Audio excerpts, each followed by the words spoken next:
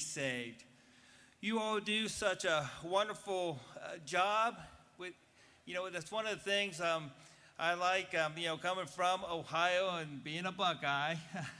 I do root for Tennessee now, but I'm still, you can't change what you are. But I do so much appreciate the work you do and what goes on in this state and just how things are run. And I especially so appreciate Representative Keesling and his family. But as I think about things in our world, and I know you have decisions you have to make and all you have to go through, and with meetings and discussions.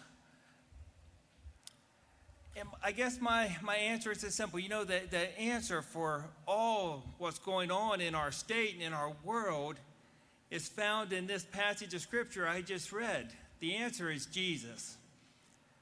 Legislators, you can't change hearts, but only the gospel can. Only Jesus can. And we are living in a time where evil is called good, and what's good is considered evil. We all we just must just get back to Jesus and just be focused on Him and let Him just direct our path. The Bible says He's the way, the truth, and the life. That's a promise we have from the Word of God. Let's pray. Dear Heavenly Father God, I thank you so much for these men and women, Lord, for the hard job that they have, Lord. And Lord, in a sense, and it's what they are, Lord, they are ministers of this state, dear God. They are servants, Lord. And they serve the people of Tennessee, and we're just so thankful for them, God. Lord, we just pray that you will just give them your strength, Lord, to deal with all that they have to deal with, Lord. Lord, we pray, God, and I pray, Lord, if there's ones here who don't know Jesus, if they don't have that personal relationship with you, dear Lord, I pray that they will seek the Lord while He may be found. Lord, I pray that you'll just guide and direct their steps, Lord. God, I just pray that they will seek you in all the decisions that they make. God, we know from your word that Jesus is the answer. Jesus is the one who can change people's hearts, dear Lord. God, I just pray for this day and for all the activity and all that's going on in this in Nashville today, Lord. God, I just pray, Lord, that we will just be focused on you, Lord, and that we will just ask, what would Jesus have us to do? And God, I pray that we'll seek you, Lord. We can't do anything without you. So, Lord, I just pray your hedge of protection and, Lord, your hands of strength just to be upon these men and these women who are here. And we pray this in Jesus' name. Amen. Representative Keesling will lead us in the Pledge of Allegiance. Thank you, Mr. Speaker. Let us pledge. Pledge allegiance to the flag of the United States of America and to the republic for which it stands, one nation under God, indivisible, with liberty and justice for all.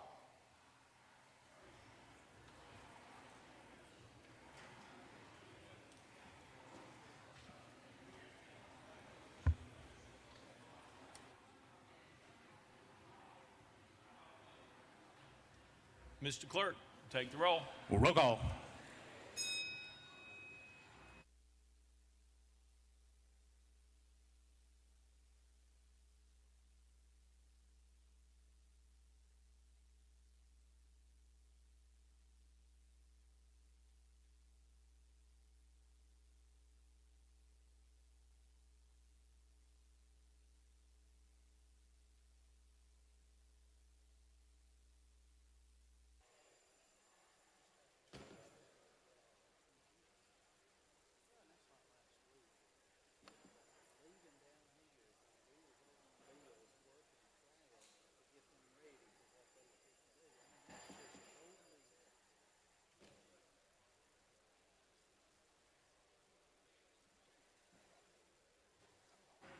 Mr. Clerk, take the roll. Mr. Speaker, 98 members present.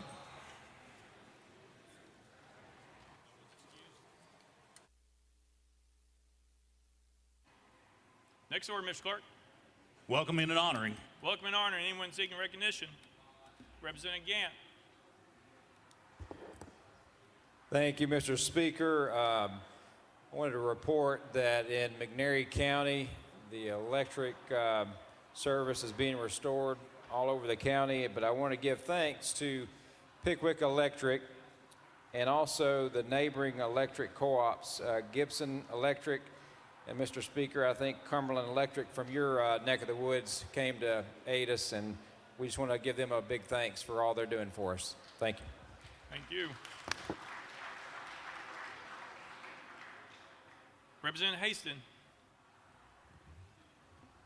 Thank you, Mr. Speaker. I'd like for everybody to welcome my daughter, Kyler, to the House floor today. She's with me. She and I, later this afternoon, will be attending the funeral of a great man, a man that she and I call Granddad. And he had one daughter that we lost in the tornado in '99, had one grandson, 3 great-grandchildren. Most people knew him as Brother Kirk or Coach Kirk. In his 94 years, he taught and coached at Freed Hardeman, was a 2-sport star playing baseball and basketball at David Lipscomb. He, up until the age of 92, he was a full-time preacher, so just retired 2 years ago from that. He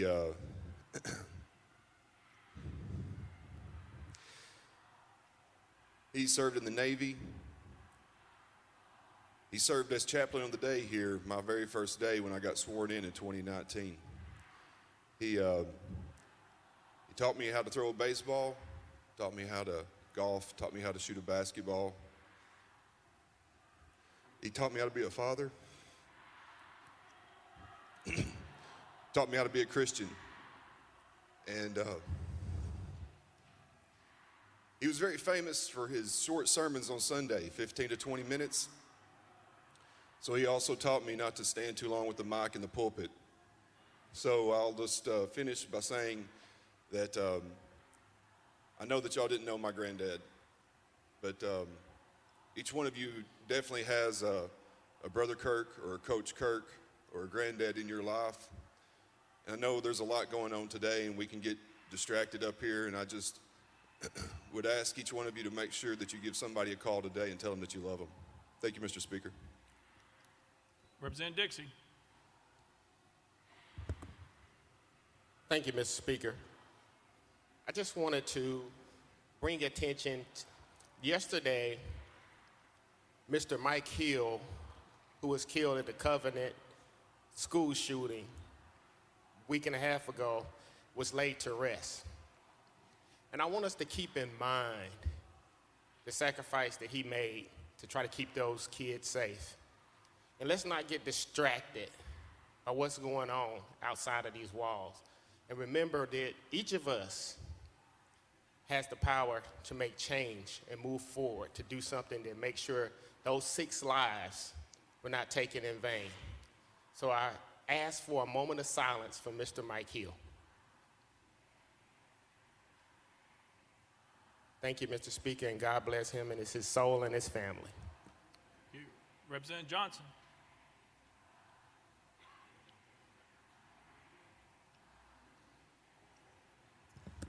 Thank you, Mr. Speaker. I just wanted to welcome all of the folks, the buses that came from Knoxville. I certainly appreciate them attending today. And I would just like to ask that all of the people in the gallery, I love that you're here. I hope you stay quiet today so you can be witness to this entire process. We appreciate you. We thank you. We welcome you, and we are here for our constituents. Representative Freeman. Thank you, Mr. Speaker. I'd like to welcome my cousin, Marcy, who is in the gallery today watching. And then I would also like to remind everyone, as my colleague, Representative Dixie did, of why everybody is here today, why they ended up here. And that's because we lost 6 lives in Nashville to a senseless gun violence. And also this week, Catherine Kuntz, who was a headmaster at Covenant, was laid to rest. And her husband said some pretty remarkable words that I'd like to share a brief excerpt. Catherine would be embarrassed if our admiration of her distracted us from the other wounded households. She was a champion for others and among the first to recognize when someone is isolated and lacking support, burdened by shame.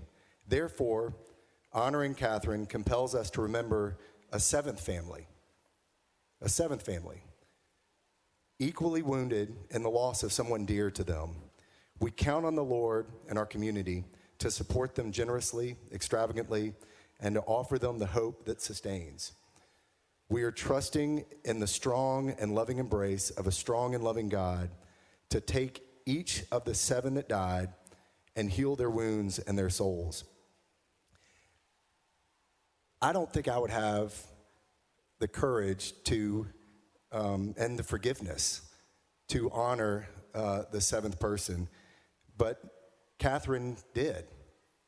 And it reminds us all that we need to be forgiving and not be distracted by everything that's going on around us, and remember that 7 people died last week. Thank you. Representative Keisling. Thank you, Mr. Speaker. Joining us today, members, as an honorary page is Beth Perry. Beth is a junior at Oneida High School there in Scott County. She's accompanied today by her mother, who is a teacher at Huntsville Middle School, Joy. If you would, please make them welcome. Thank you, Mr. Speaker.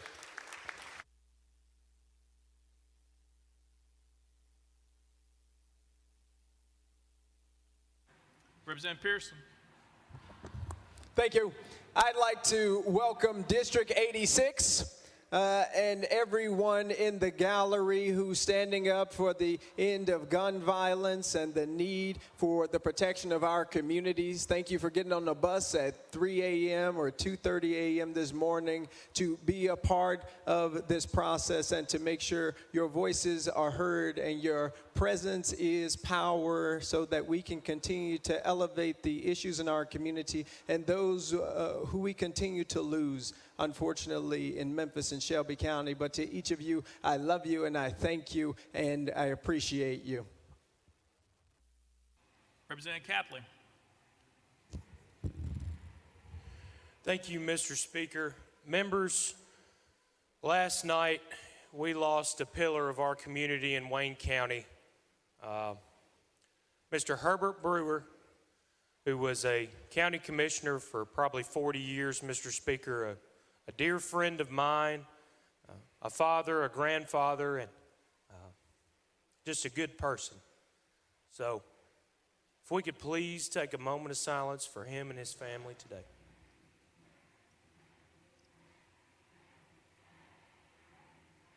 Thank you, Mr. Speaker. Thank you. Representative Harris. Thank you, Mr. Speaker. I just want to take a moment and recognize some of my friends and as well as constituents from Memphis, Tennessee. Representative Ritchie. Thank you, Mr. Speaker. Members, if you would take a moment to honor one of our freshman legislators today that is celebrating his birthday, Mr. Jake McCowan. Let's give him a round of applause.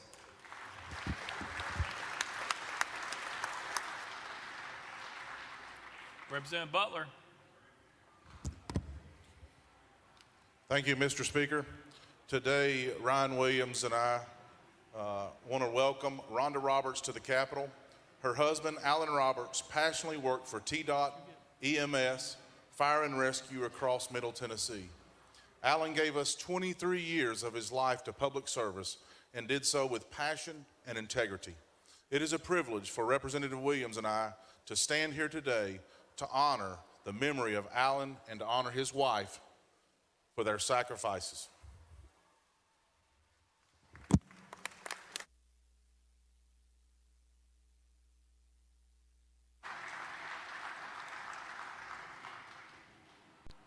Chairman Clemens. Thank you, Mr. Speaker. I just rise today. I have 3 young children, 3rd grade, 5th grade, 7th grade. They have had the benefit of learning from some of the best public school teachers in the state of Tennessee at Waverly Belmont Elementary and J.T. Moore Middle School. And I just want to welcome the teachers that are here today for doing everything that you do each and every day with courage, with honor, with integrity. Thank you for being here. We appreciate you. Leader Camper. Thank you, Mr. Speaker. Mr. Speaker, members, I see some friends of mine in the audience I'd like for you all to make welcome. I saw Lexi Carter is a friend of mine, long-standing friend of mine. I see Theron Bond, and I know there are some people here from Whitehaven High School, there's some students here, so make them feel welcome. Thank you. Representative Hale. Thank you, Mr. Speaker. I want to take just a moment to say thank you and to honor the state of Tennessee, our leadership, our county emergency people, TEMA, the Red Cross, volunteers. One of our communities that was hit last week with the tornadoes, Reedville in Cannon County. There's about 25 homes, 3 businesses, but we're blessed and thankful that no lives were lost. So thank you.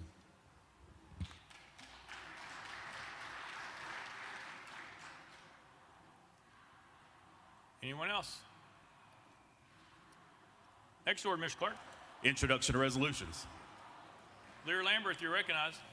Thank you, Mr. Speaker. Move that all resolutions properly filed be introduced pursuant to Rule number 17 and placed on the consent calendar or refer to the appropriate standing committee. Without objection, so ordered. Next order, Mr. Clerk. Senate joint resolutions congratulatory memorializing. Leader Lambert, you're recognized. Thank you, Mr. Speaker. Move that all Senate joint resolutions congratulatory and memorializing line of the desk be placed on the consent calendar pursuant to Rule number 17. Without objection, so ordered. Next order, Mr. Clerk. Resolutions lying over. Leader Lambert, you're recognized. Thank you, Mr. Speaker. Move that all resolutions lying over be referred to the appropriate standing committee. Without objection, so ordered. Next order, Mr. Clerk. Introduction of bills. Leader Lambert, you're recognized. Thank you, Mr. Speaker. Move that House Bills 1,571 through 1,573 be introduced and passed on first consideration. Without objection, so ordered. Next order, Mr. Clerk. Senate bills on first consideration. Leader Lambert, you're recognized. Thank you, Mr. Speaker. Move that Senate Bills 213, 469, 477, 559, 561, 576, 698, 807, 838, 845, 858, 863, 927, 937, 993, and 1,391 transmitted by the Senate be held on the desk pending third consideration of their companion House bills. Without objection, so ordered. Next order, Mr. Clerk. Senate bills on second consideration, House bills on second consideration, petitions, memorials, reports from standing committees, reports from select committees, calendars. Mr. Speaker, the House has a consent calendar. Chairman Zachary, you're recognized. Thank you, Mr. Speaker. I move passage of the consent calendar on third and final consideration, keeping with Rule 50. Gentleman moves passage of the consent calendar, probably seconded. Mr. Clerk, any objections been filed? Mr. Speaker, no objections filed. Anyone seeking recognition on the consent calendar? Seeing none, we're voting on the consent calendar. All members in favor vote aye when the bell rings. Those opposed vote no. Has every member voted? Does any member wish to change their vote?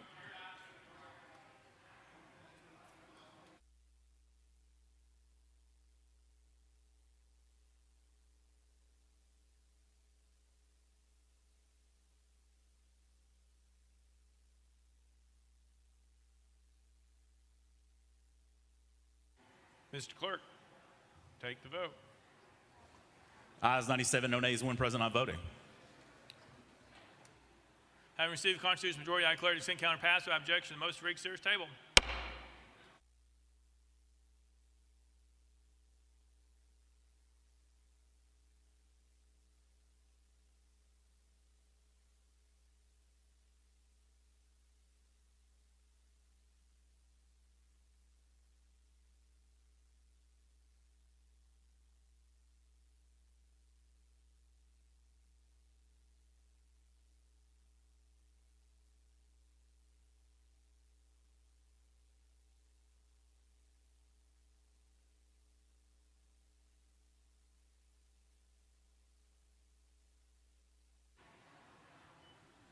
First bill, next order, Mr. Clerk.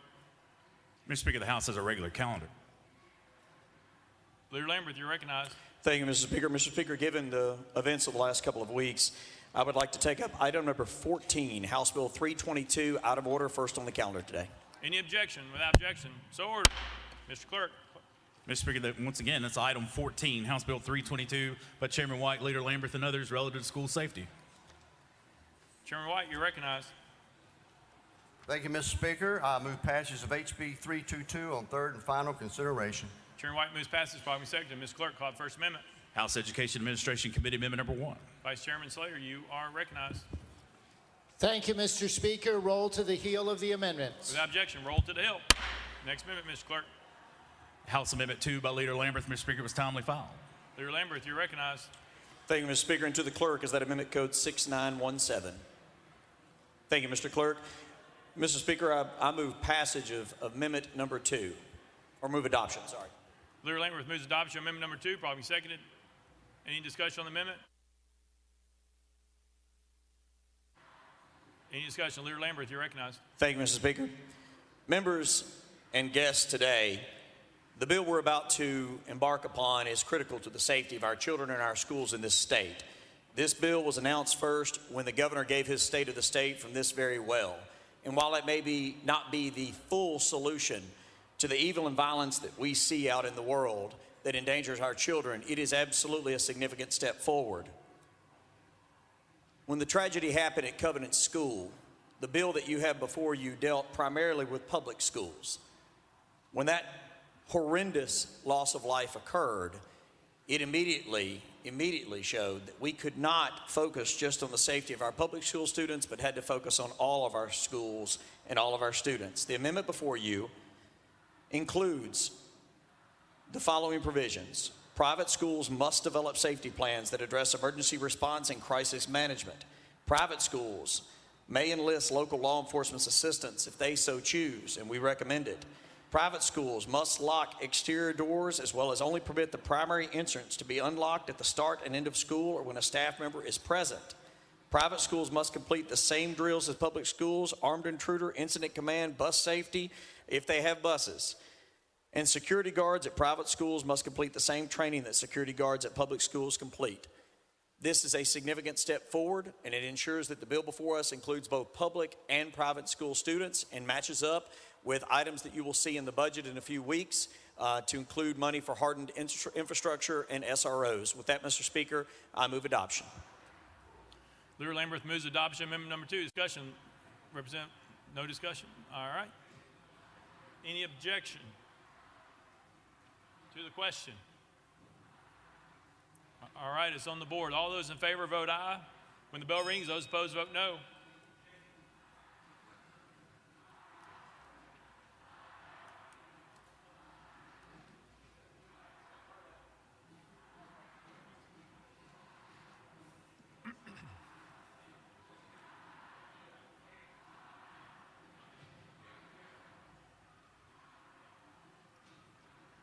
Mr. Clerk, take the vote. Ayes 95, no nays, 3 present, not voting. Amendment number 2 is adopted. Next amendment, Mr. Clerk. House Amendment 3 by Representative Powell. Mr. Speaker, it was timely filed. Representative Powell, you're recognized.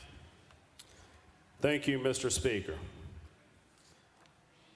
Members, I know it's somewhat extraordinary to introduce an amendment at this time, but I think this is a very important amendment to add. In light of Covenant School, in my community and the way we've been affected, it has impacted all of us, and we are trying to find every possible solution that we can to address this issue. Personally, one of the children that was murdered is actually in my son's Little League. That's how close to home this hits for me.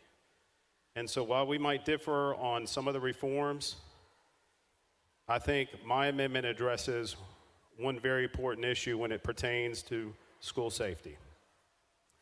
I was contacted by Jaden Turner. She's a freshman at Lincoln Memorial University, and she requested my assistance with passing Alyssa's Law. Jaden's 14-year-old cousin, Alyssa Adlerhoff, was shot and killed inside of her high school, Marjorie Smoman Douglas, in Parkland, Florida, on February 14, 2018. Since then, Jaden has been dedicated to the mission of school safety and wants to ensure that every student and staff member who goes to school also comes home at the end of the day. Throughout high school, Jaden worked with her state senator and assemblyman to pass Alyssa's Law in the state of New York, which was signed into law this past summer. Alyssa's Law places mobile panic alarms in elementary and secondary schools to decrease the police emergency personnel response time in the case of a non-evacuation emergency. The legislation has been passed in New Jersey, New York, and Florida. And we know the political environment in Florida.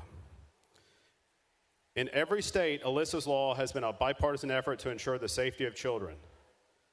The work of Alyssa's Law was started by Alyssa's mother, Lori Adelhoff, who founded Make Our Schools Safe, a nonprofit organization working on school safety nationwide. I want to be clear that Alyssa's Law is just one common sense law and a comprehensive set of reforms that must be enacted for meaningful school safety. And members, as you know, given the procedures of the House in this late juncture, I'm out of bill slots. I have looked for a vehicle to add this for a college student at one of our universities who asked for this, who has personally been affected by school shooting and a tragedy. I think adding this option in our schools and having the schools, and I want to bring your attention to my amendment. It says shall consider including the district-wide school safety plan, this option. If we have this in our schools and we can alert the police and the emergency personnel faster, that is going to save lives. I'm hopeful schools are able to take this even further and put this throughout their classrooms so that if any classroom sees an emergency, they can hit this button. Members, I'm asking you, this is a common sense, small addition, amendment to add to this overall plan. And I would request with that we move adoption. Representative Powell moves adoption of amendment number 3, properly seconded. Any discussion on the amendment? Leader Lambert, you're recognized. Thank you, Mr. Speaker, and for all of you on the floor and guests, throughout the year you've seen that we will table amendments that were untimely filed if they didn't come through the committee process. That is the normal procedure of this House. There is never a time when procedure or rules that can be suspended by this body, when gone through the proper channels, should get in the way of a good idea. We've always said that. I want to commend the sponsor of this amendment. He and I have served together for about a decade now. He came to me, came to the other sponsors of this legislation, contacted the governor's office who asked us to submit this bill, and he worked through the proper channels to say, look, we're late in the process, but this is a good idea. I thank you for bringing this, and I hope that we all stand in bipartisan support today of the safety of our children. I have no objection to this particular amendment and would encourage all to vote in favor of adding this amendment to the bill. It is a positive step forward. It's an idea that I wish we had had in the bill from day one. And so I thank you for bringing it even at this late date. And I would recommend that we not leave this chamber this year until we've addressed every single positive idea that can keep our children safe. Thank you, sir. Any further discussion? Any objection to the question? Seeing none, we are voting on amendment number 3. We're on the board. All those in favor vote aye when the bell rings. All those opposed vote no.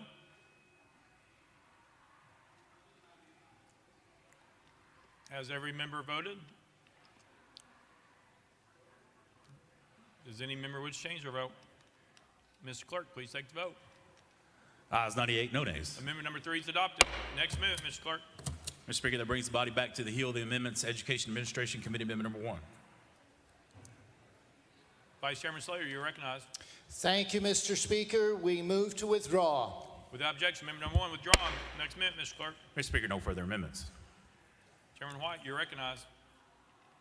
Thank you, Mr. Speaker. And members, I would like to take a few moments just to describe to you the gist of this bill. I'd first like to start out by thanking Governor Lee, the administration. They brought, as the leader said, he spoke of this in the State of the State. We've been working on this since January, trying to go through many versions. I congratulate Representative Powell for bringing a great amendment, even at this time. So thank you very much. What the attempt is doing in this particular bill, and as the leader said, we may do more in the future, But here's the general gist. We're asking in this bill that every LEA, Local Education Administration, develop a district-wide safety plan that will include crisis intervention, emergency response, emergency management, and armed intruder drills. The above shall be reviewed annually. Private, and we've added, this is the part of the amendment that Leader Lambert just added, private and church-related schools must also do the same. By July 1 of 2023, the above schools, public and charter, must provide local law enforcement, DOE, and the Department of Safety a school-wide safety plan as well as their floor plans. Schools shall provide all law enforcement access to the school security systems. Annual drills. All schools, public, private, and charter must conduct at least one armed intruder drill a year, one incident command drill without the students present, one emergency safety bus drill without the students present. We're also requiring that exterior entrances be locked, public, private, and charter. The enforcement, of course, from the state only goes to the public and the charter, but we're asking all private schools to incorporate this, that we should ensure that all exterior doors are locked while students are present. All access should be at the primary entrance. Outside of the schoolhouse or the school day, that any event that's held, such as a basketball game or anything in the evening, there must be a primary access, and it must be continuously monitored. Locked doors. State and local law enforcement may at any time come on school property and inspect all exterior doors. Make sure they are secured. Any doors, exterior doors that are found to be unlocked must be reported not only to the school director, but to the chair of the Board of Education, the head of the PTO, the principal, the Department of Safety, and the Department of Education, as well as each local law enforcement agency in the community.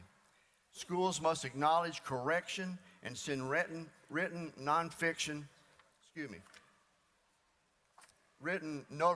to local law enforcement. The letter must acknowledge that the school has an SRO officer. If a public or charter school has two or more infractions and they do not have an SRO on staff, they must hire an SRO or an armed SSO. This must be done within 30 days of the second violation. Now, congratulate Governor Lee. He put in the budget $140 million to allow all the schools to use this grant money to hire an SRO. The Commissioner of Education must be notified. In schools or LEAs that have a difficulty of hiring an SRO or an armed SSO, a letter must be submitted to the Department of Education Commissioner explaining why. State funds may be withheld from any school that has multiple violations. For a school with an armed SRO, funds shall be withheld after the second violation. Now, once violations are corrected and all agencies are satisfied, then the funds may be returned. Funds will be withheld until all corrections are made. And lastly, buildings constructed after July 1 of 2023, public and charter, must have all interior locking mechanisms on each classroom and a secure vestibule or at the primary entrance. If they are doing only remodeling, just those sections that are under construction. And training before providing security, a public charter private school should have an armed SSO, must complete active shooter training. Anyone that hires a security officer must have active shooter training. And Leader Lambert described what the amendment was on requiring private schools. We cannot withhold funds from private schools, of course, but we are asking them that they engage in the same activities. All right. Chairman White renews his motion. Chairman Clemens, you're recognized. Thank you, Mr. Speaker. Chairman White, does this bill require or facilitate placing more firearms in our public schools or private schools? Chairman White. This does not address that, sir. No. Chairman Clemens. Is there a limit on what type of firearms SROs in our state may have in our public schools? Chairman White. Oh. Chairman Clemens.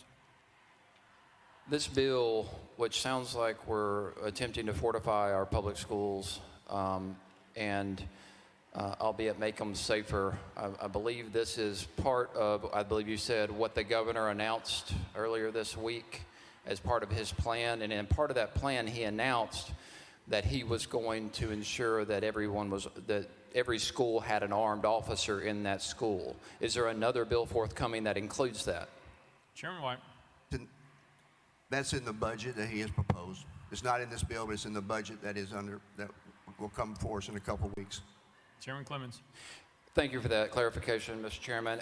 And so I just want to simply make the point that ensuring the security of our schools is important. As I said earlier in this session, obviously I have children in public school. I know everyone here has children or grandchildren or have had probably go through a school system, private or public.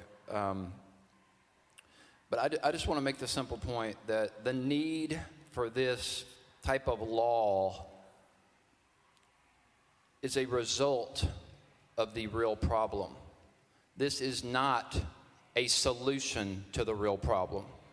I want to make sure that everybody is aware of that. And I appreciate Mr. Leader, I appreciate Mr. Chairman, I appreciate y'all acknowledging that this is not the entire solution, because that's true. And I hope that we can work together to pass an array of solutions, because simply fortifying our schools and doing everything we can to increase security of those schools is not it's not the solution. It's a result of the real problem. And so I ask for y'all to work with us to pass more legislation this session to address the real problem, to ensure or do everything we can to ensure the safety of our children. Thank you, Mr. Chairman. Thank you, Speaker. Leader Lambert. Thank you, Mr. Speaker, and Chairman, thank you. This is a significant step forward. And yes, fortifying our schools right now in this state is absolutely what we need to do. If there's one place on the planet that a child deserves to feel safe, it is in our schools. And I guarantee you, talk to any one of these children that have come down here, talk to any one of these parents, talk to everyone in your districts, they do not feel safe right now because they know that they are not. So whatever it takes to make sure they are safe at school and feel safe at school, yes, sir. We will fortify those schools. We will hire SRO officers. We will pay for them with state dollars so that no community throughout this state has any excuse not to have armed security that is well trained, better trained than any threat that may come at that school, to be able to neutralize that threat long before any evil person gets anywhere near our kids, as well as the safety plans, as well as the locked doors. Every child should be safe at school. There are children that come to school in this state that are not safe in their own homes. It's heartbreaking to think about, but school should be a safe place for them, for every child in this state. There are many other options that we are going to look at this year, and I hope in a bipartisan fashion we look at every single possible option to make the entire state safe in every community.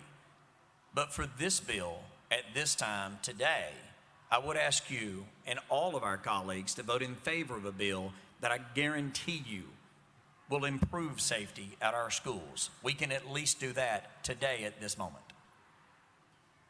Chairman Clements. Thank you, Mr. Leader and Mr. Speaker. I think we need to be cognizant as well that our children notice their surroundings, and I agree. Our schools need to be a safe, nurturing environment. Our students do not need to feel like they're imprisoned. They do not need to feel like they are learning in a fortress. So I understand we need to increase security, but I think we need to be aware of that and, again, continue to address the real problem. All right. Representative Jones. Thank you, Mr. Speaker. The majority leader just stated that we would do whatever we have to make students feel safe. In the past week, we've seen thousands of students here at the state capitol asking us to do one thing, and that is to ban assault weapons. Nowhere in this bill do I hear the word, or do I see the word guns, AR-15s, assault weapons, the things that actually are traumatizing and terrorizing these young people. And so my question to the sponsor is that this bill seems to be a Band-Aid. It seems to be a white flag of surrender, when what we need to make our young people safe is a deep surgery of our system that places firearms above the lives of our children. If I may, Mr. Speaker, I want to read from Jeremiah 6:14 that says, Representative Jones, that's outside the caption. You need to stay on the caption of the bill. I'm sorry, but you have to stay within the discussion on the bill. That is outside. So if you would like to address questions or talk about school safety, that is welcome. Representative Jones. Thank you, Mr. Speaker. They offer superficial treatments for my people's mortal wound. They give assurances of peace when there is no peace. Once again, that is not on the topic of the bill. Even your colleagues are nodding yes. I'm asking you again, please stay on the topic of the bill. If you have questions or statements based on that topic of the bill, then please continue. You're recognized, Representative Jones. Thank you, Mr. Speaker. Mr. Speaker, the point I'm trying to make is that this bill is not about school safety. It will not make our students safer. Representative Lambert told the media that we must fortify our schools, even if it means putting tanks outside our schools. That is disturbing. I don't think any of us want to live in a world like that, where we make our schools militarized zones simply because we refuse to address the real issue, which is easy access to military-grade weapons, which is easy access to weapons of war on our streets. And so, again, I'm deeply troubled that we are making this political statement today by trying to act like we're doing something that is not going to do anything to prevent what occurred. More police officers in schools. Yesterday, they passed a bill to arm teachers. This is not going to make our students safe. And I think that we owe it to these young people, the thousands here who we tried to speak for when we were silenced, the thousands who are gathered outside demanding that we take real action to address the crisis of easy access to military-grade weapons in this state.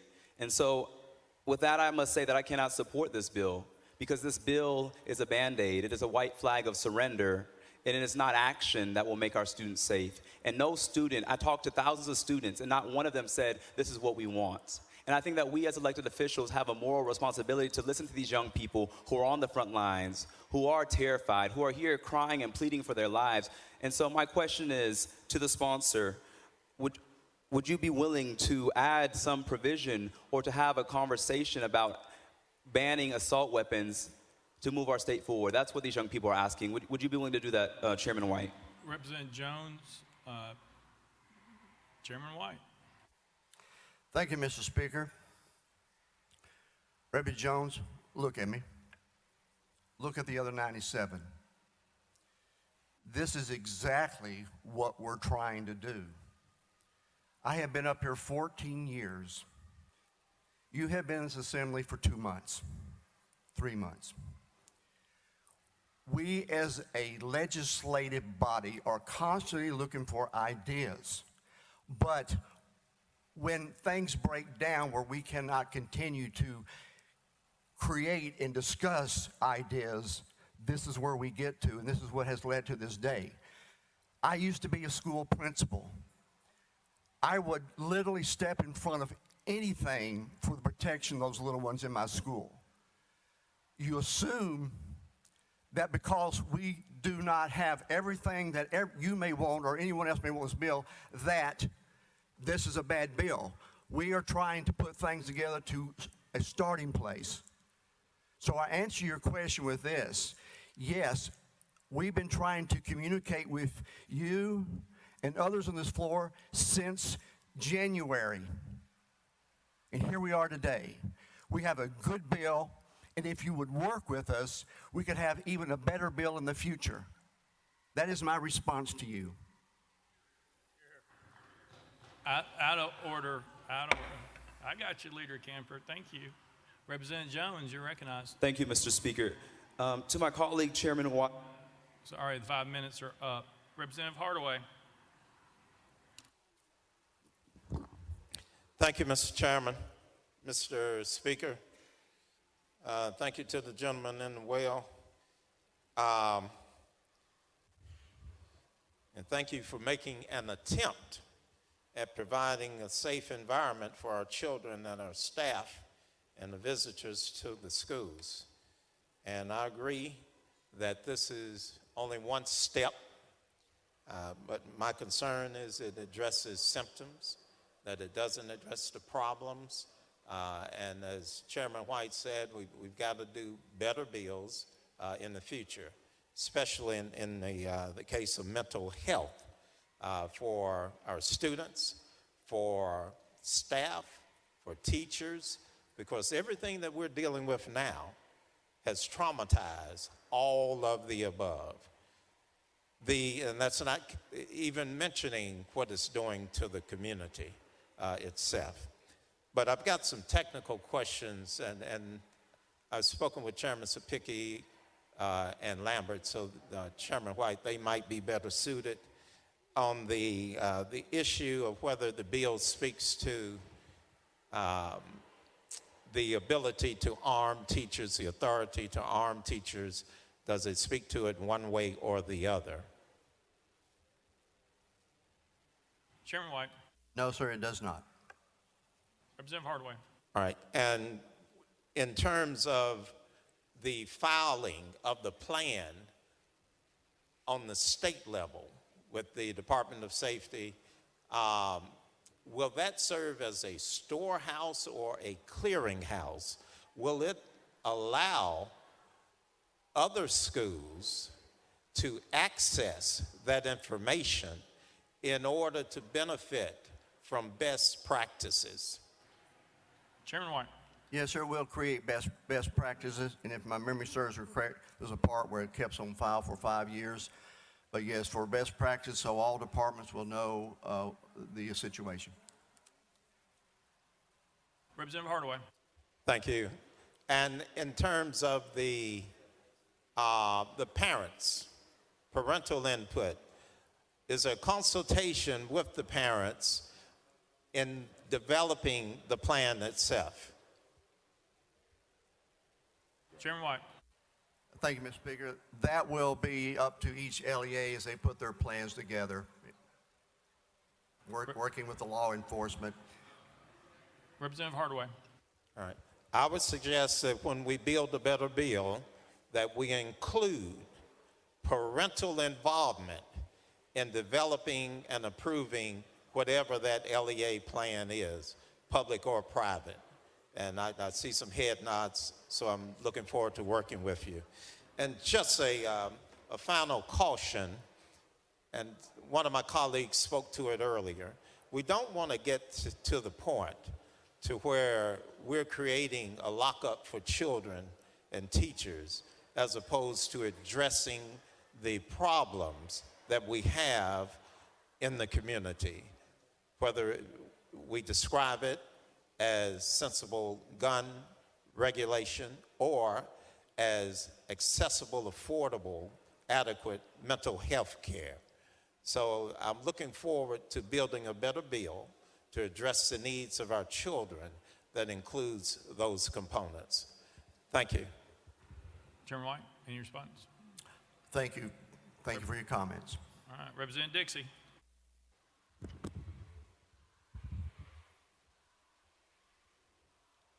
Thank you, Mr. Speaker. I think that one thing that we can all agree is that we do want our children to be safe in schools, but they also deserve to be safe at their homes, in their neighborhoods, in the grocery stores, movie theaters, parks. So these are some of the things that we need to also look at this holistically and make a comprehensive bill that helps out. Now, this bill, I don't think it does, and I've read it a couple of times, address the mental issues that may come along when another shooting will happen. Because the locking of doors, and we saw that almost 2 weeks ago, doesn't prevent this from happening. So we have to also include in a bill where monies or funds or resources are allocated for the mental health of these students and the social guidance, because at this point, it will happen again if we don't address the root cause. So I hope that we all can agree that the things when we were growing up, the drills that we only had to deal with were fire drills and tornado drills of sitting in halls. But the way the world has changed, we're doing active shooter drills. We have changed so much. So we have to also change the way we legislate and look at things differently and not go into our corners and say, this is not right, but we have to talk to each other. And this is an opportunity for us to do that. And I hope that we can take advantage of this time in history right now to make serious change that will help all Tennesseans in school, in their neighborhoods, in their parks, to make sure everyone is safe at all times. We all deserve the right to feel safe wherever we are. So thank you so much, Mr. Speaker. Chairman White. Thank you for those comments. Very much appreciated. Just want to remind everyone, I think it was last year, year before, in the government, we put $200 million in our mental health trust fund. We just added another $8 million in the budget this year to address that, so we are working towards that. And we're also working with the colleges and universities to provide more degrees in the program, such as you mentioned. So thank you for those constructive comments.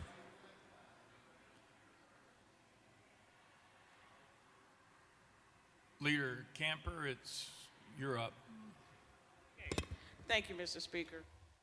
Mr. Sponsor, last week we had a member to say that this bill was a first step, and a good first step. And you mentioned it in your comments that this would be a first good step. And you further mentioned that we have an enormous opportunity before us, that we can do something more comprehensive than just this bill. And so we are looking forward to do exactly that. So I'm assuming the lines of communication are still open, and I applaud you for that. Mr. Sponsor, I have a question about the funds that you talked about for charter schools, I guess in all of the schools, I imagine, for non-compliance. And so I'm concerned about charter schools who have limited funds and not a lot of resources as like a network of charters, just these individual charter schools. And the fact that we said charter schools are public schools. So will the LEA be responsible for coordinating all the schools, whether charter or traditional, under this bill? Or do the charters have to do their own individual hiring an SRO, applying for the grant, and going through this process? And if they are not in compliance, they're going to be penalized. Can you talk to that? Chairman White. Yes, thank you. Very, very good questions. As you stated, a charter school is a public school, but it is authorized either under the local LEA or under our charter school commission. So that will be their authority of working together. So they can also apply for the grants for the SRO officers just like any other school or LEA. And they will do that through their school authorizing agent, which is either their local school LEA or the charter commission. Leader Camper. So the approving authority will be responsible for helping them apply for the funds or ensuring that they're in compliance, whether it's the charter authority, whether it's an ASD, whether it's a local LEA. My concern is that I think for the LEAs, it needs to be a comprehensive plan, and that they're all working in concert with each other. And some of these charter schools are just individual schools that don't have a lot of resources. And I feel that they're going to be penalized because there's going to be a lot of competition to get these SROs. And some of the larger entities will be able to go into a contractual agreement and get a reduced rate to bring on SROs, whereas I'm an individual school and I'm just hiring one. It's not going to be competitive for me. So I think we need to find a way to help some of these smaller entities without penalizing them because they're not in compliance. Chairman White. Thank you. One thing that has been part of all this is the governor announced we now have in all 95 counties a Homeland Security agent, and they will also be there to help coordinate and work. If there's any weaknesses or any school is falling through the cracks, then that will be their obligation to help work on that. But I understand what you're saying, yeah, there's no limitation on the grants, and so we'll be able to work through that. Leader Camper. Lastly, Mr. Sponsor, I'm interested to know when you speak to withholding of funds for non-compliance, what particular funds are we talking about? You know, what of their revenue stream are you talking about withholding until they get in compliance? Because my concern is it's going to be, let's say, in 30 days, they're not in compliance, they have, you know, you're going to withhold funds. How much money are we talking about? Because they're going to need those resources to continue to put together a strategy of how they're going to be in compliance. They're going to need funds to keep running the school. So what funds are we talking about being withheld if the schools are not in compliance? Chairman White. Thank you. In the bill, it says after the second infraction is 2%, 4% on the second, then it goes up if you're still out of non-compliance. So there is withholding of the funds are the funds that they get from the state, not the local, from the state, and these are the TISA funds. Now, going through committee, there were some objections to that, but we take the reason we put that in there, we take that this serious.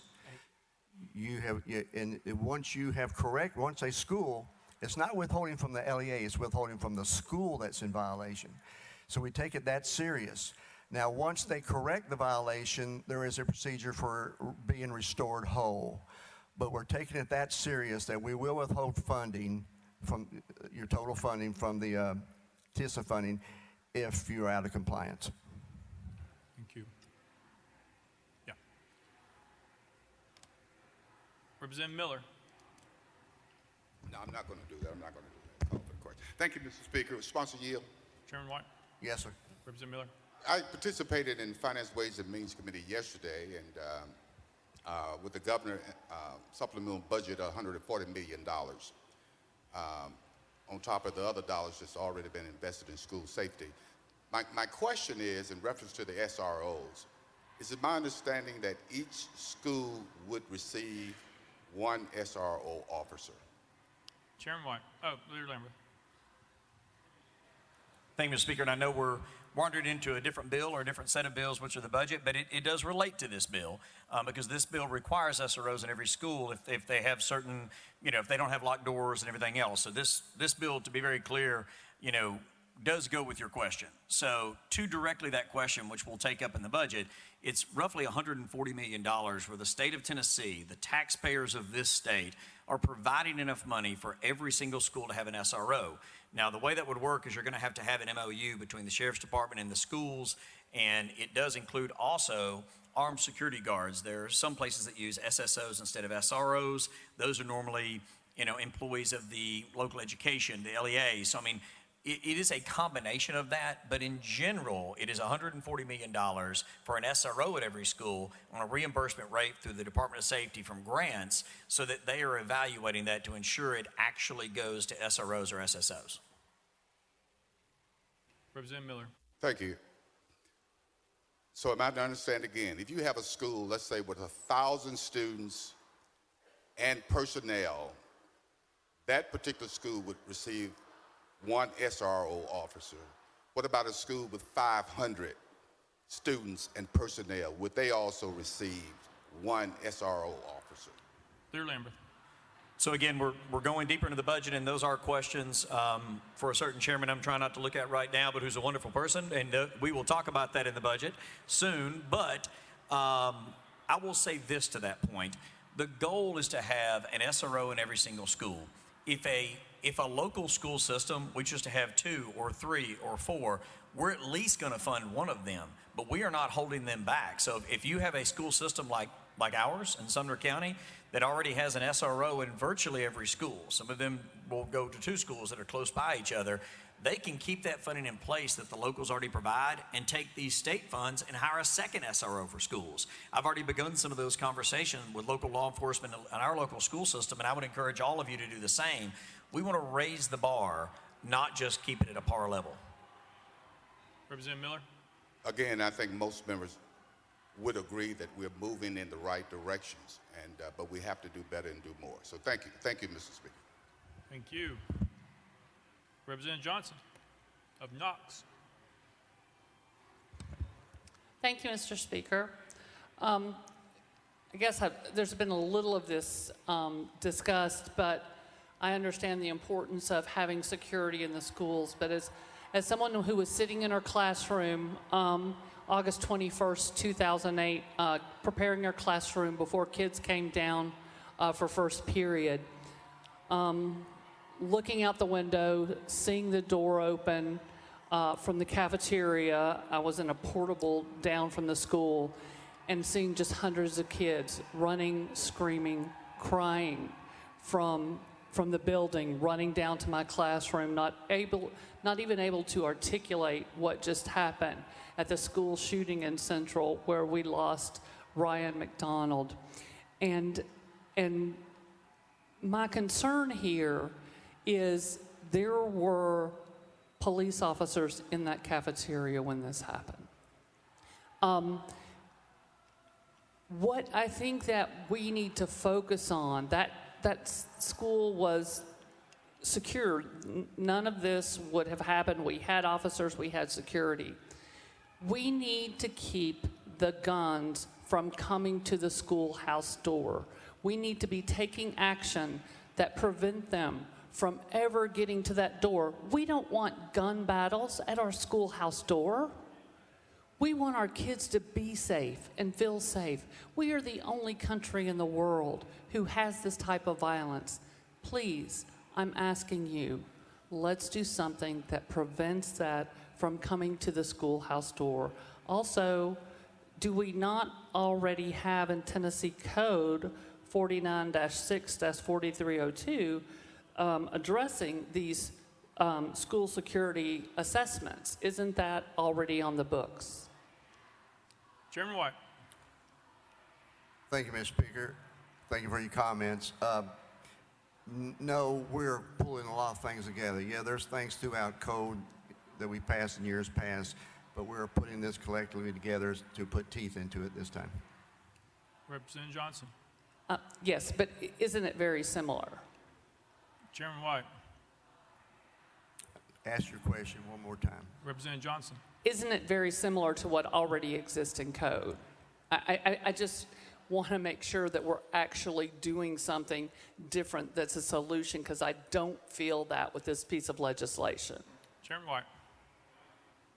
I would go a step further and say there are a lot of things in code that sometimes don't have enforcement with them, and that's what we're doing with this. So you may or may not be correct in some of those things, but that doesn't negate what we're trying to do this today. Representative Johnson. Thank you. Representative Pearson. Thank you. Will the sponsor yield to a couple questions? Chairman White. Yes, sir. Representative Pearson. One of the main intents of this legislation is that every school will have an armed security resource officer. Chairman White.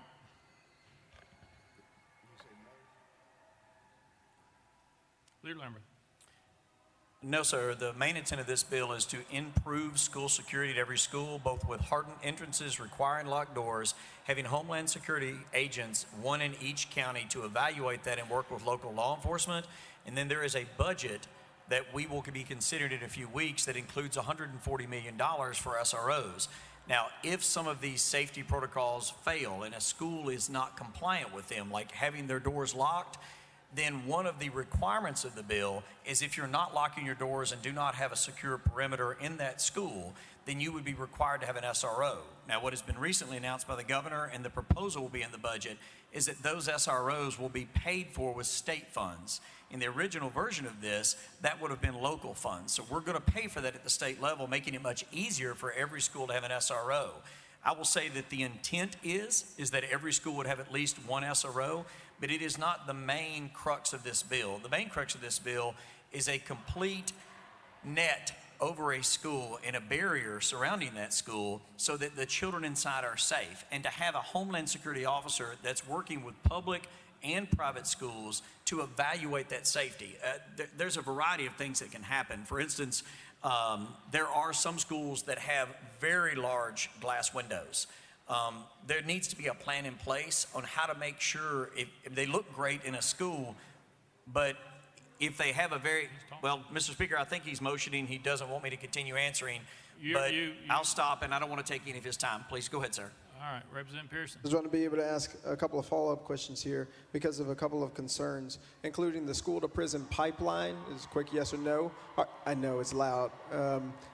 Do you know about the school-to-prison pipeline? Lear Lamberth. Go ahead, sir, if you don't mind. Representative Pearson. Yep. In schools, when we turn them into prisons, when we institutionalize them, the consequences and the effects disproportionately harm children, particularly children of color. And I understand that after 14 years, the chairman is bringing forward this legislation that you believe will actually make schools safer in the wake of very tragic incidences. But I don't think that penalizing or advocating that our schools become more like prisons is the right solution. The idea that I think we really should think about is how do we prevent people with assault rifles from going into schools? And when you think about the SROs who would be at these schools, are you saying that children will go to school and these resource officers will have AR-15s on them, or will they have handguns, which compared to how many rounds an AR-15 could shoot and to kill people would be no match. This is a part of what I think is a symptomatic problem of really not addressing root causes. The root cause that each of us have to address is this gun violence epidemic due to the proliferation of guns. We don't need a solution that says if you don't lock a door, get someone with a gun. We need a solution that says people shouldn't be going to schools and to houses and to neighborhoods with weapons of war. I would argue, and I'm really curious, and I'll leave you with a few questions here toward the end, and I appreciate what one of the representatives said, that we don't want gun battles at schoolhouses. And what's deeply concerning is there's no clarification about what type of training people would get. What happens when one of these school resource officers accidentally kills an innocent kid? What happens when we have people who we have given the authority to actually harm our children, to actually harm our teachers, this type of power? It isn't having more contracts with gun owners, right, to be able to provide guns to school resource officers. It's to prevent people who shouldn't have guns through red flag laws, through storage protection, from ever getting access to our schools and communities. Lear Lamberth, you're recognized. Thank you, Mr. Speaker. And for those in the gallery, please don't drop stuff. While Representative Pearson was speaking, someone almost hit him with a sign. So please just, you're here, we want to hear from you, but please don't drop things on people. So I just noticed as he was speaking, it almost got him there. It's just a sign, but I don't want that to happen. To your speech, I will say this. This doesn't create a prison for schools. It creates a fortress. A prison is designed to keep people in. A fortress throughout all human history is designed to keep danger out and to keep those that are within safe. This does create safety for our schools. You may not like that that's necessary, but in this dangerous world that we live in, it is obvious that we have to make sure that at least somewhere in this state, there is a place that children can go and learn in peace and be safe. It absolutely does help create a fortress around our children, but I'm not sure if you understand the distinction between prison and fortress, but I hope that helps, because a prison keeps people in, a fortress keeps people out and keeps people safe. Thank you, Mr. Speaker. Representative Fritz. Thank you, Mr. Speaker, and to the sponsor, I just want to say thank you for providing measures that do provide a deterrent to these evil, wicked, and godless people that would want to harm our children. I agree with what the leader said, that we must provide a deterrent and security for our children. And I would hope that all my colleagues here on the floor would join me in supporting this, and remember that those good men and women, those school resource officers that our sheriff's departments and our cities put in the schools today, they love those children. And they do not treat them like prisoners. They treat them like loved ones. And I think that's important to remember. So I commend you all for this work, and thank you so much. Chairman White. Thank you, Mr. Speaker. And I don't know if anybody else got questions, but I'll end on this. Isn't it nice to have civil debate? This is what constitutional government's all about. The give and take, the understanding as we move through a process. This is a process we're moving forward. And that's the whole point of why we are here. Let me just end on this. Mr. Speaker, if I'm out of line, you can call me. I had 11 students in my classroom, in my office the other day, and I asked them, I says, they were 11th and 12th graders, I says, tell me what we need to do. It's your generation. Expecting some of the same, you know what they told me? They said that we need to restore moral values in our country. We need to restore the sanctity of our homes. And we need to pray before it happens and not wait till after it happens.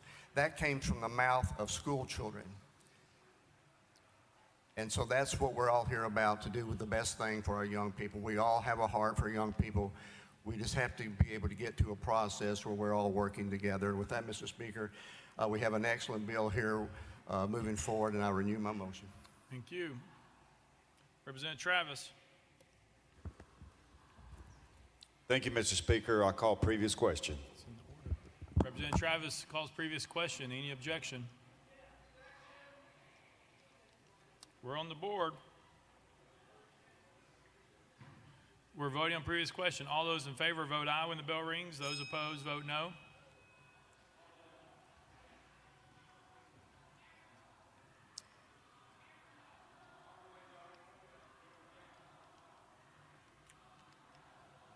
Mr. Clerk, take the vote. Aye, 75, 23 nays. Previous question prevails. We are voting on the bill. All those in favor of House Bill 322 as amended, vote aye when the bell rings. Those opposed vote no. As every member voted, does any member wish to change their vote?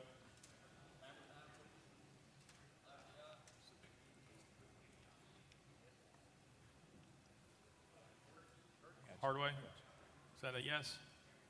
Yes. All right. Mr. Clerk, take the vote. Ayes 95, 4 nays. House Bill 322, having received the constitutional majority, I hereby declare it passed without objection. The most reconsidered is tabled. Leader Lambert.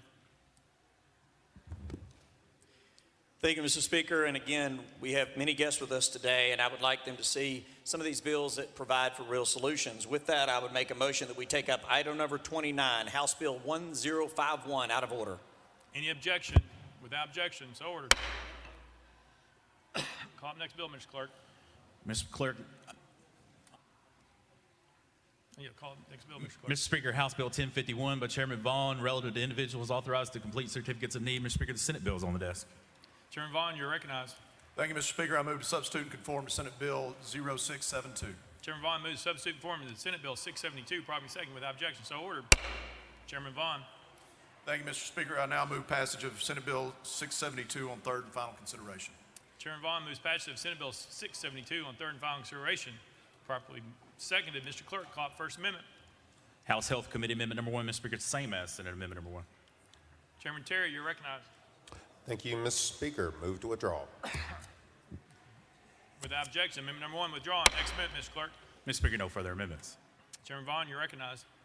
Thank you, Mr. Speaker. Colleagues, what this bill wants to do is restructure the way that certificate of need is issued for people who present in emergency rooms requiring psychiatric care.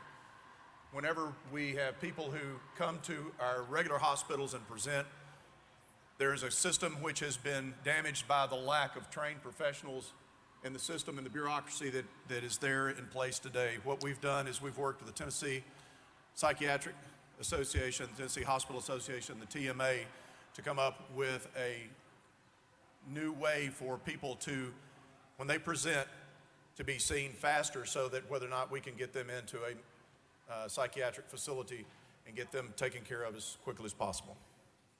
And with that, sir, I renew my motion. Chairman Vaughn renews his motion. Any discussion on the bill? Representative Parkinson, you're recognized. Thank you, Mr. Speaker. I know I'm out of order, but I did want to make note that our former colleague Mike Stewart is in the building, so if you make him feel welcome again, we appreciate him being here.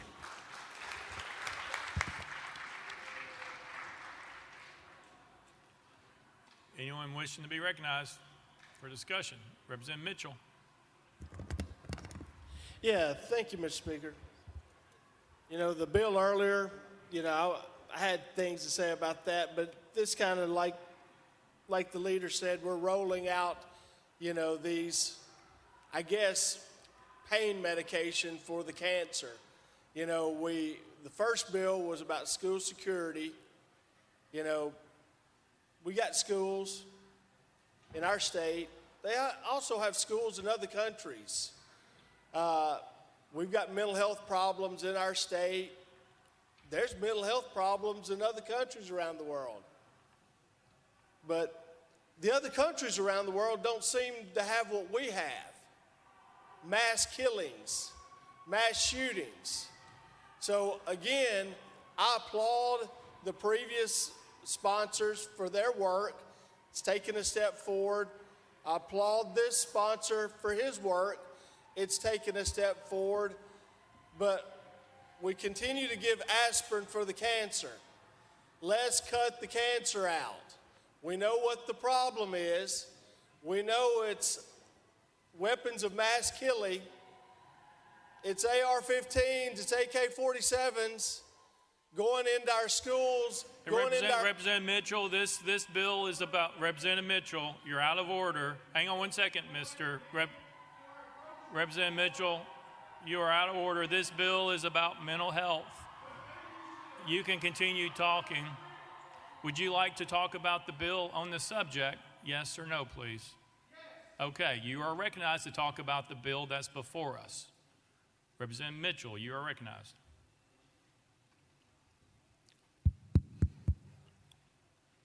Mr. Sponsor,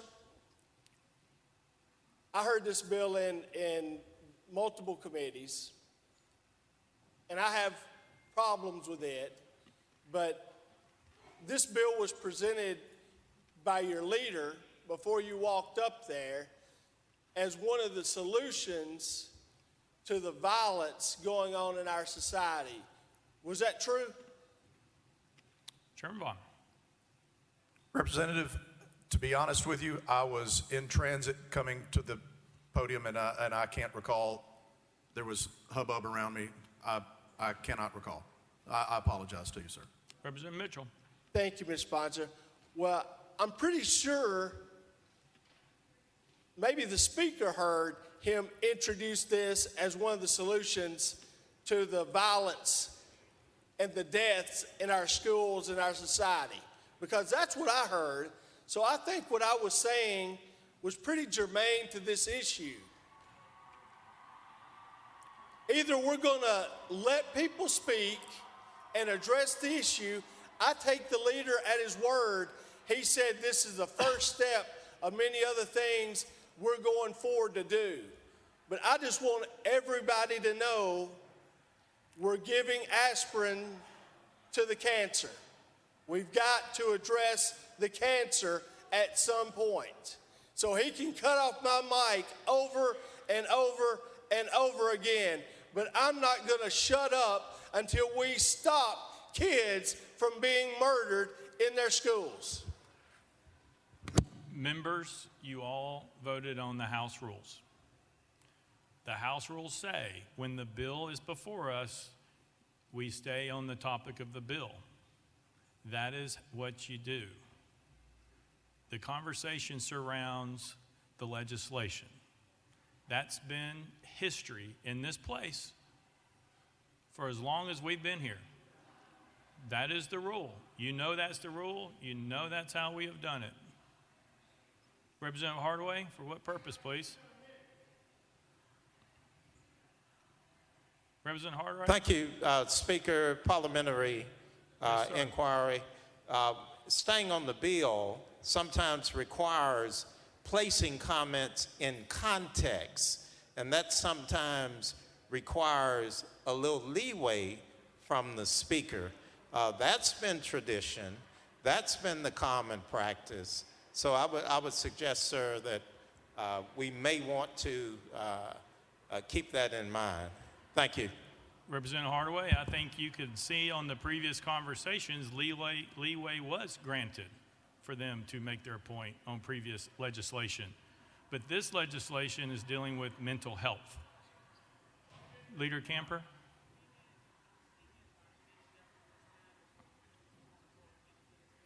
No, he's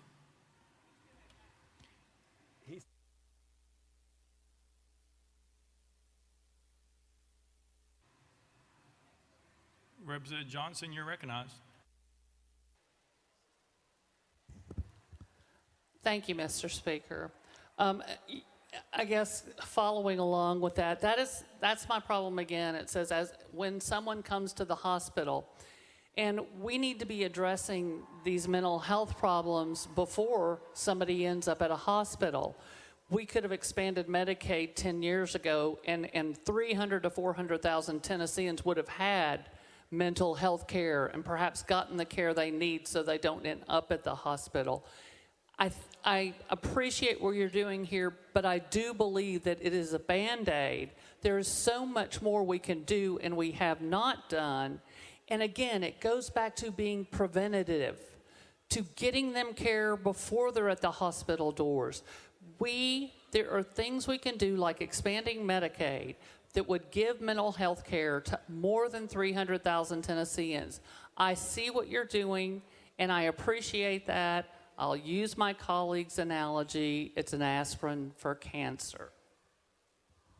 And thank you for, it's nice to get called on so much today. I'm glad the crowd is here.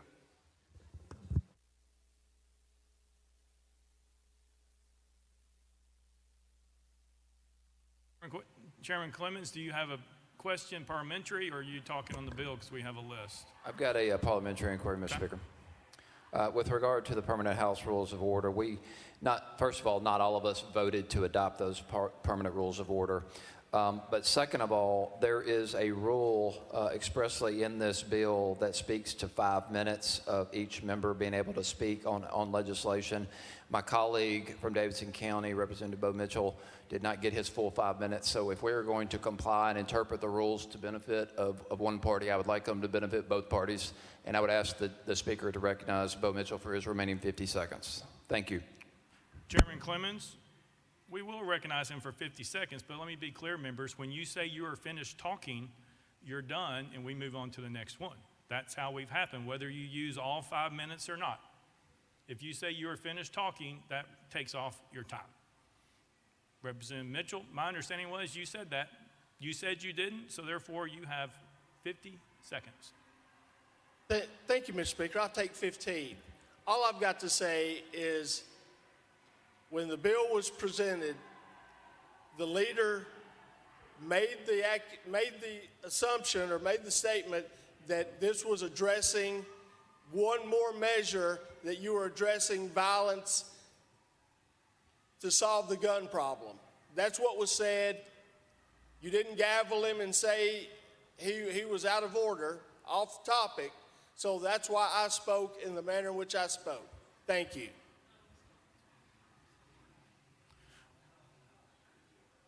Representative the leader actually spoke to bring the bill out of order. He was not on the bill, first of all. So that's a differencing opinion. Representative Williams, you're recognized. Thank you, Mr. Speaker. I want to thank the sponsor for this bill.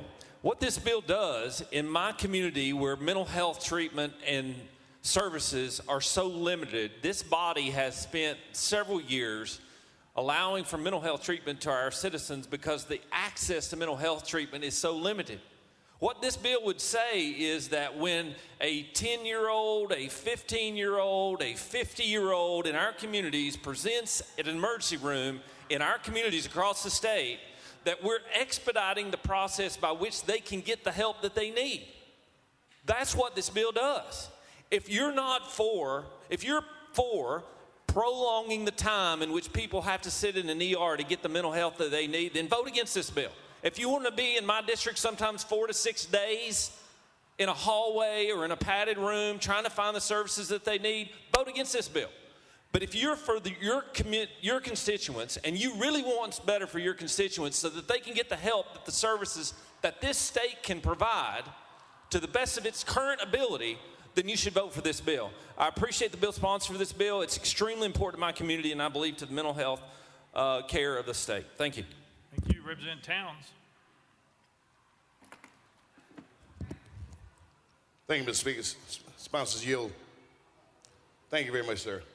Mr. Speaker, Mr. Representative, sponsor of the bill, many years ago, I remember when they were closing the mental health institutions in our communities. My grandmother happened to have worked at one, and what we predicted at that time is that we're going to see carnage on the street with people being incarcerated or killed because there was nowhere for them to go. That's happened 30 years ago, where our mental health institutions were closed down. Unconscionable, unforgivable, but it happened. Now, hate to say it's a case of, in our society today, of that coming back to haunt us and this community. Will this bill, when we find that there's a tremendous amount, we already know that there is a tremendous amount of hurt, mental hurt, people are anguished and need help, when we find the numbers are verified and they're very large, will this allow us to develop more institutions specifically for mental health care? That's what I'd like to know. Chairman Vaughn. Thank you, Mr. Speaker, and to my colleague from Shelby County. My friend, my representative from Hardeman County, we know firsthand about the reduction in size of mental health facilities as the Western Mental Health Institute was greatly reduced in scope and size. That was anchored in my hometown of Bolivar, Tennessee.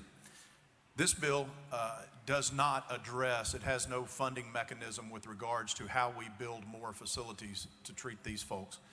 What this bill does is it attempts to reduce the bureaucracy that keeps people waiting for the proper personnel to show up to be able to get them out of a regular hospital emergency room and into a mental facility that has capacity as soon as possible. Again, because of the way that the healthcare professional, and particularly mental health care professional shortages that we've seen around the state, what this does is this allows for a combination of different certifications of people who can see them and gives us more options for those folks when they present to a normal hospital to be able to get them that care that they're looking for sooner. So what, I know that this is a streamlining bill, sir, and it's one that is a very important area, especially considering today. Representative Towns. Mr. Speaker, thank you, and thank you for that, Mr. Representative, and I appreciate that. However, we are hemorrhaging, and we need to look at developing a comprehensive package where we can address the mental illness in our state. The problems are only getting worse. I read some statistics just this week about the suicide rate of our young people increasing. In the black community, off the charts, never before. You're old enough to remember when we had those institutions, and there were lower amounts of these infractions that happened with citizen police officers because we had the real care. And if we're not developing a system of really caring for them mentally, okay, or our people and whomever and wherever it is, we're not doing enough. Obviously, I don't want to see a person in crisis having a prolonged, protracted type of time to be seen. But that's not all. That is not only what they need. They need more care. They need more care, and they need it prior to even that, what we're talking about. This may help, but we need to look at, and we have money in Tennessee now. We need to look at what it is that we need and what we've done to help our people that are suffering mentally. So I would encourage us to get together, let's talk about it again, and figure out what can we do, because the pop-up shop's not going to solve the problem. We need to have some institutions that delivered care to our citizens in a fashion that makes them whole again. If I was in crisis, I would want it. If you were in crisis, you would want it, and we know our people need it. So with that, that's what I'm going to encourage that we do. Mr. Speaker, thank you. Chairman Vaughn. Thank you, sir. You and I find ourselves in an agreement with this, but as so often that this institution that we serve in, we're allowed, while there may be an entire spectrum of need out there, that we have to take it one bit at a time. And what this is a positive step forward that I hope that everyone in the chamber could support. Thank you, sir. Representative Jernigan. Thank you, and Chairman Vaughn, I think you probably know what we're going to talk about. You and I have spoken about this. 95% of this bill is really, really good. Chairman Williams talked about it, to streamline the process to where you have a mental illness in a hospital and you get a certificate of need, then you go to the mental facility, another certificate of need is issued. It's a trust and verified situation. The 5% that I do not like about this bill is that a certified psychiatrist by themselves can issue a certificate of need. One person can commit someone without verifying on the other end. I do not like that much power being on one person certifying someone without their consent. So I just wanted to put that on the record. It's just unfortunate. I'm not going to make perfect the enemy of good, so. But I wanted to put it on the record, Chairman, and you and I talked about it, and we share the same thing. Chairman Vaughn. To my colleague from Davidson County, you have been very consistent on this matter and this issue, and have made points to be pondered and considered, and I appreciate that very much. Thank you. Chairman Spicky.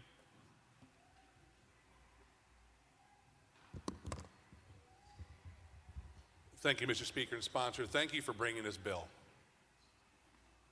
In Murray County, we have a facility that sits less than a quarter mile from our hospital. And over the summer, I spent multiple visits in this mental health facility talking to the professionals in there about the importance and the things that are affecting our children. In education, Chairman Vaughn, COVID has escalated the mental health issues in our children. This facility has told me over and over, the quicker we can get the interventions for these children, the quicker we can get them returning back to normalcy. I applaud you on this bill. We are looking for solutions to the problems of how to make this whole issue with mental health work more efficiently. Members, this is something that we need to address across the state of Tennessee, in every district that we have, that we need to make sure that the facilities are there and the process is there to make sure that the people who need this help can get it as quickly as possible. I'll be voting yes on this, and I'll urge everybody to vote yes to support this bill. Thank you, sir. Chairman Vaughn. Nothing. Representative Travis. Thank you, Mr. Speaker. I call previous question. Previous question been called. Any objection? Seeing none, we're voting. All those in favor of Senate Bill 672, vote aye when the bell rings. Those opposed, vote no. Has everyone voted? Does anybody wish to change their vote? Powers aye.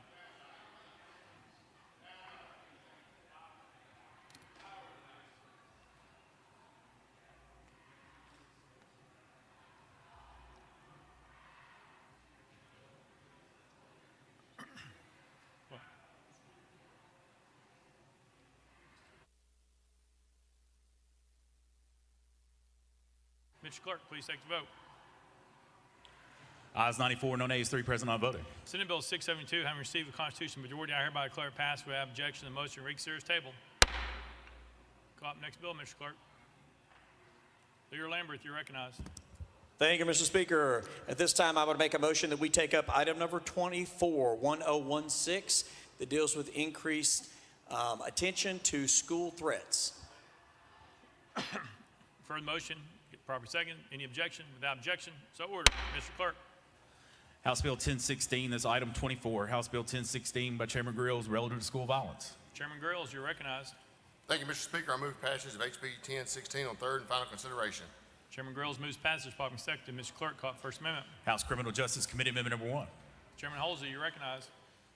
Thank you, Mr. Speaker. This amendment makes the bill. Therefore, Mr. Speaker, I move adoption of House Criminal Justice Committee Amendment 1 and defer to the sponsor for further explanation. Chairman Halsey moves adoption of amendment number 1, properly seconded. Any discussion on the amendment? Seeing none, all those in favor of amendment number 1 say aye, aye. All those opposed say no. The ayes have it. You adopt it. Next amendment, Mr. Clerk. Mr. Speaker, no further amendments. Chairman Grills, you're recognized. Thank you, Mr. Speaker. This legislation accomplishes two things. First, this bill adds a definition to clarify what school property is in 3913-114. And second, this bill adds student to the communicating a school threat part of the code. Currently, it only has the employee listed as one that can be charged for such threat. We're simply giving law enforcement another tool in their toolbox to help prevent students and deter threats to help troubled kids get the help they need. I renew my motion. Chairman Grills renews his motion. Any discussion on the bill? Representative Jones. Thank you, Mr. Speaker. I hope that my colleagues here and the people in the gallery and the people watching across the nation realize what is happening. This is an optical spectacle decision to offer these false solutions right before an expulsion vote when we are saying we want you to do something. And so this is a very political, calculated decision, and I hope that the people watching at home and the people watching around the world... You need to stay on the bill, sir. I apologize, but you have to stay on the bill. If you'd like to ask questions to the sponsor on the piece of legislation, please do. Representative Jones, you're recognized. Thank you, Mr. Speaker. A few bills ago, a member made a personal attack. Representative White saying, you've been here 2 months and I've been here 14 years. He was not gavelled down. But I want to respond by saying that I've only been here 2 months, but I've seen that what this body is doing is not... All right, Representative Jones, you're off the bill. If you would like to stay on the bill, we can go back. But we're not going to do those types of statements on the floor. If you would like to talk to the sponsor about the piece of legislation, that is perfect, if that's what you like to do. So please keep it with the bill that's before us. Representative Jones. Thank you, Mr. Speaker. Representative Grills, when this bill dealing with school threats, does it address the issue of mass shootings in schools? Chairman Grills. Thank you, Mr. Speaker. This bill addresses the threats towards schools. Representative Jones. Does it mention mass shootings, which is the number one threat that we're trying to address in this body right now? Does it address mass shootings that are targeting our schools and our students? Chairman Grills. Thank you, Mr. Speaker. It addresses all threats towards schools. Representative Jones. Thank you, Mr. Speaker. It seems like we're just making bills to say we did something. So Representative Grills says it addresses all threats to schools. The threat that we need to be talking about are the mass shootings that have happened recently that have plagued our community. And so a bill that does not mention easy access to weapons of war, I don't think is addressing the threats to our schools. A bill that does not address the proliferation of guns in our communities is not addressing the threats to our schools. A bill that does not even mention these words is not really about the threats to our schools, but it's a PR move by the majority party. Thank you. Chairman Grills. Thank you, Mr. Speaker. I would like for the record to show that this bill was filed back in February. This is not reactive. This is something that we've been working on with some of the folks back in my district since late last year. This is not something that we're just trying to score political points with. And with that, I renew my motion. Thank you. Leader Lambert, you were wanting to be recognized earlier? Nope, you pass. Representative Campbell. Thank you, Mr. Speaker. This bill, House Bill 1016, was filed in the House January 30th, early February in the Senate. If you want to talk about playing to the cameras, that's what just occurred. This Representative bill was Campbell, filed in please January. stick to the bill, please. Very good. Representative Johnson, you're recognized. Thank you, Mr. Speaker. I've definitely been at schools that have had threats. That's absolutely happened. My concern is typically when there is a mass shooter, there is no threat. Once again, this is a very small measure that typically won't have effect on any of the school slaughters that we have seen. So I recognize that this is a bill that talks about the threats, but I'm not aware of a school that's gotten a threat before a serious incident, and so I'm just not sure that this is going to cause any effect on what we're seeing happening. Chairman Grills. I renew my motion. Any further discussion? Seeing none. Any objection to the question? Seeing none. All those in favor of House Bill 1016 as amended, vote aye when the bell rings. Those opposed, vote no. Mr. Clerk, has every member voted? Does any member wish to change their vote?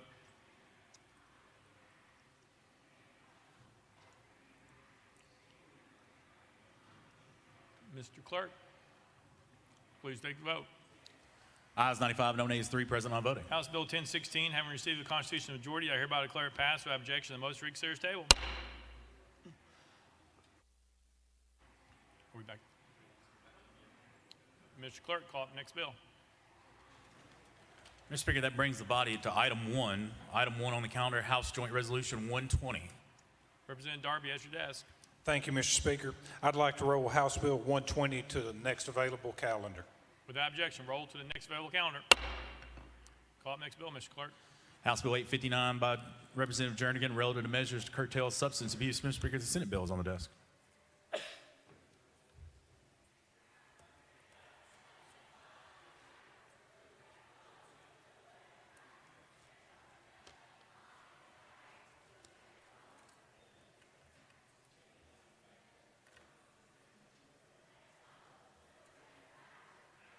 Representative Jernigan, you're recognized.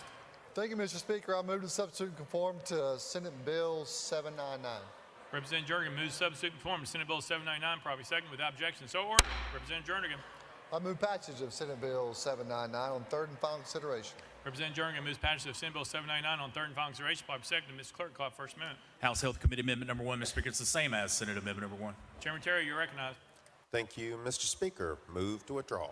Without objection, amendment number 1 is withdrawn. Next amendment, Mr. Clerk. Mr. Speaker, no further amendments. Representative Jernigan, you're recognized. Thank you, Mr. Speaker. House Bill 859. It allows for the Department of Health to share de-identified data from EMS run reports for the purposes of overdoses and responses. The share of this information will help us combat overdoses in real time, getting resources to first responders to hot spots and spikes around the state. Been working with the Department of Health since October, and we believe this legislation will help in real time. I can go into further detail if you'd like, but I'd like to renew my motion, Mr. Speaker. Representative Jernigan renews his motion. Any discussion on the bill? Representative Williams. Thank you, Mr. Speaker. Representative, just want to say thank you for this bill. I think it's really important. One of the best ways that we can prevent overdose deaths is to be better aware of where those are occurring across the state. What your bill would do would give us more data, more information to be able to understand, and not just what's going on with those overdose deaths, but maybe where pathways as it relates to these illegal substances are passing through our state. So I really applaud you for this bill. I think it's really important and it keeps Tennessee safe, but just want to say thank you. Representative Jernigan. Thank you, and you're absolutely correct. But what we is the resources. If there's a spike in Cookville in a suburban area,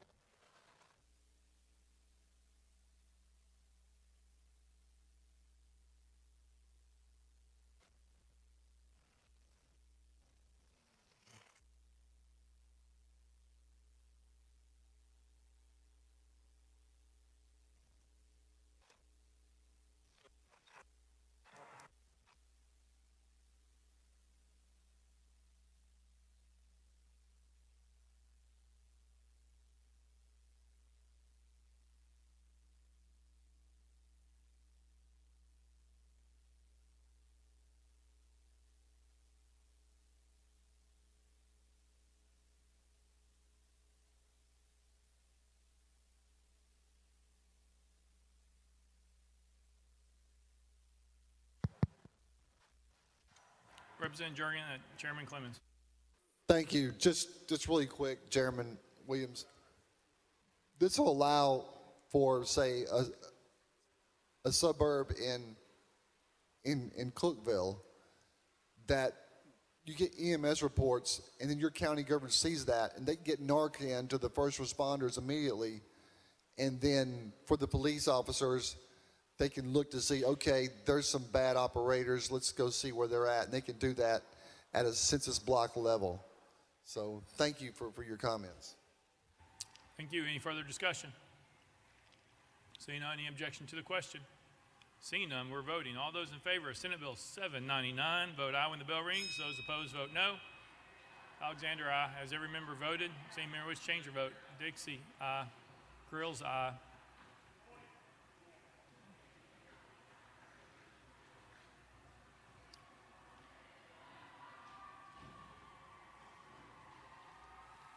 Mr. Clerk, take the vote. Ayes 96, no nays. Senate Bill 799, having received the constitutional majority, I hereby declare passed without objection. The motion reeks here is tabled. Call up next bill, Mr. Clerk. House Bill 253 by Representative Parkinson relative to parentage fraud. Mr. Speaker, the Senate bill is on the desk. Representative Parkinson, you're recognized. Thank you, Mr. Speaker. I move to support and conform to Senate Bill 0331. Representative Parkinson moves substitute conform Senate Bill 331 without objection. So ordered. Representative Parkinson.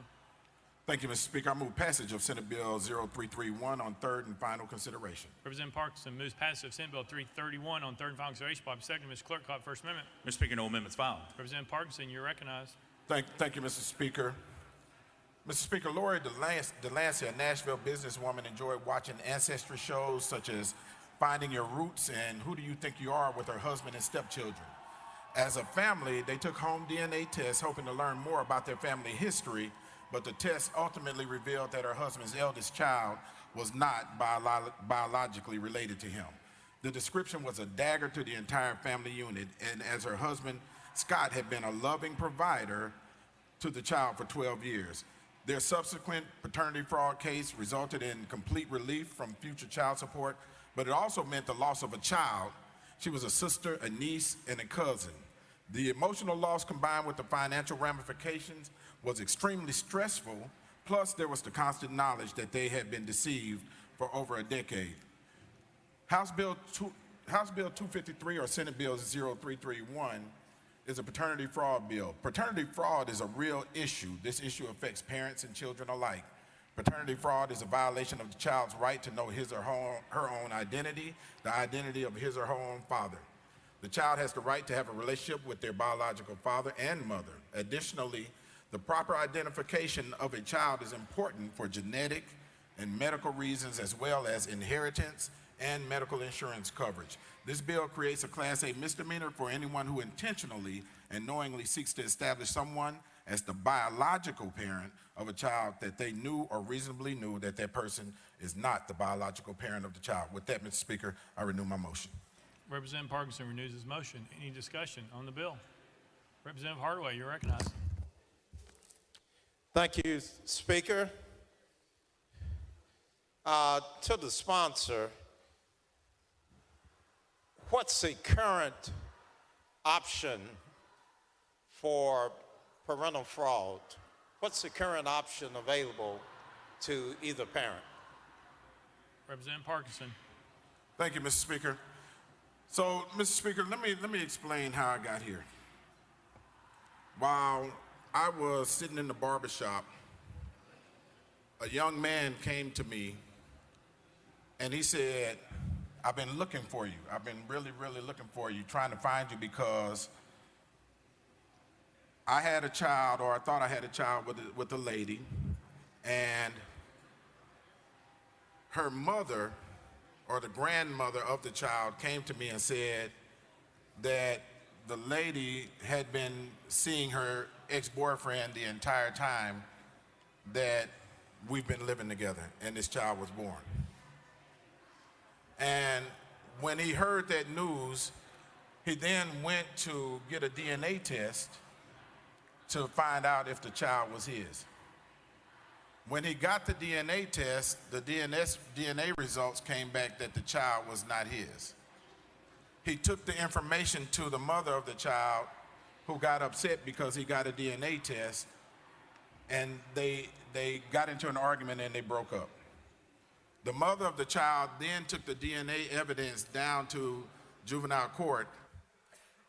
I'm sorry. The father or the alleged father of the child took the DNA evidence down to juvenile court because the mother, after the argument, went down to juvenile court and put the alleged father on child support. When he took the DNA evidence down to juvenile court, the magistrates at the court told him he had to continue to pay for this child for 18 years, even though the DNA evidence did not support that he was the father of that child. Subsequently, after that ruling, he did not comply with paying the child support, and they took his driver's license. After they took his driver's license, he was pulled over by a Memphis police officer and was taken to jail for driving without having a driver's license. When he was taken to jail for driving without having a driver's license, he then lost his job because he was in jail for about a week. After he lost his job, he came out of jail, and then he had to start his life basically over, all because of this situation with a child that was not his. The interesting thing is that, you know, we began to change these laws to make sure that these laws actually help fathers to actually be into the lives of their children. Here's what happens when the DNA or the wrong father is put on that birth certificate. That biological father loses the opportunity to actually be in the life of his biological child. And that's theft. That child loses the opportunity to be in the life of his or her biological father. And that's wrong. Additionally, in the event that this child grows up and has medical challenges, let's say if this child needs a lung, well, that stepfather or that father that was erroneously put as the biological father may not be a match, whereas his biological father may actually be a match and could actually save his life. Additionally, if that biological father is not the actual name, what if this biological father can actually leave an inheritance to that child? What about medical insurance? And I know that the member that's asking this question ran this legislation before, but he failed to be able to get it passed. But we are in a space now where we are getting meaningful legislation passed that will help these families to join together. And with that, Mr. Speaker, I renew my motion. Representative Parkins renews the motion. Representative Hardaway.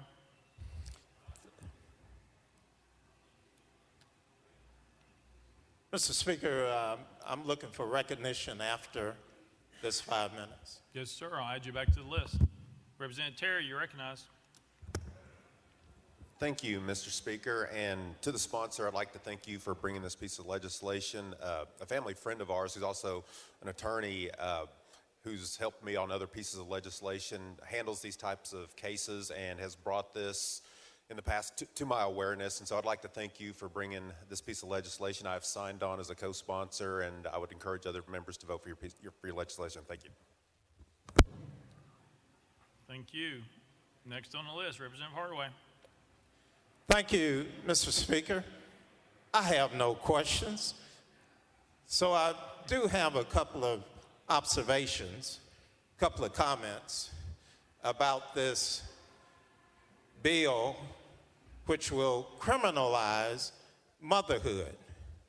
There are options right now, thanks to the civil courts, which would have these custody cases be knowledgeable about all of the nuances that go along with child custody and paternity cases. When you talk about criminalizing motherhood, you're talking about getting into the mind and the understanding, the emotions in a relationship where two people have created a child, whether intentional or not, that doesn't rise to criminal intent.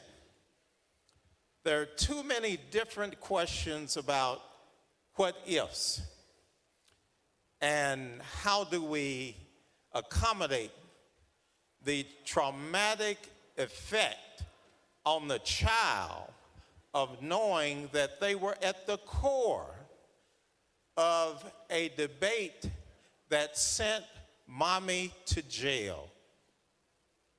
If that doesn't traumatize a child, I don't know what does. At that point, the child has neither a father nor a mother for at least 1129, because that's the penalty that goes along with this. Proving it, the intent factor, I have no idea of how you do that. Maybe the sponsor does. I doubt it.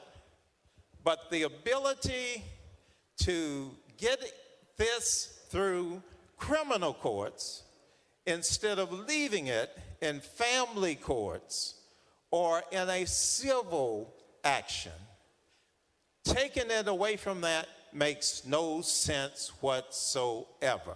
Bringing a criminal element into a dispute about paternity.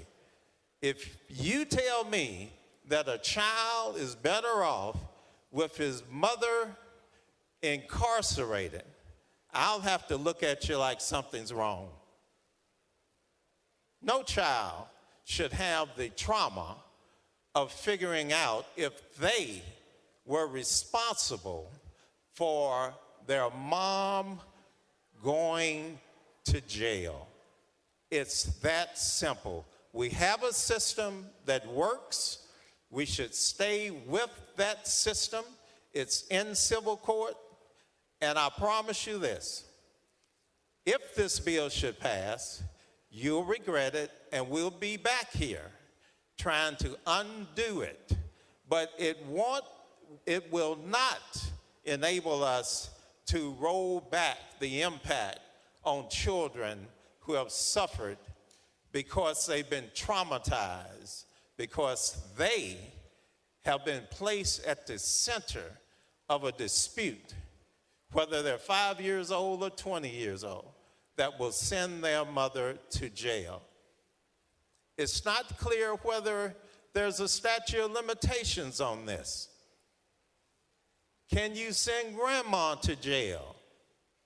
Can it go that long? A grown child that has to wonder whether their grandchildren and their children had anything to do with sending grandma to jail. There's nothing in here that tells us how we navigate those circumstances. So I will tell you again, we've got a system that works. It's in the civil courts. That's where it needs to stay. I don't care how mad you are at someone who may have put you through this. That's where it needs to stay, in the civil courts with judges that understand all the nuances of the case. Thank you.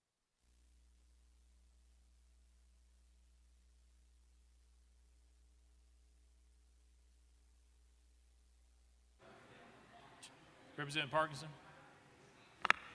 Mr. Speaker, that was grandstanding. No need to respond. Thank you.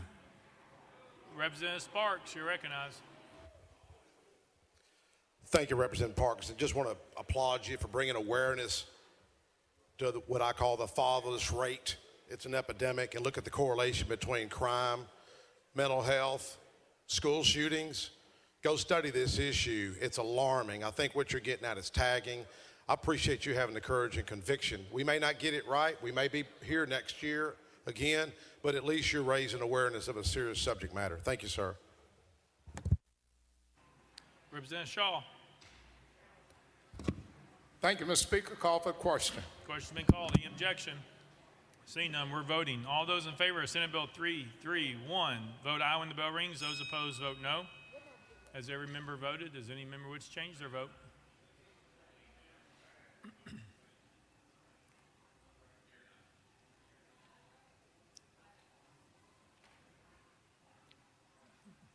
Mr. Clerk, take the vote. Aye, 72, 15 nay, 2 present, not voting. Senate Bill 331 having received the constitutional majority, I hereby declare it passed without objection. The motion reeks here is tabled. Call up next bill, Mr. Clerk.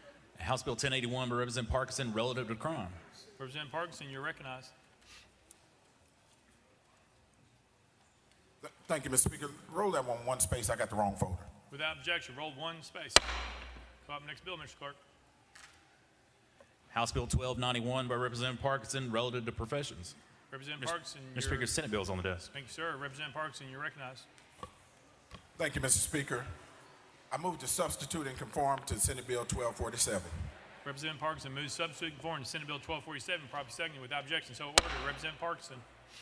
Thank you, Mr. Speaker. I move passage of Senate Bill 1247 on third and final consideration. Representative Parkinson moves passage of Senate Bill 1247 on third and final consideration. Properly seconded. Mr. Clerk, call it First Amendment. House Commerce Committee Amendment number 1, Mr. Speaker, same as Senate Amendment number 1. Chairman Vaughn, you're recognized.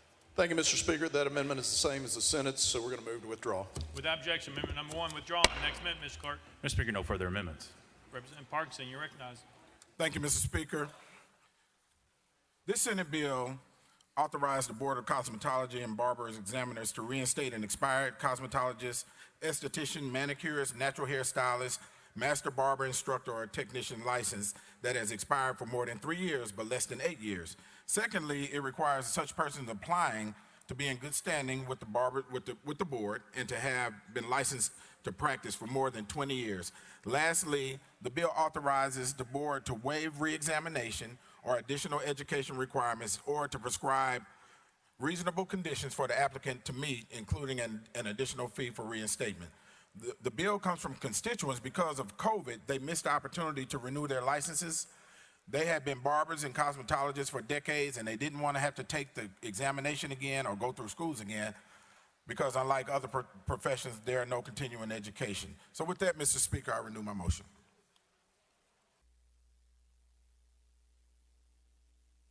Representative Parkinson renews his motion. Any discussion on the bill? Representative Williams. Thank you, Mr. Speaker.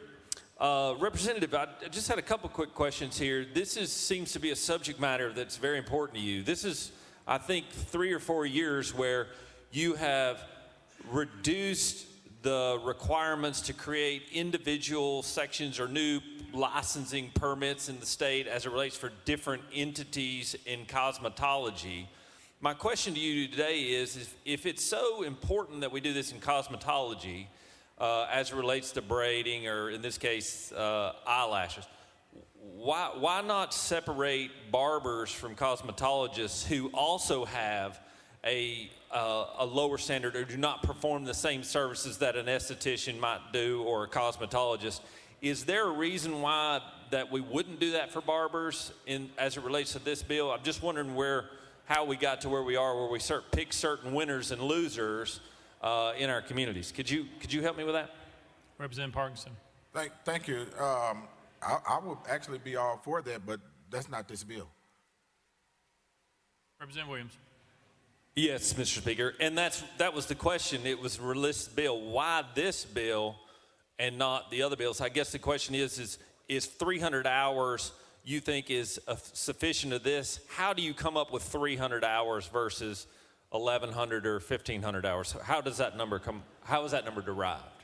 Representative Parkinson. Thank you, Mr. Speaker. The 300 hours came from us duplicating the Texas law, but that's not this bill. Representative Williams. I recognize this is a bill for Tennessee, and it's my understanding, how many hours does your bill require for this licensure? Representative Parkinson. Thank you, Mr. Speaker. This bill is not the eyelash bill. This is a totally different bill, Chairman. Representative Williams. Mr. Speaker, no wonder he couldn't answer my question. It was on the wrong bill. Thank you very much. I appreciate your patience with me, Representative Parkinson. Thank you. All right, any further discussion? Representative Towns. Well, I mean, can't do it out loud. You got to use the microphone. Thank you, Mr. Speaker. Call the question. Question's been called. Any objection? Seeing none, we're voting. All those in favor of Senate Bill 1214, vote aye when the bell rings. Those opposed, vote no. Has every member voted? Does any member wish to change their vote?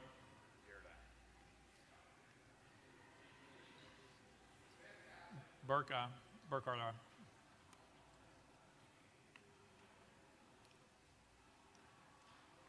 Mr. Clerk, take the vote. Ayes 85, 8 nays. Senate Bill 1247 and received the constitutional majority. I hereby declare it passed without objection. The most reconsidered table. Call up next bill, Mr. Clerk. Mr. Speaker, the body's back to item 4, House Bill 1081, but Representative Parkinson relative to crime. Representative Parkinson, you're recognized. Thank you, Mr. Speaker. I move passage of House Bill 1081 on third and final consideration. Representative Parkinson moves passage. Parkinson seconded. Mr. Clerk, call it First Amendment. House Criminal Justice Committee Amendment number 1. Chairman Halsey, you're recognized. Thank you, Mr. Speaker. This amendment makes the bill. Therefore, I move adoption of House Criminal Justice Committee Amendment 1 and defer to the sponsor for further explanation. Chairman Halsey moves adoption of Amendment number 1. Properly seconded. Any discussion on the amendment? Seeing none. All those in favor of Amendment number 1 say aye. Aye. All those opposed say no. The ayes have it. You adopted. Next amendment, Mr. Clerk. Mr. Speaker, no further amendments. Representative Parkinson, you're recognized. Thank you, Mr. Speaker.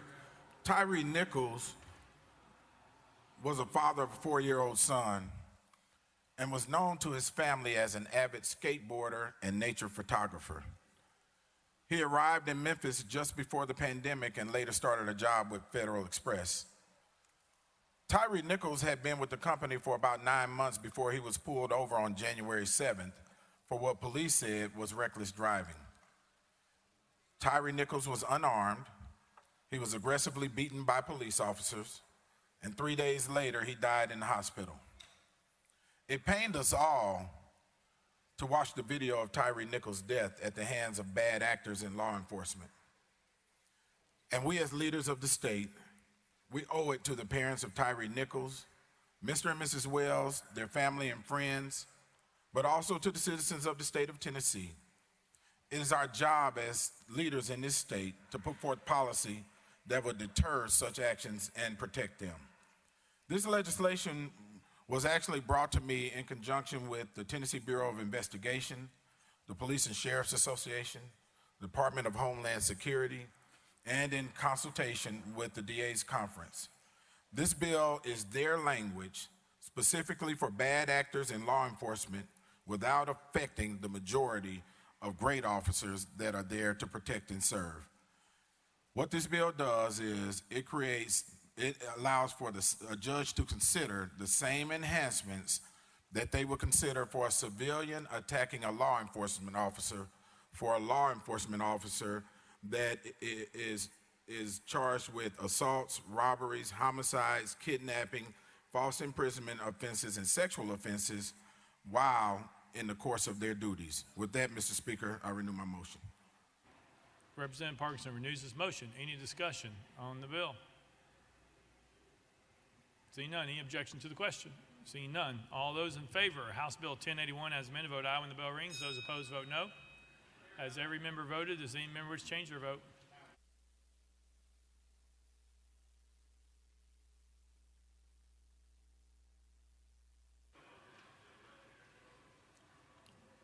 Mr. Clerk, take the vote. Ayes 94, 1 nay, 1 present, not voting. House Bill 1081 and received the constitutional majority. I hereby declare it passed without objection. The most reconsidered table. Call up next bill, Mr. Clerk. House Bill 1000 by Chairman Rudd and others relative to expunction. Chairman Rudd, you're recognized. Thank you, Mr. Speaker. I move passage on HB 1000 on third and final consideration. Chairman Rudd moves passage. Properly seconded. Mr. Clerk, call it First Amendment. House Criminal Justice Committee Amendment number 1. Chairman Halsey, you're recognized.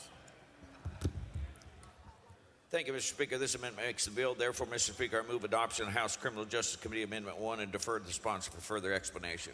Chairman Halsey moves adoption of Amendment number 1. Properly seconded. Any discussion of the amendment? Seeing none. All those in favor of Amendment number 1 say aye. Aye. All those opposed say no. The ayes have it. You adopted. Next amendment, Mr. Clerk. Mr. Speaker, no further amendments. Chairman Rudd, you're recognized. Thank you, Mr. Speaker. This bill is a very targeted expungement bill. As you know, we passed in the last few years 41 expungements of misdemeanors and felonies.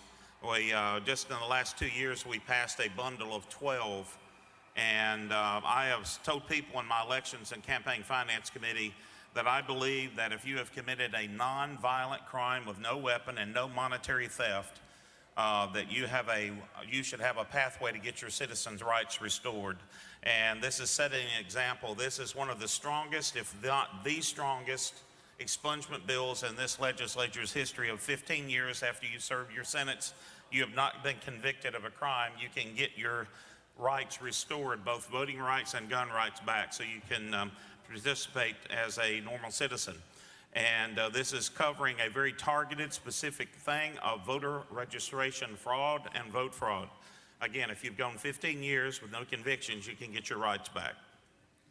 And with that, Mr. Speaker, I renew my motion. Chairman Rudd renews his motion. Any discussion on the bill? Seeing none, any objection to the question? Seeing none, we're voting. All those in favor of House Bill 1000 as amended, vote aye when the bell rings. Those opposed, vote no. Has every member voted? Does any member wish to change their vote? Beck, aye. Martin or Carroll, aye.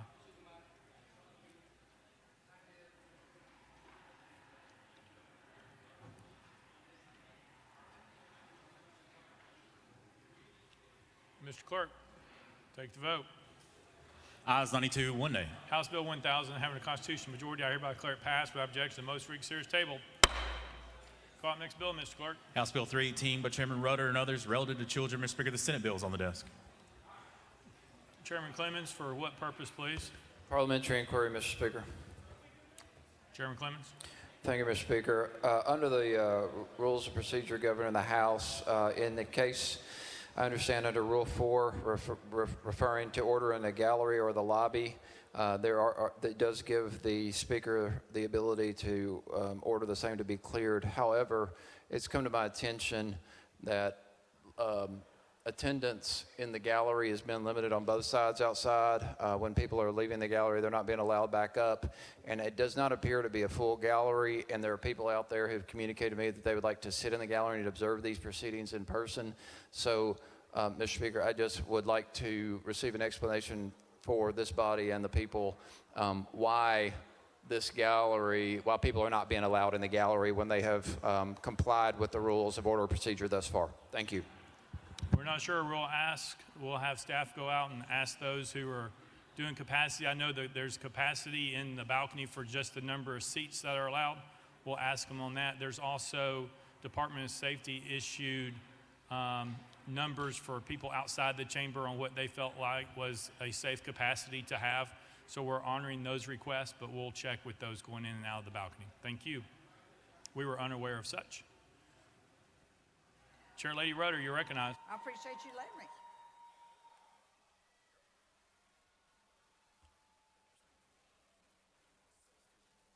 Chair Lady Rudder.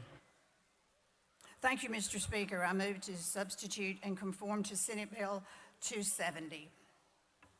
Chair Lady Rudder moves passage. Properly seconded. Mr. Clerk, call it First Amendment. Oh, sorry. Chair Lady Rudder moves substitute and conform to Senate Bill 270. Properly second without objection. So ordered. Chair Lady Rudder.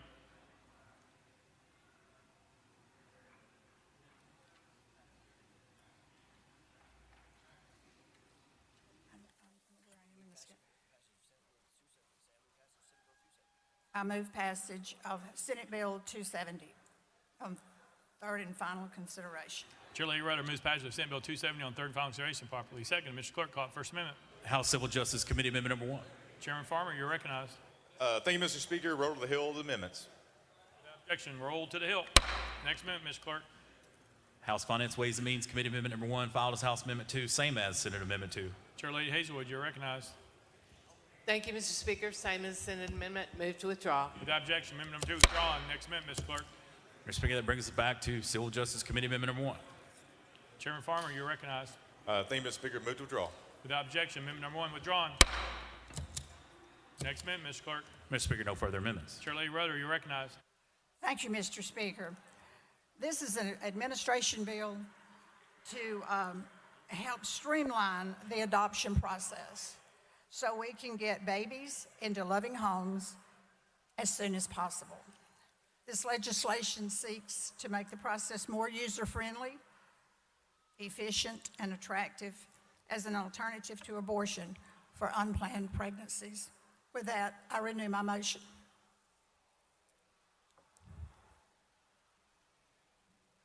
Chairlady Rudder renewed her motion. Any discussion on the bill?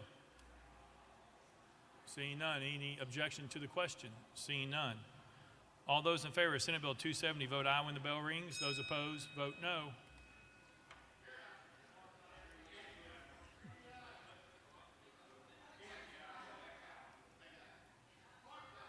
Has every member voted? Does any member wish to change their vote?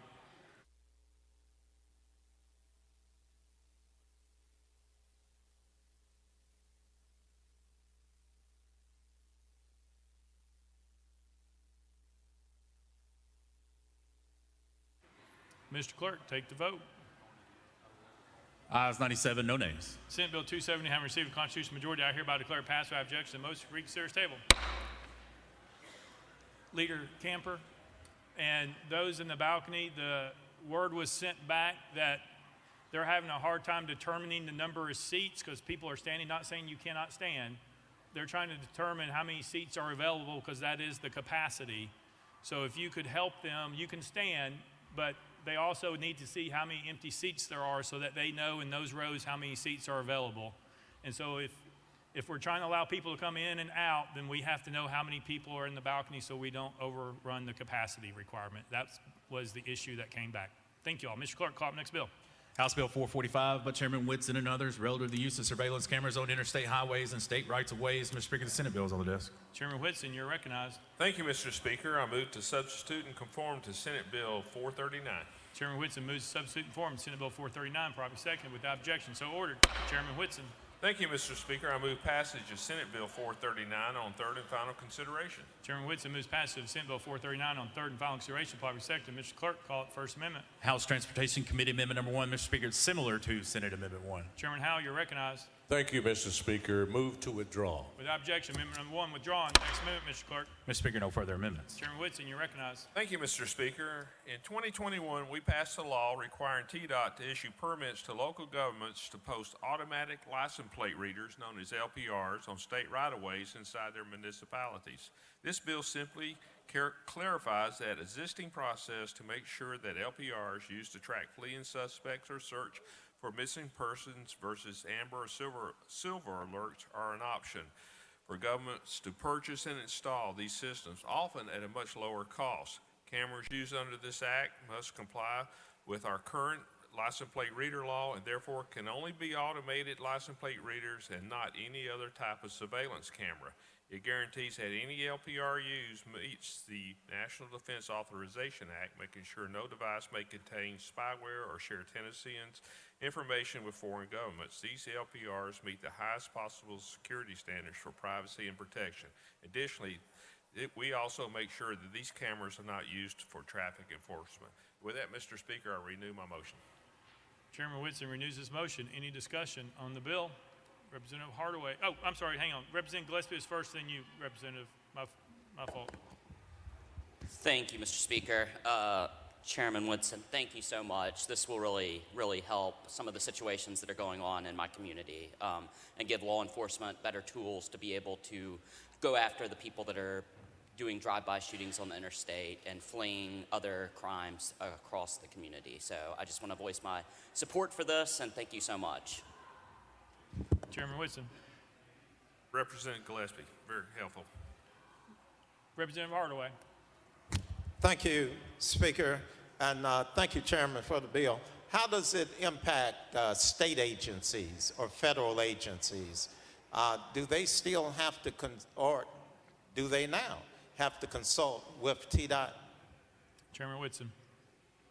Thank you for that question. My understanding, when the application is made by the municipality to install these on state highways inside the cities, they must meet federal and state standards that have been established already.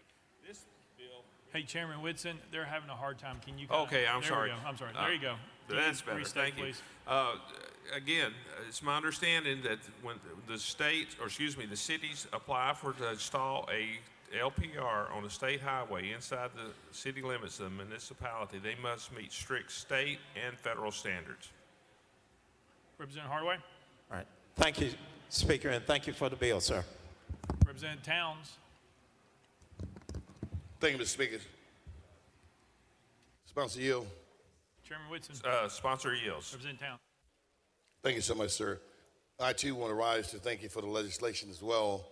And let me make sure that we have an understanding that you're saying that it's not going to be intrusive where it goes into a citizen's privacy or something of that nature, but simply allows us to apprehend the person based upon the information that it will track. Chairman Whitson. Yes, exactly. There are safeguards in place that this information cannot be used for any other means other than to track criminals or help locate lost individuals via the Amber Alert. For instance, if a criminal commits an act and their license plate is identified, they can enter that license plate into the system, and if they should show up on the LPR, that will tell law enforcement where that individual's automobile is. It cannot be used for traffic enforcement. Representative Towns. Thank you here again. Now, the information, Mr. Representative, is maintained for a certain period of time and it goes away. Chairman Whitson. Normally from 30 up to 90 days. Representative Towns. Very good. Very good. Thank you, sir. Thank you. Any further discussion? Representative Lafferty. Thank you, Speaker. I'm just curious. We had a bill last year that we had talked about covering our highways with cameras. I understand you to say that there will not be any sharing of this information, that it will be stored if it's not someone that we're looking for. My nature is to be distrustful of government at all levels. What assurances do we have, and how would it be possible in this digital age for us to monitor that they properly dispose of this information, these license plates that are recorded and kept? How do we follow up with that? How do we enforce that? Chairman Whitson. That goes beyond the scope of this piece of legislation, this bill. This bill merely allows cities to apply to TDOT to install a camera system that's different by what TDOT is requiring now if that camera meets the standards. All this does is to allow the cities to save money from being restricted to one type camera system. The standards that you're asking about was covered in previous legislation, and we have not changed that. Representative Lafferty.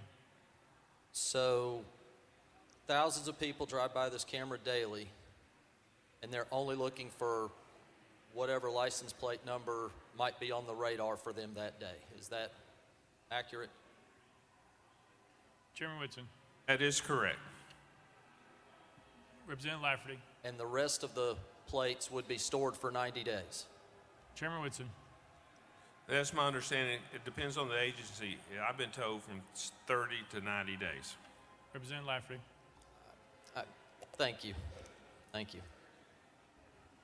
Representative Howe. Thank you, Mr. Speaker, and thank you, sponsor, for this bill. This bill came through transportation.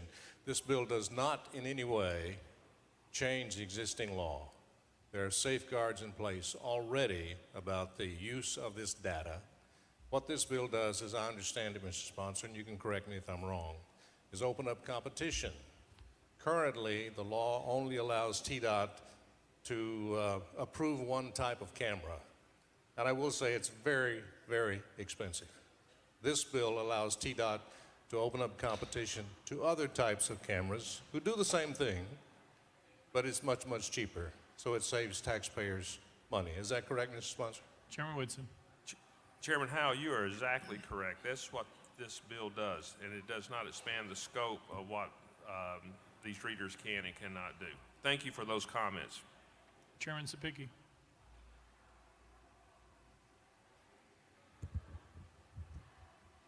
Thank you, Mr. Speaker. And to the sponsor, just for clarification, a couple questions. Does this bill, with the competition aspect, does this bill allow local municipalities to petition or work with TDOT to place these cameras on federal interstates? Chairman Whitson. This bill deals with state highways inside the municipalities that TDOT approves. Chairman Sapicki. Okay. maybe I'll ask a better question then. If a local municipality places these cameras through TDOT's approval, does it allow them, in Section 1C of the bill, surveillance cameras to enforce and monitor traffic violations within work zones designated by the Department of Transportation? Does this bill authorize the municipalities to monitor these cameras to write tickets to the people of Tennessee? Chairman Whitson. Yes, on under paragraph 1, section C, surveillance cameras used for enforcement and monitoring traffic violations within work zones designated, they're already there, and designated by the Department of Transportation, where employees of the department or construction workers are present, provided that cameras are operated only by the state entity. Again, this bill only opens up competition for the local municipalities to purchase additional type camera systems. Chairman Sapiki. So was the answer yes to the question?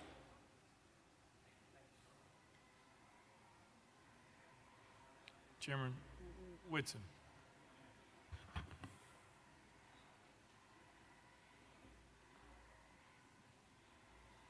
Chairman Whitson.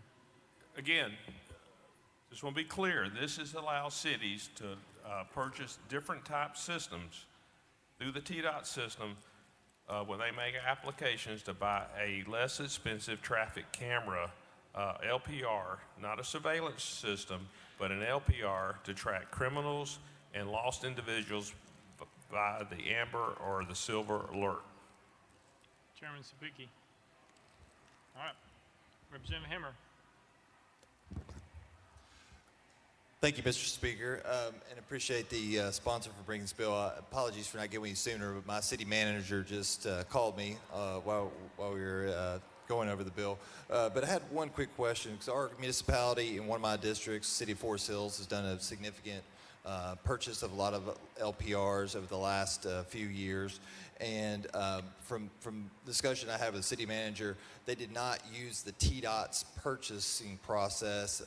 They used an additional vendor, but we're concerned a little bit about the language in there that the department could revoke some of the LPR or removal of the surveillance cameras upon a determination. So I was just trying to find a little clarity about that process. If a city like mine had already purchased and installed these LPRs on these state highways, how TDOT would make that decision if they were to take those away. Thank you. Chairman Whitson. Okay. Again, I cannot go into, it's part of the application process and the memorandum of understanding between the city and TDOT. But just want to be clear, cities can already purchase these type LPRs and put them on non-state highways within the municipality. That is already allowed. This only deals with the purchase and installation on state highways within the municipality. Representative Hemmer. Thank you, Mr. Speaker. Thank you for answering my question. I appreciate it. It's a good bill. Thank you. Thank you. Representative Powell. Move previous question. Previous question has been called. Any objection? Seeing none, we are voting. All those in favor of Senate Bill 439 vote aye when the bell rings. Those opposed vote no. Has every member voted? Does any member wish to change their vote?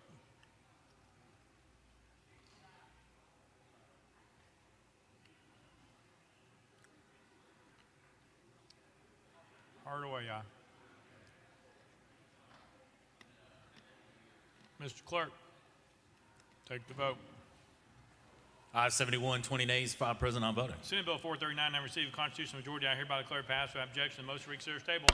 Call up next bill, Mr. Clerk. House Bill 667 by Representative Hicks of Washington, relative to prescription drug donation repository program. Mr. Speaker, the Senate bill is on the desk. Representative Hicks, you're recognized. Thank you, Mr. Speaker. I move to substitute and conform to Senate Bill 675. Representative Hicks moves to substitute and conform Senate Bill 675, probably second without objection. So ordered. Representative Hicks. Thank you, Mr. Speaker. I move passage of Senate Bill 675 on third and final consideration. Representative Hicks moves passage of Senate Bill 675 on third and final consideration. Probably second. Mr. Clerk, call it First Amendment. House Health Committee Amendment number 1. Mr. Speaker, same as Senate Amendment number 1. Chairman Terry, you're recognized. Thank you, Mr. Speaker. Move to witdraw. Without objection, amendment number 1 withdrawn. Next amendment, Mr. Clerk. House Health Committee Amendment number 2, Mr. Speaker, same as Senate Amendment number 2. Chairman Terry, you're recognized. Thank you, Mr. Speaker. Move to withdraw. Without objection, amendment number 2 withdrawn. Next amendment, Mr. Clerk. Mr. Speaker, no further amendments. Representative Hicks, you're recognized. Thank you, Mr. Speaker. This bill amends the Tennessee Prescription Drug Donation Repository Program. It will be known as the Kevin Clausen Drug Donation Act. In 2016, the General Assembly passed legislation which established a volunteer prescription drug donation repository program which allowed any person to donate prescription drugs and supplies for the use by qualifying individuals. This bill seeks to expand Tennessee's existing program in order to align with national standards for such programs in order to meet the demands and needs of this state. This bill seeks to broaden the definition of donors, redefine the income qualifiers and definition of indigent, redefine eligible recipients, and expand the list of acceptable medications. And with that, Mr. Speaker, I renew my motion. Representative Hicks renews his motion. Any discussion on the bill? Seeing none, any objection to the question? Seeing none. All those in favor of Senate Bill 675, vote aye when the bell rings. Those opposed, vote no. Has every member voted? Does any member wish to change their vote? Vital, aye. Hardaway, aye. Dixie, aye. Love, aye. Butler, aye. Mr. Clerk, take the vote. Ayes 96, no nays. Senate Bill 675, having received a constitutional majority, I hereby declare it passed without objection. The most for series table. Call up next bill, Mr. Clerk. House Bill 1482 by Chairman Holsey and others relative to the education of professional bondsmen. Chairman Holsey, you're recognized. Thank you, Mr. Speaker. Move passage of House Bill 1482 on third and final consideration. Chairman Holsey moves passage. Probably seconded. Mr. Clerk, call up First Amendment. House Criminal Justice Committee Amendment number 1. Vice Chairman Gillespie, you're recognized. Thank you, Mr. Speaker. This amendment tasks the clerks of the court with handling criminal background checks for the Tennessee Association of Professional Bail Agents. With that explanation, Mr. Speaker, I move adoption of House Criminal Justice Committee Amendment number 1.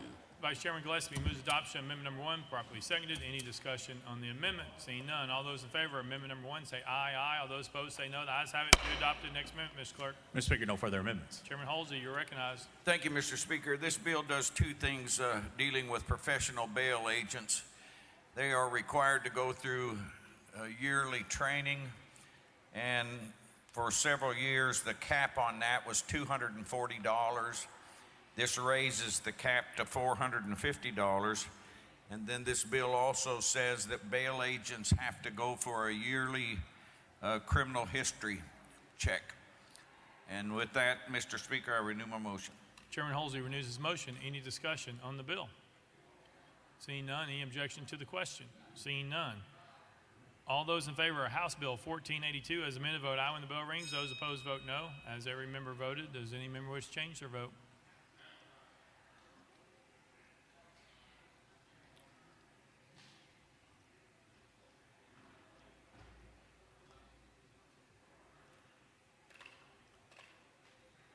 Mr. Clerk, take the vote.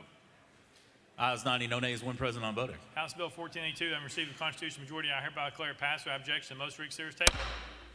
Call up next bill, Mr. Clerk. House Bill 1310 by Chairman Kumar relative to genetic information. Chairman Kumar, you're recognized.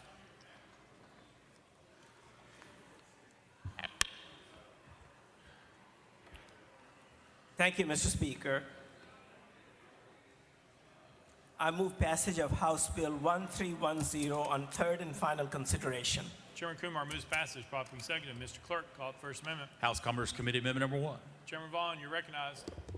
Thank you, Mr. Speaker. This amendment rewrites the bill. We're going to move to adopt and then defer to the sponsor for further explanation. Chairman Vaughn moves adoption of amendment number 1, probably seconded. Any discussion on the amendment? Seeing none. All those in favor of amendment number 1 say aye, aye. All those opposed say no. The ayes have it. You adopted. Next amendment, Mr. Clerk. Mr. Speaker, no further amendments. Chairman Kumar, you're recognized. Thank you, Mr. Speaker. House Bill 1310 is the Genetic Information Privacy Act.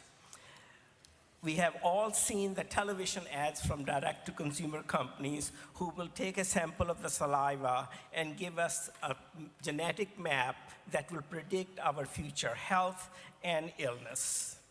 This information is critical. This bill assures that information is not revealed without consent and assures privacy of that information. Mr. Speaker, I renew my motion. Chairman Kumar renews his motion. Any discussion on the bill? Seeing none. Any objection to the question? Seeing none. All those in favor of House Bill 1310 as amended, vote aye when the bell rings. Those opposed, vote no. Has every member voted? Does any member wish to change their vote?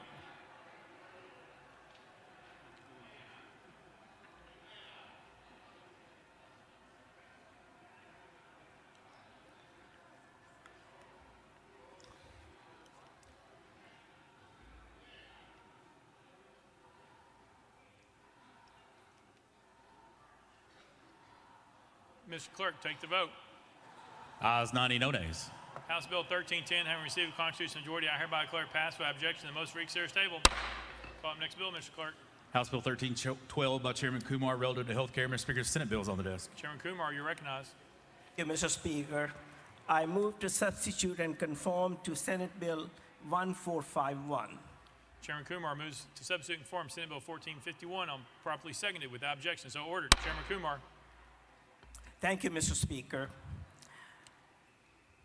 Senate Bill 1451 allows qualified and trained candidates who have practiced medicine outside the United States to apply for a license in the state of Tennessee, a temporary license in the state of Tennessee, if they provide the following information. Number one, they can prove their competency with postgraduate training certificates. Number two, they have secured employment with a recognized institution that offers post-residency training within the state of Tennessee. And number three, they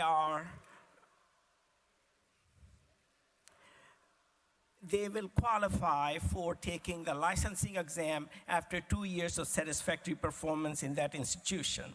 Considering the shortage of physicians within the state of Tennessee, Mr. Speaker, this provides a smooth way and an easier way for physicians who have practiced outside the United States to be able to obtain a Tennessee license. I renew my motion.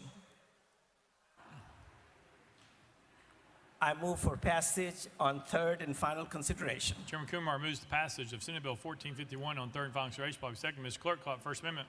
House Health Committee Amendment number 1. Mr. Speaker, same as Senate Amendment number 1. Chairman Terry, you're recognized. Thank you, Mr. Speaker. Move to withdraw. Without objection, amendment number 1 withdrawn. Next amendment, Mr. Clerk. Mr. Speaker, no further amendments. Chairman Kumar, you are recognized. I renew my motion. Chairman Kumar renews his motion. Any discussion on the bill? Representative Hardaway. Thank you, Speaker. Chairman Kumar, in the section that speaks to them working at an accredited institution, postgraduate training, is the bill specifically say they must be in that program, in that training program, or merely employed by the institution? Chairman Kumar. Thank you, Mr. Speaker. Yes, Representative Hardaway, they are required to be in the training program. Representative Hardaway. Thank you, Speaker. Thank you. Your bill is welcome because we haven't found another way to speed up the production of health professionals. So thank you. Thank you. Any further discussion? Any objection to the question? Seeing none. All those in favor of Senate Bill 1451, vote aye when the bell rings. Those opposed, vote no. Has every member voted? Does any member wish to change their vote? Cheryl, aye.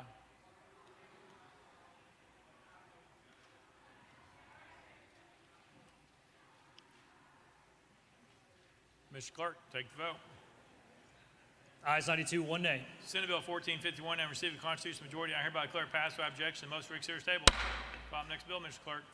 Mr. Speaker, House Bill 1319 by Chairman Kumar relative to the display of flags. Chairman Kumar, you're recognized. Thank you, Mr. Speaker. I move passage of House Bill 1319 on third and final consideration. Chairman Kumar moves passage. Properly seconded. Mr. Clerk, call First Amendment. House State Government Committee Amendment number 1. Chairman Keesling, you are recognized. Thank you, Mr. Speaker. Amendment 1 does rewrite the bill. We'll defer to Chairman Kumar for further explanation. We move to adopt. Thank you, Mr. Speaker. Chairman Keesling moves adoption of amendment number 1. Properly seconded. Any discussion on the amendment? Seeing none. All those in favor of amendment number 1 say aye. Aye. All those opposed say no. The ayes have it. You adopted. Next amendment, Mr. Merck. No further amendments, Mr. Speaker. Chairman Kumar, you're recognized. Thank you, Mr. Speaker. Members, this is the act to honor our flags. House Bill 1319 acknowledges that flags of the United States and the state of Tennessee are great symbols of our nation and our state. They must fly in freedom, liberty, and majesty. This requires that these two flags shall be the only flags flown continuously on buildings and campuses that are a property of the state of Tennessee and its divisions, including educational institutions. Flags of clubs, societies, and other organizations enjoy protections under the First Amendment, but are to be displayed and flown only during functions of those organizations. Only the flags of the United States and the state of Tennessee shall be flown continuously on these places. Flags of individual organizations and colleges are exempt, as are flags that are protected by Tennessee Heritage Protection Act, as well as POW and MIA flags. Mr. Speaker, I renew my motion. Chairman Kumar renews his motion. Any discussion? Representative Jones. Thank you, Mr. Speaker. I'm very alarmed by this bill and the implications for the First Amendment, and so I just want to walk through it step by step with Representative Kumar. So it says it exempts flags that are protected under the Heritage Protection Act, so that would be Confederate flags. But if we wanted to put a pride flag on a building, if we wanted to put a Black Lives Matter flag, that would be prohibited under this law. Is that correct? Chairman Kumar. These are flags flown on buildings owned by the state of Tennessee and its divisions and educational institutions. This does not affect the private buildings. Representative Jones. So a college campus, if the students who wanted to fly the pride flag, they will be prohibited from doing that. Is that correct, Representative Kumar? Chairman Kumar. Kindly specify the flag. Representative Jones. The pride flag, the flag that is to support the LGBTQ plus community that we've seen students flying because of the harmful policies of this legislature. Chairman Kumar. Under the First Amendment, they are permitted and they have a right to fly that flag during the time that they're holding their function or meeting. Representative Jones.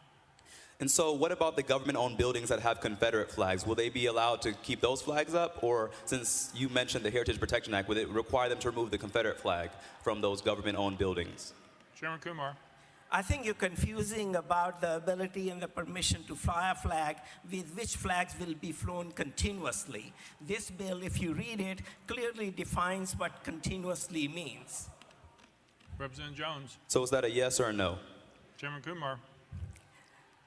I've clarified to you what it means to be able to fly the flag as well as fly it continuously. The flag of the United States of America and the state of Tennessee, along with the exemptions listed in here, are the only flags that can be flown continuously. Representative Jones. So I'm struggling to figure out what is the purpose of this bill. Did this happen in your county? Did a group bring this to you? Can you explain what is the background of this bill? Chairman Kumar. This is my way of paying homage to the flag of the United States and the flag of the state of Tennessee, that they shall fly continuously and uninterrupted over buildings owned by the state of Tennessee and its divisions. Representative Jones. Again, so has this not occurred in your county? Can you tell me what is the purpose of bringing this? Have they not been allowed to fly continuously in your district? What is going on with this bill? Chairman Kumar. This bill has a larger purpose. I'm not trying to address one particular situation. Representative Jones. Thank you, Mr. Speaker. I feel like this bill enters into some dangerous territory when we come to the First Amendment. And I feel like it is targeting college campuses. I feel like it is also a form of idolatry. You're talking about the sacredness of a symbol, which we support as lawmakers, but it just feels a little weird. And so I can't support this bill, and I wish that, I think that there are going to be some First Amendment objections to this from groups outside of this chamber, because it seems to be a violation of the First Amendment right. And the Supreme Court case of Tinker v. Des Moines says that constitutional rights do not stop at the schoolhouse gate. And so I believe that this is going to adversely impact our students. It's going to restrict the right of students to exercise their First Amendment right. And I think it also is a solution in search of a problem. And so with that, I can't support your bill. And thank you for answering my questions. Thank you. Representative McKenzie. Thank you, Mr. Speaker. And to the sponsor, could you define continuously? Chairman Kumar.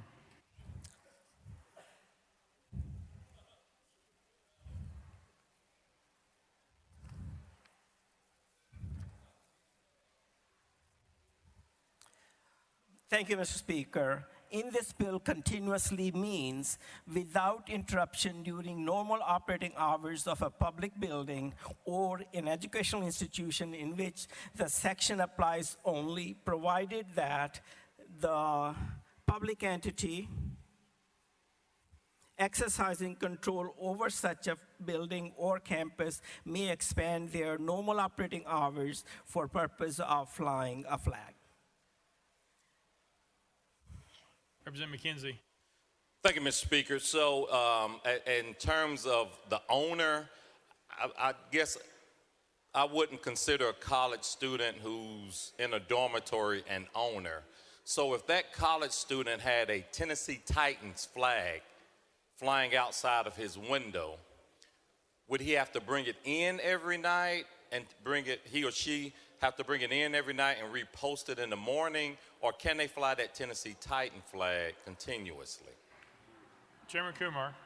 Flags of these organizations are exempt from this restriction. Sorry, Representative McKenzie. Thank you, Mr. Speaker. Now, so how about we change that to the Sons of the Confederacy? If they're having, if they're having their flag flown, if a student's flying that, would he or she be able to have to bring it in at night, or is that flag on the list as well? Chairman Kumar. Kindly tell me again, which flag are we talking about now? Representative McKenzie. The Sons of the Confederacy. Chairman Kumar. Since that is a society and a club, they can display their flag only during the time they are having their meeting. Representative McKenzie. Thank you. And so if someone flies it beyond that period of time, and let's stick with the college example, is the student penalized? Is the RA penalized? The dorm director, dean of student housing, or the president of the university, or the board? Chairman Kumar. Penalties are not defined in this bill. Representative McKenzie. Okay, so if it happens, and so is this just a bill to make people aware of the limitations? I don't understand why we would pass a law without a law enforcement around that. So what's your point and purpose of bringing this bill before us today? Chairman Kumar. The fact that it does not specify penalties does not mean that there are no administrative restrictions, and it's up to the administration to enforce the law, and between the Department of Education and administration, they will be able to enforce the law, but this is not a punitive effort. Representative McKenzie. Okay, so if a college or university is I don't know who would charge them, but some mysterious person charges or alleges that a student is flying a pride flag, it goes to the administration does the administration have the right then to ignore the complaint? Chairman Kumar. That would be not expected of a proper administration. Then it's not an administration. Representative McKenzie. Thank you, Mr. Speaker. Any further discussion? Representative Love. Thank you, Mr. Chairman and sponsor. I have a public university in my district, Tennessee State University. And from the looks of this particular bill, if Tennessee State wanted to fly their university flag, the two-time Grammy-winning university, they would not be allowed to do that continuously, correct? Chairman Kumar. If you read the bill, flags of certain entities and organizations, including the universities themselves, those are exempt. And I have worked with the educational institutions within our state to make sure that their flags, organizational flags, flags of certain entities within the government, as well as our own legislative flag, can be flown. Representative Love.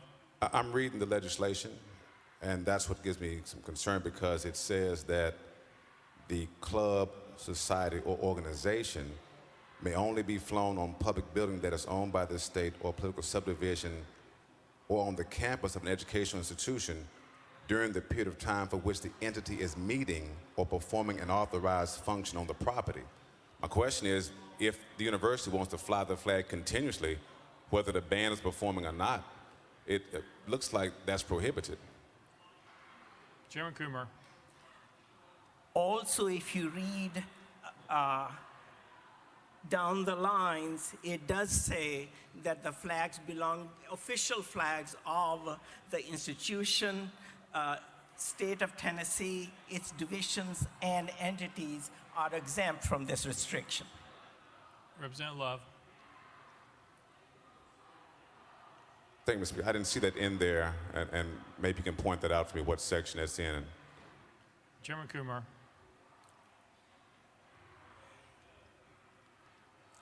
That will be section D, as in David.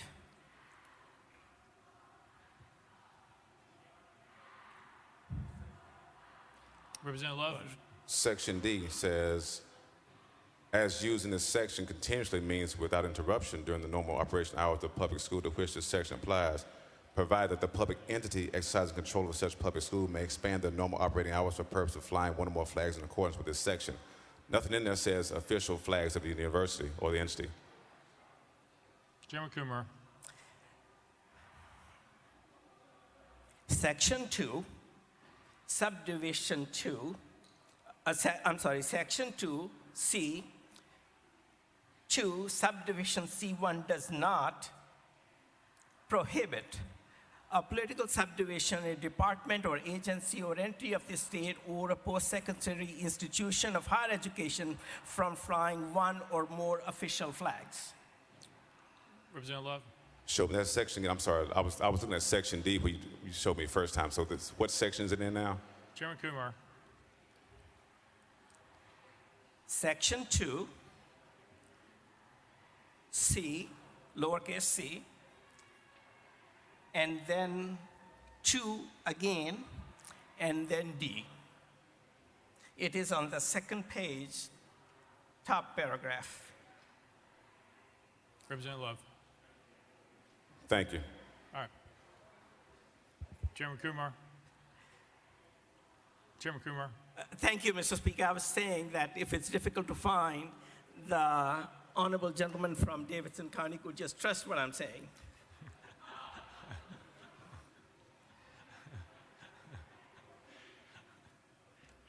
Representative Shaw. Thank you, Mr. Speaker. Sponsor yield. Chairman Kumar. Yes, Mr. Representative.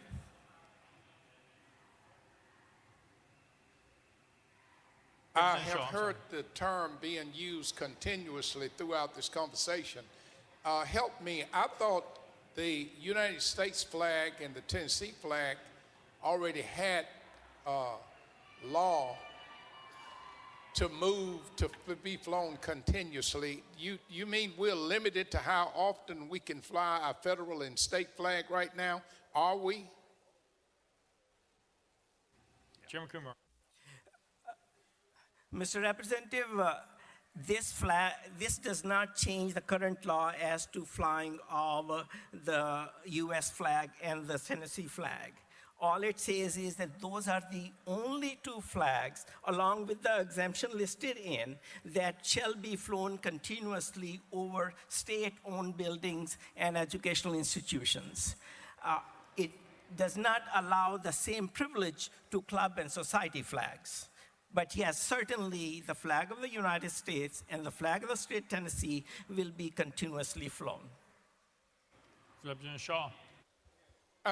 Thank you for clearing it up. I thought that's what you were saying. So then your aim then is to limit all other flags from being flown continuously. That's basically what you're getting at. Would that be fair? Chairman Kumar. Yes, sir, it is, but with certain exemptions like the university flags and so on. Representative Shaw. They can be flown, but only during the time they're having a celebration. So if some group is having a 2-week celebration, their flag can be flown for those 2 weeks or 1 week or whatever. But other than that, they have to take them down. That's basically what this legislation is doing. Is that what you're saying to us? Chairman Kumar. I don't know of a 2-week celebration, but if that is the time a meeting is being held for that long, yes, that would be allowable. Representative Shaw. Thank you, Mr. Speaker, and thank you for helping me to understand that. Representative Fritz. Thank you, Mr. Speaker, and sponsor, thank you so much for honoring those two flags that unite us in this great state of Tennessee and these great United States. Thank you. Representative Sparks, did I see your hand up? No, sir. All right. Representative Powers. Thank you, Mr. Speaker. Move previous question. Previous question's been called. Any objection? Seeing none, we're voting. All those in favor of House Bill 1319 as amended, vote aye when the bell rings. Those opposed, vote no. Has every member voted? Does any member wish to change their vote?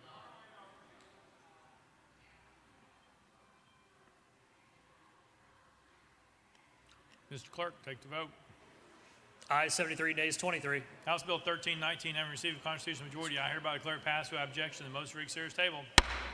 Call up next bill, Mr. Clerk.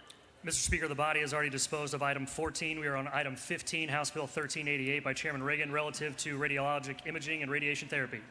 Chairman Reagan, you're recognized. Thank you, Mr. Speaker. I move passage of House Bill 1388 on third and final consideration. Chairman Reagan moves passage, probably seconded. Mr. Clerk, call up First Amendment. House Health Committee Amendment number 1.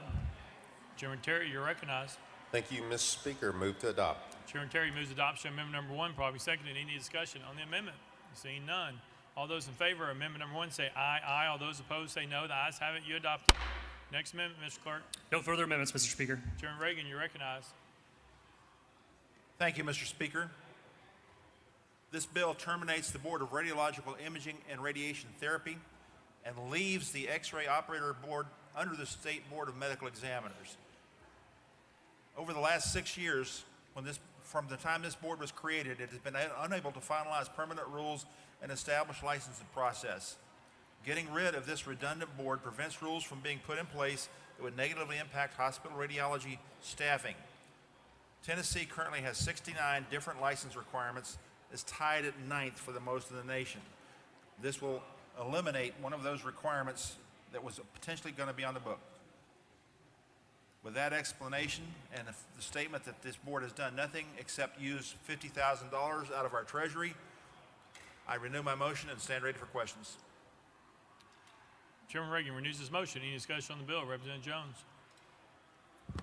Thank you, Mr. Speaker. I was trying to pull up my email, the multiple emails I received when I was a member of Government Operations Committee from radiologists in this state opposing this. In fact, we had many of them come meet with us in our offices and come testify in government operations that this is a bill that is going to put in danger public health and the safety of patients receiving radiological training. One of them was Dr. Thompson, who came to testify before our committee and warned us against the adverse impacts of this bill.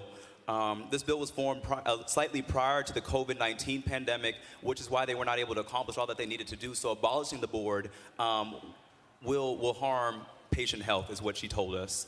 And so I wasn't able to find that email because my Wi-Fi is not working, but I just want to let my colleagues in here know that we did have multiple radiologists come before Government Operations Committee and warn us that this bill is dangerous to patient safety, dangerous to the standards of public health, and begged us to not vote for this bill that Reagan brought without consulting with the radiologists of the state. Chairman Reagan. Thank you, Mr. Speaker. As a matter of courtesy, sir, I would appreciate you using my title. You may refer to me as Chairman, Representative, or Chairman Colonel. Reagan. Stay on the bill, sir. All right, Chairman Reagan. Thank you, Mr. Speaker. The information that was put forward is not entirely correct. Those people were not radiologists. The group that sets the rules for this explanation that was given here is with the Board of Medical Examiners, which has radiologists on it. So the radiologists are still involved in setting the rules. That they were before 2016. They have been since 2016 because this board enacted no rules, and they are continuing to be involved. This bill changes none of that. Thank you, Mr. Speaker. Representative Jones. 1 second, Mr. Speaker.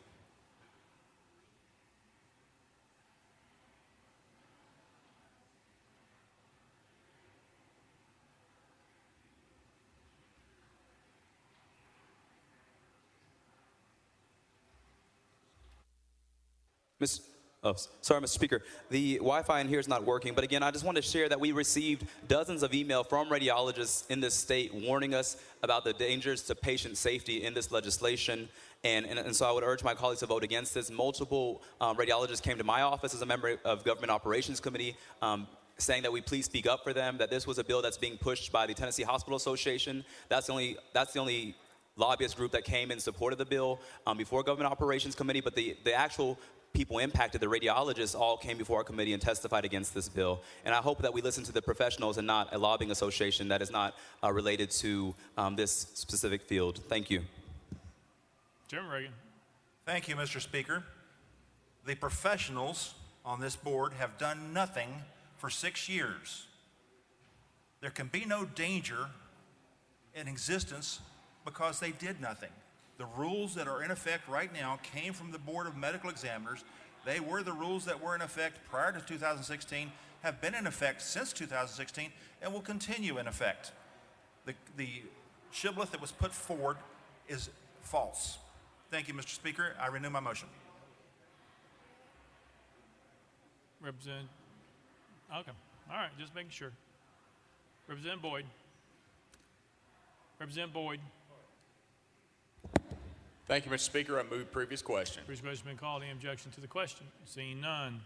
All those in favor of House Bill 1388 as amended, vote aye when the bell rings. Those opposed, vote no. Has every member voted? Does any member wish to change their vote? Barrett, aye.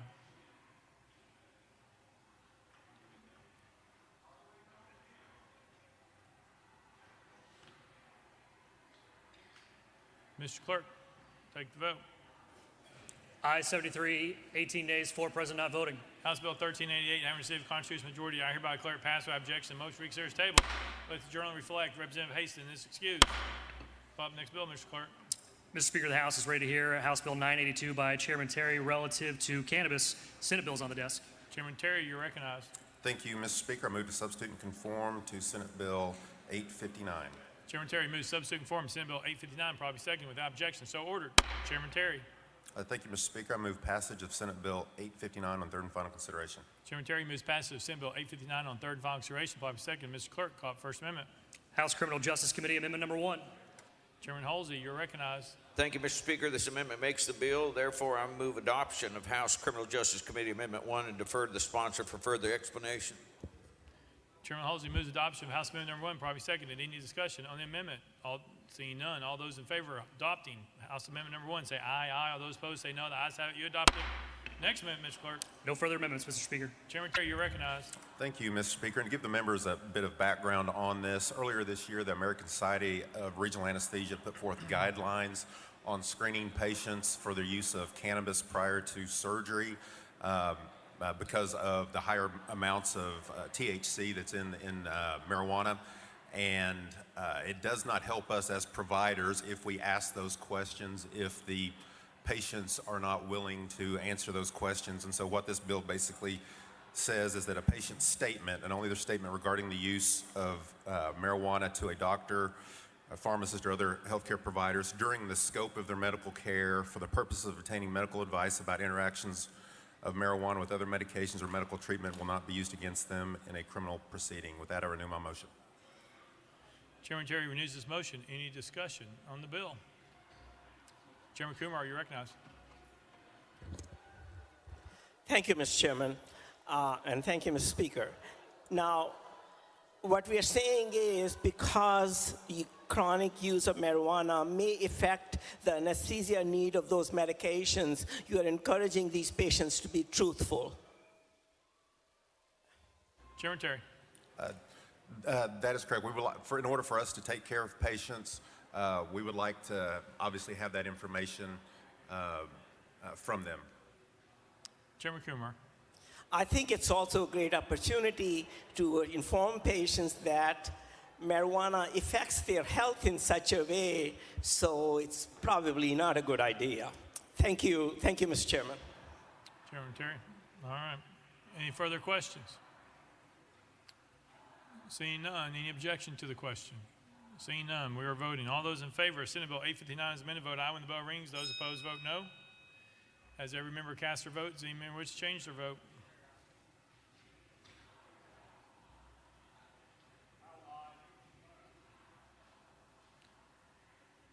Mr. Clerk, take the vote. Ayes 93, no nays 3, present not voted. Senate Bill 859 having received a constitutional majority, I hereby declare it passed by objection. The most for series table. Call up next bill, Mr. Clerk. House Bill 1162 by Chairman Todd, relative to arbitration. Chairman Todd, you're recognized. Thank you, Mr. Speaker. I move passage of House Bill 1162 on third and final consideration. Chairman Todd moves passage. Following second. Mr. Clerk, call up First Amendment. House Civil Justice Committee Amendment number 1. Chairman Farmer, you're recognized. Thank you, Mr. Speaker. This amendment rewrites the bill. I defer to the sponsor for further explanation. Move to adopt. Chairman Farmer moves adoption of amendment number 1. Probably seconded. Any discussion on the amendment? Seeing none. All those in favor of amendment number 1 say aye, aye. All those opposed say no. The ayes have it. You adopt the next amendment, Mr. Clerk. Mr. Speaker, no further amendments. Chairman Todd, you're recognized. Thank you, Mr. Speaker. The revised Uniform Arbitration Act replaces the current arbitration law that was drafted in the late 1950s and has been in place in Tennessee since the early 1980s. It replaces the law with a revised uniform version that has been updated to meet modern needs and addresses procedural issues not included in the original Arbitration Act. Some form of this bill is now passed in 22 other states. The bill updates and changes arbitration procedures to meet modern needs, addressing numerous procedural issues not included in the original act, and is supported and has input from the Tennessee Bar Association, Tennessee Automotive Association, NFIB, and the Tennessee Chamber. With that, Mr. Speaker, I renew my motion. Chairman Todd renews his motion. Any discussion on the bill? Representative Garrett. Thank you, Mr. Speaker. Thank you for bringing this legislation. I just asked you in civil full, I just want to make sure that this particular legislation doesn't compel anyone to arbitrate anything. This is by an agreement and just updating the existing laws from arbitration, but it doesn't compel anyone to participate in arbitration. Chairman Todd. Thank you, Mr. Speaker. That is absolutely correct. All right. Any further discussion? Seeing none, any objection to the question? Seeing none, we're voting. All those in favor of House Bill 1162 as amended, vote aye when the bell rings. Those opposed, vote no. Has every member voted? Does any member wish to change their vote?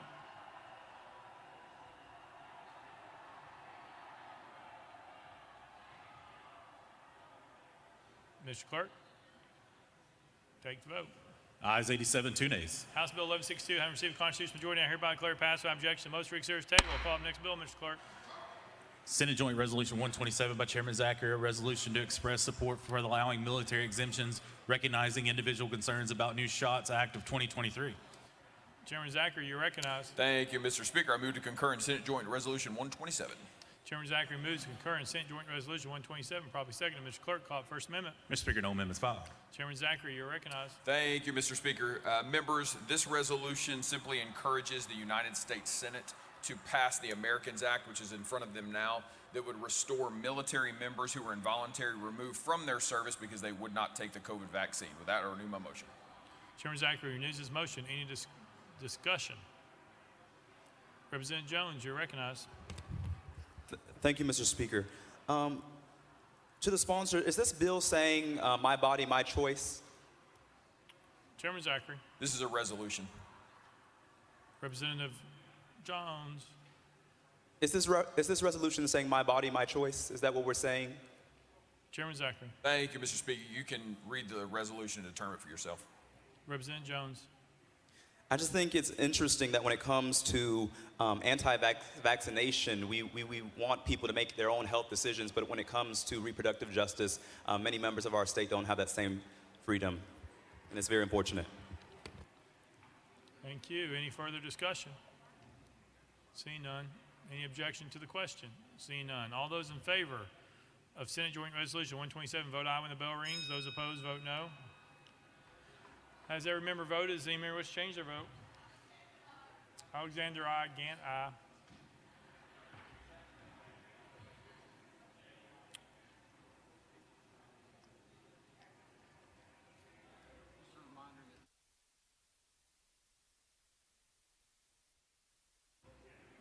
Mr. Clerk, take the vote. Ayes 71, 21 nays. Senate Joint Resolution 127 having received a constitutional majority, I hereby declare concurred in without objection. The most reconsidered table will call up next bill, Mr. Clerk. House Bill 1261 by Chair Lady Moody, relative to individualized education account program. Chair Lady Moody, you are recognized. Thank you, Mr. Speaker. I move passage of House Bill 1261 on third and final consideration. Chair Lady Moody moves passage. Properly seconded. Mr. Clerk, call it First Amendment. House Education Administration Committee Amendment number 1. Chairman White, you're recognized. Thank you, Mr. Speaker. The amendment rewrites the bill, so I move to adopt and defer to the sponsor for further explanation. Chairman White moves adoption of amendment number 1. Properly seconded. Any discussion on the amendment? Seeing none. All those in favor of amendment number 1 say aye. Aye. All those opposed say no. The ayes have it. You adopted. Next amendment, Mr. Clerk. Mr. Speaker, no further amendments. Chair Lady Moody, you are recognized. Thank you so much, Mr. Speaker. And members, what this does, we were seeing that there was some vague language in the existing law that of who would be required to notify the parents of their child's potential eligibility to participate in the program. So what this bill will do, it will instruct the Department of Education to to come up with a program of how to notify, and they will also notify the Education Committee of the Senate and the Education Administration Committee of the House of Representatives on that process that they develop. And with that, I renew my motion. Chair Lady Moody renews her motion. Any discussion on the bill? Seeing none. Any objection to the question? Seeing none. All those in favor of House Bill 1261 has been to vote aye when the bell rings. Those opposed, vote no. Has every member voted? Does any member change their vote?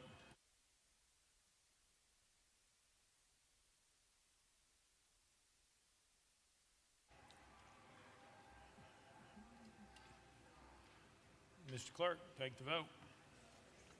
Ayes 87, 2 nays. House Bill 1261 having received a constitutional majority, I hereby declare it passed without objection. The most reconsidered table. Call up next bill, Mr. Clerk. House Bill 843 by Representative Lynn. Representative Lynn, at your desk.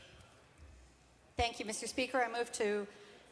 I request that this bill be moved to the next available space on the next available calendar. Without objection, roll to the next available calendar on the next available space. So ordered. Call up next bill, Mr. Clerk. House Bill 841 by Representative Lynn. Representative Lynn, you're recognized.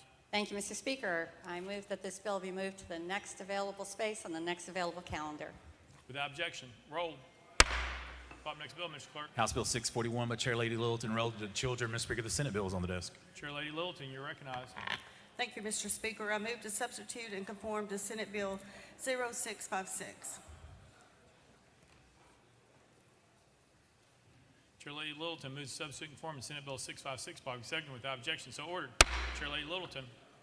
Thank you, Mr. Speaker. I move passage of Senate Bill 0656 on third and final consideration. Chair Lady Littleton moves passage of Senate Bill 656 on third and final consideration, probably second. Mr. Clerk, call First Amendment. House Civil Justice Committee Amendment Number 1, same as Senate Amendment Number 1. Chairman Farmer, you're recognized. Thank you, Mr. Speaker. Same as Senate Amendment, move to withdraw. Without objection, Amendment Number 1 is withdrawn. Next amendment, Mr. Clerk. Mr. Speaker, no further amendments. Chair Lady Littleton, you are recognized. Thank you, Mr. Speaker. This bill requires the Department of Children's Services to conduct a home visit to determine whether a child will receive proper care and supervision in the home prior to notifying the court of its intention to place the child at home on a trial home visit. With that, I renew my motion, Mr. Speaker. Chair Lady Littleton renews her motion. Any discussion on the bill? Seeing none, any objection to the question? Seeing none. All those in favor of Senate Bill 656, vote aye when the bell rings. Those opposed, vote no. As every member voted, does any member wish to change their vote?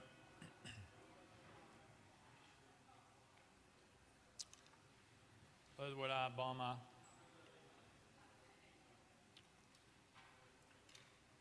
Mr. Clerk, take the vote. Ayes 88, no nays. Senate Bill 656, having received a constitutional majority, I hereby declare passed without objection to the most reconsidered table. Call up next bill, Mr. Clerk. House Bill 551 by Chair Lady Littleton and others relative to children. Mr. Speaker, the Senate bill is on the desk. Chair Lady Littleton, you are recognized. Thank you, Mr. Speaker. I move to substitute and conform to Senate Bill 0528.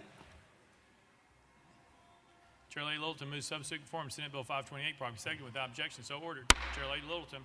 Thank you, Mr. Speaker. I move passage of Senate Bill 0528 on third and final consideration. Chair Lady Littleton moves passage of Senate Bill 528 on third and final consideration, probably second. Mr. Clerk, call First Amendment. House Bill, Mr. Speaker, House Civil Justice Committee Amendment Number 1, same as Senate Amendment Number 1. Chairman Farmer, you're recognized. Thank you, Mr. Speaker. Move to withdraw. Without objection, Amendment Number 1 withdrawn. Next amendment, Mr. Clerk. House Civil Justice Committee Amendment Number 2.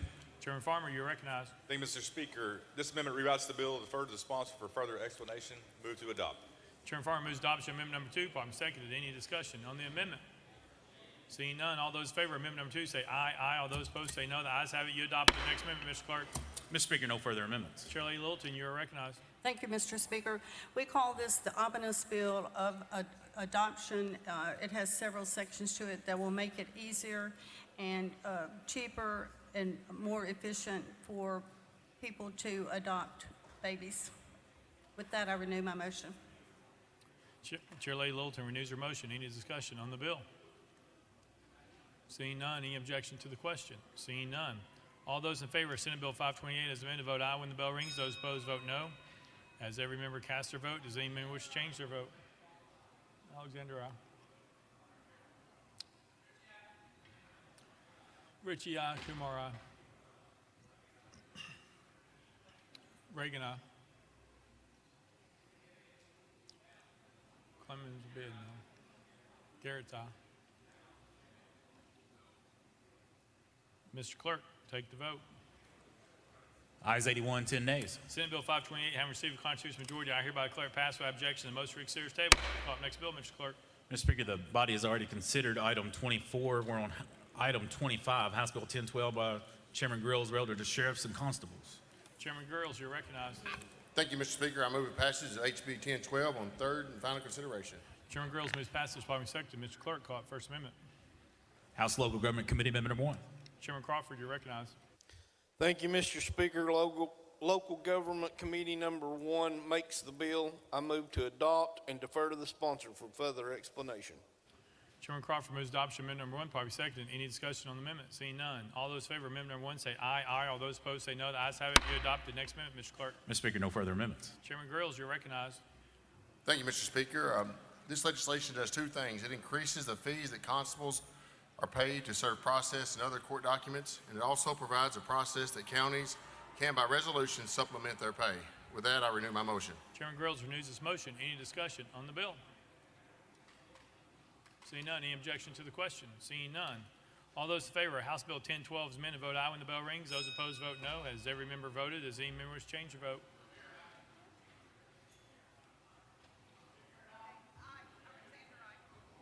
Barrett, aye. Love, aye.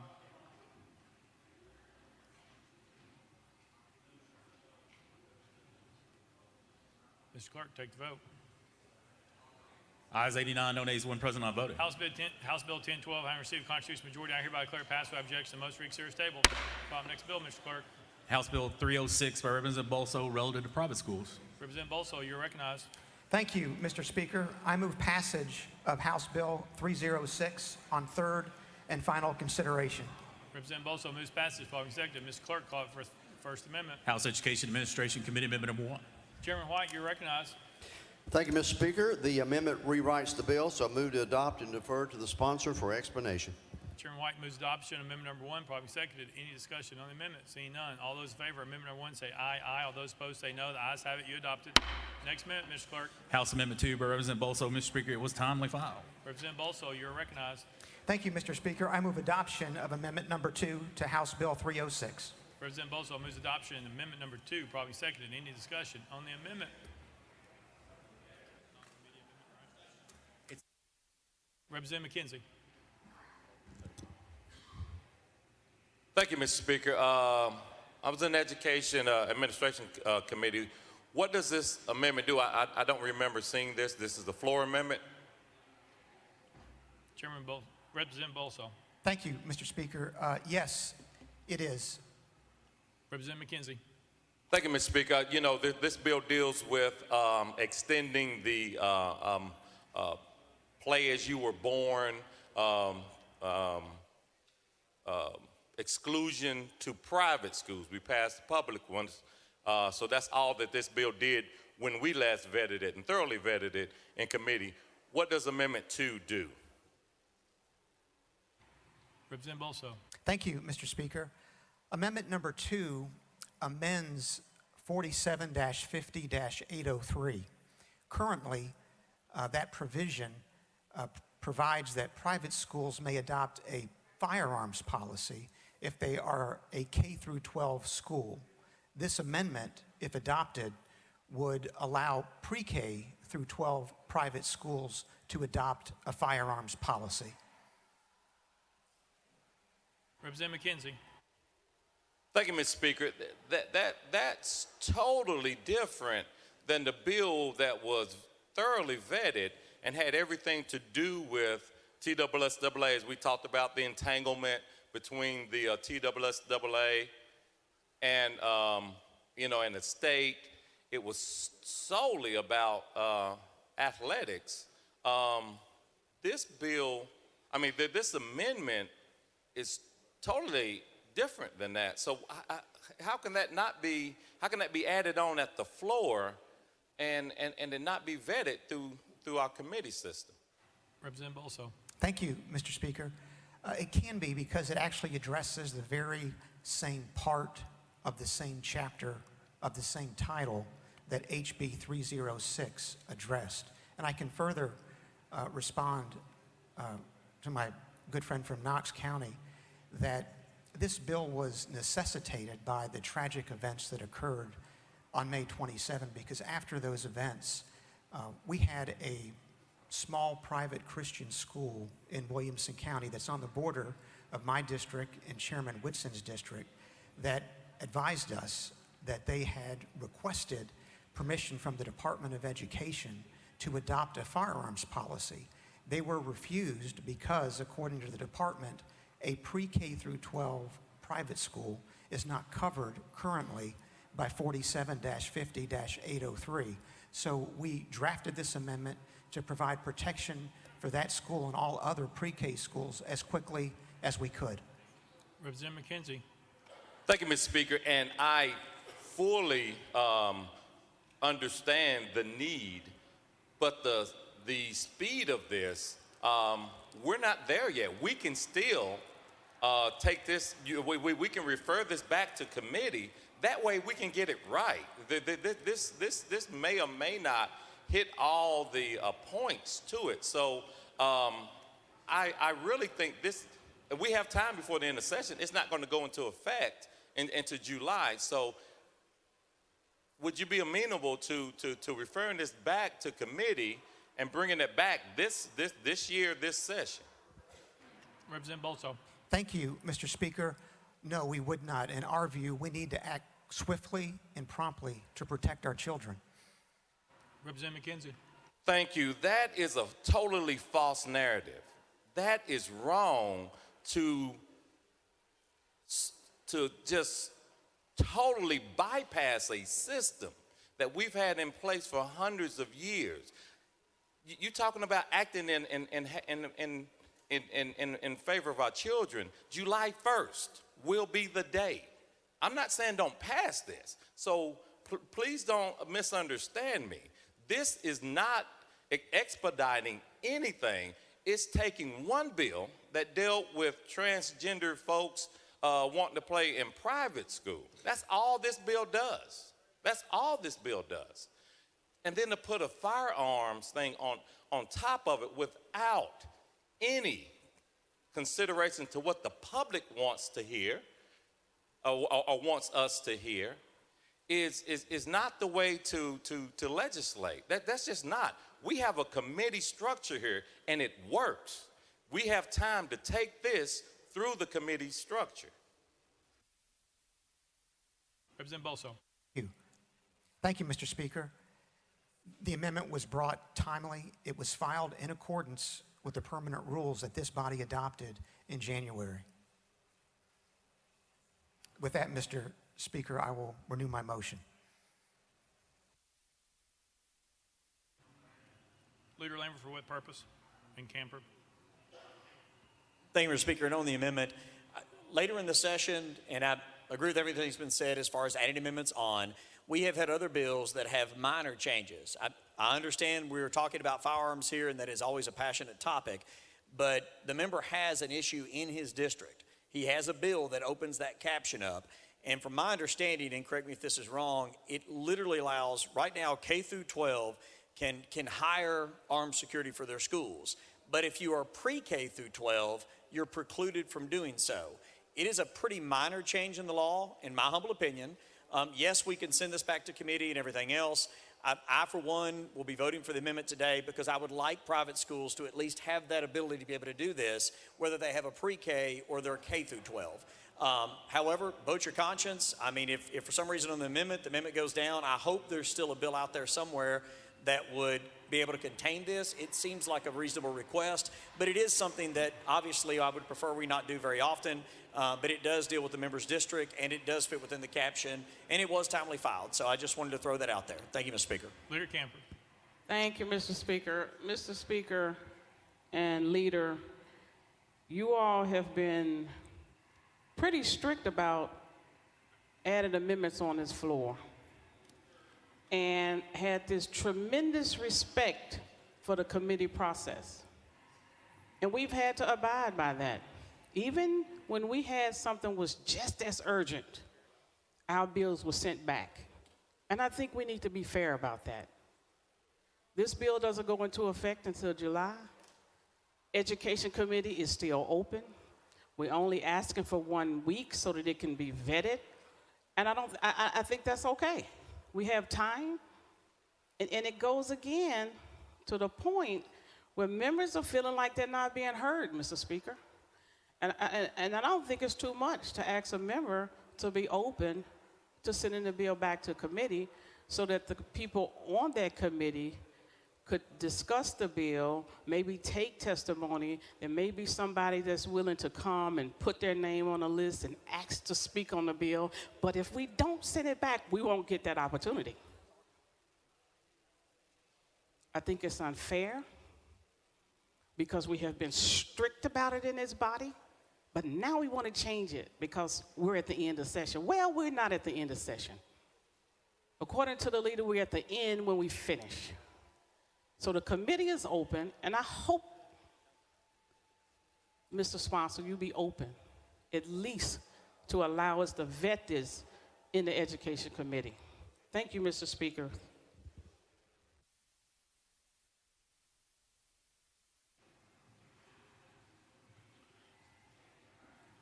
All right, Representative Sapicki's next on the list.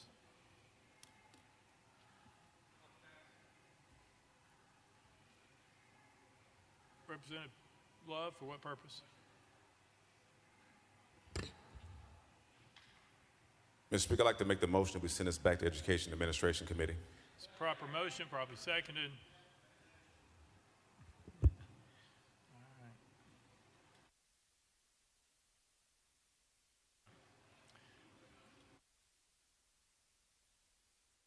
That's a proper motion, proper second. There's discussion on the amendment. Who would like to be recognized? Anybody? Representative McKenzie. Thank you, Mr. Speaker. On last Thursday, Representative Hakeem had his bill sent back to committee to strike one word. It was sent back to committee to strike one word. Please, please consider sending this back to committee, and he will get his bill back before the well, I'm sure, expeditiously. One word. This is a major introduction. I'm not saying it's a bad or good introduction, but it's major. Please consider sending this back to committee. Thank you. Representative Bolso. Thank you, Mr. Speaker.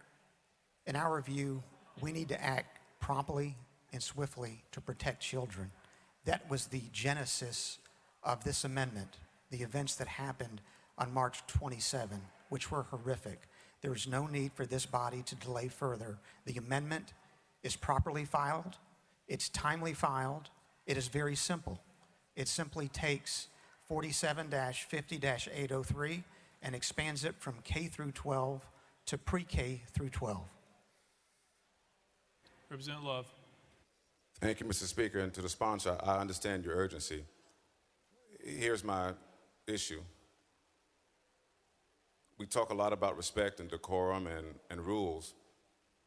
I've been on the Education Committee for 11 years now, and no one discussed the amendment with me. No one brought it to me and said, are you okay with this amendment? No one said, are you okay with us bringing it to the floor today? And so for me, as my colleague said, no one's trying to stop this bill. We're just saying, bring it back to Education Committee. Let us discuss it. As we talk about decorum and respect, even though it's an unwritten rule, we generally have consultation with members of committee, particularly ones who have been on there that long. And so for me, I'm saying to you, that's what we're trying to get you to understand, is that the process was skipped over. Thank you. Representative Bolso. Thank you, Mr. Speaker. And obviously, I have tremendous respect for my colleague from Davidson County. And but for the fact that this amendment deals with the safety of children who are not as protected today as they will be once it's passed, we believe that the proper procedure is to amend the bill on the floor, allow it to pass here today, we hope, and then have the Senate adopt the House version. So with all due respect, given the reason for this amendment, given the necessity of protecting our children, our view is that it should go forward on the floor today, especially given how simple it is. It simply takes K through 12 and expands it to pre-K through 12. It does nothing else. Representative Love.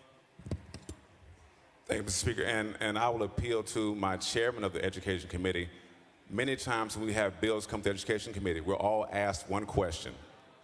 Do you promise that if the amendment substantially changes the bill, will you bring it back to Education Committee? Now, we haven't done that in a while, but I remember many years, Mr. Chairman, when we've asked myself and other members of the committee, if the amendment substantially changed. I was asked this year in a committee, Education Committee, said, if you see your bill on the floor get substantially changed, will you agree to bring it back to Education Committee? And I agreed, and I understand, but this is a substantial change from the original bill that you filed. Representative Bolso. Thank you, Mr. Speaker. But for the fact that the subject matter of this amendment arises out of one of the worst days in our community's history, in our state's history, I would agree. But in our view, we need to move today to act to protect children in private schools pre-K through 12. Right now, the statute as written does not provide the protection that we could provide by passing this bill today. Representative Love. Mr. Speaker, to the sponsor, when will the bill take effect according to the legislation? Representative Bolso. Thank you, Mr. Speaker. July 1, 2023. Representative Love. barring some emergency, we will be out of here before May or June. I promise you, you will have enough time for this to go into effect, even if we go back to Education Administration Committee next week. Representative Bolso. Thank you, Mr. Speaker. We're here today. The bill is simple. The amendment itself is simple. Respectfully, we see no need to delay this. Representative Pearson. Thank you. There's a motion on the table. Can we vote on the motion? No, we're discussing it unless someone calls the question. Okay, I'll call the question. Well, you can't do it after you spoke, unfortunately. So you'd have to be back on the list. Representative Pearson. You can put me back on the list. Yes, sir. And I think anything that's dealing with guns in our school or adding more security resource officers to school, whether you're expanding that K through 12 or pre-K through 12, that not only deserves to go through the committee process, it really needs to have public input as well. And sliding things in, treating different members who have legislation to remove 2 words differently than representatives who are here adding completely new amendments that I looked and tried to read, but I haven't seen it yet either, is unfair, and it's not that difficult of an ask. Representative Bolso. Thank you, Mr. Speaker. I do wish to correct one of my responses to my friend from Davidson County. This bill, HB 306, takes effect upon becoming law. It does not take until July 1, 2023 to provide this additional protection for children in private schools in pre-K through 12. That fact weighs in favor of having it attached to the bill today and voted on today on its substance.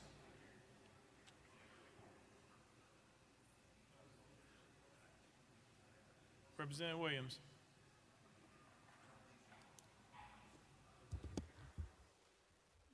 Thank you, Mr. Speaker.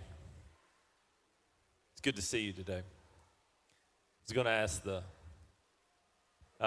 representative, I did not sit on the committee of subject matter regarding this bill today, but because of the subject matter associated with this bill, I wondered if you had an opportunity to further clarify the physical fitness, the physical participation form for doctors to provide students with a physical before they could participate in these athletics. You seen that form? Representative Bolso. Thank you, Mr. Speaker.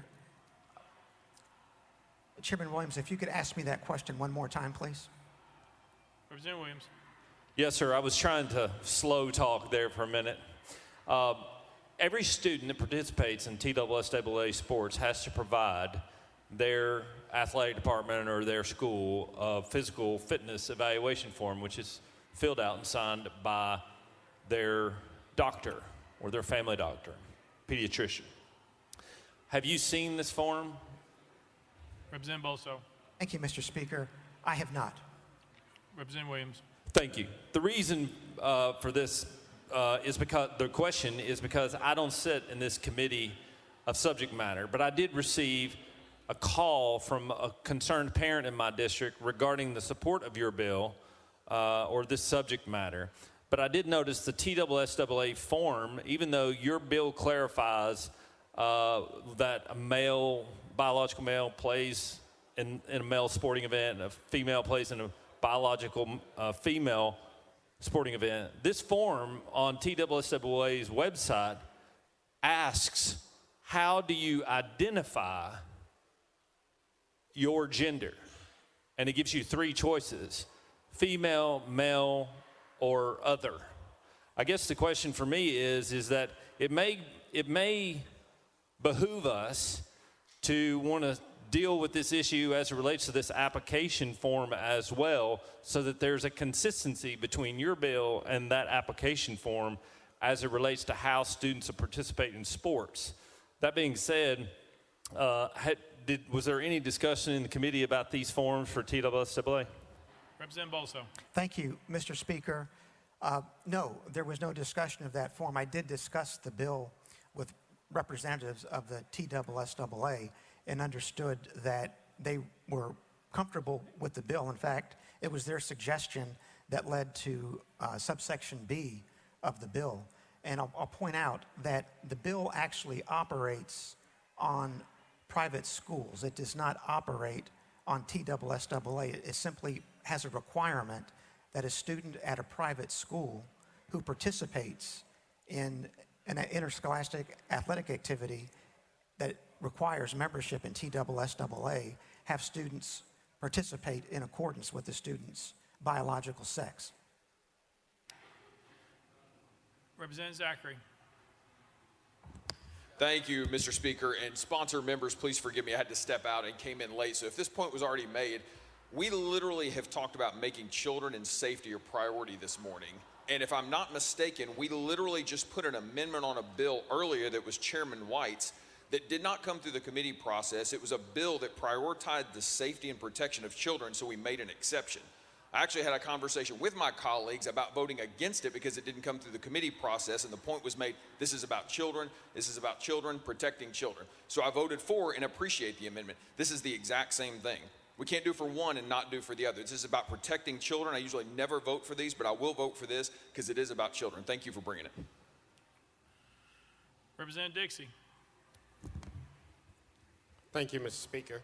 A couple of questions. You said the amendment, it just expands from kindergarten to pre-K, correct? Representative Bolso. Thank you, Mr. Speaker. Yes. Representative Dixie. You said this was pertaining to your district. How many standalone pre-K schools do you have in your district? Representative Bolso. Thank you, Mr. Speaker. Representative, unfortunately, I do not know the answer to that question. Representative Dixie. So I guess my point is making that most pre-Ks are attached to a kindergarten. And if you don't know how many schools this is going to impact, I think that we should go back to research that so we make sure that we understand how many schools this would impact, if this is even needed, because if there aren't any pre-K standalone schools and they're attached to kindergarten schools or K through 4th grade or 5th grade, then I feel like there's no need for this amendment because we're already covered. Representative Bolso. Thank you, Mr. Speaker. The bill, if passed, obviously would protect students across the state, not just in any particular county. So how many pre-Ks there are across the state does not, to me, appear to be a material issue. The fact of the matter is that the bill very clearly will extend protections to pre-K that are currently in law for kindergarten through 12. Whether that amendment benefits 50 schools, 100, or 1,000 is not, in my view, respectfully, a material point. Representative Dixie. Okay, I may have been mistaken, but I thought that I heard that you brought this because you said there was an issue in your district. If I misheard, I apologize. Thank you, Mr. Speaker. Representative Bolso. Thank you, Mr. Speaker. No, you did not mishear anything. That was the immediate reason that the bill was brought when it was, because the concern was raised by a school, a pre-K through 12 school that was in our district. Representative White. Thank you, Mr. Speaker, and to the sponsor, thank you for such a great bill. But as Chair of Education, I would like to ask that let's just bring it back. We've gone through this before. Let's bring it back. We'll fix it, put it right back, throw it back on the floor in a few days. So I would like to ask that you do that for the body. Representative Bolso. Thank you, Mr. Chairman. At the request of the chairman of the Education Administration Committee, for whom I have tremendous respect, I would request that we have the bill sent to the Education Administration Committee, Mr. Speaker. All right. Any objection to send back to Education Administration full? Without objection, so ordered. Call up next bill, Mr. Clerk.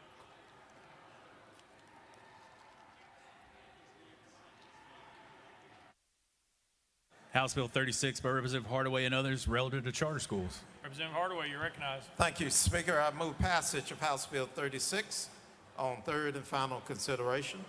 Representative Hardaway moves passage, probably seconded. Mr. Clerk, call the First Amendment. House Education Administration Committee Amendment number 1. Chairman White, you're recognized.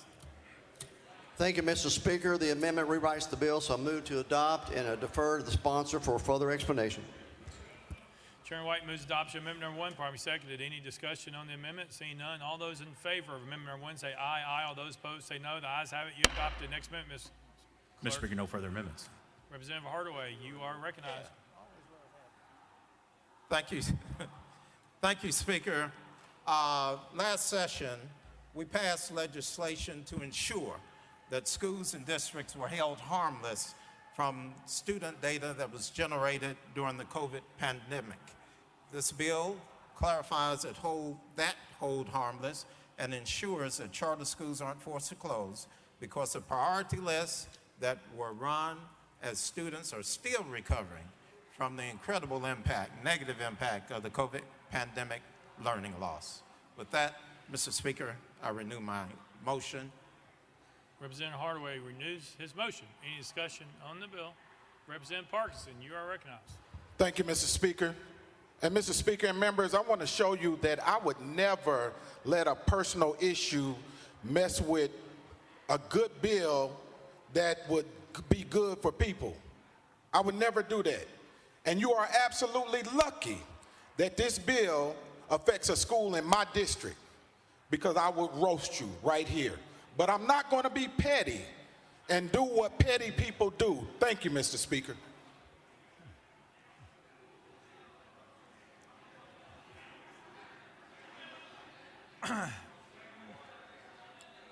Representative Hardaway, you anything except maybe renew that motion? I thank the representative for his comments. I renew my motion. Representative Hardaway renews his motion. Any discussion further on the bill? Seeing none. Any objection to the question? Seeing none. All those in favor of House Bill 36 as amended, vote aye when the bell rings. Those opposed, vote no. As every member voted, does any member wish to change their vote? Moon eye.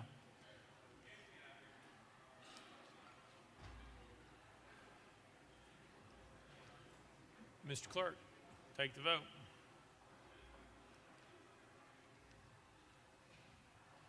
Ayes 83, 7 nays, 2 present, non-voting. House Bill 36, having received the constitutional majority, I hereby declare it passed without objection. The motion reads serious table. Call up next bill, Mr. Clerk. House Bill 750 by Representative Powell relative to reserve studies. Mr. Speaker, the Senate bill is on the desk. Representative Powell, you're recognized. Thank you, Mr. Speaker. I move to substitute and conform to Senate Bill 0863. Representative Powell moves substitute and conform to Senate Bill 863, probably seconded without objection. So ordered. Representative Powell. Thank you, Mr. Speaker. I move passage of Senate Bill 863 on third and final consideration. Representative Powell moves passage of Senate Bill 863 on third and final consideration, probably seconded. Mr. Clerk, call it First Amendment. House Commerce Committee Amendment number 1. Mr. Speaker, it's contained in Senate Amendment number 1. Chairman Vaughn, you're recognized. Thank you, sir. We move to withdraw. Without objection, amendment number 1 withdrawn. Next amendment, Mr. Clerk. House Commerce Committee Amendment number 2. Mr. Speaker, it's also contained in Senate Amendment 1. Chairman Vaughn, you're recognized. Let's just repeat that withdrawal, Mr. Speaker. We move to withdraw. Without objection, amendment number 2 withdrawn. Next amendment, Mr. Clerk. Mr. Speaker, no further amendments. Representative Powell, you're recognized. Thank you, Mr. Speaker. This bill amends the Tennessee Condo Act to require the Board of Directors for condo associations to conduct a reserve study every 5 years. A reserve study is a financial planning tool. It informs condo owners of the condition and life expectancy of common elements so they can reserve maintenance and replacement costs and avoid special assessments for repair costs.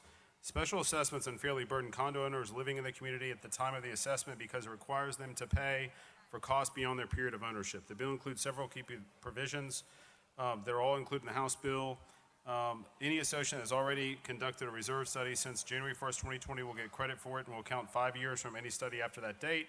The information of the reserve study must be made available to all condo owners. Any board overseeing common elements less than $10,000 in aggregate value is exempt. Single condos are exempt. Any condo whose board is appointed by the board and controlled by the developer is excluded. The board must review reserves annually for adequacy. It's an important protection for condo owners so they have information to protect their investments and avoid unexpected repairs and assessments. With that, I renew my motion. Representative Powell renews his motion. Any discussion on the bill? Seeing none, any objection to the question? Seeing none, all those in favor of Senate Bill 863, vote aye when the bell rings. Those opposed, vote no. Has every member voted? Has any member wish to change their vote?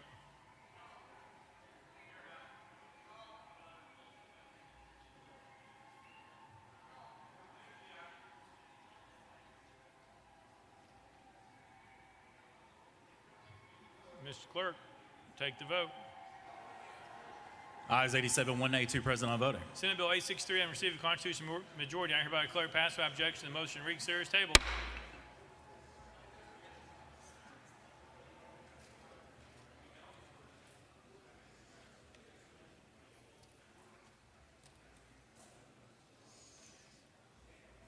Call the next bill, Mr. Clerk. Mr. Speaker, that completes the regular calendar.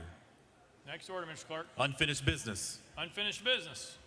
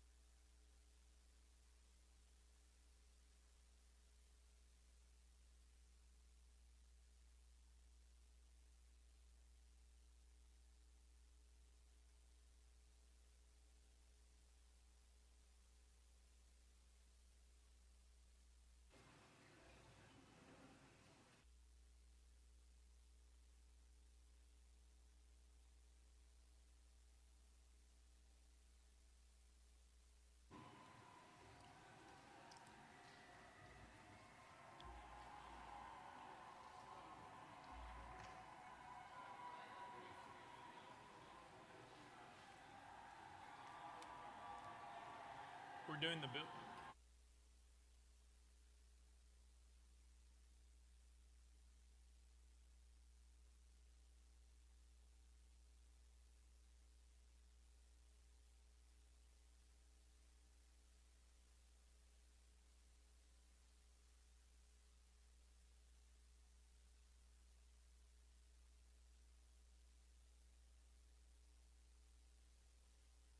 Leader Lambert, you recognize.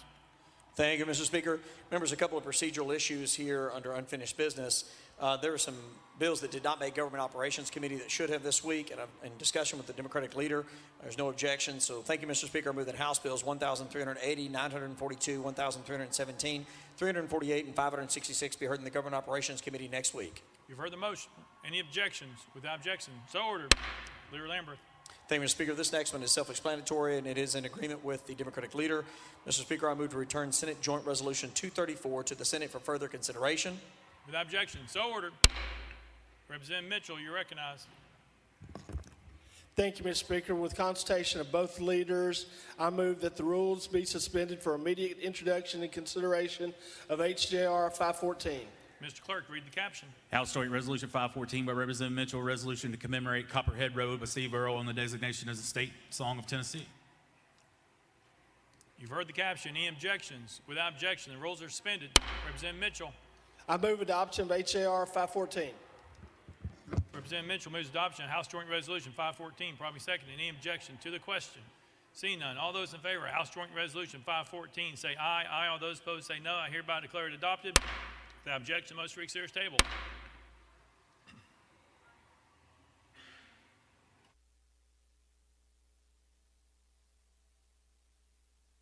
Mr. Clerk. Mr. Speaker, we have some messages from the Senate. Mr. Speaker, I'm directed to return to the House SJR 234 for further consideration. Monday's message calendar.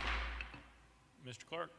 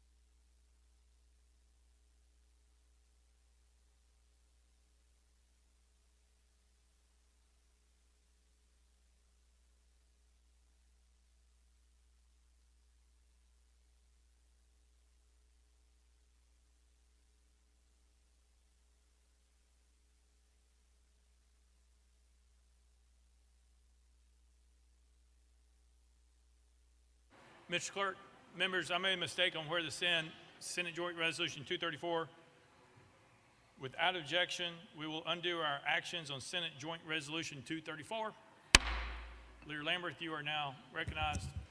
Thank you, Mr. Speaker. Just a few moments ago, a member agreed to have his bill sent back to education. And with that, I move that House Bill 306 be heard in the Education Administration Committee next week. You've heard the motion. Are there any objections? Without objection, so ordered. Leader Lamberth.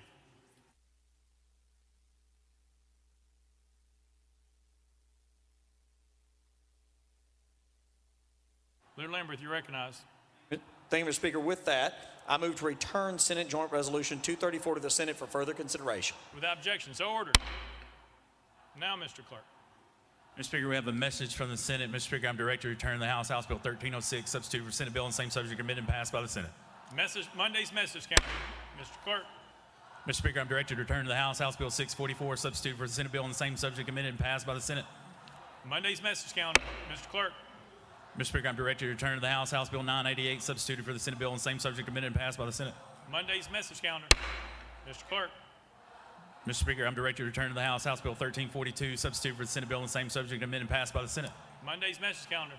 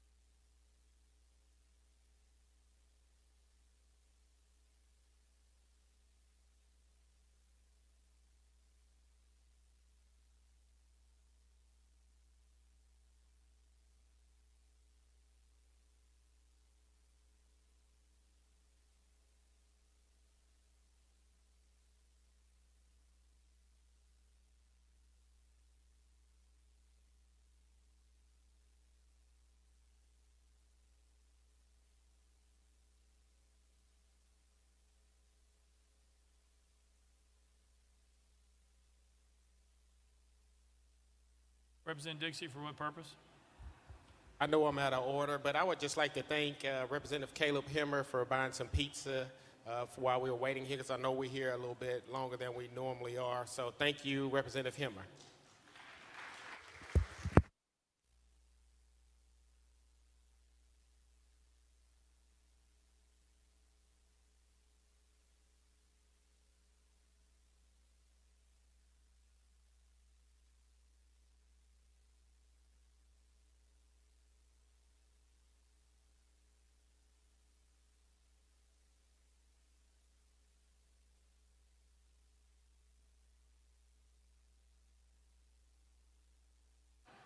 Leader Lamberth, you're recognized. Thank you, Mr. Speaker. I move to suspend the rules to allow Representative Justin Jones, Representative Gloria Johnson, and Representative Justin Pearson 20 minutes in such members' opening remarks on the resolution that contains their name in the caption, and that if requested, their attorneys be allowed to make remarks during that same 20 minutes, and that the members named be allowed 5 minutes in closing remarks. That's a proper motion, proper seconded. Any objection? No objection, so ordered. Representative Garrett, you're recognized. Thank you, Mr. Speaker. Mr. Speaker, I rise today to suspend the rules for this purpose. Members, those that can hear my voice, today in the People's House, we had 29 bills on the calendar. 29 bills that were debated. Everyone had an opportunity to speak, but most importantly, we had 29 bills, some that were in that well that were Democrats, some in this well that were Republicans. Today, our republic worked. Today, the gallery was able to watch and stand, watch us do our work.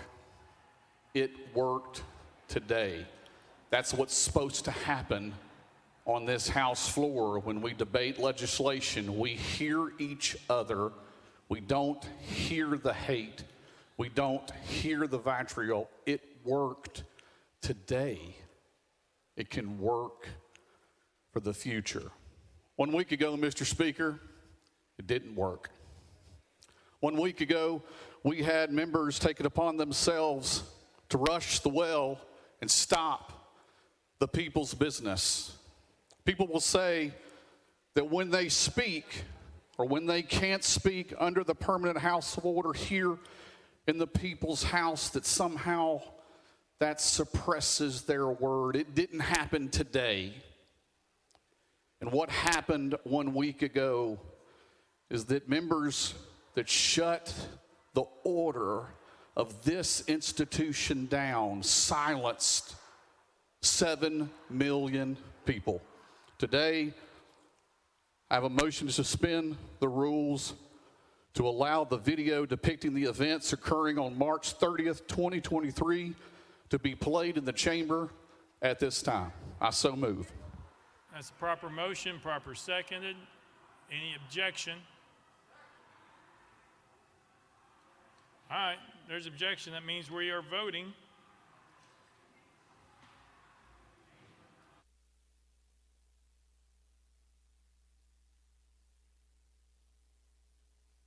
Members, just so you know, the vote to overcome the objection is 66 votes, just so you know. It's not a simple majority. Representative Parkinson. Mr. Speaker, with this motion he's making, is we talking about the entire video? What portion of the video? What are we talking about? That would be a question for Representative Garrett. Representative Garrett. This is a 7-minute video of the public's video of all the action that took place on the floor.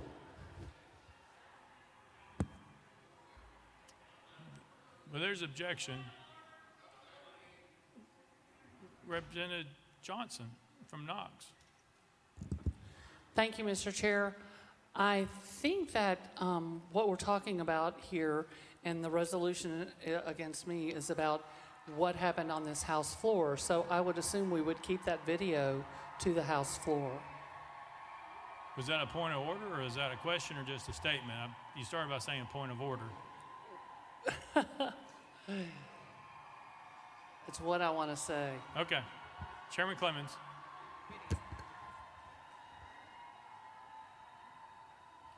Thank you, Mr. Speaker.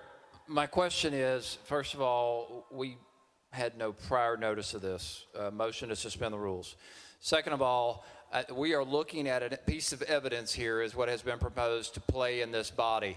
It has, from what I understand, it is a selective portion of a bigger picture.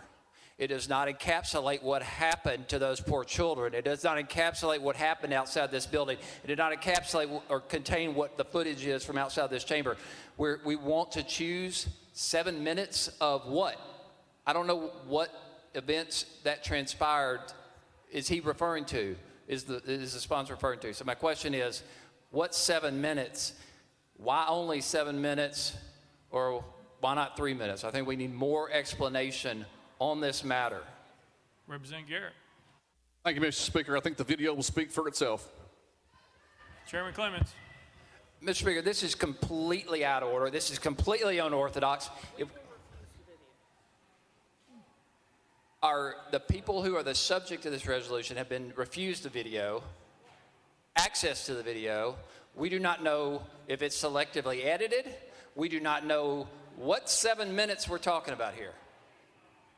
I mean, if we're going to have due process or something resembling due process, I think it's only fair for not only the people who are subject to expulsion, but also the leaders at the very least to be given a heads up as to what this video is, shown the video in advance, and let us prepare for this. We have at least one member who is represented by counsel. Counsel has not seen this video in preparation for this defense. So, Mr. Speaker, if we are going to maintain some semblance of fairness here, then by all means, I would ask that we vote against this motion to suspend the rules, because I don't know what they have chosen. I don't know what the video is. I don't even know if the video contains any depiction of the people subject to the resolution. How do we even know if it's relevant? If we start off in this manner, this is going to go downhill really quickly. I do not want to set this precedent, and I think in all fairness, I understand some of you may already have your mind made up, but you would expect fairness if you were in this position. Every one of us expects fairness. There are property interests at stake here. There are seats. There are 200,000 individuals who are seeking asylum, and to be blindsided by a selective video that I've never seen, I've never heard about, the defendants of this matter have never even heard about, it's highly unorthodox. It's highly inappropriate. It's highly prejudicial, and we don't even know if it's relevant. Thank you, Mr. Speaker. Thank you. It was a proper motion, proper second. There was discussion. There is objection.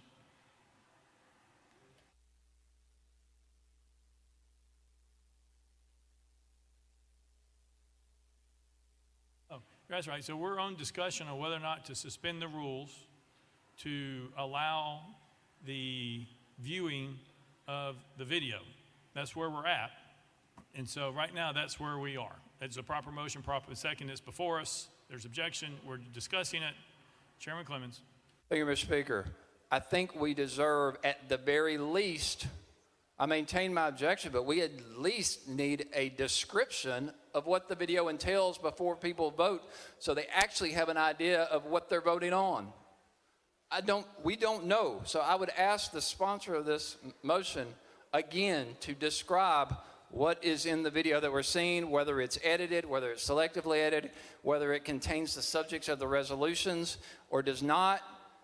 Please, we need some information here before we vote so that we can vote in an informed manner. And I know Representative Mitchell, Representative Towns, and others have questions as well. Appreciate you calling their names. Leader Lamberth, you're recognized. Thank you, Mr. Speaker. And I wanted to get back to the motion at hand directly. The motion says, I move to suspend the rules to allow video depicted events occurring on March 30th, 2023 to be played in the chamber at this time.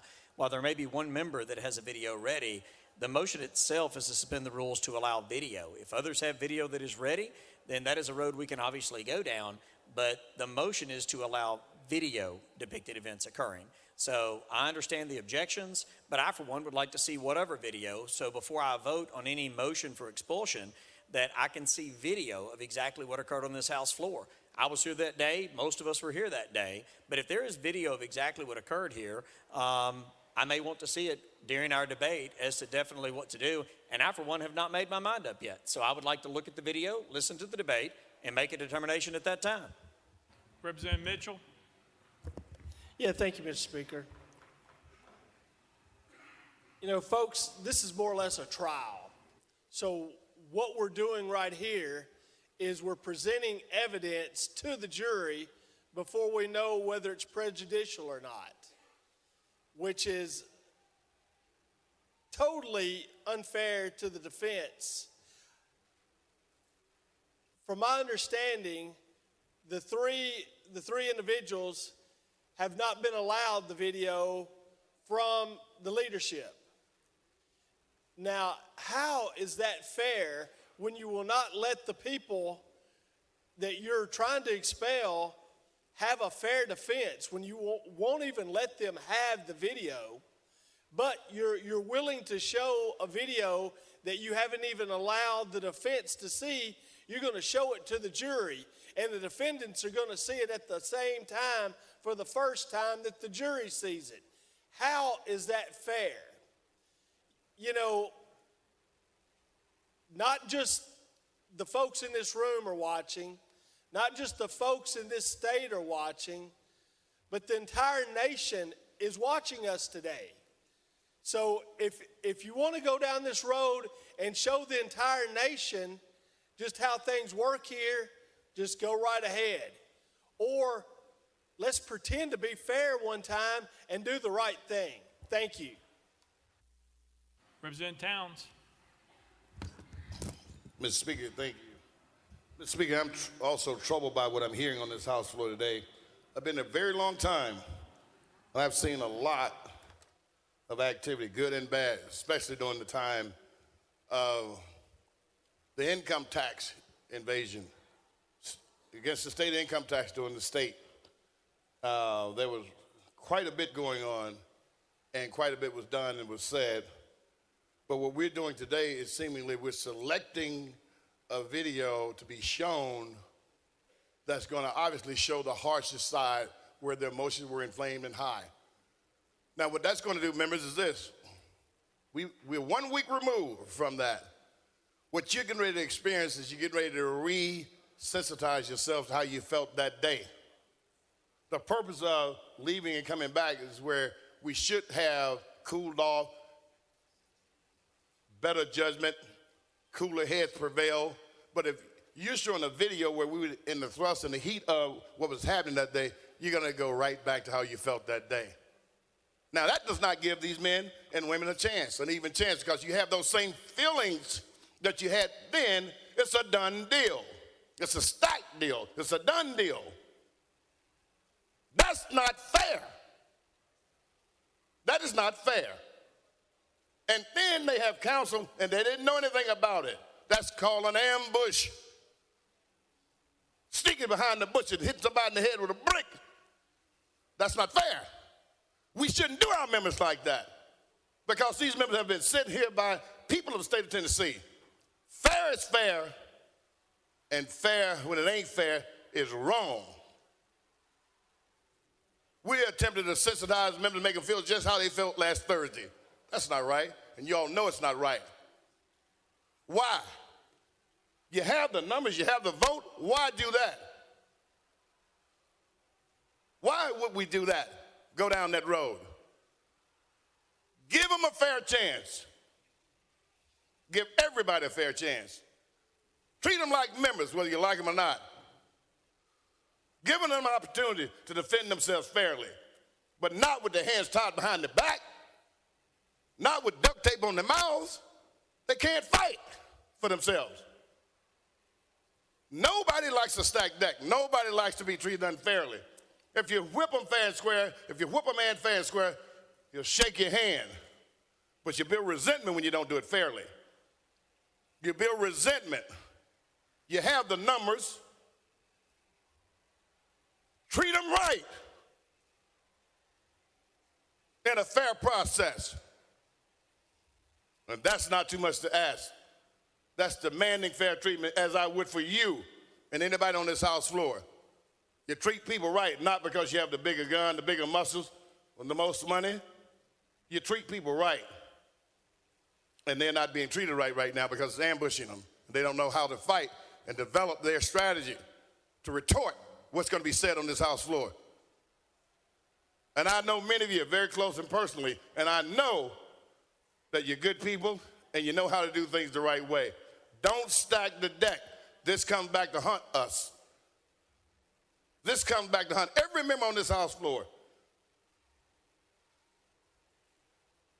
Untie their hands. Allow them to fight for themselves. Do what's right, members. We don't need to see that video. That video, we don't need to see today, because you're going to make everybody upset again. And that's the goal of it, the only goal it could be. Some members probably cooled off and want to do something different. But when you see that damn thing, you're going to have a problem. That's not right. Treat my members fairly. Treat everybody fairly. Thank you, Mr. Speaker. Representative Garrett, okay. Chairman Clemens was next. Thank you, Mr. Speaker. We need to get to the authentication of this video. We need to know who made it, who edited it, why was it not provided to leadership.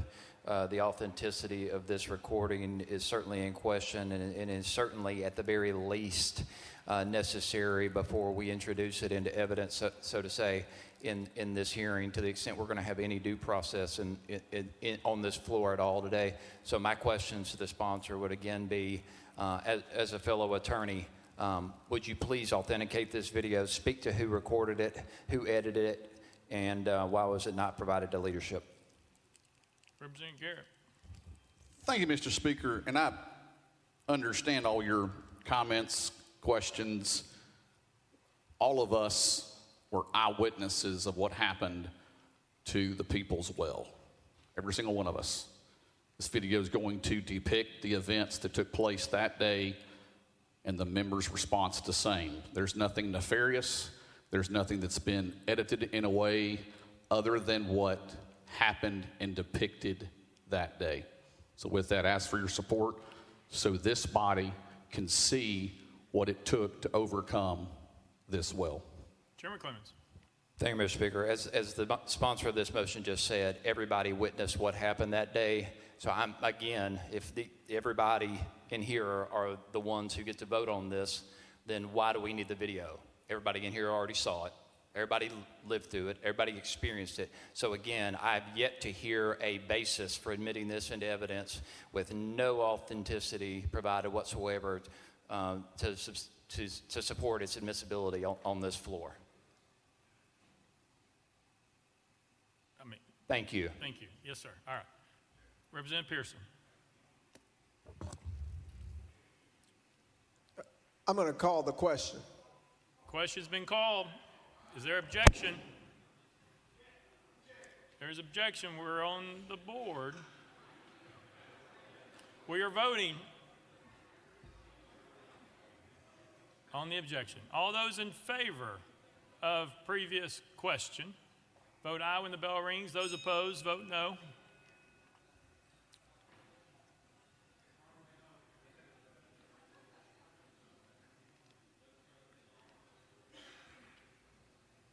Mr. Clerk, take the vote. Aye 72, 23 nays, 1 present, not voting. Previous question prevails. We are voting on the motion made by Representative Garrett. All those in favor, vote aye when the bell rings. Those opposed, vote no. Has every member voted? Does any member wish to change their vote? Mr. Clerk, take the vote. Aye 72, 24 nays, 2 present, not voting. The motion prevails. Mr. Clerk, play the video.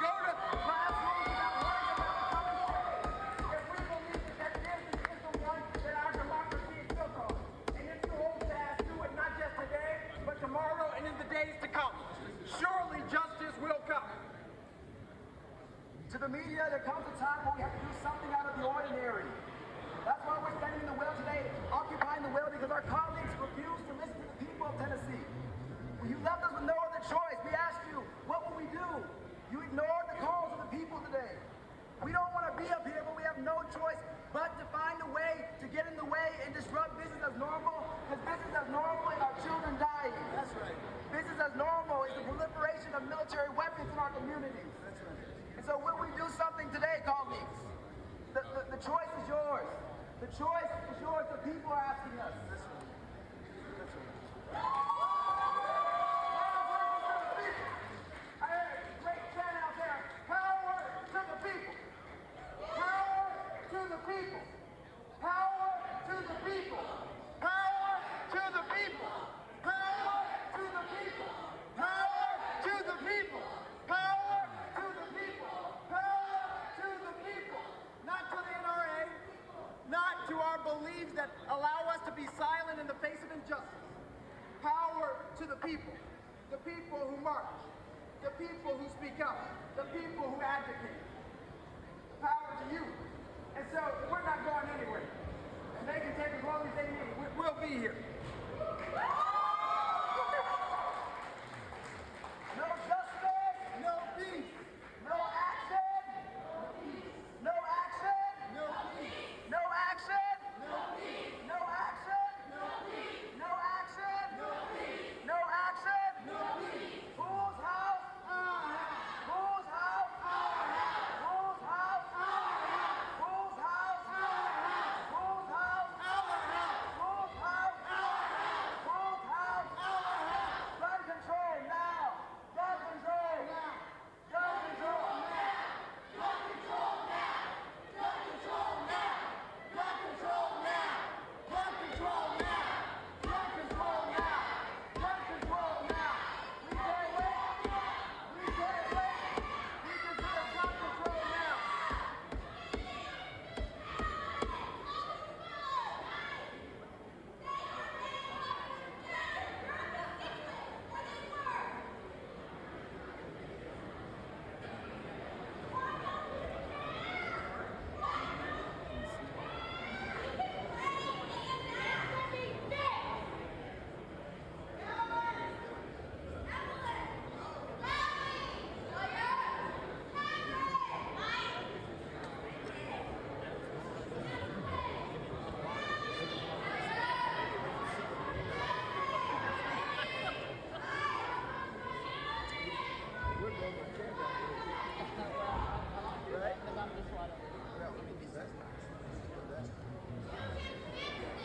That's right. That's right.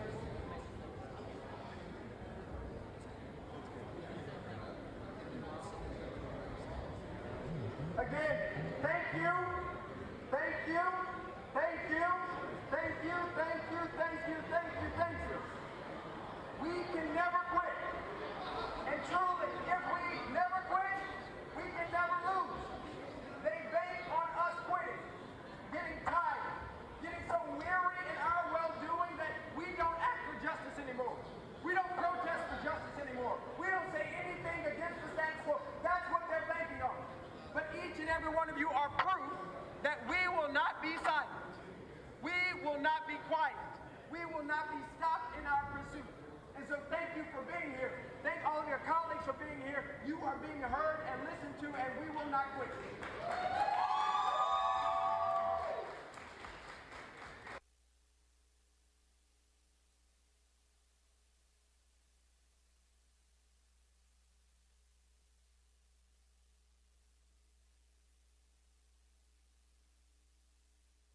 Chairman Holsey, you're recognized. I think it's important that you know we have accountability and responsibility, and personally I have accountability and responsibility for what we did on Thursday. It broke House decorum. It did not follow the House's rules. I know, and my colleagues, I believe, I don't want to speak for them, knew I was breaking a House rule.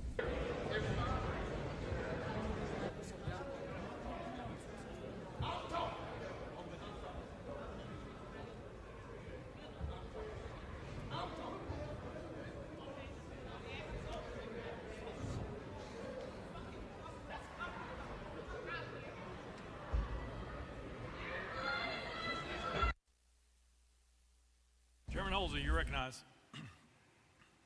Thank you, Mr. Speaker. I move adoption of H.R. 65. Chairman Holsey moves adoption of H.R. 65, properly seconded. Chairman All right. Point of order by who? Question. We're on the resolution.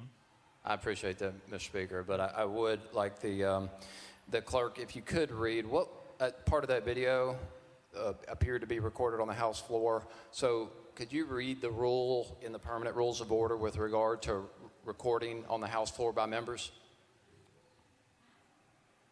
Mr. Clerk.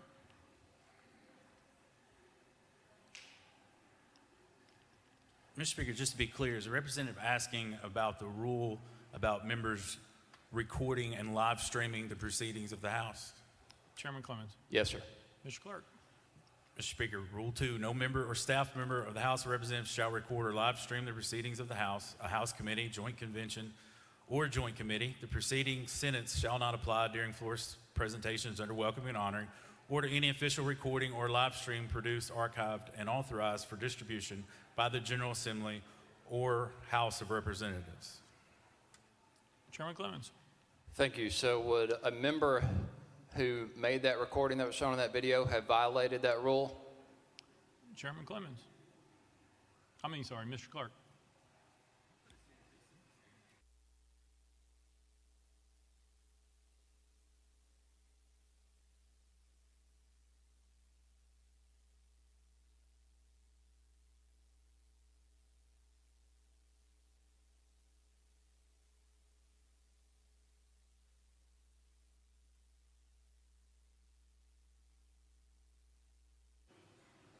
Mr. Clerk.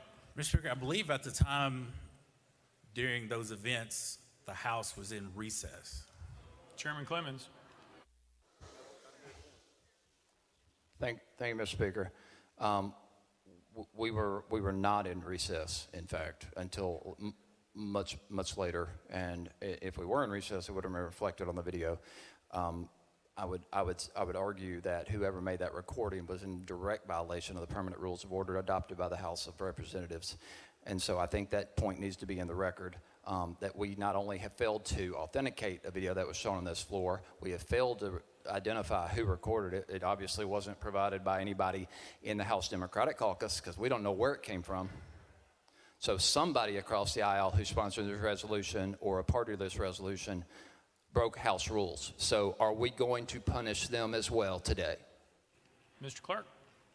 Mr. Speaker, if a member was recording the proceedings of this body while the House was in session, yes, they violated the House rules. Recordings made while the House was in recess would not be while the House was having proceedings. If a member felt that another member was recording during session in violation of the rules, they could have raised a point of order at the time of the violation. Chairman Clemens. Chairman Clemens. Thank you, Mr. Speaker. So at this time, then, I would like to know the recorder of that video and if they would be willing to speak if they recorded that video during the recess. I think that's only appropriate for the record. That's a question. I don't know who you're directing that to, but we were doing point of orders.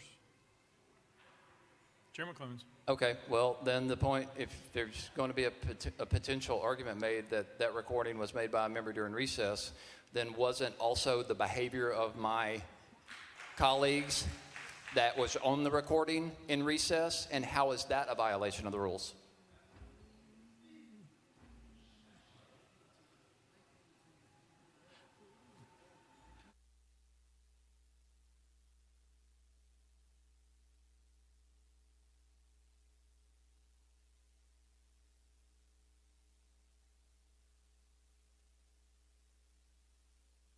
Mr. Clerk. Mr. Speaker, that's the subject of these resolutions that is up for debate by the body as to what infractions to the rules occurred and when. Chairman Clemens. Thank you, Mr. Speaker, and thank you, Clerk. Well, that just goes to the matter of why we try to authenticate video before you admit it into evidence. You want to know the facts, who made it, when it was made, at what point it was made, who edited it, whatever happened. Also, the motion was inappropriate, and the motion didn't cover activities that took place off the floor of representatives. So half that video was shown against the rules of this House because it wasn't even encapsulated in or covered by the motion that was made to watch the video. We'll check that to make sure. Hang on.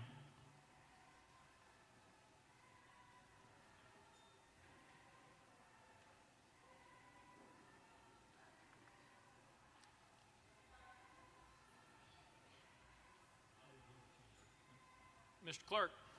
Mr. Speaker, the motion was to have video of that day's events played in the chamber at this time.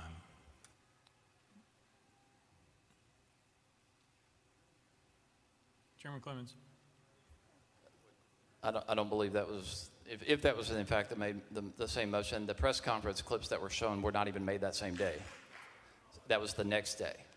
So here we have another violation of the rules, and we're not playing by the same rules in an even manner that's creating a fair process. Also, I'd like to raise a point of order that the ethics rules governing this House say that anyone who knowingly knows of someone who broke the House rules and doesn't report them has also violated a rule. So at this time, I'd like to know if anyone knows who violated that rule. Obviously, multiple people in this room saw this video before it came to the floor today, so you all know that someone knowingly broke the rules in the order of this House. So you have all violated the rules at this point, everyone who knows that that video exists at least. So again, the point of order is, are we going to expel everyone in this House that knows that video was made and by whom?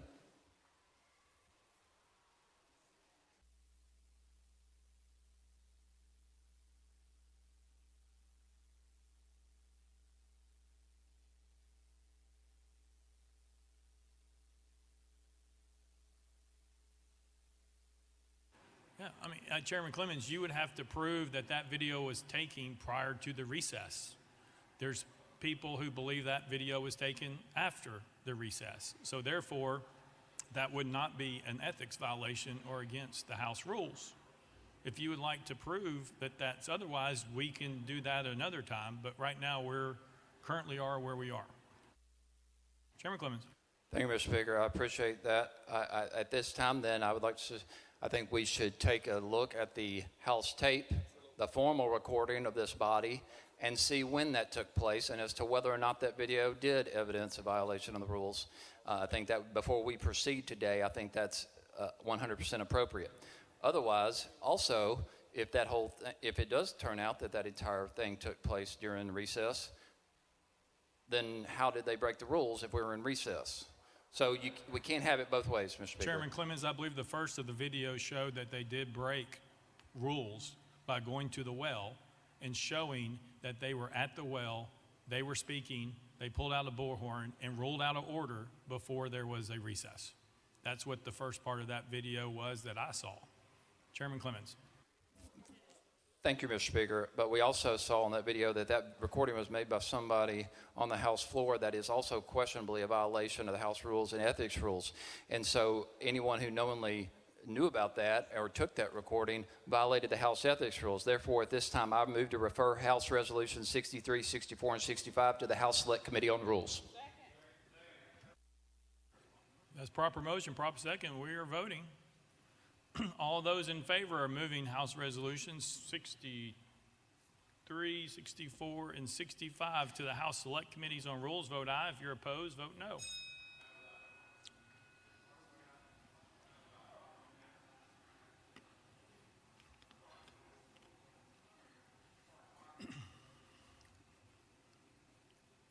Mr. Clerk, take the vote. Ayes 25, 73 nays. Motion fails. Representative Parkinson. Thank you, Mr. Speaker. I'm concerned. I'm concerned about where we're going here because it seems like we're delving in or devolving into an abyss, a dark abyss here. And I've been here for 13 years now, and I've never seen this happen. And I've watched at least one member be expelled from this body, but I don't remember this body presenting any audio or any video or any text messages when they were expelling Jeremy Durham. But now we're presenting videos that appear to be extremely inconclusive or indicting on other members. to bias the members or stoke emotion out of the membership. And I don't remember this happening before. And so I'm trying to figure out, why are we in this space? Why are we're creating a circus? And the eyes of the entire world right now are on this chamber. But we're off the top. From the very beginning, we are creating a circus. And it's embarrassing. This is embarrassing. The world is watching us. And they know that what just happened was unfair. They know that this didn't happen when Jeremy Durham was being expelled. He was given a shot to defend himself. But we are biasing all of the members in here with the way we're handling this and the way we are conducting ourselves. Let's be the leaders of our state. Let's lead, and let's lead with fairness. We as members here, all of the members, none of us deserve to be embarrassed worldwide. We are being embarrassed. So let's do this the right way. Let's lead like we should lead, and let's do this the right way. Thank you, Mr. Speaker. Mr. Clerk, he asked a question about a previous expulsion. Can you share with him what evidence was submitted? Mr. Speaker, there was, at the time, the Speaker appointed an ad hoc committee to file a report, to investigate and submit a report to the House. And that report was submitted to the House, and it was posted on the legislative website and distributed to all members. So there was an actual report submitted to the body. Representative Parkinson. Thank you, Mr. Speaker, and thank you, Mr. Clerk. Did we get that information with this video entailed sent to all of the members, just like that ad hoc committee did for Mr. Durham? Mr. Clerk. Mr. Speaker, to my knowledge, I don't know who the video was sent to. Representative Parkinson. Thank you, Mr. Speaker. And to your point, thank you for your point. I don't remember getting anything from an ad hoc committee.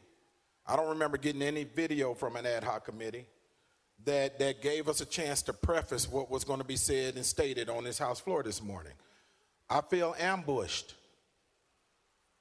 And so do many other members. We feel ambushed.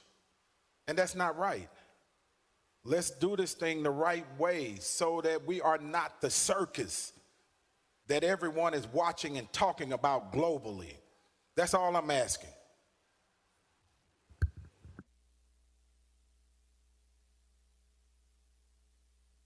All right, if it's a point of order, that's where we're at. Otherwise, we're taking up the resolution, because that's where we are. So if you have a point of order, raise your hand. Representative Mitchell. Yes, sir. Point of order, Mr. Chairman. I'm just trying to figure out, was it ever told to us who did the video, who made the video? That's not a point of order, that's a question. That's not a point of order. Point of order is about the rules and the proceedings, not about the question of who did the video. Representative Mitchell. Yes, Mr. Speaker. But if no one knows, I just got texted a picture of the person videoing. So if they would like to, well, they're not in their seat right now, but if they would like to just speak up and tell everyone they're the one who made the video, and they can tell us whether we were in recess or not. But I got pictures of it if they don't want to, identify themselves on this floor. I appreciate your point. I also appreciate the body saying how long it took us to get to recess, because I did hear that we went immediately to recess before they ever reached the well. So I do appreciate you at least admitting that they were in the well before I declared recess. Representative Mitchell. I think you just said you called recess before they were ever in the well. Did you say that? No, that's not what I said. What I said is you all have talked about, as a body, as members of the delegation, about your members were in the well after recess. The video shows, and I appreciate you indicating now that they were in the well before the recess, because you're admitting that that video showed them in the well before recess. So I do appreciate that. Representative Mitchell. You know, like you said, if you're talking about in the well, it also showed Mr. Lafferty videotaping them on this House floor. All right, very good. Chairman Holsey, you're recognized. Thank you, Mr. Speaker. I move adoption of H.R. 65. Chairman Holsey moves adoption of H.R. 65, properly second. Chairman Holsey. Chairman Holsey. Thank you, Mr. Speaker. I request that the We'll clerk get there. read the resolution. Mr. Clerk, read the resolution. House Resolution 65 by Chairman Holsey, a resolution to expel Justin Jones from his seat as a member of the House of Representatives of the 113th General Assembly of the State of Tennessee, elected by the 52nd Representative District. Whereas Article 2, Section 12 of the Tennessee Constitution provides that each House may determine the rules of its proceeding, punish its members for disorderly behavior, and with the concurrence of 2/3 expel a member, but not a second time for the same offense, and shall have all the other powers necessary for a branch of the legislature of a free state. And whereas all members of the House of Representatives must comply with the permanent rules of order of the Tennessee House of Representatives of the 113th General Assembly, including preserving order, adhering to decorum, speaking only with recognition, not crowding around the clerk's desk, avoiding personalities, and not using props or displaying political messages. And whereas during the House floor session, 19th Legislative Day on March 30th, 2023, Justin Jones of Davidson County, along with Gloria Johnson of Knox County and Justin J. Pearson of Shelby County, did knowingly and intentionally bring disorder and dishonor to the House of Representatives through their individual and collective actions. And whereas at approximately 10:49 a.m., Representative Jones and his colleagues, having gathered at Representative Johnson's desk, moved in unison to the well and began shouting without recognition. And whereas once gathered in the well and called out of order, Representative Jones and his colleagues proceeded to disrupt the proceedings of the House of Representatives from approximately 10:50 a.m. until approximately 11:42 a.m. And whereas during this time, Representative Jones and his colleagues shouted, pounded the podium, led chants with citizens in the gallery, and generally engaged in disorderly and disruptive conduct, including refusing to leave the well, sitting on the podium, and utilizing a sign displaying a political message. And whereas during this time, Representative Jones and Representative Pearson used the bullhorn to amplify their protestations, and whereas these actions were done in open session in the presence of and in witness by the members and staff of the House of Representatives, whereas it appears to be satisfaction of this body that Representative Jones's conduct on March 30th, 2023 constitutes disorderly behavior and justifies expulsion, and whereas such disorderly behavior on the part of Representative Jones reflects adversely upon the integrity and dignity of the House of Representatives of the state of Tennessee, places a cloud upon the actions of this honorable body, and is inconsistent with the duty of a member of this body, and where it is deemed that the best interest of the people of the state of Tennessee and this body for Representative Jones to relinquish his seat as a member of the House of Representatives. And whereas Representative Jones has been given advance notice of the contents of this resolution and has been afforded the opportunity to debate the resolution on the floor of this House prior to its passage, now therefore be it resolved by the House of Representatives of the 113th General Assembly of the State of Tennessee that pursuant to the authority under Article 2, Section 12 of the Tennessee Constitution, this body hereby expels Justin Jones from his seat as a member of the House of Representatives of the 113th General Assembly of the State of Tennessee, elected by the 52nd Representative District for disorderly behavior occurring on March 30, 2023, and declares the 52nd Representative District seat vacant. Be it further resolved that copies of this resolution be prepared and forwarded to Justin Jones, the legislative body of Davidson County, the Honorable Bill Lee, Governor of the State of Tennessee, and the Honorable Trey Hargett, Secretary of State.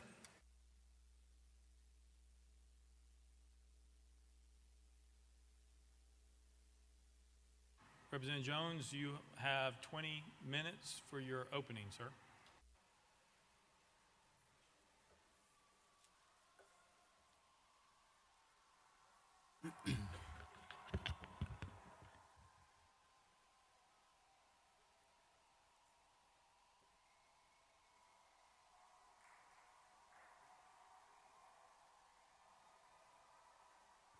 Thank you, Mr. Speaker. The world is watching Tennessee. The world is watching Tennessee.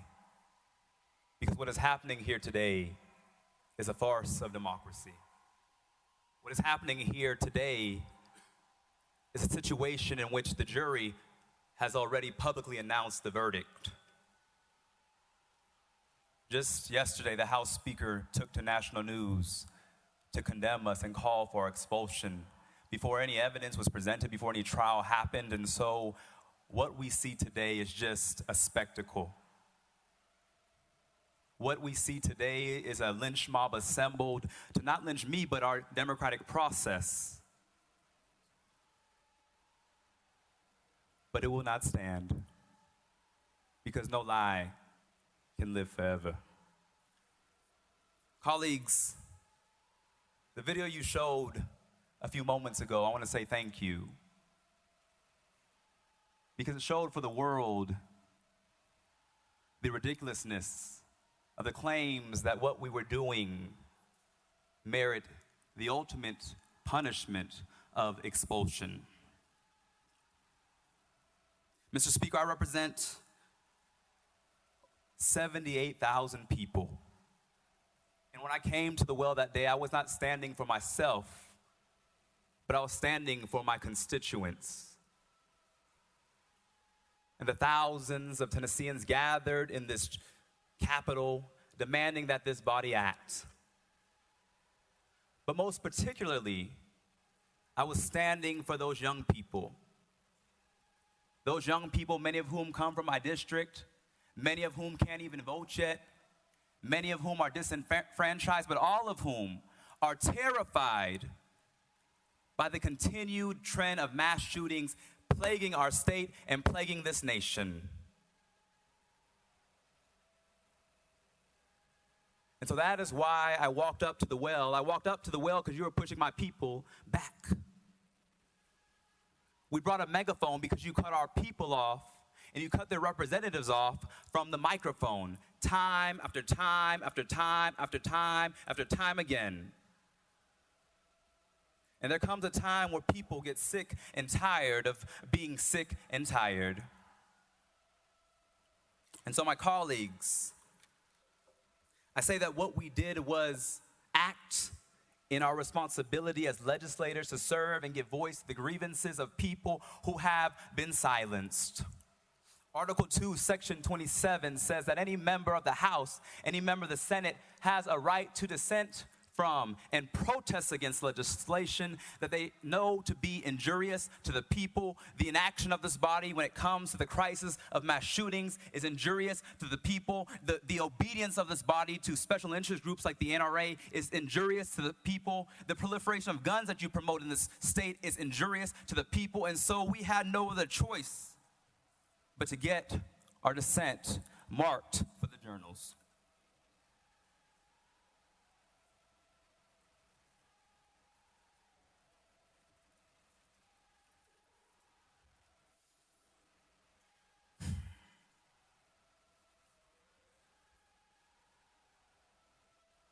The next day, I was shocked to get messages, shocked to get copies of articles that House Speaker Cameron Sexton went on national television to lie to the world and say that what happened in this well was an insurrection. What happened out in those halls was an insurrection. I was shocked to have the Speaker of the House condemn mothers and children and grandmothers and parents and concerned citizens, clergy, lie on them and say that they were violent insurrectionists. And I think that he owes the people of Tennessee an apology. Because at no point was there violence. At no point did we encourage violence. In fact, what we were doing was calling for the end of gun violence that is terrorizing our children day after day after day, and all we offer are moments of silence. It is in that spirit of speaking for my constituents, of being a representative of the people, that I approached this well on last Thursday, breaking a House rule, but exercising moral obedience to my constitutional responsibility to be a voice for my people, to be a voice for the Tennesseans who you choose not to listen to because of those NRA checks that are so hefty in your campaign funds. There comes a time where people get sick and tired of being sick and tired. And so I came as a representative to this well. And so today, we are brought to here where members are responding in the most extreme measure, not because of what we did, but because by breaking the quorum, we broke the glass of your false power for the world to see. We broke the glass of this chamber that someone called sacred. One of the members on the other side of the aisle was in tears and said, "I've never seen such a breach of this sacred chamber." And I thought to myself, that representative has obviously never read history. Because is it in this chamber, if you walk around this Capitol, you'll see bullet holes when representatives got into conflict. You'll see duels take place on this House floor, debating whether people like me should be treated like equal citizens under law. This is not a temple. This is a place where we're supposed to wrestle for our democracy and wrestle ideas and give voice to 78,000 constituents each of us represents. But for so long, this body, drunk with power, has modeled for the world what we know as nothing less than authoritarianism. And today is the climax of that behavior. That a week after a mass shooting plagued our community, the most direct action this legislative body takes, or should I say my colleagues on the other side of the aisle are taking, is to expel us for speaking about the issues of weapons of war on our streets. We called for you all to ban assault weapons, and you respond with an assault on democracy. That is why the nation is watching you today. And I say to my colleagues on the other side of the aisle that no matter what you vote, you have the votes, but you will not be victorious because there are generations of young people who see what is going on. There are young people that as you try and beat us down, they are rising up to take back this state from the extreme forces that have sought to take away the democratic process, the deliberative process. On last Thursday, when thousands gathered here, tried to silence members from talking about the issue of gun violence because they were afraid that a conversation would remind people that there is complicity of this body in what happened at Covenant Elementary School. The truth be told, colleagues, Covenant Elementary School was not the first mass shooting in Nashville. I represent a part of Nashville. And one of my constituents, who I don't know is in this chamber, Miss Brooks, lost her son, Akila, in that mass shooting that occurred at the Waffle House in Antioch. And after that massacre, we demanded that this body act, but once again, you turned a blind eye and closed your ears and put your head in the sand and refused to listen to the voice of the people. Refused to listen to the voice of the people.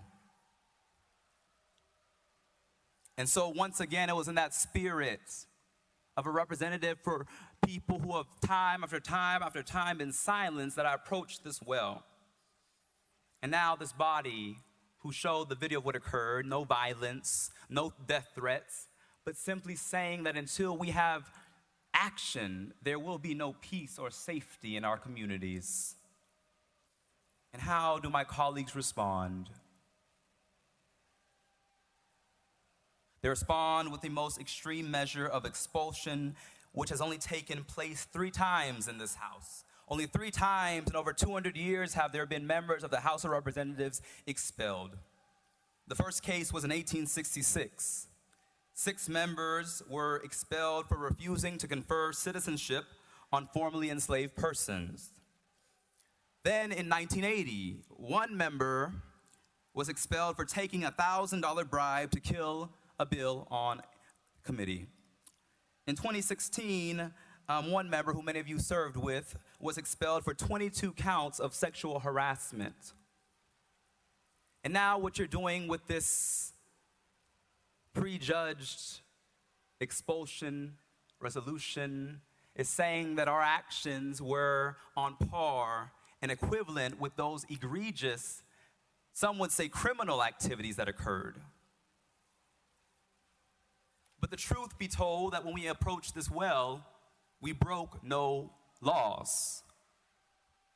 We committed no felonies. We did not abuse the power of our office. We were simply trying to gain a voice for our constituents. And so this is not about expelling us as individuals. This is your attempt. This is your attempt. This is your attempt to expel the voice of the people from the people's house. And it will not be successful. It will not, look around, it will not be successful. Because your overreaction, your flexing of false power has awakened a generation of people who will let you know that your time is up.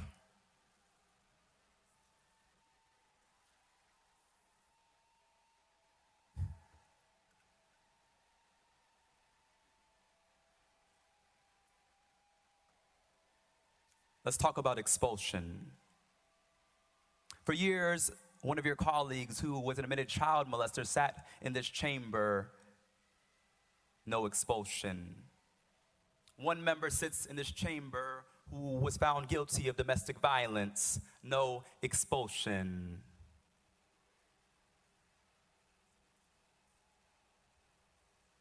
We had a former speaker sit in this chamber who is now under federal investigation. No expulsion. We have a member still under federal investigation. No expulsion.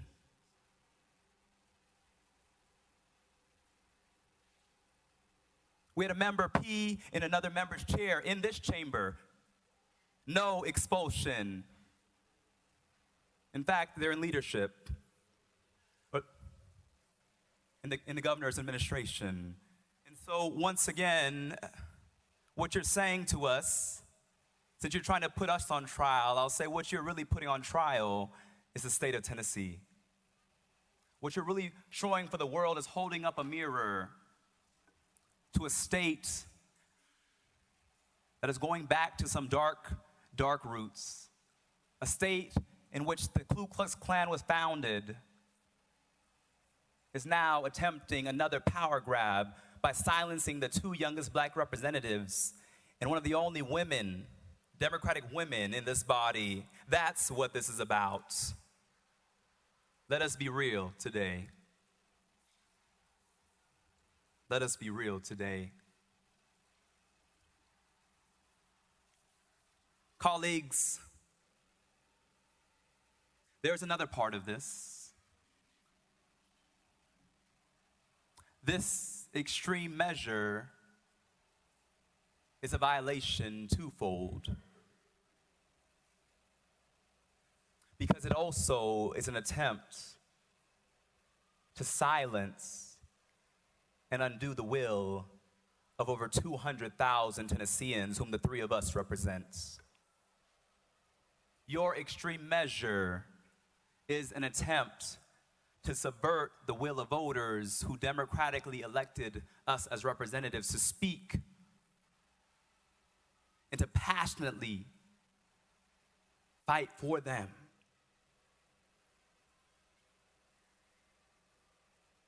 When I entered into this chamber, many members said, "What will you do with this supermajority?" I said, "We will fight for you. We will not bow down simply because they have numbers, because we know that we are on the right side of history and that this body is not the ultimate say. That this is not a palace or a frat house or the Belmead Country Club, but that this is the people's house." And so when we came into this well to say, "I see you, I'm with you, the people of the state, we are standing with you," we were saying, this is the people's house.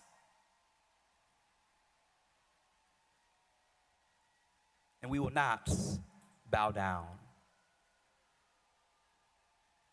Somebody said they were shouting on the floor. They were shouting on the floor. And it reminded me of a scripture from Genesis that said, the blood cried out. The blood cried out. That's what we were saying. There's a scripture that says, if we are silent, the stones will shout out. That's why we were shouting. No action, no peace. No action, no peace. No action, no peace.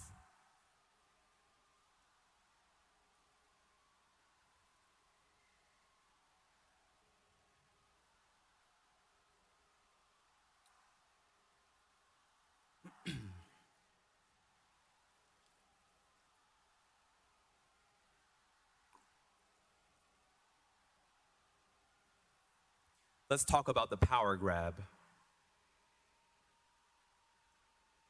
This is unprecedented, not just for our state, but it's the reason why states across this nation are sending letters condemning this body.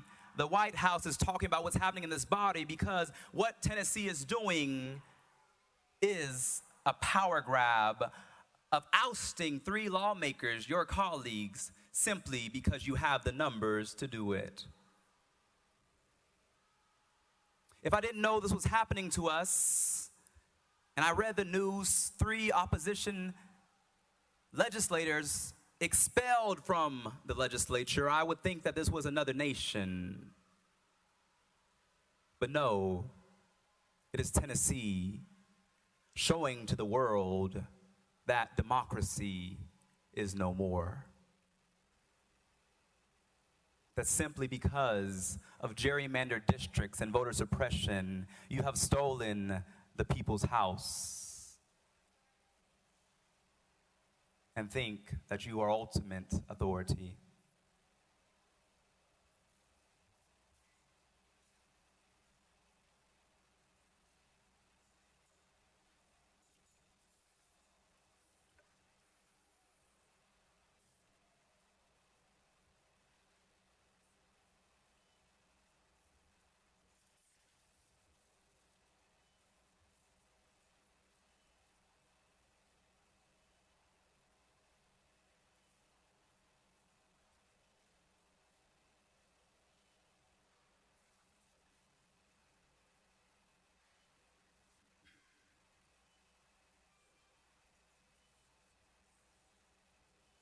Whereas, during the House floor session on March 30th, 2023, Justin Jones of Davidson County, along with Gloria Johnson of Knox and Justin Pearson of Shelby County, did knowingly and intentionally bring disorder and dishonor to the House of Representatives through their individual and collective actions. Mr. Speaker, how can you bring dishonor to an already dishonorable House? How can you bring disorder to a House that is out of order, where the Speaker refuses to let representatives elected to speak for their people even be heard? How do you bring dishonor and disorder to a chamber that does not follow decorum, due process, constitutional rights, or the rules that they enact themselves? There is no equal application of law or rules as we see in this chamber, as we saw today. But it depends on who you know. It depends on if you have a certain letter by your name. It depends on if you have the supermajority. That does not sound like democracy to me.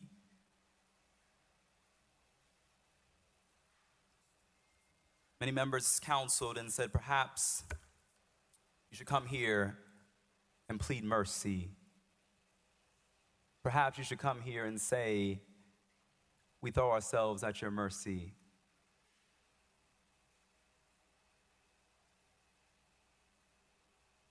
That we should be ashamed of what we did and hold our heads down low.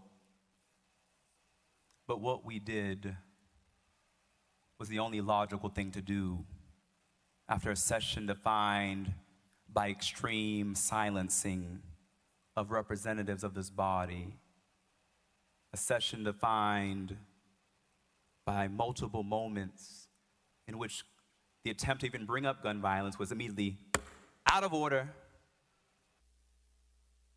That was your 20 minutes.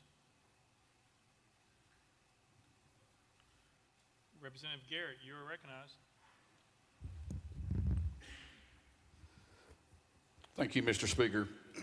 Thank you for your comments, Representative Jones. I've got several questions. And first, I'd like to know that the questions I'm going to ask today, will you be able to answer them specifically? Representative Jones. Yes. Representative Garrett. Isn't it true that approximately at 10:49 last Thursday, Representative Johnson, Representative Pearson, and you gathered at Representative Johnson's desk at approximately 10:49 last Thursday? Representative Jones. Yes, as we frequently gather at her desk, because it's in the corner of the room. Representative Garrett. You, Representative Johnson, and Representative Pearson then moved in unison to the well of the House, correct? Representative Jones. Are you saying at that time, or are you saying it in general? Representative Garrett. At that time, you moved in unison with Representative Johnson and Representative Pearson to the well, isn't that correct? Representative Jones. I'm not sure of the certain time, but we did walk together. Representative Garrett. At approximately 10:49 a.m. that day, on Thursday, you walked from Gloria Johnson's desk, Representative Johnson's desk, with Representative Pearson to the well, correct? Representative Jones. Thank you. This question has been asked and answered, but I'll answer it again. I'm not sure of the particular time. I want to be factual. Unlike this resolution, I want to make sure I have the facts correct. And so I cannot say the exact time, but I can say maybe around that time we walked over together. Representative Garrett. You, Representative Johnson, Representative Pearson, then began from the well shouting without recognition. Is that correct? Representative Jones. We began shouting after repeatedly being denied recognition. Representative Garrett. At that time that you approached the well, did you have recognition from the Speaker of the House to speak at the well? Representative Jones. And I also want to say that I just want to speak for myself. I don't want to speak for my other colleagues, and so I'll speak for myself that after repeatedly being denied, I did shout with the people in the chambers and offer solidarity to the people calling for an end to mass shootings and the proliferation of firearms in our community. Representative Garrett. So you and other members, the two members referenced before, gathered in the well, and the Speaker gavelled you out of order. Isn't that correct? Representative Jones. And I'm not going to speak for my colleagues, but I'll say that I entered this well and shouted with the young people pleading for their lives, calling for us to act on gun violence after repeatedly being denied recognition by Speaker Cameron Sexton. Representative Garrett. Then do you deny that you were in the well and Speaker Sexton gavelled you out of order? Representative Jones. From my recollection, the Speaker gavelled out of order, recess almost instantaneously when we approached this well. And as you said in that video, much of what occurred on that video that Justin Lafferty took was not while we were in session, but it was after the Speaker, within about 10 seconds, gavelled a recess. And so what we did in this well, the majority of the time we were in this well, was during a recess. Representative Garrett. But at the time you entered the well, we were in session. So my question specifically, which you said you would answer my question specifically, you approached the well, began to shout in the well, and the Speaker gavelled you out of order. Do you deny that the Speaker gavelled you out of order? Representative Jones. Thank you, Representative Garrett. I can't recall the number of times the Speaker has gavelled me out of order for simply doing my job as a representative, but on that day, the Speaker, in his normal fashion, chose to silence members as he had done throughout that day. Representative Garrett. And do you understand to speak from the well as you are speaking today, you were able to speak because Speaker Sexton recognized you in the well to be able to speak? Representative Jones. Thank you. I'm able to speak because the people of District 52 sent me here to speak. Speaker Sexton is not my constituent. Speaker Sexton is not a king. Speaker Sexton is not God, though he may want to be. He is my colleague. And so the people of District 52 sent me here to speak. And it's them who I ask for permission if I can speak and represent them. Representative Garrett. We're out. Very good. Leader Camper. Thank you, Mr. Speaker. Mr. Speaker, we're here today because voices have been silenced. We're here today because we have a system that says we value a process. Yet in that process, particularly in our committees, voices are continuously silenced. Then we get to the floor, and the same is true. We don't get to fully vet bills. People can't represent their constituents' voices. And it has happened time and time again. This is not democracy. Democracy says your voice will be heard. I served 21 years in the military, and I do it again to protect democracy. I've traveled to other countries in the name of democracy. Yet, on this floor, for what appeared to be 15 seconds of a rule violation, we're not protecting democracy. Representative Jones represents thousands of people in this state whose voice have been silenced time and time and time again. And we had just had this mass shooting and only wanted to elevate the voices of those people. That's what he wanted to do. And for a simple rule violation, we have elevated this to the highest level of admonishment. That's not democracy. And even more, the gentleman has already been stripped of his committees, has already been restricted access to this building to represent those voices. And so now we're going to double punish. We're going to punish you, and then we're going to punish you. That's not democracy. As a member of this body, I'm here to make sure that we do uphold our democracy and that we value the voices of the people that are sent here, all of us. It's honorable to be sent here to represent those voices. And history is going to reflect what we do this day. History will reflect if it was worth these 15 minutes, 15 seconds of elevating the voices of the people rises to this level of admonishment. We have an opportunity in this body today to say it doesn't rise to that level. We have an opportunity to recognize someone just want to elevate the voices of their people. And maybe in the heat of passion, we feel like we have to admonish at the highest level, but I beg of you not to do that today. History will reflect it.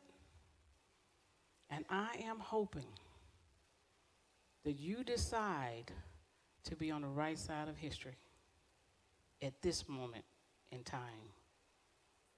This would be a dangerous precedent to set. And one day, it will be you. One day, if we don't have the courage right now to say, we may not agree with how they decided to elevate the voices. We don't have to agree. But to expel someone, punish them, then expel them, that's out of order. I beg of you to allow them to continue to serve, allow them to represent their voices, have a full conversation in this state. Thank you, Mr. Speaker.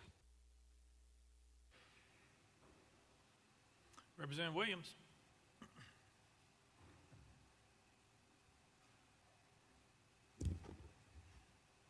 Thank you, Speaker Sexton. I just had a few questions before I get started about a couple of them. Prior to 1049, when you and your colleagues met over at the representative from Knoxville's desk, I believe there was a parliamentary inquiry regarding a button that you were wearing. Could you tell me a little bit about your parliamentary inquiry and the purpose of it? Representative Jones. Yes, thank you, Mr. Speaker. There actually were multiple parliamentary inquiries levied. The first parliamentary inquiry was when the Speaker shut off my voting machine when I walked out to stand with those protesting. And I came back, and it said I could not vote on that machine. I'd never seen that happen in this body, a member who stepped outside coming back in and their voting machine being shut off. The second parliamentary inquiry is when the House clerk said that the Speaker had filed a complaint against a pin that I was wearing that stated, that had a picture of an AR-15 and said, "We must stop the assault." I raised the parliamentary inquiry because a few days prior, Senator Joey Hensley entered to this well with a Confederate flag tie on and was allowed to stand here. But I was threatened with a complaint for wearing a pin that expressed the demands of my district and of my constituents that we take action to end the proliferation of assault weapons in our community. Representative Williams. Thank you. Appreciate your answer to the question. The reason for the parliamentary inquiry was because after the rules say that we can't have props or buttons or things of that nature, and the fact that we do have, even today, we welcome our senators into the well, of which we have 4 in here today. The interesting part about it is the button was on your lapel. You were asked about the parliamentary inquiry. You were told by the clerk that no, it was not proper. It was against the rules in order to do so. And as soon as that was happening, I sat here at my desk, I looked over there, and then immediately you put the button back on your lapel and said, "The rules don't apply to me." And so I recognized that when I saw it, and that button was on your lapel when you overtook the well. I guess the question for me too is when you took the bullhorn where you stand today, how did that bullhorn get into this chamber? Did you sneak it in the dark overcoat that you had when you went in and out of the house that day, or did you put it in your desk drawer? Tell me how you came to acquire that bullhorn. Representative Jones. Thank you, Mr. Speaker. There was multiple questions there, and so let's take them one by one. Representative Williams, with all due respect, I answered, and you tried to tell me what my answer should have been, but which it was not. And so just because you want it to be an answer does not mean that it is the answer. When I raised my parliamentary inquiry, the Speaker once again shut off my microphone as I was addressing the issue. Can we roll the tapes? The Speaker once again shut off my microphone because he has a button up there that he loves to use to silence members. And so I was not able to complete my parliamentary inquiry. And if you notice in the video, the megaphone, which was in my jacket, the miniature megaphone, was not brought out until the Speaker said, "Recess." And after he said recess, that's when I pulled it from my jacket. So every complaint you have with the megaphone was for actions that happened during recess. And the only reason that I had to use a megaphone is because House Speaker Cameron Sexton cut my voice and the voice of the 78,000 people I represent from the microphone. That's the only reason I had to bring a megaphone, is because the Speaker cut off the microphone. Representative Williams. Thank you, Mr. Speaker. I appreciate the representative's honesty about being the one who brought the bullhorn into the well, because I did not know where it had come from. And out of limited time, obviously, there's one question that, as I thought about this over the weekend and we wanted to make sure you had an opportunity to defend your actions, one of the questions that keeps coming back to my mind that I hope maybe you can answer is when you say no action, no peace, what do you mean? What does Representative Jones mean by no peace? Thank you. Representative Jones. Thank you. I would invite my colleague from Putnam County to join any protest where that is a very familiar chant that usually goes, "No justice, no peace." And I believe the roots of it lie in something that Martin Luther King stated, that true peace is not merely the absence of tension, but it is the presence of justice. That's what I was saying. is that until we act, there will be no peace in our communities. In addition, I would like to read some context about that chant that comes from Jeremiah 6:14. I'll read the New Living Translation. It says, they offer superficial treatments for my people's mortal wound. They give assurances of peace where there is no peace. I'll go to the New International Version. They dress the wound of my people as though it was not serious. Peace, peace, peace, they say, where there is no peace. That's what the chant means, is that we have no peace. And that until we act, there will be no peace for the thousands of children who came here demanding that we act, who are afraid that if they're in school, they will be gunned down because you have passed laws to make it easier to get a gun than it is to get health care in this state. You've passed laws that make it easier to get a gun than it is to vote in this state. And so that there will be no peace in Tennessee until we act on this proliferation of weapons of war in our community. That is the peace I was talking about. That is what I was saying. Representative Williams, thank you for your question. Representative Freeman. Thank you, Mr. Speaker. And members, I rise today to implore you not to do this. We have votes on this floor all the time that I disagree with, but this one sets a very dangerous precedent.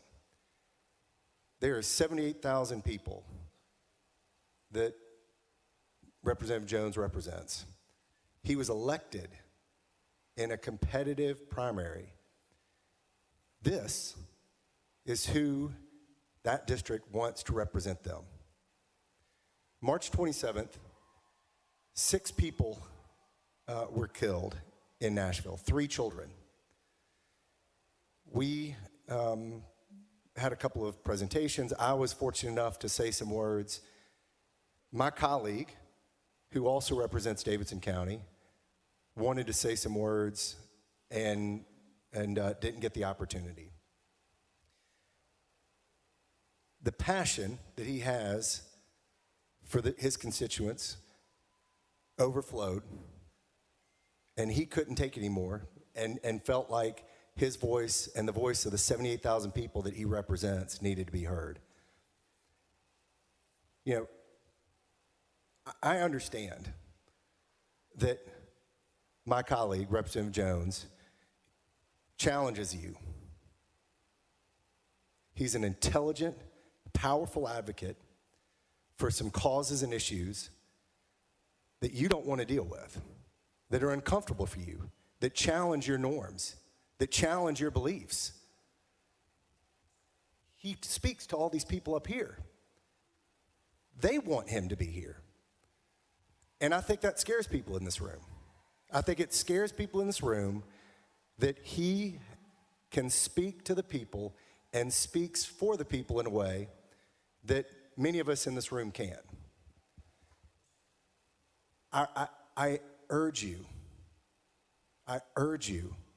to not vote to expel. We need his voice. You may not agree with him. I don't agree with all of you all the time. Surprise. But we need his voice. He represents a constituency in our state, which we are the Tennessee State House of Representatives, and we cannot silence those people. I'm sorry to the 78,000 people that duly elected Representative Justin Jones if his voice is stripped from you. And I urge all of you to vote against expulsion. Representative Garrett. Thank you, Mr. Speaker. I've only got a few questions in the time that I have. And I appreciate your candor and I appreciate your responses. And again, I would ask that hopefully you can respond specifically to my question. You knew that Article 2, Section 12 of the Tennessee Constitution vested the House with the power to set its own rules, correct? Representative Jones. Thank you, Mr. Speaker. I cannot cite the specific provision in the state constitution, but I know that rules were passed in this chamber that the majority of colleagues on my side of the aisle did not agree to. Representative Garrett. And I understand that some folks voted against the rules that we passed here. That's your obligation to vote against them. But if you vote against them, does that mean that you don't have to follow them? Representative Jones. No, that's not what I'm saying, Representative Garrett, but I believe that this is the first time in Tennessee history that a rule violation is resulting in an expulsion hearing. This is the first time that a minor infraction of rules brings a member before this body to be expelled, because as I listed, every other measure of expulsion beginning in 1866 to 2016 were for acts that were criminal, unethical, not a rule violation. Representative Garrett.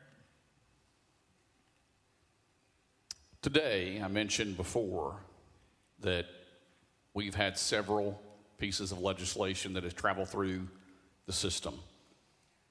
Everyone was able to speak on it. Everyone's district's voice that wanted to speak was heard today. In a week ago, that stopped. This is just not about one specific instance or one specific rule that may be broken. The rules here are for order. We owe that to the constituents that we represent across this state. And when it says to us, and I'll leave you with this, a couple more questions. With that, knowing that the House could not do business when you entered the well and you were gavelled out of order, and you continue to stay in the well, you placed a bullhorn out of your own jacket, as you said earlier.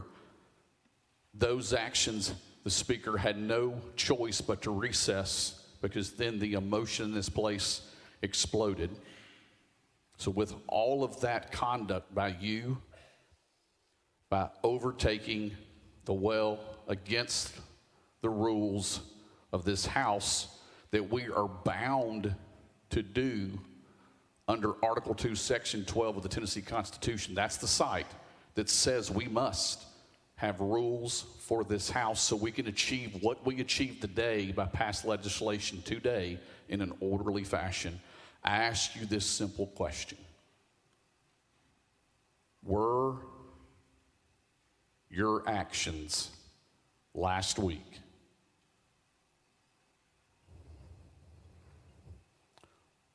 as you define them, were they disorderly and disruptive to this House chamber? Representative Jones.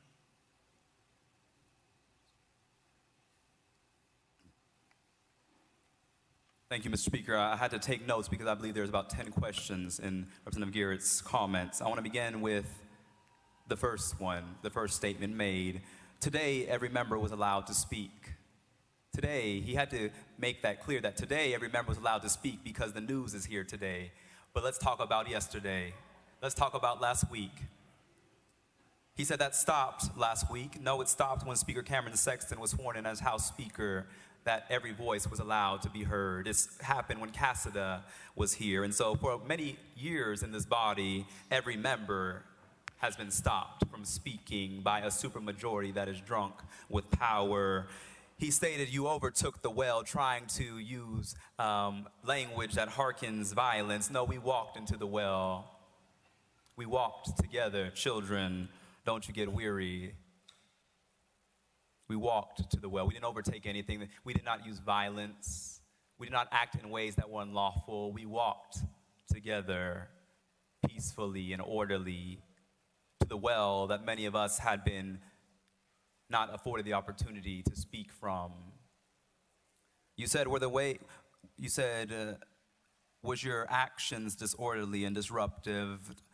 I think the honest answer is that I believe that my presence here as one of the youngest black lawmakers who speaks for my district is disruptive to the status quo. I believe that's what is disruptive, that when I'm in committee and you seek to pass agendas that harm my community, I say objection, point of order, I don't agree, my constituents deserve a voice. That is disruptive and to the status quo, because you would have us bow down. But Meshach, Shadrach, and Abednego said, we shall not bow. And that is what I say to you, Representative Garrett, that we shall not bow. That is what I say to the House Speaker, that we shall not bow. Because what is disorderly is a body that has used voter suppression and rigged maps to take control of our state. What is disorderly is a body that silenced the voices of Nashville at the congressional level, at the city council level, now trying to remove us at the legislative level. That is disorderly to democracy. That is disruptive to what we have an obligation to uphold. And so that is my response. Yeah, Representative Love yep, all right. Thank you, Mr. Speaker. Members, a few years ago, we made the Bible the state book. And there is this common thread in there about grace. Grace. It's not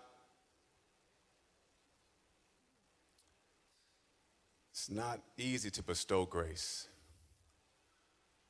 Martin Luther preached in 1522, said, God's grace received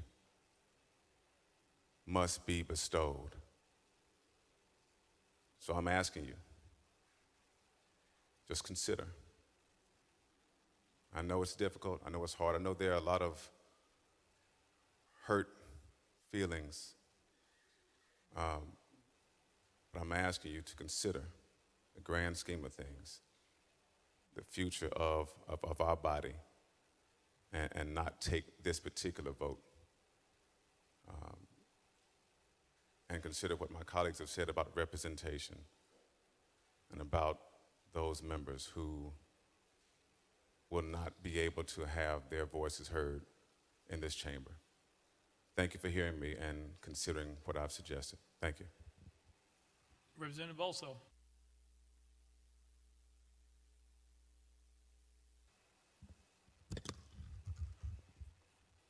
Thank you. Mr. Speaker, I have one question for the representative, but before I ask it, I want to say a couple of things. First, the representative's address was a compelling, eloquent statement of why he needs to be expelled. In fact, when you listen to it carefully and closely, it's clear that he wants to be expelled. That's why he refers to all of you as a dishonorable house. We all saw the video of what he did. He and two other representatives effectively conducted a mutiny on March the 30th of 2023 in this very chamber. Recall that in his opening statement, he called his actions honorable. What that means, ladies and gentlemen, is that the gentleman shows no remorse. He does not even recognize that what he did was wrong. So not to expel him would simply invite him and his colleagues to continue to engage in mutiny on the House floor. A mutiny which to this body and to this state has been unknown in its 227-year history since we adopted our Constitution in 1796. In passing for the moment the fact that he does not even consider what he did on March 30 wrong, look at the disrespect with which he has conducted himself today. He called our speaker a liar. He pointed derisively at our speaker. He insulted each and every one of you, effectively convicting you of being beholden to interest groups rather than voting your conscience. And then the one that I really do not understand is he said that if you vote to expel him, which is actually what he wants, you will be undoing the will of 200,000 Tennesseans. But we know that's not true, don't we, ladies and gentlemen? We know it because we can read our Constitution. This resolution opens with a recitation of the provisions of Section 12 of Article 2 of our Constitution. It's just one sentence, but it says three things. It says each house, the House and the Senate, has the power to determine its own rules.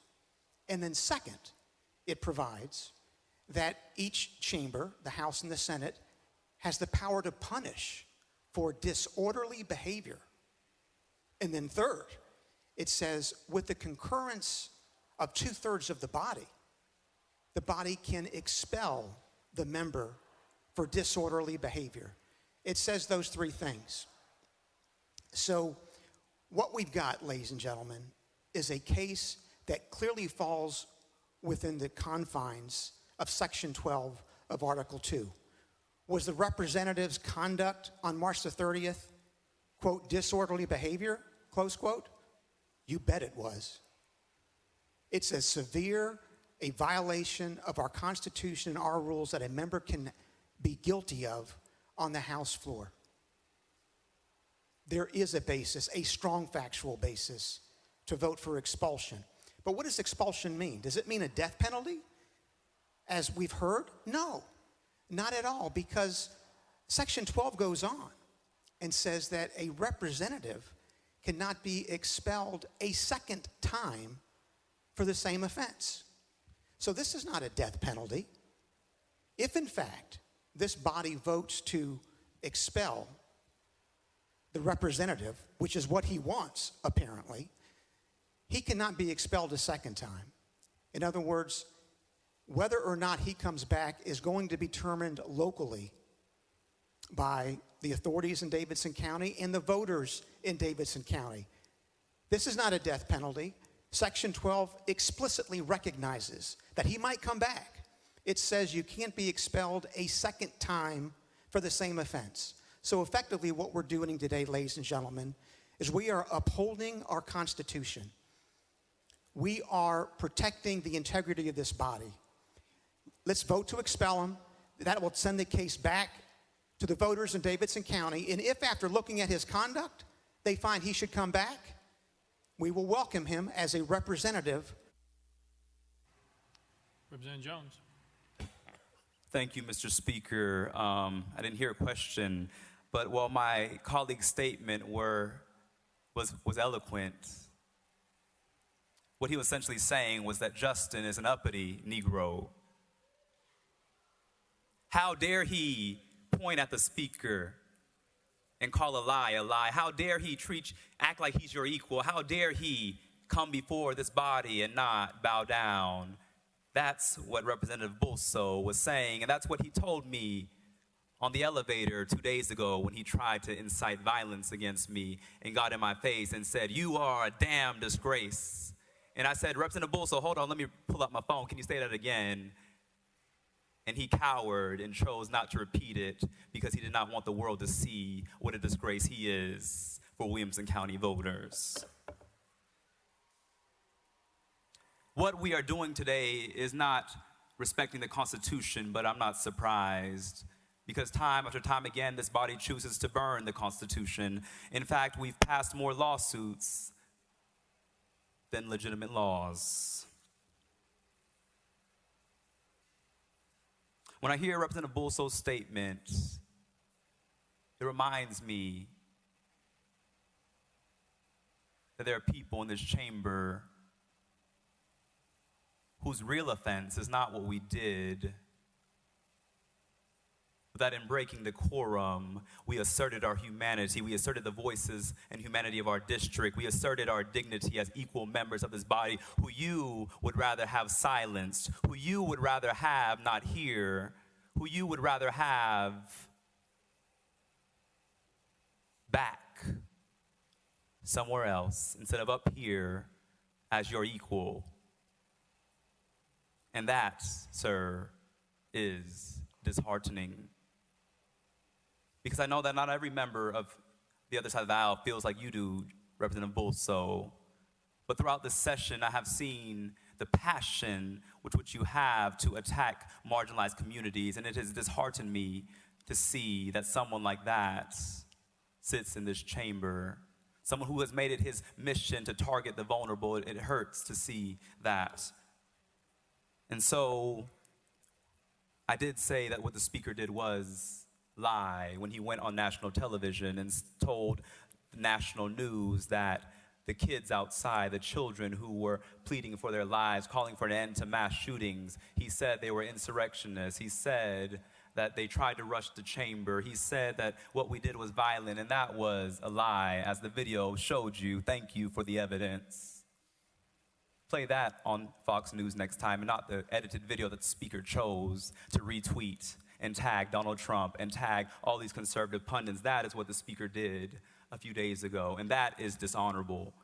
It is beneath the dignity of the office of House Speaker to have the Speaker targeting and trying to incite violence against members of this body.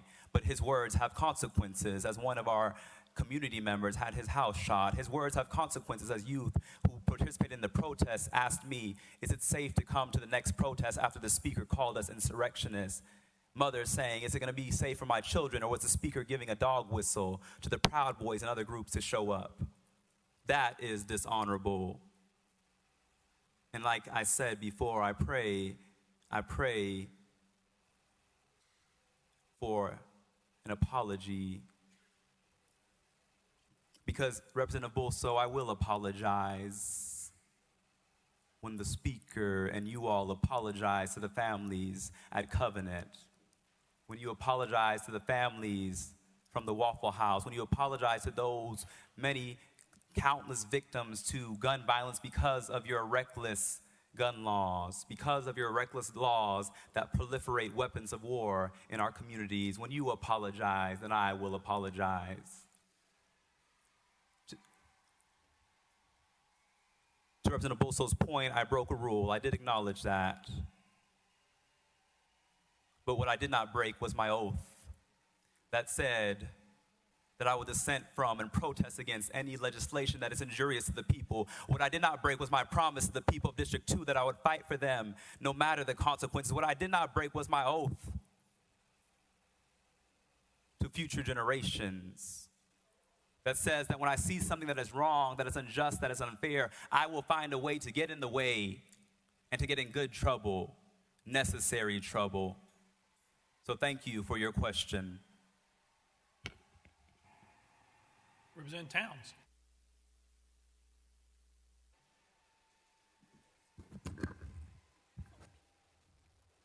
Thank you, Mr. Speaker. Members, what I see today is really a spirit of anger on this House floor. People are angry.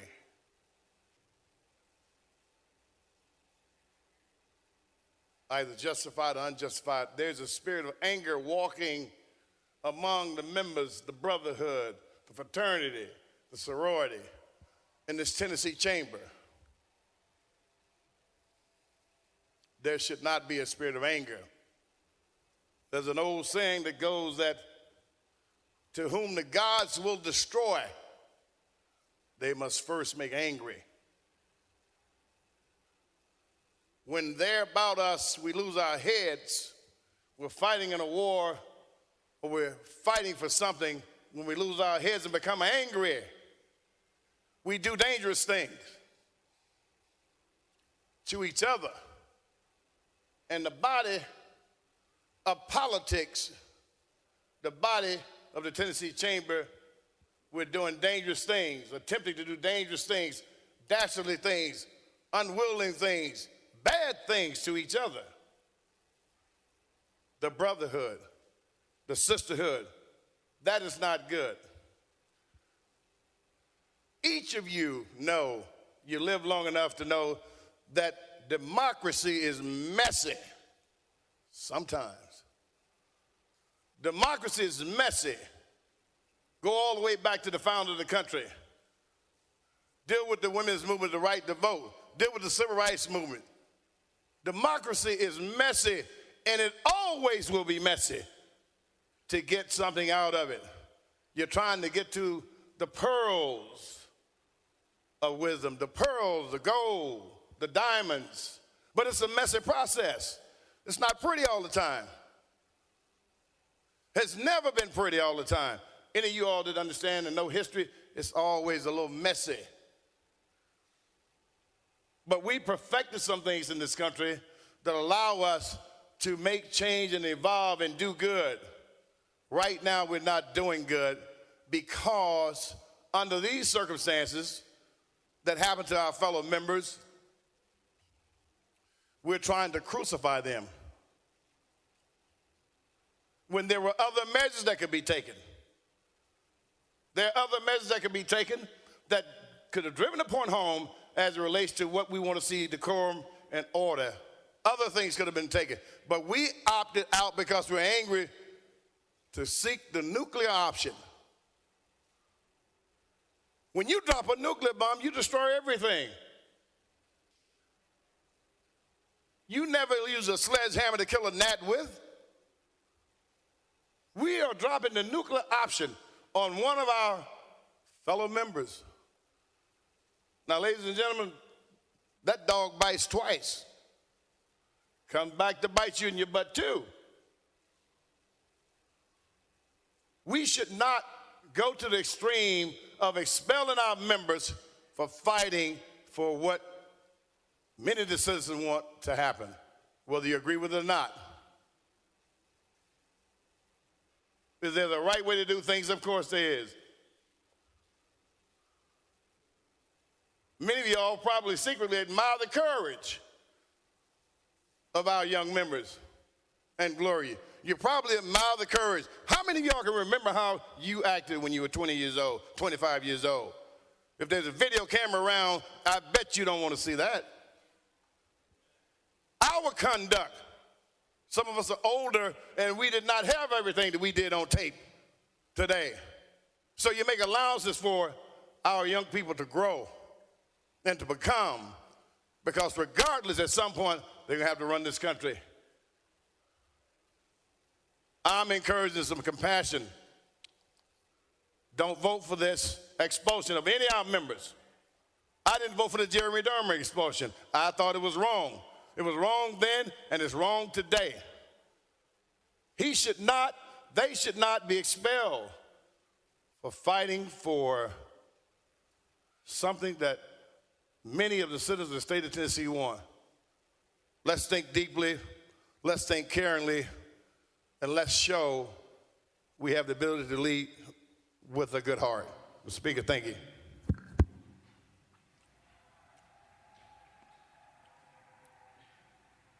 Representative Farmer. Pass. Representative Hardaway.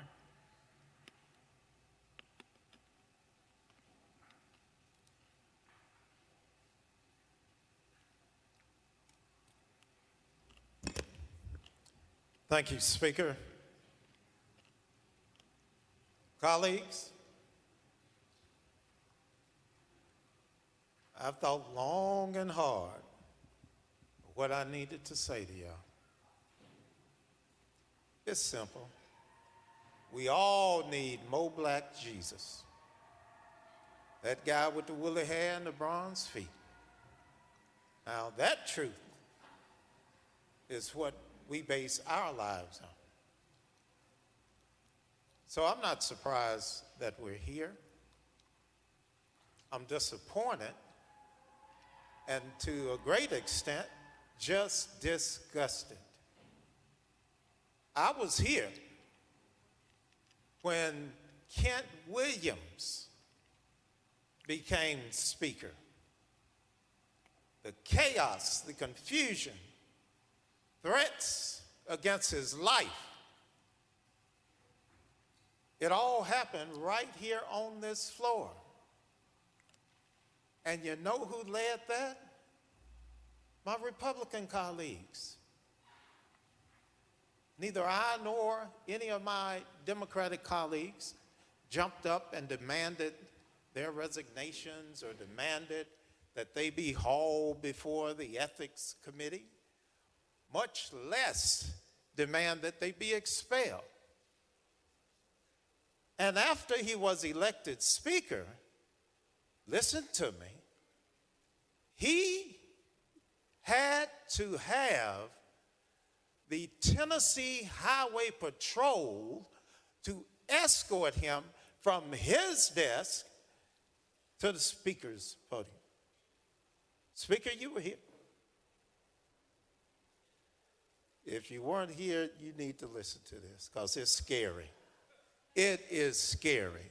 I watched how men and women went from gentlemen and gentle ladies into monsters.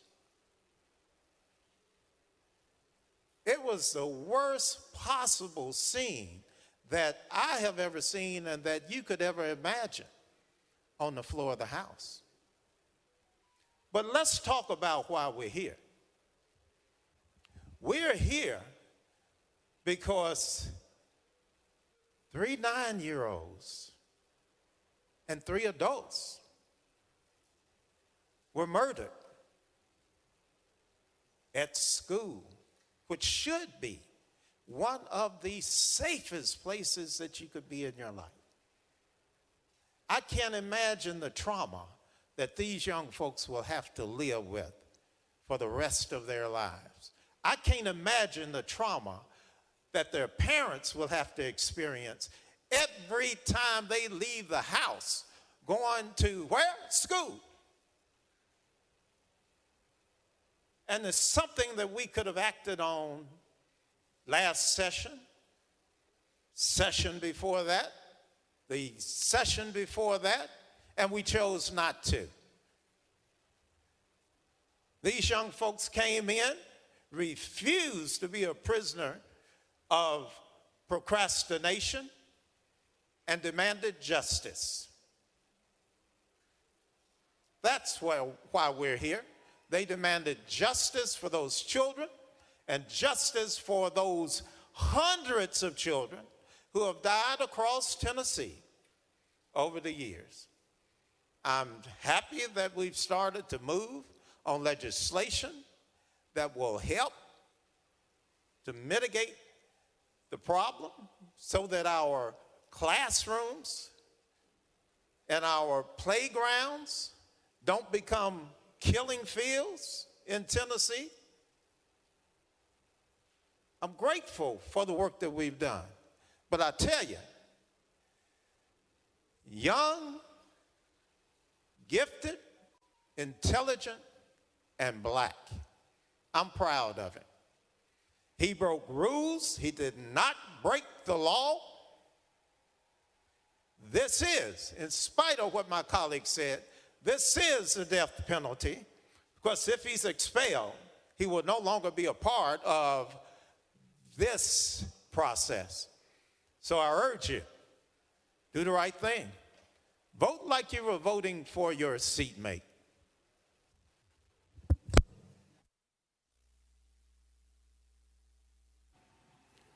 Representative, thank you. Representative Gant, you pass. All right. Representative Mitchell. Thank you, Mr. Speaker.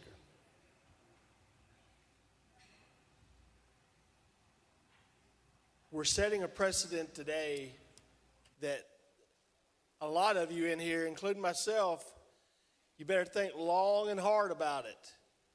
You know, there's been many of us in here, and you know who you are, there's rules that are broken. I mean, there's been many a time we've had debate on this floor. I've gotten hot. Another member's gotten hot.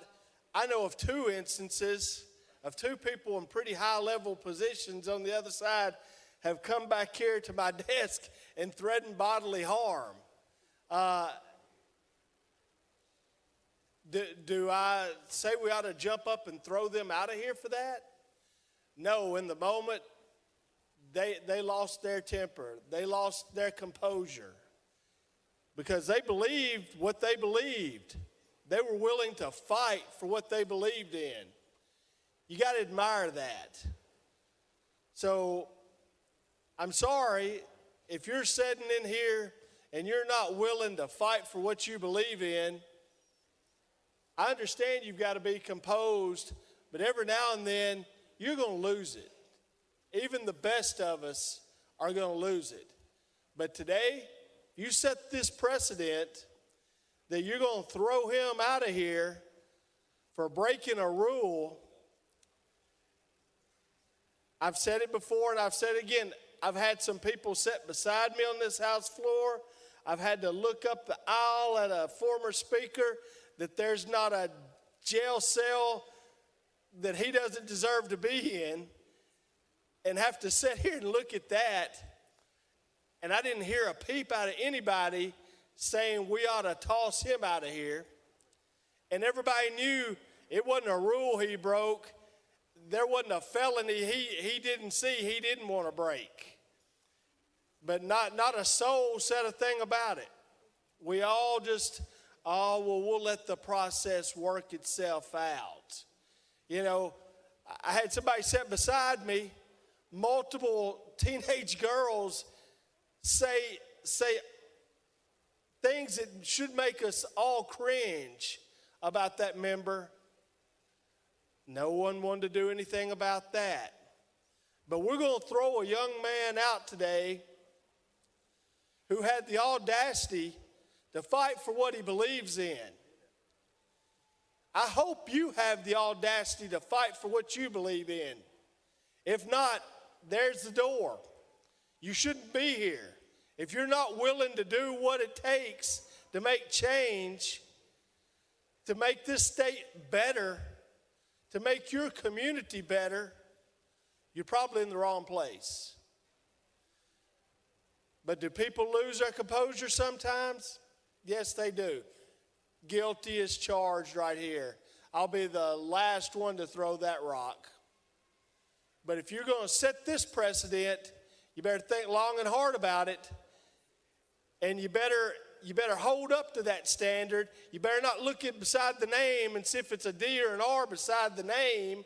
You better look and say, they broke a rule. You know, somebody may have been videotaping on the House floor. You can hear the speaker say recess in the video, you know. So, I mean, if you're going to set that precedent, you know, you may want to go watch that video. So, don't look if a D or an R is beside their name. You're going to set the precedent. Let's live by it. Just think about that, folks. Have a little grace. And look in yourself and say, will I fight for what I believe in? Thank you.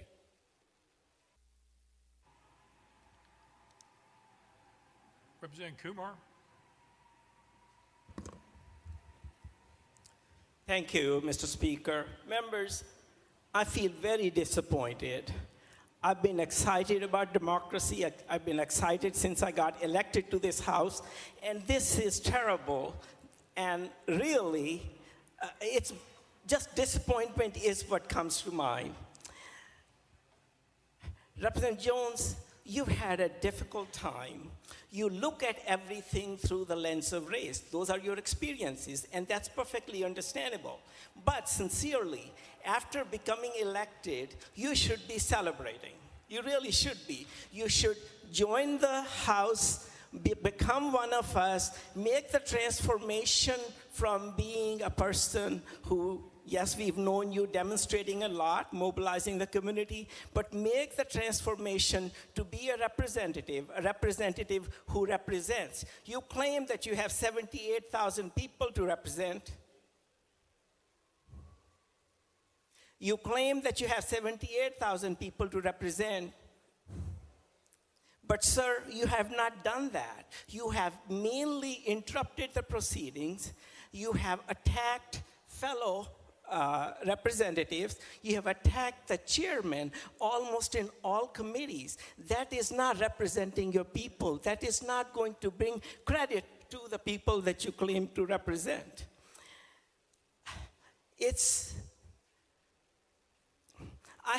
I'm an immigrant, everybody knows. I have been in this country for 53 years. And when it was 50 years, you recognized me for that. It was a celebration in my mind and for my family. In those 53 years in America, I have never encountered a racial slur. I'm really not aware that any of that applies to me. I live a good life. Yet, you on tape called me a brown face. Yes, sir, it's on tape. It's on tape, okay? You can't deny that. Wow, I said it's on tape, okay? You called me that. After the committee meeting on that same day, you walked up to me. You had no business coming up to me. You were sitting a row or two ahead of me. You shoved your finger in my face and said, Kumar, they will never accept you. You said it twice, and you were so intimidating that the sergeant at arms, without my invitation, came and intervened between us. Sir, that is very disappointing. You did that. I was there. Hang on, Chairman Clemens, you have a question? Point of order, Mr. Speaker. Thank you very much. He's talking about things that aren't the subject of the resolution.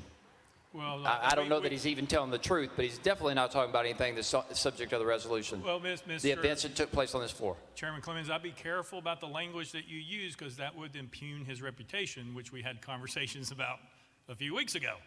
So I would be careful. You didn't go there, so I appreciate that. We have given latitude to the representative in the well who's made many accusations against me and other members of this House.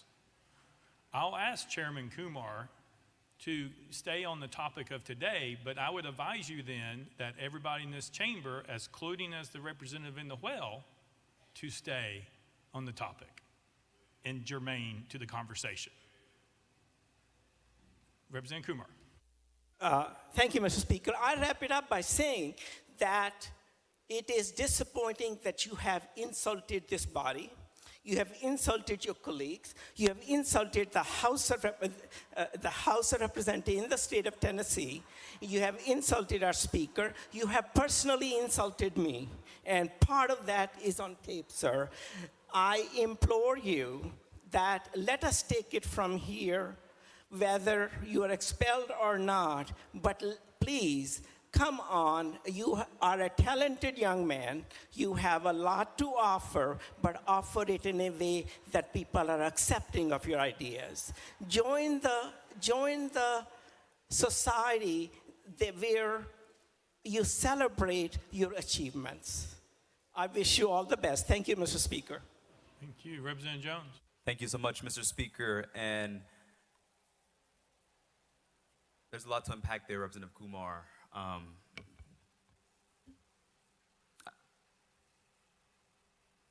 don't even know where to start, to be honest. I mean, it's sad what you just stated to me, and that's what this is really about. He said, you see everything under the lens of race. When you join this body, you should just become one of us. Just assimilate. That's very disappointing to hear, my friend. And what I told you was what you just exhibited. As the only member of their caucus who is not of the Caucasian persuasion, I said that you put a brown face on white supremacy. That's what I stated. All right, Representative Jones, Chairman Clemens, you know that that's out of line if you're moving down Chairman Kumar. We've asked people to stay on germane. I asked to stay on germane. He made his he made a statement right there. I got it. We're not going down there. You got your response. You have it. Chairman Clemens. Thank you, Mr. Speaker. I think he has an opportunity and the right to defend himself from allegations that were asserted on the floor. I think if the record needs to be corrected, he has every right in this hearing to correct the record and state the facts. So Thank I just you, Mr. want, for the record, you're okay with going off of the resolution and not saying germane? Because I ruled him out of order and made him go to a different direction based on your point of order. Chairman Clemens? I appreciate that, Mr. Speaker. Of course, he continued to speak. And once the toothpaste comes out of the tube on an allegation like that, I think it's right to correct the record, if only briefly. And I know my colleague will stay on the resolution from here on. But I think those types of allegations deserve a response. Thank you. Representative Jones. Thank you, Mr. Speaker. And continuing in response to Representative Kumar's egregious statements, he stated that he has never heard a racial slur I heard one in this body not too long ago when Representative Sherrill recommended that we should bring back lynching in this body. And so I'll move on. The statement and recommendation of Representative Kumar was that I would not be up for expulsion if I just assimilated, if I just conformed, if I just confined myself, as he has done, to be accepted by this body. He said that you attack chairman. Let's unpack that. Me asserting the voice of my district is what he is referring to. Me ensuring that the rules are followed in committee and raising points of order and points of parliamentary inquiry when the chairman acts against the rules is what he is talking about. Me asserting the voice of the 78,000 people of District 52 to him is an attack. To me is upholding my responsibility as a legislator. And so no, I did not come in this body expecting to be accepted by this side of the aisle. I came here to serve the people of District 52 and to do good work in the forced conversations that we have to have in this body.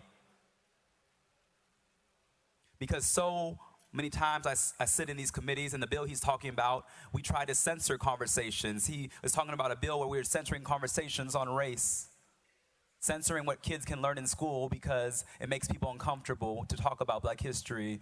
And he expected me to be censored as a equally elected representative to not talk about the history of racism in America when he made those egregious statements in Government Operations Committee. He expected me to sit there and conform and accept things because that is the only reason that he's been accepted by these members here. But I don't want acceptance from you. I want acceptance from the people of my district. I don't want approval from you. I want approval from the people of my district. Because I'm not here to make friends. I'm here to make a change for my community. Representative Powell.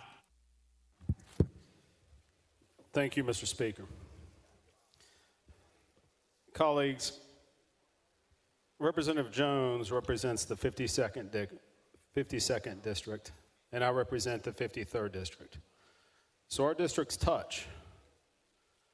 We represent a lot of the same communities. We represent a lot of the same polling locations. And the voters of his district knew and know the type of person that Justin Jones is. Representative, you never hid the fact from the voters of your district that you're an activist, that you have been arrested. You never hid that. They knew that. Is that correct? Representative Jones. That's correct. In fact, Chairman Faison recently said, wasn't your slogan from the jailhouse to the State House when he introduced me to a member of Congress who was visiting a couple weeks ago? I never hid who I was and talked about the history and necessity for good trouble in this body. Representative Powell. Members, I was with Representative Jones the day he was elected. I was at the polling location with him. I helped him pick up signs, his signs, after the polls closed. I was there when the vote tally sheet was put up on the wall that showed that he had won his election. The people of Tennessee, each one of us, we represent different districts and different communities. We bring our experiences up here. That is what's wonderful about a representative democracy. And the people of District 52 knew and they know who Representative Jones is. And I have all the confidence in the world that they believe his message and everything that he's done to fight for his community. Members, I said this, and I'll say it again. I was in a third grade class the day of the shooting, reading down the street from this school to my son's class full of third graders. When that shooting occurred, I was concerned that that might be my child's school. I didn't know.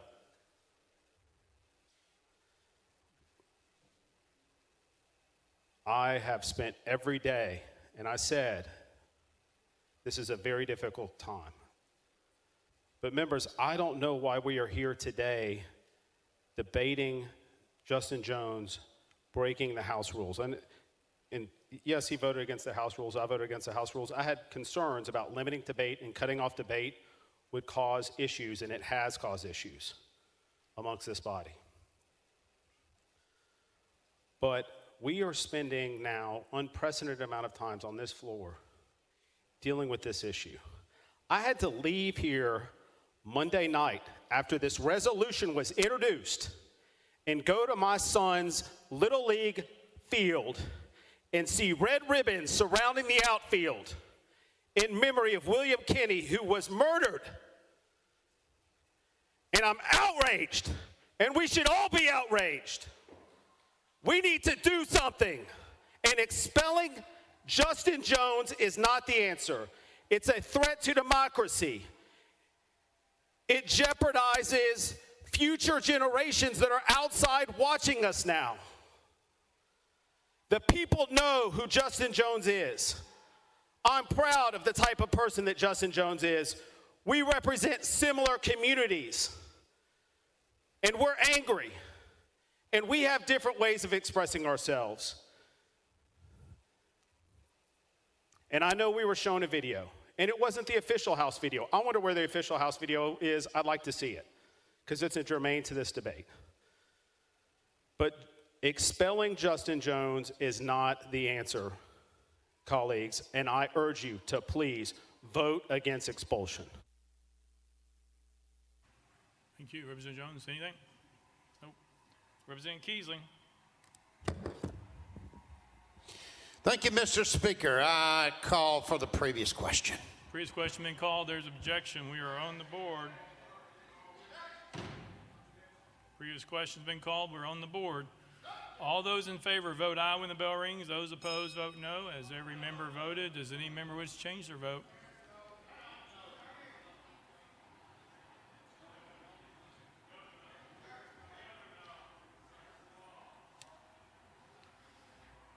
Mr. Clerk, take the vote. Aye, 73, 24 nays. Previous question prevails. We are voting on House Resolution. Oh, I'm sorry, yeah. Representative Jones, I'm sorry, you get 5 minutes to close.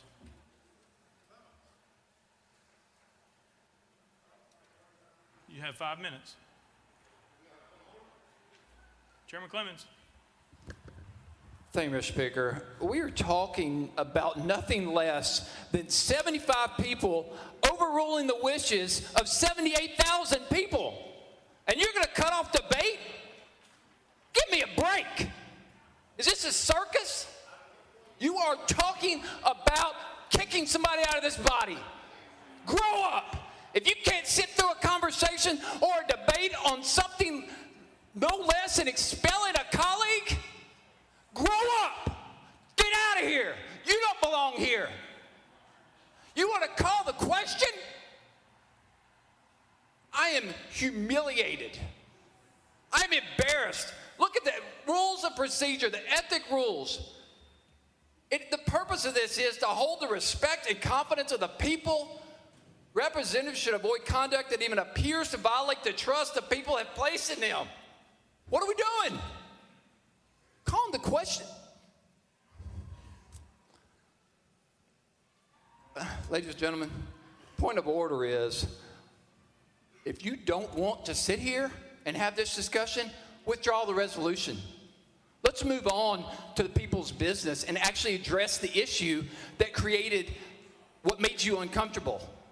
The loss of life, not just those 6 losses of lives. People in every community across this state that continue to be killed by gun violence. Hey, Chairman Clemens, it's a point of order. I understand you're upset by the call of the question. If somebody have a point of order where we are, not a speech on the floor, but we're at a point of order if that's where you're wanting to go. The question's been called. It was put on the board as objection. The rule prevailed to take the vote. If there's a question about point of order, we'll be happy to take it. Anybody? Leader Camper? No? Representative Hakeem? Thank you, Mr. Speaker. There were a number of us who had their names on the list to speak. And I think it would be totally disrespectful not to allow us an opportunity to make necessary comments. One of the problems that we have is that the cutting off of debate. I mean, that's what we're here for. We talk about it being messy. We're talking about getting things done. We're talking about coming to a consensus. How can we do that if we don't hear the voices of more than ourselves, so to speak? All right. Yeah, is that a question for Mr. Clerk about calling the question? Okay, Mr. Clerk, can you read the rule, please? Mr. Speaker, previous questions shall only be admitted when demanded by 2/3 of the members present. Previous question's been called. Anybody can call it at any time, and we all know that that's a possibility. Leader Camper. Thank you, Point of Mr. order. Speaker. Mr. Speaker, I move that we reconsider our actions on that. Is that appropriate? Or we ask that members reconsider their actions and withdraw your motion, allow us to continue the debate.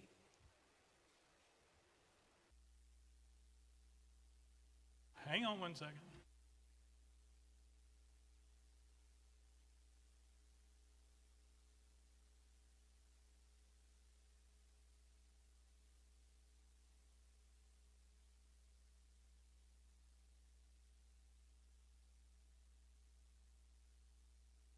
Mr. Clerk. Mr. Speaker, this is from the rule. If the question prevails on the main motion, its effect shall be to preclude all future amendments and terminate all debate. So if previous question prevails, we're voting on the legislation. The previous question has prevailed, so therefore we move to vote. That cuts off all motions. Is that correct, Mr. Clerk? Mr. Speaker, that's correct. Yeah, Representative Jones still has his 5 minutes. Point of order, Representative Hardaway? Representative Hardaway. Thank you, Speaker. And would a reconsideration be proper at this time? Mr. Clerk. Mr. Speaker, no, it would not, as previous questions prevailed by 2/3 of the members present. Representative Hardaway.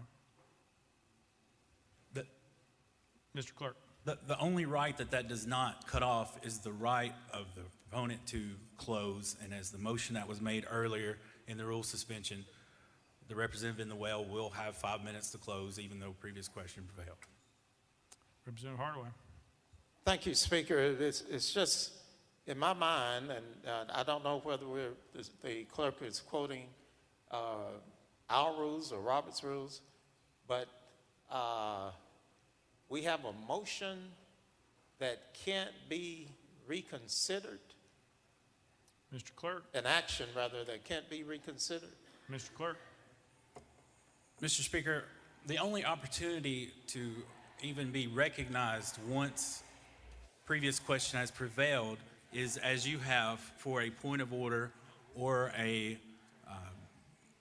parliamentary inquiry.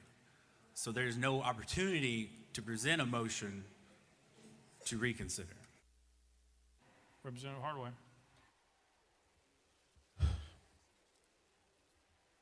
Speaker, I disagree. However, we're going to move on. Representative Thompson. Thank you, Mr. Speaker. Is it possible, or is there a rule that we have to vote on each member one at a time versus waiting to the end of these hearings and vote one for all three after that time, or is that a rule, or is that at the Speaker's discretion? Mr. Clerk. Mr. Speaker, these are being taken up one at a time. The only resolution before the body right now is House Resolution 65, so that's the only one of the three resolutions that the body will now be voting on. Any further point of orders? All right, we are voting. Oh, 5 minutes. I keep forgetting. My bad. Hey, my bad. I got it. My apologies. Representative Jones. Thank you, Mr. Speaker.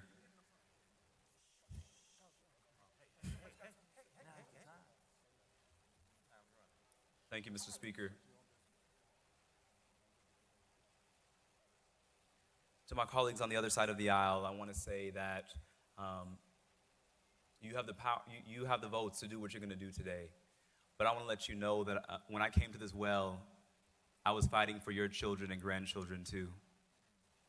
That to those who here will cast a vote for expulsion, I was fighting for your children too. To live free from the terror of school shootings and mass shootings. When I walked up to this well on last Thursday, I was thinking about the thousands of students who were outside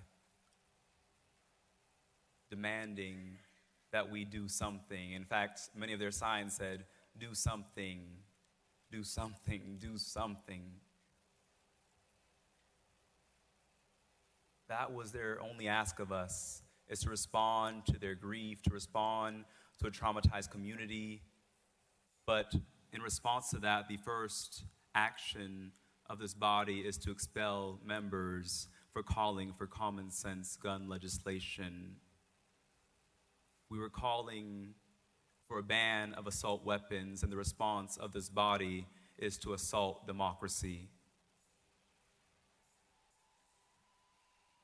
This is a historic day for Tennessee, but it may mark a very dark day for Tennessee, because it will signal to the nation that there is no democracy in this state. It will signal to the nation that if it can happen here in Tennessee, it's coming to your state next. And that is why the nation is watching us, what we do here. My prayer to you is that even if you expel me, that you still act to address the crisis of mass shootings. Because if I'm expelled from here, I'll be back out there with the people every week demanding that you act. If you expel me, I'll continue to show up because this issue is too important. I talked to too many students and mothers in tears this week who said, thank you for doing something. And so if you expel me, I recognize that it's not just about expelling me, but it's about expelling the people. But your action will do the exact opposite. It will galvanize them to see what is happening in this state requires sustained action. And so I hope that my colleagues on the other side of the aisle, regardless of what you decide to do to me, because this is not about me, but this is about those young people who are asking us to use our position and to uphold our oath, to protest and dissent from any action or legislation that is injurious to the people. I pray that we uphold our oath on this floor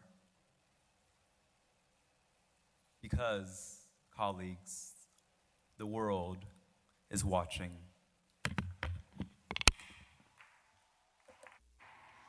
All right, we are voting on House Resolution 65.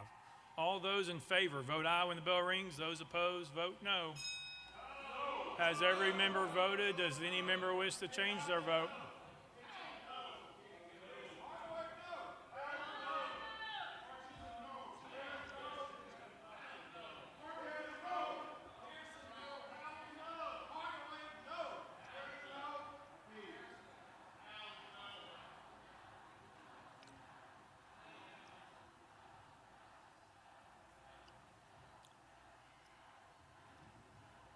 Mr. Clerk, take the vote.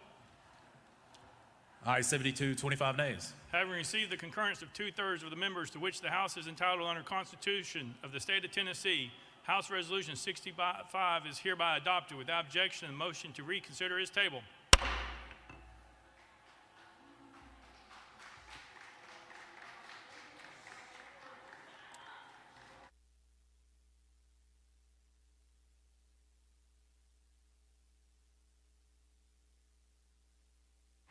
Pursuant to Article 2, Section 12 of the Constitution of the State of Tennessee, I hereby declare Representative Justin Jones of the 57th Representative District expelled from the House of Representatives of the 113th Assembly of the State of Tennessee.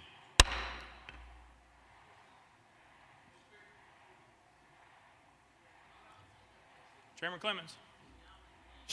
Thank you, Mr. Speaker. I move to adjourn the House of Representatives. That's a proper motion, proper and second.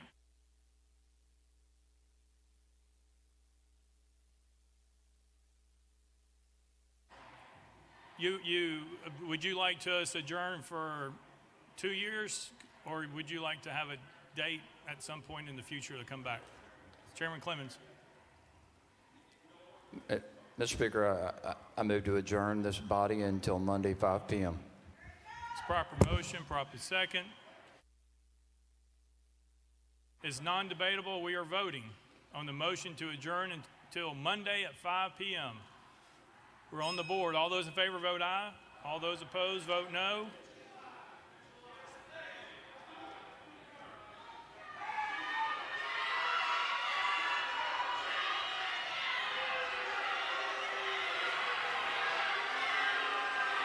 Mr. Clerk, take the vote.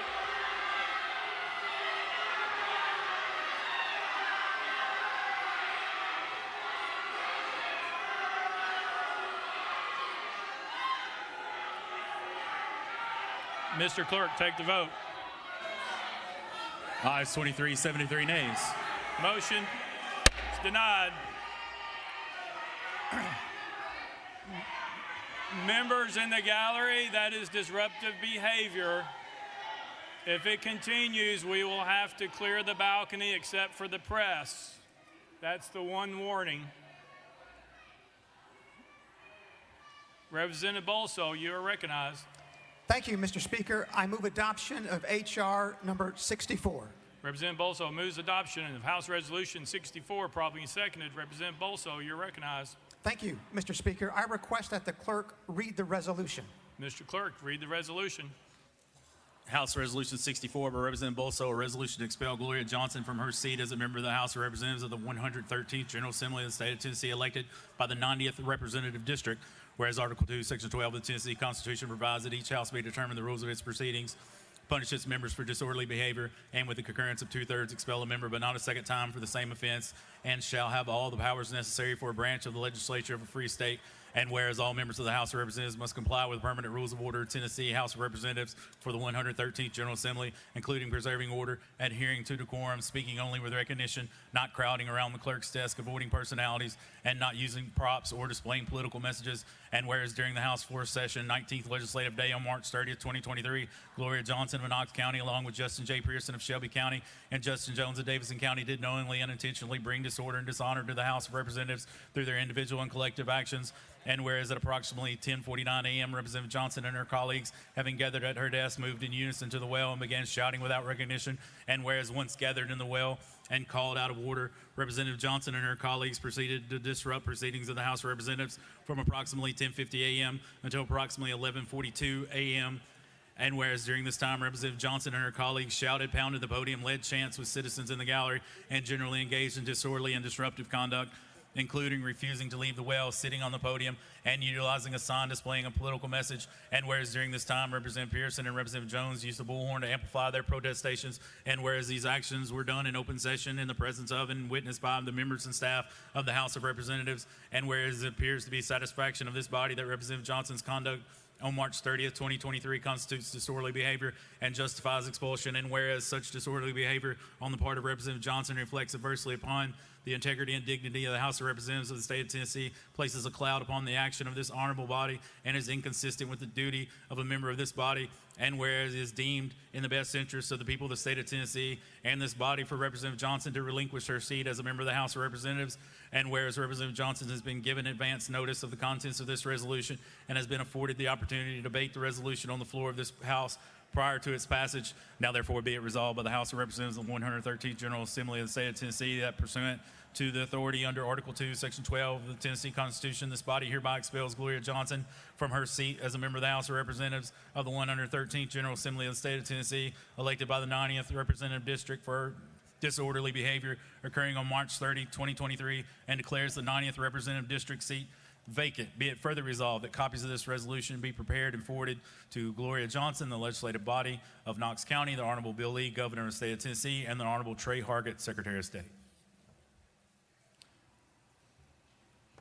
Representative Johnson, you are recognized in the well with your attorneys. All three of you have 20 minutes for comments. Whoever wishes to go first, you're recognized. Mr. Wendell. Mr. Speaker and members, as a believer, I must recognize that today is Maundy Thursday, the day of betrayal. Let's go straight to the charging instrument. I'd like to direct each of your attention to the next to last paragraph on the first page of House Resolution 64.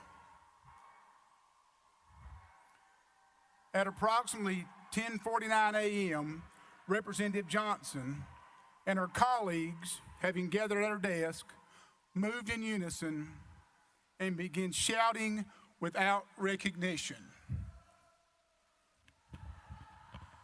I challenge the author of this document to come to this well and to tell Tennessee and America that that's a true statement. It is an absolute falsehood that has been perpetrated on this body. This woman did not shout, and that's the first particular that they charged her with. So if the author of this document can come up here, I'll yield the well. Please explain to this woman and to America why you committed a falsehood. Representative Wendell, you can't ask people that, but who else would like to talk? You have 20 minutes. Is that the end of the opening? Mr. Wendell.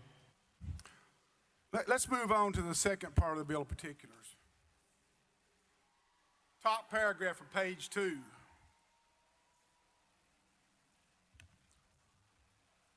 Whereas during this time, Representative Johnson and her colleagues shouted. Again, a false statement for the second time, the second allegation, and both are false.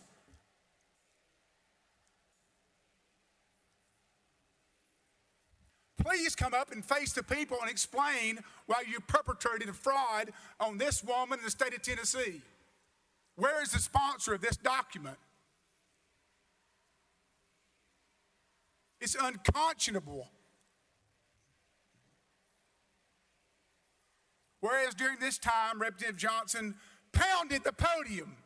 Show me where she pounded the podium. Another outright lie.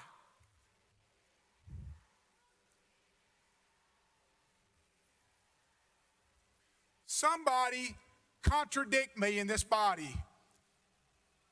Please, somebody come up and set me straight that the first 3 comments about this woman are true, because it's an absolute falsehood. You just watched it on the video. Democracy is too precious for a supermajority to abuse it.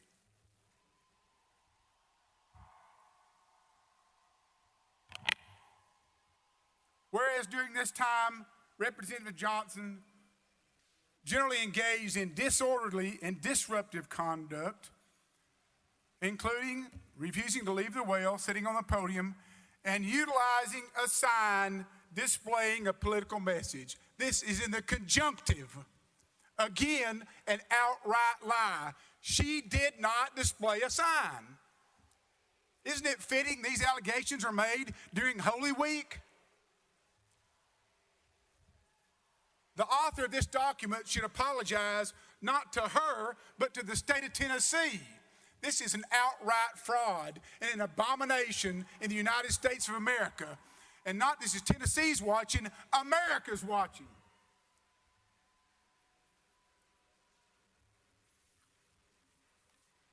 And I'll yield the podium anytime any member of this chamber wants to come up and defend this heinous action.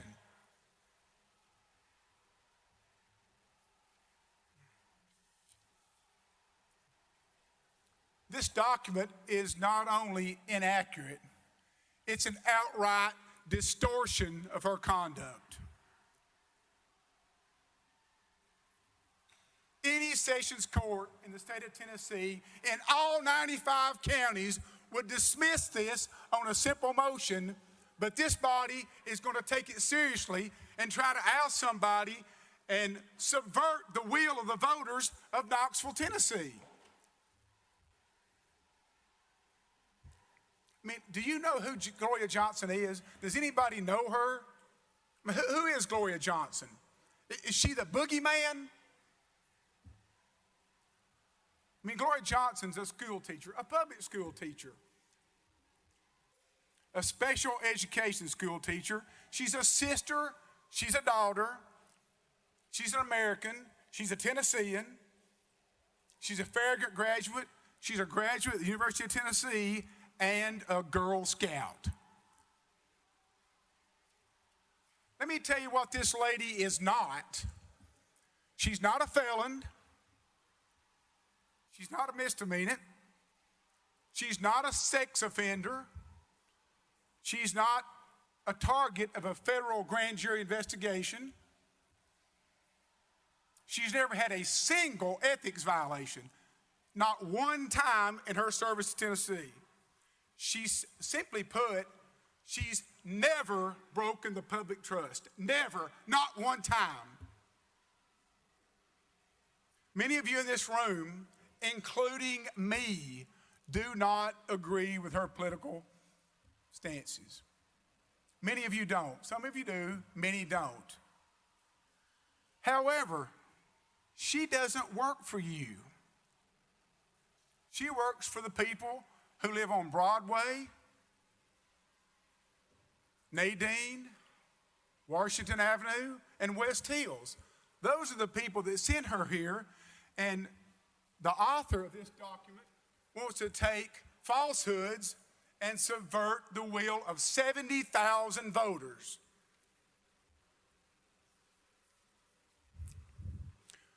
I'm sure most of you are going to be surprised that you vote with this woman 80% of the time. 80% of the time, the members of this body vote exactly the way she votes.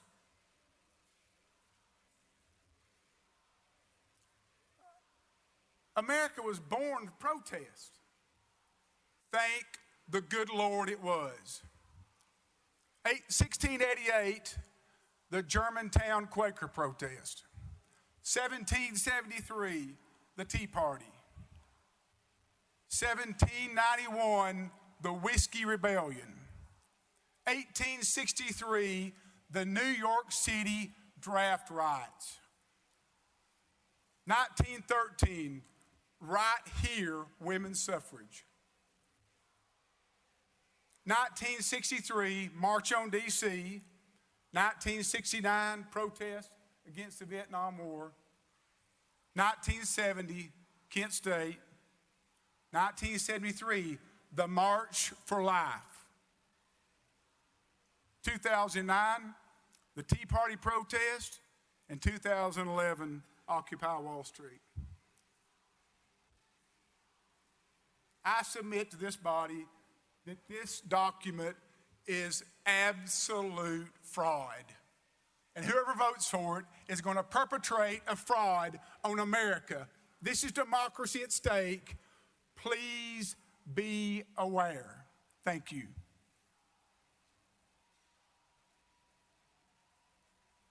Mr. Speaker, members of the House,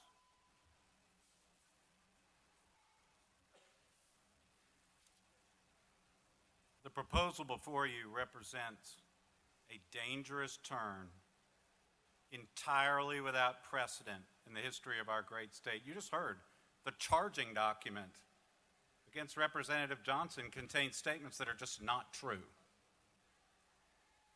I would respectfully urge you to step back from this brink.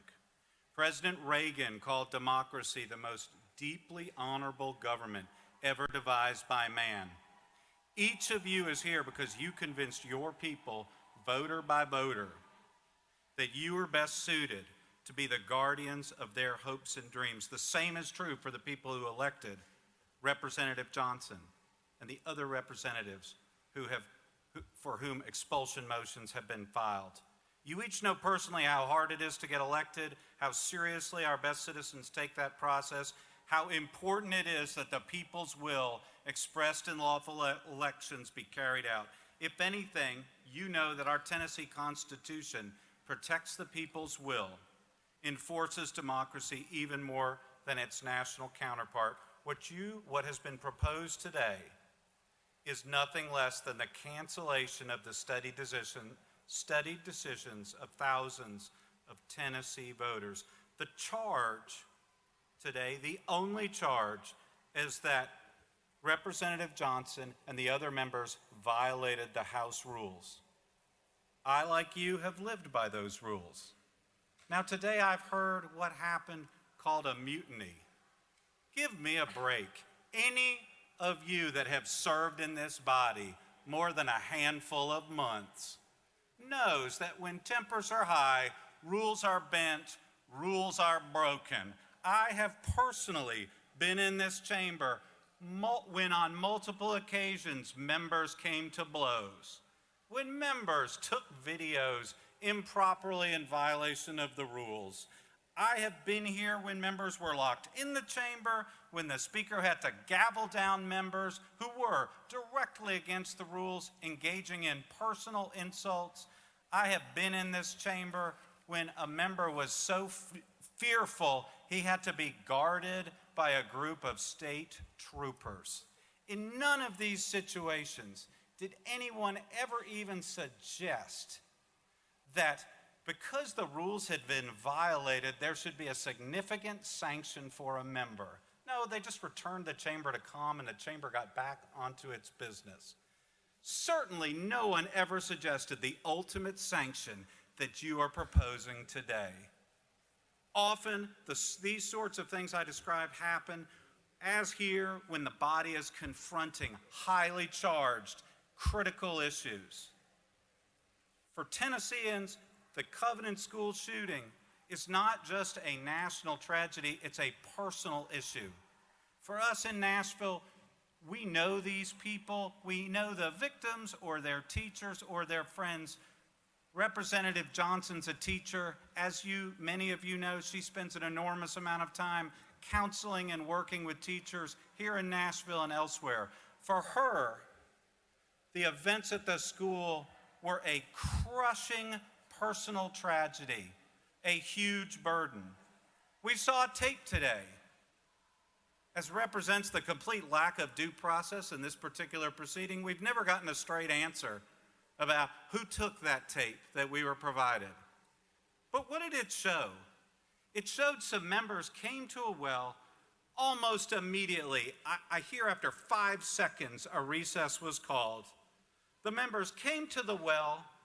Representative Johnson stood here, did not shout, as is stated, did not pound at the table, and after a short period of time engaged in a discussion with leadership and then peaceably left the chamber. Nobody was hurt. Nobody was threatened. This is the sort of situation that has often occurred on the floor of this House, and no one has ever suggested these grave sanctions. Expulsion under these circumstances, as all of you know, would have no precedent in Tennessee or elsewhere. In Tennessee, the sanction of expulsion has been reserved always for the worst of the worst sort of behavior, for taking a bribe, for being involved in multiple incidents of sexual misconduct. In Tennessee, expulsion has always involved a lengthy process of investigation where witnesses were interviewed, where committees were formed to evaluate the charges. What's happening here, both procedurally and given the accusations, has no precedent whatsoever in the history of this state. And members, our historic treatment of expulsion reflects the treatment throughout the United States. I heard some members suggest that what we're doing is lawful, what you're doing is lawful, what you're doing is consistent with the law, with precedent. Completely not true. In 2020, the Idaho House expelled a member. What for? For conspiring to defraud the U.S. government after conviction. In 2018, an Arizona representative was expelled for engaging in a pattern of sexual harassment over many, many years. In New York, assemblymen have been expelled when they were convicted of felonies like wire fraud, mail fraud. In Massachusetts, a representative in 2014 was expelled after being convicted of assaulting a woman who declined to have sexual relations with him. These are the sorts of grave and criminal activities that have resulted in this sort of extraordinary sanction. I haven't heard anybody on this floor cite a single example of somebody being expelled from a legislative body based on these sort of flimsy charges. This is not just unprecedented in the state of Tennessee, it has no precedent in the United States of America. You can read the proposed resolution. The behavior at issue is that Representative Johnson was standing in the well trying to process with the citizens of this state a horrific attack on a school just down the road.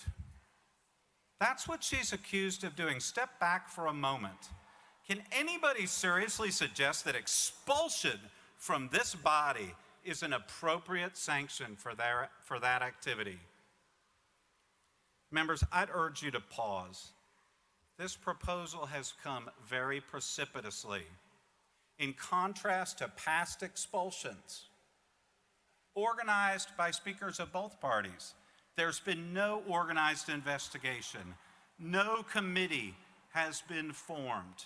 No testimony has been taken. Apparently, nobody even bothered to proofread the charging document to see whether it applied to each particular individual. The press accounts that have been the basis for most persons' understanding of what happened have at times painted an accurate and incomplete picture. They should not be the basis for action by this body. Decisions of this extraordinary gravity should be made, if at all, after a thoughtful investigation and evaluation. Proceeding now without such an investigation is totally unnecessary and completely out of odds with the normal functioning of this body. Tennesseans from Cordell Hull to Fred Thompson to Diane Nash have so often led the fight to protect the rule of law and enforce and protect our freedoms. Make no mistake, expulsion under these circumstances for each individual proposed to be expelled is a grave departure from this tradition. It will damage this body. It will damage the reputation of the Tennessee legislature. Many of you are fully aware that citizens of both parties are shocked at what is occurring today. These accused members have committed no crime, no act of moral turpitude. Their actions bear no relationship to the sort of actions for which expulsion has traditionally been used. You all took a pledge this morning. You pledged to uphold our form of government. You have pledged when you join this body to uphold the law. That means exercising the power granted to you by the people in a manner that makes sense, that's informed by the facts before you, and that doesn't just entirely depart from the law as it has always been applied. Voting to cancel 3 lawful elections, doing so without any meaningful investigation, is the opposite of upholding the law. This is the ultimate dangerous precedent, and it puts every member's seat at risk. A vote for expulsion under the present circumstances is a vote against due process. It's a vote against the longstanding traditions of this body, against the rule of law, against freedom of expression, and most importantly, entirely against the will of the people. These votes will make our state the opposite of a city on the hill. Step back, reconsider. Don't add your support for this lawless, arbitrary, completely unprecedented action. I, Representative Wendell, and Representative Johnson will be available to answer any questions you may have. Thank you. Thank you, Mr. Stewart. Mr. Wendell, the rule to suspend was only Representative Johnson would be able to take questions. Your role was limited to just comments when we suspended the rules. Representative Bolso, you're recognized. Thank you, Mr. Speaker. Representative, your attorneys have challenged the accuracy of the factual allegations in the resolution. So I'm going to spend my 5 minutes just walking through those allegations with you. Representative Wendell, But Representative Wendell, hang on. Hey, stop Mr. Clerk, please stop the clock. Mr. Wendell, please, that is not appropriate. The suspension of the rules request, Mr. Clerk, can we just go back over what that was? Hang on. Just 1 second. 1 second.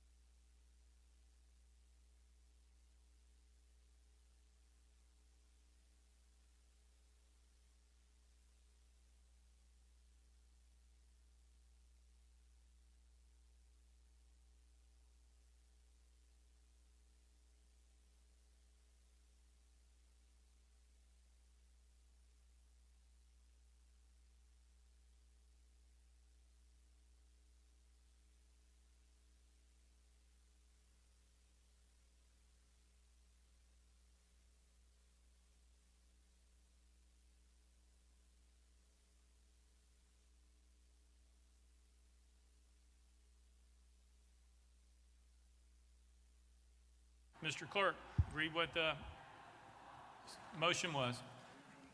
Mr. Speaker, this was the motion that was made and carried without objection by the body. Motion to suspend the rules to allow Representative Justin Jones, Representative Gloria Johnson, Representative Justin Pearson 20 minutes in such members' opening remarks on the resolution that contains their name in the caption, and that if requested, their attorneys be allowed to make remarks during that same 20 minutes, and that the members named be allowed 5 minutes in closing remarks. Mr. Clerk, can you explain when we voted on that? Can you tell us what the vote was? Mr. Speaker, that motion was carried without objection from the body. All right, Representative Parkinson. Thank you, Mr. Speaker, and I have a point of order here. In regards to whatever some of the line of questions are, is it possible under the rules that the attorney can answer some of these questions? Because some of these questions are being pointed at the attorney's presentation, not the representative's presentation.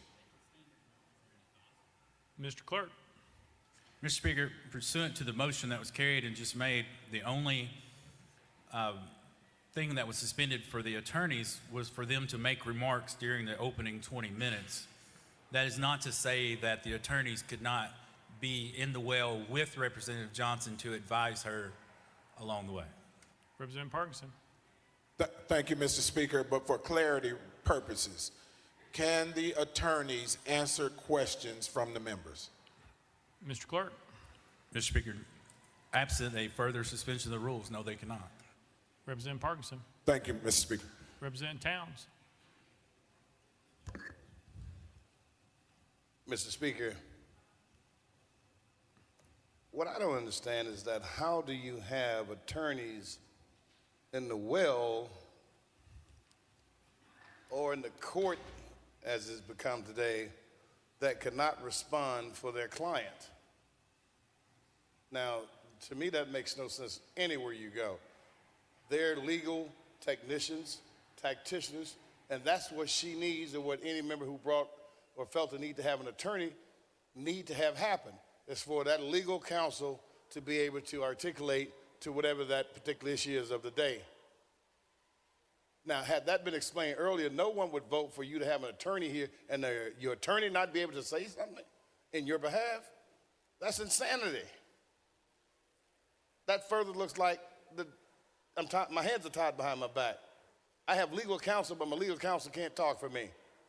That means I'm a man walking the gallows, and I know, because I cannot deal with the legal jargon and the legal interpretation. So there should be something that we can do at this point, Mr. Speaker.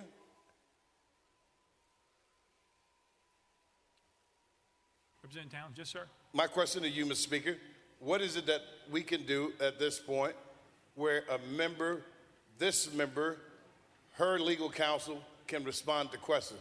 What is our parliamentary procedure? I know. Representative Towns. Yes, sir. I will let Mr. Clerk answer the procedure. What I can tell you is there was a motion made by Leader Lambert to suspend the rules. In that, he stated such of what the motion was very clearly. We put it before the body. We asked if there was any objections. There were no objections by anyone on the House floor. Therefore, it was approved by unanimous consent. That's where we're at. Mr. Clerk.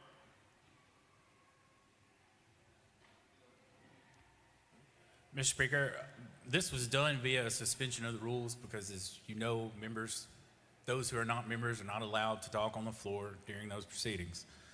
It was for that limited purpose that the attorneys be able to speak during the 20 minutes of opening statements. It would take a subsequent suspension of the rules to allow the attorneys to speak in any other form. Representative Towns. So I'm hearing that it would take a subsequent suspension in order to allow the attorneys to speak on their behalf. Mr. Clerk. Mr. Speaker, that's correct. Representative Towns. Like to make that motion then.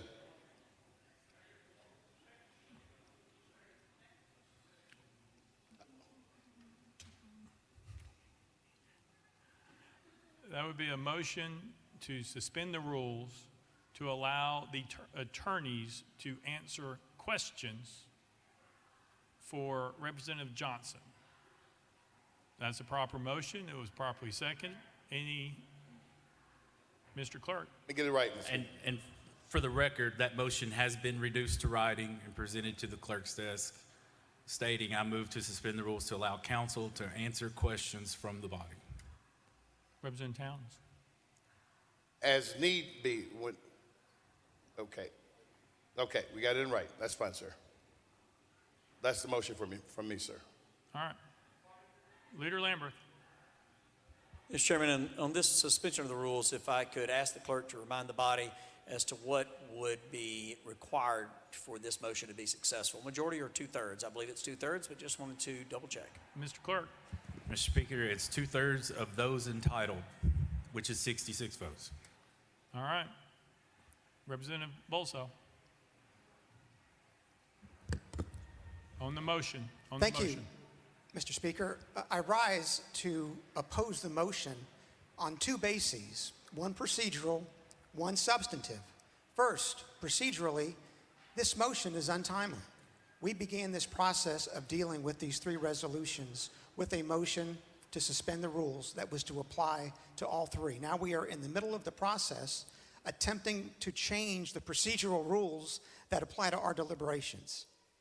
That is inappropriate. Second, as a matter of substance, the party to the resolution is the representative from Knox County. It is appropriate for members to address questions to the party the way you would to a party in a civil proceeding, to a defendant. Lawyers are not allowed to testify on behalf of parties or on behalf of witnesses. What we are about to do is to ask the representative from Knox County questions. it would be highly inappropriate as a substantive matter to allow attorneys to respond to questions that the representative is obligated to respond to under our rules of procedure. For both of those reasons, Mr. Speaker, I oppose this motion. Representative Towns. Mr. Speaker, thank you. To my new representative on the House floor, this is not to be run like a courtroom. This is not a shop that adheres to the rules of the court. This is our body, and we can do those things. They've never been where we cannot make a motion in the middle of a situation or a scenario like this. If it were you there, I would do the same thing, because if she needs her legal counsel to share something as it relates to the law or something that's going to help her defense, should be allowed to do it. It's not taking the skin off anybody's back, but it's just giving her fair process and making the body admit or adhere to the integrity that it has had. So I still like for that motion to carry, sir. I really would. Representative Akeem. Thank you, Mr. Speaker. Earlier in this process, a film was shown, a clip, and had not been shared with our colleagues who were essentially on trial. And I mean, if we're going to have equity, if we're going to have fairness, I really question, I'm asking, were rules and guidelines shared with both parties before this process started? And it appears not, when that film was an example of that. So I would ask some leeway, Mr. Speaker, for the attorneys to address those questions that may be appropriate. Thank you, sir. Chairman Clemens. Thank you, Mr. Speaker. I believe the motion was that the council can respond if asked a question or referred to by the body, not to answer for Representative Johnson. I know that Representative Johnson, under the rules, can seek counsel to answer a question and then respond herself. But the motion is, just to be clear, that if a question is posed to the council, they may respond. I just want to make sure we're clear about that.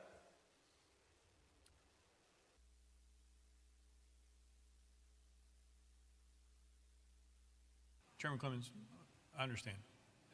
You ready to vote? Yes, sir. Thank you, Mr. Speaker. I think there was the statement by the freshman representative was off point on that matter. Thank you. We'll take that under advisement. Any objection to calling the question? Seeing none, we are voting. All those in favor of the motion, vote aye when the bell rings. All those opposed, vote no.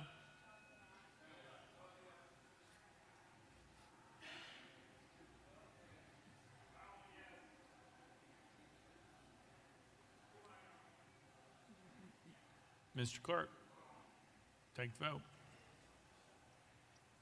Ayes 21, 67 nays. Motion fails. Representative Bolso. Thank you, Mr. Speaker. Representative, the resolution states that at approximately 10:49 a.m., you and your colleagues gathered at your desk. That is a true statement, correct? Representative Johnson. I'm not certain on the time, but that's probably right. They're very close. Representative Bolso. Thank you, Mr. Speaker. The resolution goes on that you and your colleagues moved in unison to the well. That also is a true statement, correct? Representative Johnson. Yes, we did walk to the well together. Representative Bolso. Thank you, Mr. Speaker. The resolution goes on that you and your colleagues began shouting without recognition. That is true, correct? Representative Johnson. No, sir, that is not true. This resolution is my understanding, it's about me. I went to the well and I did not speak, and as a matter of fact, I will say that when my colleagues spoke, they were not yelling because this microphone was on. And as long as this microphone was on, and I don't even remember which colleague it was, I stood with them. But as long as this microphone was on, they spoke to the microphone and did not yell. When the microphone was cut and the speaker called recess, I think that's when the megaphone came out. But I absolutely never yelled. This is about me, as I understand it, with this resolution. Representative Bolso. Thank you, Mr. Speaker. Well, let's just walk through it slowly. You will agree that your two colleagues, one from Shelby County, one from Davidson County, used a bullhorn to address the gallery, correct? Representative Johnson. It is correct that a small megaphone was used, and yes, I stood with my colleagues, but the video showed what I was doing. Representative Bolso. Thank you, Mr. Speaker. And the video shows that you were chanting with your colleagues, correct? Representative Johnson. I believe that the charges were that I was yelling and I was not yelling. Representative Bolso. Thank you, Mr. Speaker. But my question, Representative, was this. Do you agree that you were in the well chanting? Representative Johnson. I agree that I was in the well, but I can tell you that my voice was no louder than the members having conversations all around this room during the recess. Representative Bolso. Thank you, Mr. Speaker. Well, let's put volume to one side. We saw on the videotape, did we not, that you were chanting, quote, "Enough is enough," close quote. Representative Johnson. That's probably true, yes, but it was not yelling, and my voice was no louder than the conversations going on in this room, even occasionally some yelling a little bit across the floor to each other. That was also going on. I stood with my colleagues. I stand with my colleagues. And we may have broken a House rule coming to the well, but much of this document is false. Representative Bolso. Thank you, Mr. Speaker. You will agree that you also were chanting from the well, quote, "Power to the people," close quote, and, quote, "No action, no peace," close quote. You chanted both of those slogans from the well, correct? Representative Johnson. What I'm going to say to you is I did not speak in a voice louder than any other member on this floor. You may make of it what you will. Representative Bolso. Thank you, Mr. Speaker. Representative, we can certainly agree on this. You were speaking from the well without having been recognized by the speaker, correct? Representative Johnson. During the recess, yes, we did that. Representative Bolso. You also agree that you approached the well without recognition from the speaker, correct? Representative Johnson. As I said, I may have broken a rule in approaching the well, but much... Hang on, she gets to continue. Representative Johnson. Much of what is in this document is false. Representative McKenzie.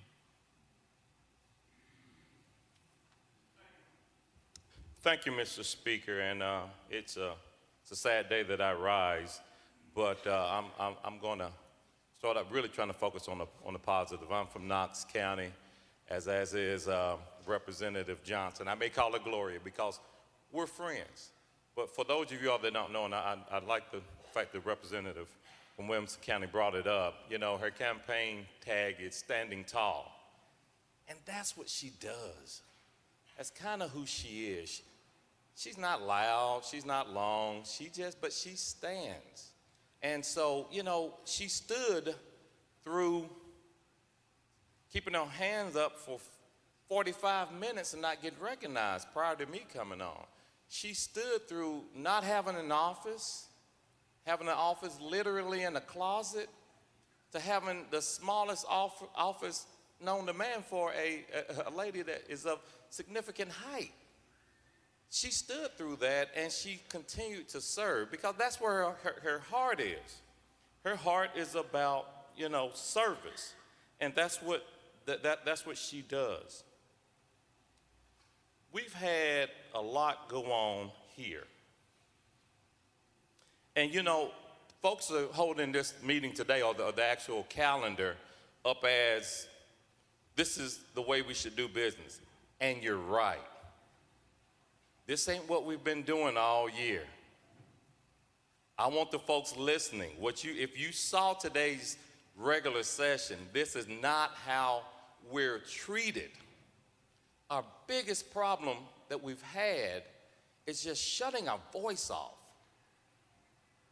We've been begging you all, don't shut our voice off. When you take clothes and you put them in a washing machine, hot or cold water, it's not the water that cleans the clothes. And that's what we've been saying. We've been sitting in water. It's the agitation that gets the results. I don't condone what happened, but it is not worth expelling a member that represents 70,000 people. It's not worth that. Gloria and I are unique compared to the other three and from our county. Plans are being made already by our mayor, W.W.E. Kane, to usurp the process and bring a Republican down. That's not fair. Gloria won her district double digit. President Biden won that district double digit. But that's what's going to happen. Is that fair? Why am I saying that? Actions have consequences. Hopefully unintended consequences. But I'm letting you know that's a consequence. She's not from Knoxville. My freshman year, we had another colleague from Knox County come and just, I don't have words for it, came with an asinine Hillsdale College explanation of how the Monroe document was actually a good thing for African Americans. And the next day, I'm on national news radio, television, and you know what I did? I showed the man grace. I could have thrown him directly under the bus, but I didn't. And he actually thanked me for that. People make mistakes. He realizes that that's a mistake today, but he was shown grace. We had another member, when there was another ruckus, saying, put him on a leash. One of my African-American, soon-to-be expelled colleagues. That was wrong. I didn't make a big deal out of it. Went to that man on man, and said, hey, that's not right. We had a conversation about it. But what we're doing today is just, it's horrific. It is horrific. And I beg you, I'm pleading with you, do not continue with this process. We need sound minds, and we need representation. In Representative Johnson's case, her district would not be represented properly. Representative Johnson. Thank you, Mr. Speaker. And I appreciate that's very true. The comments you made about how many times my voice has been silenced as long as I've been here, raising my hand for 45 minutes on the floor and not being called on. I was actually told by the speaker that was in retaliation for some other thing he thought was incorrect that I did. And when I was the lone vote against a Republican speaker, I was moved to a closet-sized office and had to stay there for a year. It was during COVID. There was no room to social distance. I couldn't have someone in my office, couldn't close the door, had no work table for the people who came up from my district. You're not silencing my voice. You're silencing the voice of 70,000 Tennesseans that sent me here, that care deeply about gun violence and Medicaid expansion and public schools. And we are continually silenced on the floor on those issues and more. And today, my colleague is right. Today does not look anything like every other day in the legislature. With all of these cameras here across the country, we're all getting allowed to speak, and there's a little more debate on the issues, and this is great. If this is how we behaved every day, maybe my colleagues could have spoken from our desks on an issue that is so incredibly important. You all, I'm just going to bet none of you have been in a classroom waiting for your class to come in, preparing your classroom, when you see a door open up at the cafeteria, children running down the hall, running down the hill. I had an outdoor classroom, screaming, crying, in terror. Kids I didn't even know also ran into my classroom because that's who I was. People in the school who I didn't have in class came to me for comfort. And I stood there trying to figure out what happened because they couldn't even articulate it for quite a bit of time, and found out that one of our students was shot and killed in the cafeteria while everyone was there, including the police, including the principals, including our other security. And I spent that day comforting those children, waiting for their parents to come and pick them up. And when my kids all got picked up, I went up to the circle and stood there, I don't even remember how many hours that day, until every child, we connected every child with every parent. And you're just in shock. You're moving in shock. The trauma on those faces, you will never, ever forget. I don't want to forget it. And if I'm not allowed to speak that issue, that is why I walked up to this well, to stand with my other colleagues who were tired of having their voices cut off when we are trying to speak about violence in our classrooms, violence in our churches, violence in our restaurants and our grocery stores.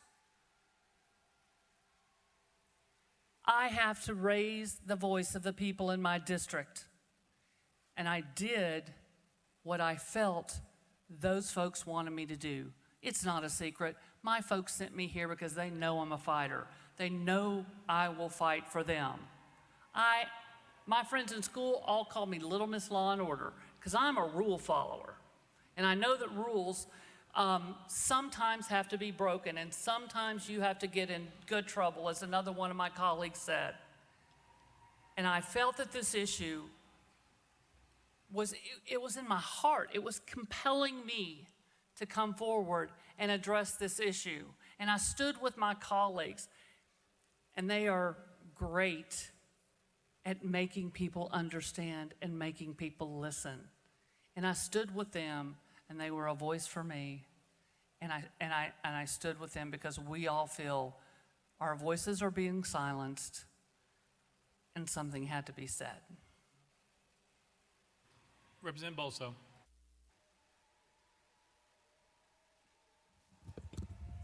Thank you, Mr. Speaker. You stated just a few minutes ago, Representative, that the facts set out in the resolution were false. Let me just explore that with you a little more, if I could.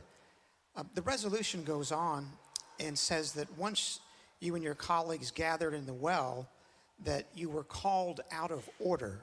That is a true statement, correct? Representative Johnson.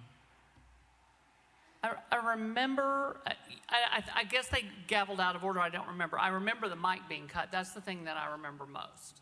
Representative Bolso. Thank you, Mr. Speaker. Well, if in fact the videotape shows that you got to the well and were gavelled out of order by the Speaker, you would not dispute that, correct? Representative Johnson. What is my crime, sir? What? You continue to ask this question. I think we've been through it over and over and over. I came to the well. I stood with my colleagues.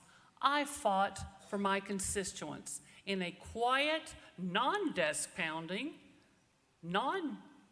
whatever it said about holding up signs or whatever.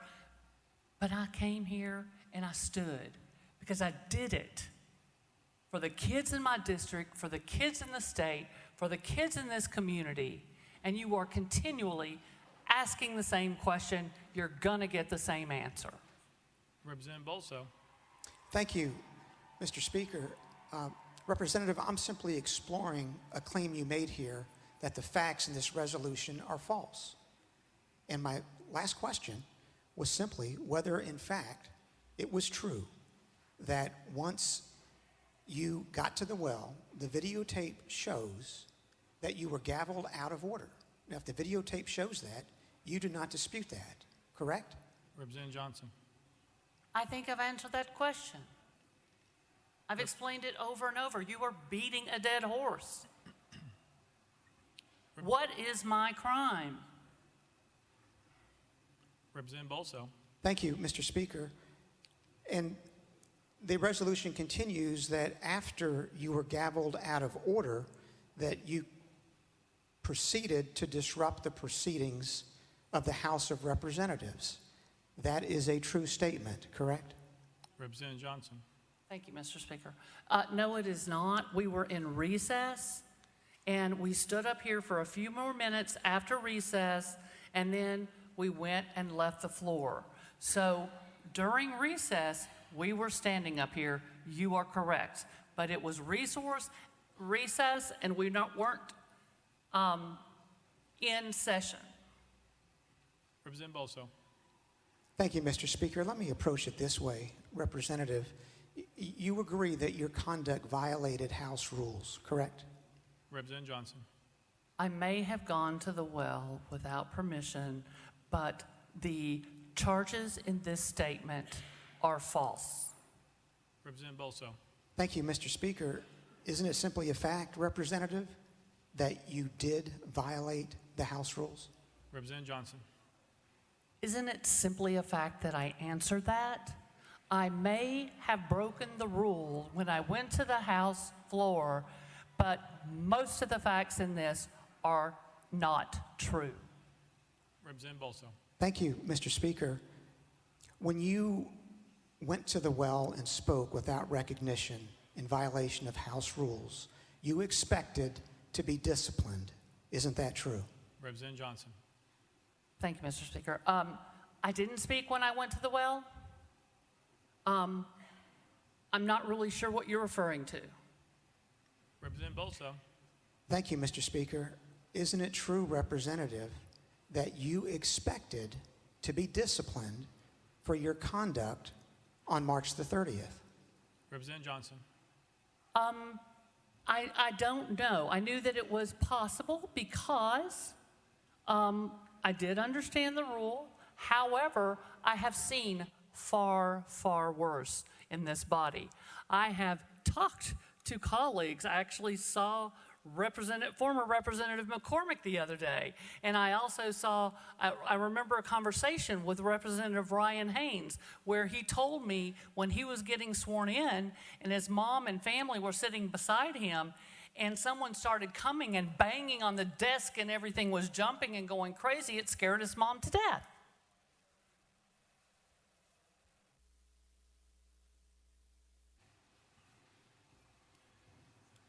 Representative Keene.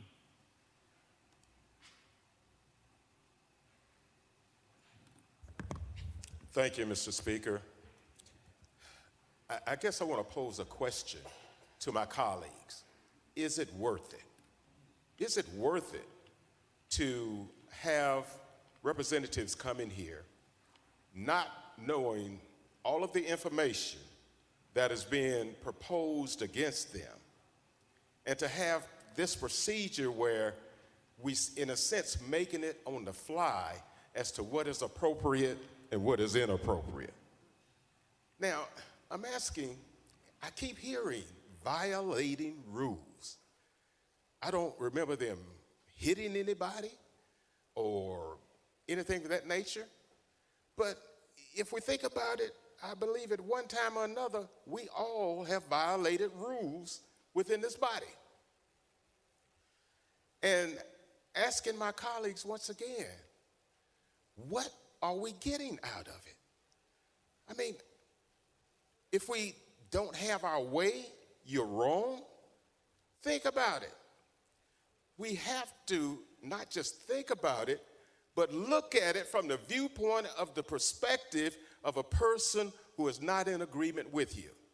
If we're going to be fair and equitable, we need to see it from the eyes of the other person.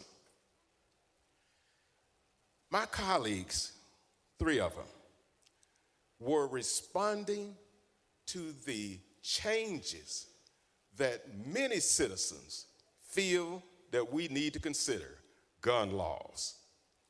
And what I'm saying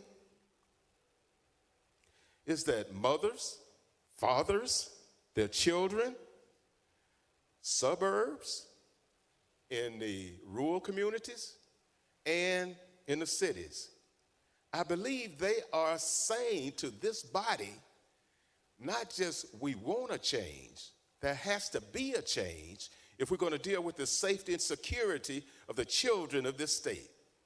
And in my view, my colleagues were responding to that need. And what are we here for if we're not striving to respond to the needs of our people? And, you know, should we give consideration to closing our eyes and saying, if it's a person down the street from me who's been shot, is it a member of my family who's been shot? Would I react in the same manner that is being proposed right now? One of our colleagues, you've already removed from this body. So I'm saying that many of us in this body espouse to be children of God, our Lord and Savior, Jesus Christ. Now, I strive to say that's the head of my life. That is my leader. And you know, there's this little band that people used to have on their wrist. What would Jesus do? Are we doing that in which our Lord and Savior would do to that average person? We need each other. There are so many perils in this world, and we think we've got it made. We're in control. The world will bend to what it is we want it to be. That's not reality. And I would ask that we give consideration to what they were responding to, the concerns of children in letters that have been sent not only to myself but to others, afraid to go back to school.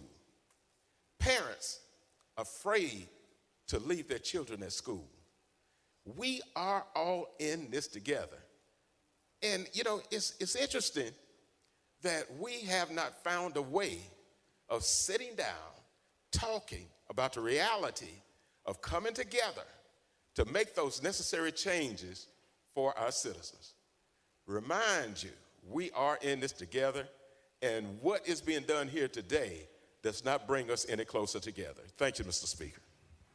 Representative John. Thank you, Mr. Speaker. I appreciate that, and I appreciate you bringing up that others have broken rules. Well, just this week on Monday night, what looked like a Monday night football brawl, and you know, when there's a bad call on the field, we had members in here, one who shoved one and stole his phone, and people were having to separate members from each other. Actual physical contact, actual folks coming in, shoving someone, stealing their phone, and having to pull people apart.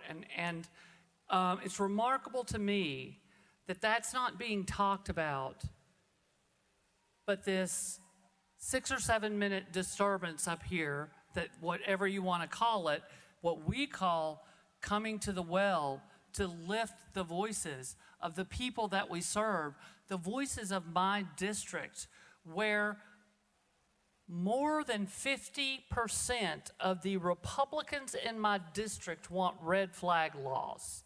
More than 50%. An overwhelming majority of all parties in my district want red flag laws. They want safe storage laws. They want universal background checks and closing loopholes. I was bringing their voice to this body, and it felt like the only way possible that day was to join my colleagues and make sure that the people outside, the thousands who would come, the mothers that I talked to before I came in that told me they had dropped off their kids that morning before coming here, were in tears about the safety of their children, how hard it was for them to drop off their kids. And I understood what they meant because I saw the faces that day, August 21st in 2008, where parents were coming in, where we lost one of our special ed students, Ryan McDonald, who was always a cut-up. Lost him that day. A lot of friends lost a friend. A lot of teachers lost a student that they loved. And certainly his family miss him still every single day. And there's not a day that goes by when I'm sitting in a school for whatever reason. I am retired, but I'm in schools a lot. I'll be sitting in a school and I'll hear a siren. Because the next thing I heard after all the kids came running down to my classroom and kind of was just figuring out what was happening, just a rush of sirens. Every single day now, if I'm in a school and I hear a siren, I jump. Every single time. Because you just never get that out of your head. We can do something about this. We are the only country in the world with this type of gun violence problem. We all know what some of the solutions are. We have seen, we have the data. There are things that we can do. And my voters sent me here to speak specifically to that issue because that was one of the things that I heard on thousands of doorsteps for a year.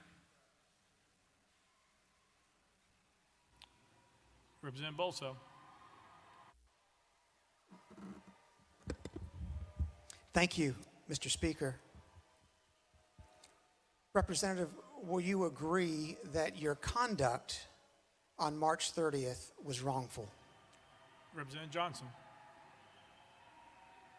My conduct on that day was what I felt compelled in my heart to do for my constituents.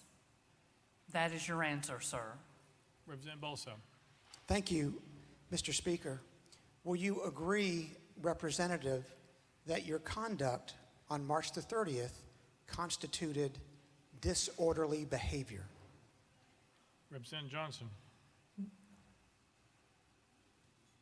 I don't think I'm going to agree with you on anything, quite frankly. I mean, we've voted the same a lot of time in this body, but what I'm going to agree to is that I may have broken a rule, but the words in this document are false, and I did what I was compelled to do based on speaking for the voters in my district who were begging me to bring this issue forward. Representative Bolso. Thank you, Mr. Speaker. Let me move to a different topic, Representative, regarding coordination. Before the session began on March 30, you and the other two representatives had discussed your plans to occupy the well, correct? Representative Johnson. That is absolutely incorrect. Representative Bolso. Thank you, Mr. Speaker. You intended to disrupt the House proceedings that morning, correct? Representative Johnson. Thank you, Mr. Chair. That is, Mr. Speaker, that is absolutely incorrect. Representative Bolso. Thank you, Mr. Speaker. You knew and expected that the Speaker would cut off the microphone in the well, correct? Representative Johnson. As he cuts off our microphones a lot, I thought that was possible, yes. Representative Bolso. Thank you, Mr. Speaker. And is that why you and your colleagues brought a megaphone to the well? Representative Johnson.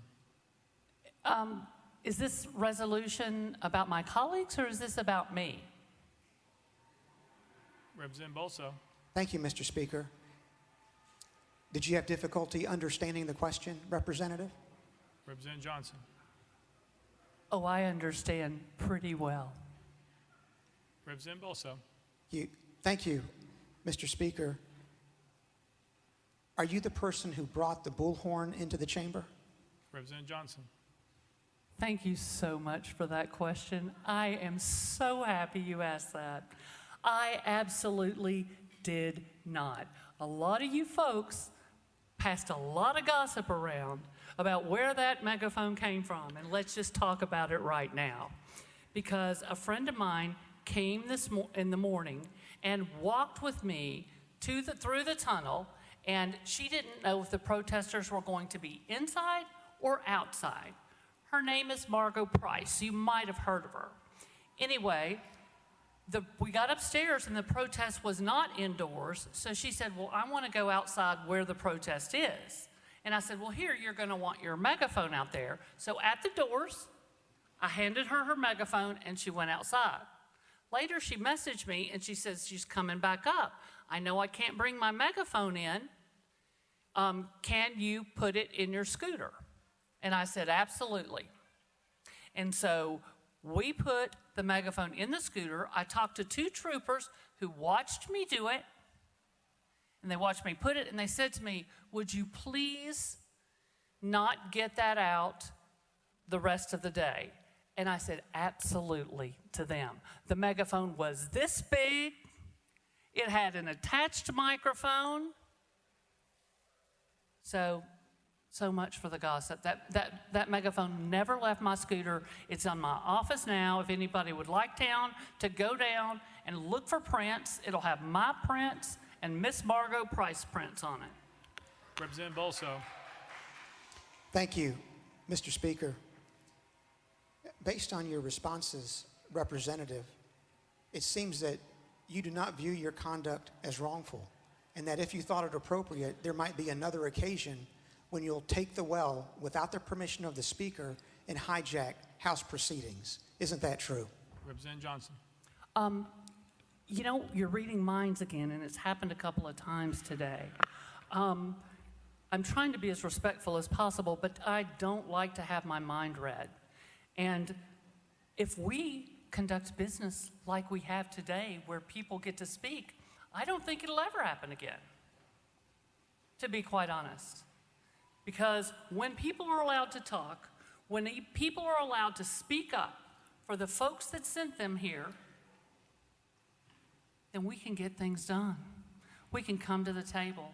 We can talk about the importance of protecting kids' lives, not after the guns come to the schoolhouse, to the gym, or to the library, or wherever it all happens, but before the guns ever get to the doors. Prevent gun violence in schools. It seems like some people here they want tanks and they want security. They want this violence at our schools. We need to make sure those guns don't get there. And that's what we need to be talking about.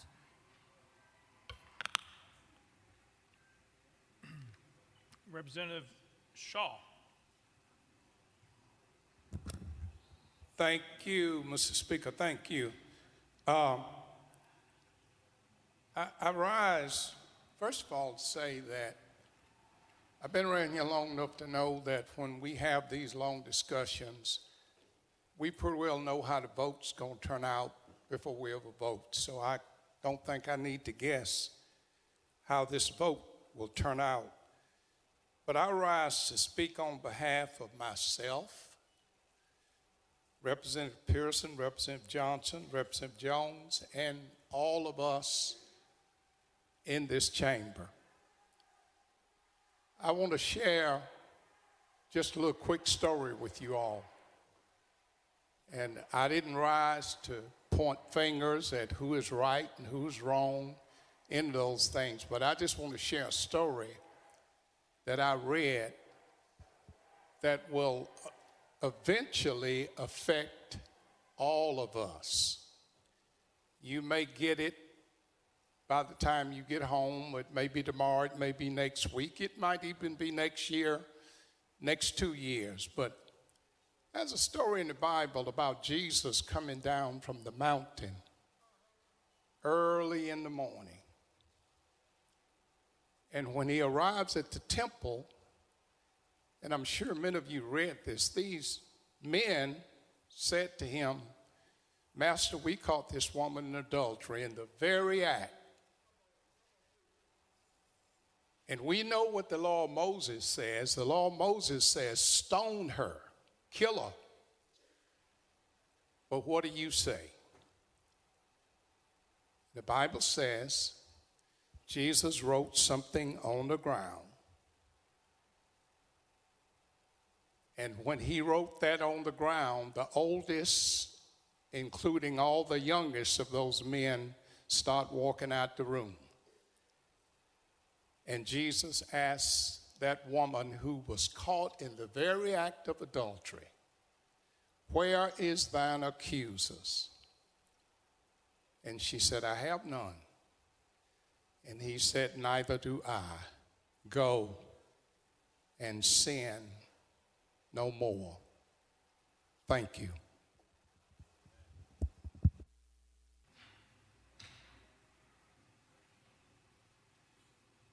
Representative Jernigan. Thank you, Speaker. Representative Johnson, did you hold up a sign? Representative Johnson. No, I did not. Representative Jernigan. Did you pound the table? Representative Johnson. No, I did not. Representative Jernigan. Did you yell? Representative Johnson. No, sir. Representative Jernigan. Members, during the opening remarks, Colonel Wendell went through a couple of falsehoods and he challenged every member on this body to dispute it. And there was silence, crickets, including from the sponsors of the resolution, who did not dispute it. But when it came time, when opening statements were over with, the sponsor, the first thing he did was get rid of the lawyers. Now, I don't know. I wouldn't want to be up against Colonel Wendell or Captain Stewart either. But I've yet to hear anyone challenge those falsehoods that are in this resolution. We can't vote on a resolution that's poorly written. So I would ask you and urge you to vote no on expelling her, because this resolution is poorly written. It cannot be defended, and there is just too many falsehoods within it. Thank you.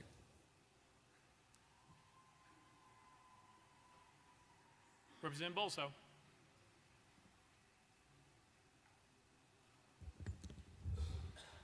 Thank you, Mr. Speaker. Members, you've heard several references to the Bible this morning, primarily from the New Testament. And one thing that is significant is that forgiveness always follows contrition. It always follows penance. It follows someone taking responsibility for conduct. What you've heard here this afternoon from the representative from Knox County is not contrition.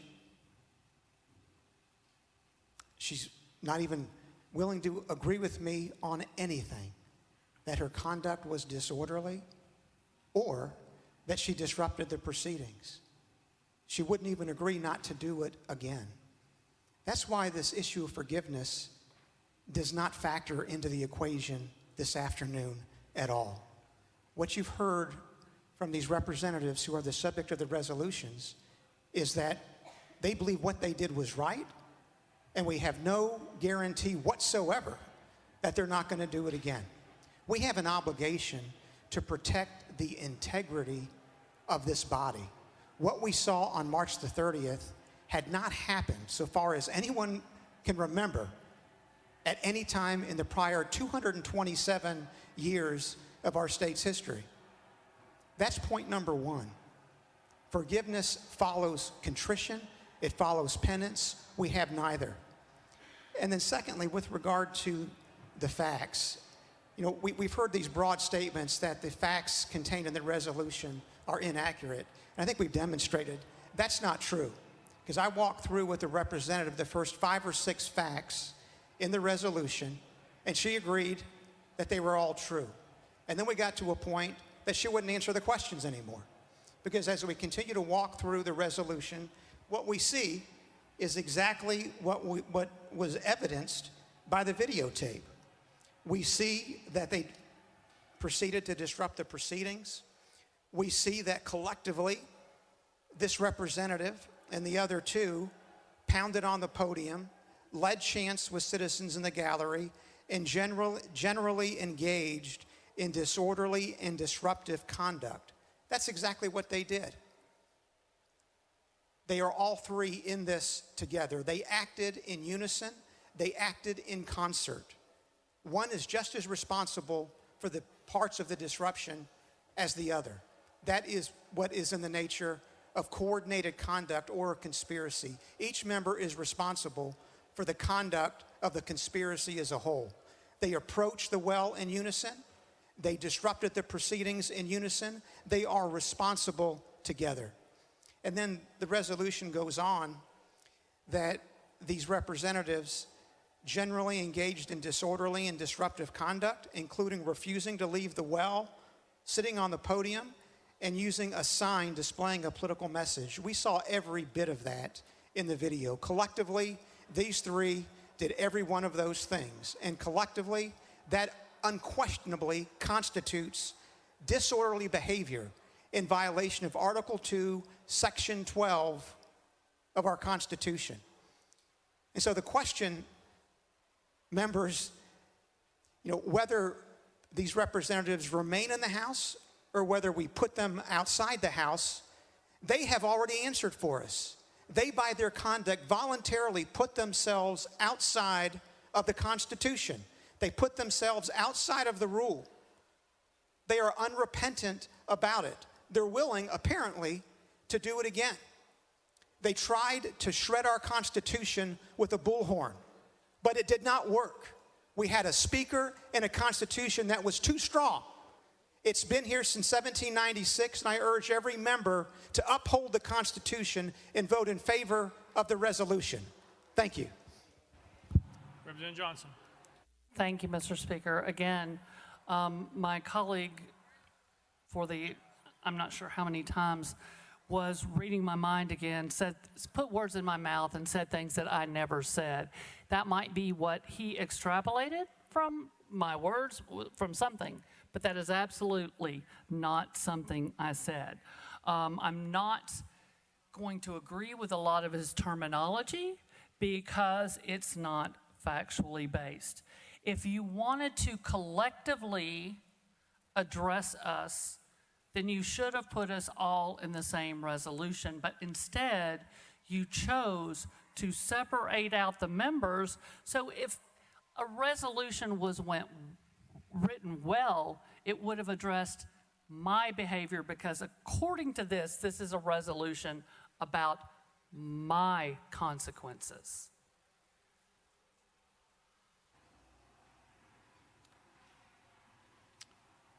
Representative Clemens.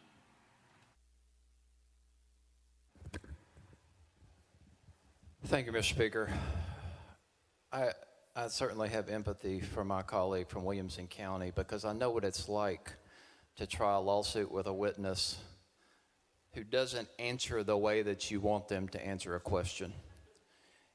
It's easy in a lawsuit because an objection is available, because asked and answered is an objection. In here, unfortunately, in this body, we only have a limited time, but just because you ask the same question 15 times and don't get the answer you want doesn't mean the facts change. Every member of this body, or every member who's a subject of a resolution today for expulsion, must be judged on their own merits. Every single resolution. She can't be held responsible, representatives can't be held responsible for the conduct of another member. You can only vote based on what she did. The record thus far simply proves that Representative Johnson walked from there to there. And you want to expel her for that? She did not raise her voice. She did not yell. She did not pound the desk. She did not hold a megaphone. She didn't have a button on. She did nothing. She walked from there to there. And ladies and gentlemen, the only rule in our rules that speaks to this is no crowding about the clerk's desk. Members shall not crowd or stand about the clerk's desk. Well, every one of us is guilty of that. Everybody in here has walked up here without permission from the speaker or from anybody and stood up here, talked to the clerk, or when somebody else was introducing a bill. You don't expel someone for that. That's the only fact that has been proven. And you can't hold collectively, that's not a standard. That's not the standard to which she's supposed to be judged. You can't judge her for what others did. Her conduct, it's her conduct should be judged on the merits. Ladies and gentlemen, you know, we had to suspend the rules for every part of this process today. That's because our rules don't even speak or lay out a process for this type of conduct, because it's that rare. We never even think we're going to have to use it, so we don't even put rules in place to govern this. That's why we had to suspend the rules, because it is an extraordinary event reserved for extraordinarily bad conduct. Walking from there to there does not rise to the level of expulsion. And that's the only fact that has been proven today. Now, I'm limited on time here, but ultimately, I don't know if you're upset about the message that was trying to be conveyed. I don't know if you're mad at the messenger. I've heard many of you say in reference to Representative Johnson that you can't be an activist and a legislator. Well, guess what? That's not your decision to make. It's the people of Knox County's decision to make what type of legislator they want representing them. You don't get to make that decision. At the worst, you were inconvenienced for a few minutes on that day, and apparently that seems to be grounds for expulsion. This whole process is disrespectful of the rule of law. It's disrespectful of the victims of gun violence, who we should be discussing today rather than this nonsense. It's disrespectful of the cause of so many deaths across our community. We should be spending this time on legislation to protect our communities. But instead, you're asking to expel somebody for walking from there to there. Now, in this last minute I have, I want to tell you this. You may not agree with Representative Johnson. You may not get along with Representative Johnson. Trust me, Representative Johnson has given me the what's what more than any of you can ever dream of. And rightfully so. But let me tell you, I have 24 members, 23 now, and you were looking to expel one more, one of only 2 women in my caucus, a woman, a teacher, and a woman who has the biggest heart of anybody in this body. You are depriving this body of her perspective. She drove some of you to tears weeks ago, and that voice is necessary, and you want to silence it. Shame on you.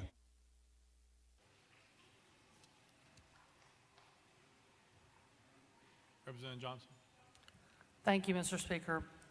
You know, I think that one thing that we have to look at, I'm 60 years old and my colleagues are much younger. The younger generation, I am so proud of. I love them, I love working with them, and I trust that they are going to make a change. And we're starting to see that change in this body, and I stand with them. We may not do things exactly the same. The younger generation is not going to do things the same way that all of us do, of 1 and 2 generations down the road. But they're strong, they're going to fight, they are smart, they are amazing speakers, and they connect with their voters. And they connect with their voters by speaking directly to them. And they did that during a recess. And I was there with them, and I stood with them because our hearts were the same. Our hearts were there for our constituents who cared deeply, for the children that begged us to do something to protect them. I was out there at 7 a.m., conversations all morning with moms and kids, people, staff at Covenant that I wasn't able to recognize on the floor that had reached out to me because I was a teacher. And we just have to do something. And as long as we are not allowed the voice to represent our districts on an issue so critically important that has impacted my life. I went to Denver, Colorado in 2001, the year after Columbine, to take a job at Dakota Ridge High School, which was about 2 miles away from Columbine. And some of the kids from Columbine who could not go back into that school went to Dakota Ridge. Some went to Chatfield, which was about 2 miles in another direction. I was at Dakota Ridge. When I got there, I saw the trauma that these kids had been through. I wrote a program. I wrote a grant for a program very similar to a program we had in Knoxville that addressed mental health. It did wonders. We had a counselor, we had a psychologist, and we were able to help those kids. And we are looking for solutions so that it never happens again. It should never, ever happen again for any parent, for any child, for any classroom.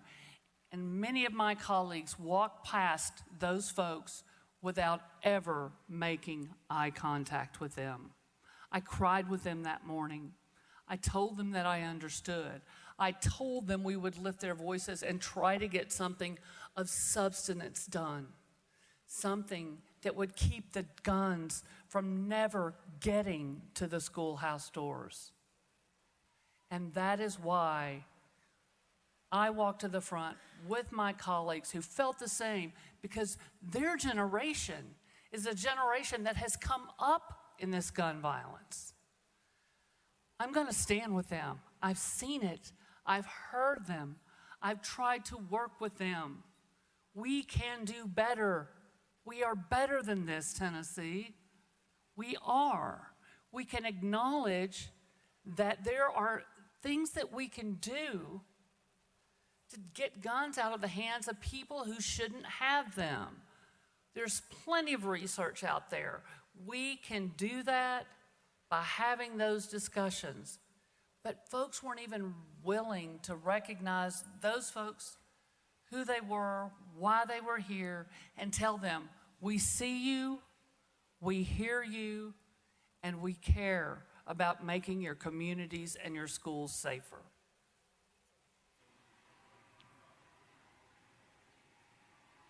Representative Doggett. Thank you, Mr. Speaker. I move previous question. Previous question been called. Is there objection? There's objection. We're on the board. We're voting on previous question.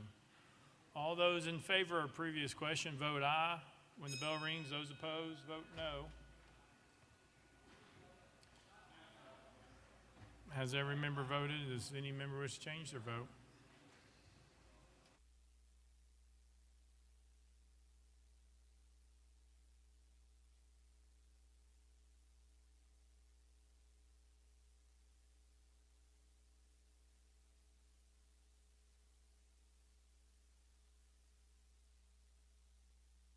Mr. Clerk, take the vote. Aye, 71, 23 nays. Previous question prevails.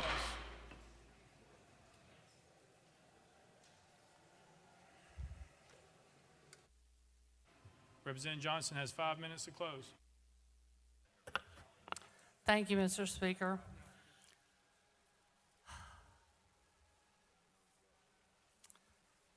First, I want to say some names. Evelyn, Hallie, William, Cynthia, Catherine, Mike, Ryan McDonald. I've spent much of my life dedicated to helping children. Appreciate you guys. You just make me get teary-eyed. And I really want to thank you for standing with me, because I know you care about children. And I hear a lot of talk about caring about children, but I continue to hear no one having conversations about things that will prevent gun violence from coming to our doors. There are so many things we could do that would change the trajectory of where we're headed. More school shootings, more church shootings, more Waffle House shootings, all of these, theater shootings. It's happening everywhere, folks. There's one common denominator. It's the guns. It's the people that have the guns, because we are not doing anything to make sure that people who are not safe don't have guns. I'm a gun owner. I have a gun. I took a class so that I would know how to use that gun. I trained with my nephews, a Marine and an Air Force member. I shoot regularly because I think you have to be responsible. It's responsibly stored. It was my father's service revolver. It laid on his dresser every night when he came home, and we didn't touch it. And we knew not to touch it. But we grew up with that. But my father believed in things that we can do to prevent gun violence. My Marine nephew came home from losing his best friend in Afghanistan, went to live with his best friend's family because they were without their child in Massachusetts. And his business was manufacturing guns in Massachusetts. He told me about the restrictions that they had there. And he said, as a gun manufacturer, these are protecting us. These are protecting kids. I sat down with him for hours to talk about what things made sense to you guys as manufacturers, and what things did you think were a bridge too far. Not only did he talk to me about it, but he collectively got online with a lot of his colleagues in the same sort of business and sought agreement from all of them. This is the way we get to solutions. But we've got to have those conversations. We have got to be allowed to stand up and speak for our constituents. And we have to welcome this younger generation who might do it a little bit differently, but they are fighting like hell for their constituents. And that's what they sent them here for. That's what they're doing. It's going to look different, you guys. The next generation always does. Respect the human dignity of every citizen in the state of Tennessee, and not just the ones that look like you, and not just the ones that agree with you. We've done so much damage up here to vulnerable communities this year, and now we're doing damage by not addressing the concerns of the families and the children. I cannot tell you how many phone calls I got from Republicans and Democrats and independents from my district saying thank you. And from outside of my district in Knox County, from many of my colleagues on the other side of the aisles districts, Republicans I heard from. We want action. Our hearts compelled us to come up here for action. We need to allow people to speak for the 70,000 folks that sent them here. And earlier when my colleague said 200,000, he was talking about the combined total of the three of us. That's what he was talking about. So be careful about putting words in people's mouth. I have words.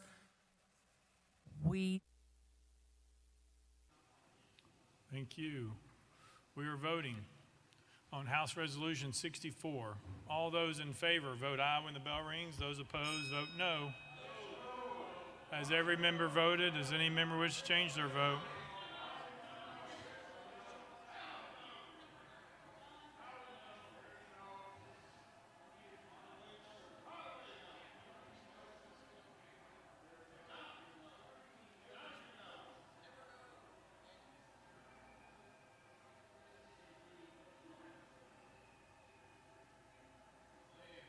Has everybody voted? Does anybody wish to change their vote?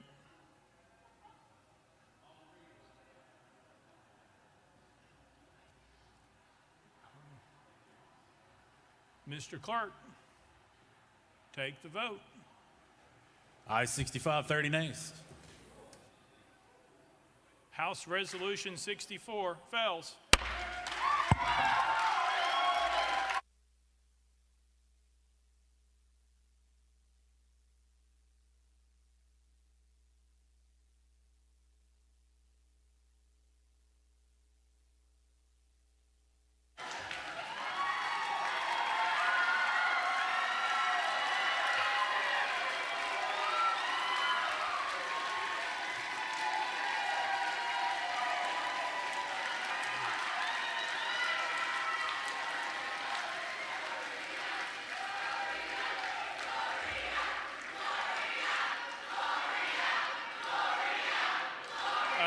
That's out of order. Out of order. Out of order.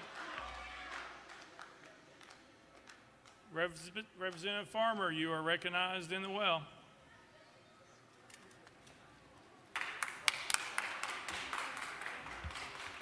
Thank you, Mr. Speaker. I move adoption of House Resolution 63. Chairman Farmer moves adoption of House Resolution 63. Probably seconded. Chairman Farmer. Thank you, Mr. Speaker. I request that the clerk read the resolution. Mr. Clerk, read the resolution. House Resolution 63 by Chairman Farmer, a resolution to expel Justin J. Pearson from his seat as a member of the House of Representatives in the 113th General Assembly of the state of Tennessee, elected by the 86th Representative District. Whereas Article 2, Section 12 of the Tennessee Constitution provides that each House may determine the rules of its proceedings, punish its members for disorderly behavior, and with concurrence of 2/3 expel a member, but not a second time for the same offense, and shall have all the powers necessary for a branch of the legislature of a free state. And whereas all members of the House of Representatives must comply with the permanent rules of order of the Tennessee House of Representatives for the 113th General Assembly, including preserving order, adhering to decorum, speaking only with recognition, not crowding around the clerk's desk, avoiding personalities, and not using props or displaying political messages. And whereas during the House floor 19th Legislative Day on March 30th, 2023, Justin J. Pearson of Shelby County, along with Gloria Johnson of Knox County and Justin Jones of Davidson County, did knowingly and intentionally bring disorder and dishonor to the House of Representatives through their individual and collective actions. And whereas at approximately 10:49 a.m., Representative Pearson and his colleagues, having gathered at Representative Johnson's desk, moved in unison to the well and began shouting without recognition. And whereas once gathered in the well and called out of order, Representative Pearson and his colleagues proceeded to disrupt the proceedings of the House of Representatives from approximately 10:50 a.m. until approximately 11:42 a.m. And whereas during this time, Representative Pearson and his colleagues shouted, pounded on the podium, led chants with citizens in the gallery, and generally engaged in disorderly and disruptive conduct, including refusing to leave the well, sitting on the podium, and utilizing a sign displaying a political message. And whereas during this time, Representative Pearson and Representative Jones used a bullhorn to amplify their protestations, And whereas these actions are done in open session in presence of and witnessed by the members and staff of the House of Representatives, and whereas it appears to the satisfaction of this body that Representative Pearson's conduct on March 30, 2023 constitutes disorderly behavior and justifies expulsion, and whereas such disorderly behavior on part of Representative Pearson reflects adversely upon the integrity and dignity of the House of Representatives of the state of Tennessee, place a cloud upon the action of this honorable body, and is inconsistent with the duty of a member of this body, and where it is deemed in the best interest of the people of the state of Tennessee and this body for Representative Pearson to relinquish his seat as a member of the House of Representatives, and whereas Representative Pearson has been given advance notice of the contents of this resolution and has been afforded the opportunity to debate the resolution on the floor of this House prior to its passage, now therefore be it resolved by the House of Representatives 113th General Assembly of the State of Tennessee that pursuant to the authority under Article 2, Section 12 of the Tennessee Constitution, this body hereby expels Justin J. Pearson from his seat as a member of the House of Representatives of the 113th General Assembly of the State of Tennessee, elected by the 86th Representative District for his disorderly behavior occurring on March 30, 2023, and declares the 86th Representative District seat vacant. Be it further resolved that copies of this resolution be prepared and forwarded to Justin J. Pearson, the legislative body of Shelby County, the Honorable Bill Lee, Governor of the State of Tennessee, and the Honorable Trey Hargett, Secretary of State. Representative Pearson, you're recognized in the well.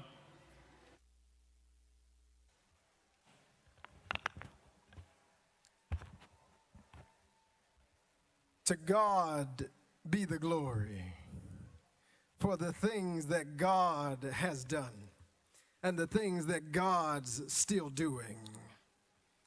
It is indeed a sad day for us in the state of Tennessee with the loss of Representative Justin Jones from this body. It is a victory of this movement that still says it matters to end gun violence in the state of Tennessee. This movement that still says it is time for just action and just reforms in our state, and to still have Representative Gloria Johnson serving in this House. That's the power of justice. And there's been a refrain and a song going around in this movement. Power to the people. Power to the people, power to the people, power to the people, Hosanna.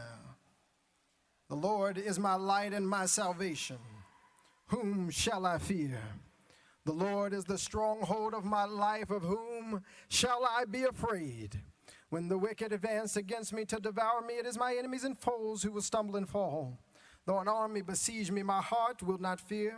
Though war break out against me, even then will I be confident. One thing I ask of the Lord, this only that I seek after, that I may dwell in the house of the Lord all the days of my life, to gaze upon the beauty of the Lord and to seek God in God's temple. For in the day of trouble, God will keep me safe in God's dwelling. God will hide me in the shelter of God's sacred tent and set me high upon a rock. Then my head will be exalted.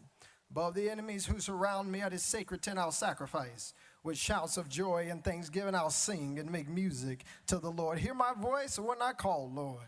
Be merciful to me and answer me. My heart says of you, seek God's face. Your face, Lord, I will seek. Do not hide your face from me. Do not turn your servant away in anger. You have been my helper. Do not reject me or forsake me, God, my Savior. Though my father or mother or siblings or colleagues might forsake me, the Lord will receive me. Teach me your way, Lord. Lead me in a straight path because of my oppressors. Do not turn me over to the desires of my foes, for false witnesses rise up against me. Do not turn me over to the desires of my foes, for false witnesses rise up against me, spouting malicious accusations. I remain confident of this, that I will see the goodness of the Lord in the land of the living. Wait for the Lord. Be strong and take heart and wait for the Lord. I give thanksgivings to Dr. Kimberly Owens Pearson, Reverend Jason C. Pearson Sr., my fiance Oceanae, my brother Keyshawn, who stands in the gap for Jason II, Temperance, and Jalen, and to everyone in District 86 in Memphis and Millington of the community who is here demanding justice. We are here because of a tragedy. Covenant School shooting victims Catherine Kuntz, Mike Hill, Cynthia Peak, Evelyn Dehouse, Haley Scruggs, and William Kinney. We're here because of a tragedy. because we spoke up about the tragedy of gun violence that continues to perpetuate and persist in our state. We're here today witnessing injustice against the First Amendment. We spoke up for gun control and the end of gun violence. We're here today. We're being sought to be expelled from this, the people's house, for speaking up about the need for gun control because we broke some house rules. We're here today because of House Resolutions 63, 64, and 65. Rules, I will tell you that I was never told about. I learned about more rules in this House and our state constitution in the last 5 days than in my entire tenure. And as you have seen, and as we unfortunately have seen, the rules can be wielded to bend to the desires of a few. And it is not sacrosanct for the protection of everybody. I do, before I continue, have a few parliamentarian inquiries. If you will indulge me. One, when is it that evidence can be presented into the record? Evidence for our expulsion. As a point of order, you can stop the time. I got a few parliamentary inquiries before we keep going. This is part of your time because you're asking the clerk questions during your opening. Mr. Clerk. Okay. I'll retract those questions and then we'll ask them after. Thank you. It is said that I broke the Constitution. Article 2, Section 12, saying that each house has its own proceedings and you can punish members and things like that. Again, never informed about even these proceedings, denied due process, didn't know anything about this. I was never given an overview of these rules or informed the speaker, the chief clerk. Nobody reached out saying, hey, this is what you can expect. I've been serving officially District 86 for 10 days since our swearing in. I was sworn in the day of the Covenant shooting. And now being brought up against charges, if you will, that we broke the Constitution. Told in paragraph 2 that members of this assembly have permanent rules of order. Now, when did we sit down and we talk about these rules? I think they were voted on before I got here and was appointed by the Shelby County Election Commission. I was told that we were crowding around the clerk's desk, and I got to be honest with you, I just realized they're talking about this desk and not the one up there. It's a lot of things that are in these resolutions that seem to assume a lot of knowledge about what I am supposed to know or what we are supposed to know without real facts about what we have been provided information about. I'm told that I did knowingly and intentionally bring disorder and dishonor. Knowingly and intentionally bring disorder and dishonor. When we went up between bills, I walked to this hallowed house near this well, went up between bills after not being called on during welcoming and honoring to say we've got to listen to the people. We've got to do something. We've got to take action on gun violence. We've got to elevate this issue in order that we can create the necessary change that we need because we're exercising, and I exercise our First Amendment right. We're being told that that deserves an expulsion from the House because it broke a permanent House rule. And still, when we learn that a member of this body broke a permanent House rule in order for a video to be shown, there was no discussion even about what potential retributions might exist. If rules will be sacrosanct, if rules will be the end-all and be-all of this House, then that needs to apply equitably to everyone. But there is something that tells me it is not the rules being broken, it was what we were advocating for that folks have gotten very upset about. That we were advocating for people who have been murdered in our communities. We're advocating for people like my own classmate, Larry Thorne, who was slain by gun violence. We're advocating for people who are suffering in our communities. We're told in this resolution that I proceeded to disrupt the proceedings of the House of Representatives from approximately 10:50 until approximately 11:42. And my fiance, she's a lawyer to be, and I have to tell you, if you go back, and this is one of the questions that I have, and we can start working on pulling up, if you look at the video, at 10:50 a.m., this House is in recess. And the question that I'm pondering is it possible for House members to break permanent rules of order when the House is in recess? It's important that we unpack this. After SB 638 was passed at 10:49 a.m., I walked to the well, and the Speaker section immediately said, "You're out of order. I call for a 5-minute recess. Leadership, come up here." There was no disruption of any House proceedings or business. We were in a recess where members were relaxing, went for walks, left the chambers, ignoring the cries of people asking for gun reform, asking to end gun violence. I didn't disrupt proceedings between 10:50 to 11:42 because it wouldn't have been possible. We were in a recess. But if you want to count the recess and say that our peaceful protests for red flag laws, our peaceful protests for gun control storage laws, our peaceful protests for the safety of kids like the ones at Covenant, our peaceful protests for the communities that we serve and the people that we represent deserve expulsion, then let's go through the timeline. There was a 10-minute peaceful protest on the House floor. And it was at exactly 11:04 where we walked back to that room with Leader Camper. Again, in the resolution, it says that we refuse to leave the well. In fact, all of the quote-unquote protest, except for maybe the first second or two, was called during a recess. And we still finished the business for the day. You keep going, and they say that we shouted and led chants with citizens. They said that we refused to leave the well. We had signs displaying political messages, and none of us believed that we were doing anything to deserve expulsion from this house. Speaking up on behalf of the last, the lost, the least, those who've been left out, those who've been ignored, those who've been silenced, but who refuse to be silent any longer, does not deserve expulsion from this house. The mic was cut off. We did use a mini bullhorn to listen and to project to the people in our community who were asking for change. The reality is, we were told this happened in the open presence of witnesses, but the gallery was cleared. The video and audio during this time, and you can see this with the chief clerk, and we can pull up that video. The video and audio during this peaceful exercise of our First Amendment was not even broadcast online. We're told that this was disorderly behavior and it justifies expulsion. Well, I've been looking, colleagues, at our permanent rules of order.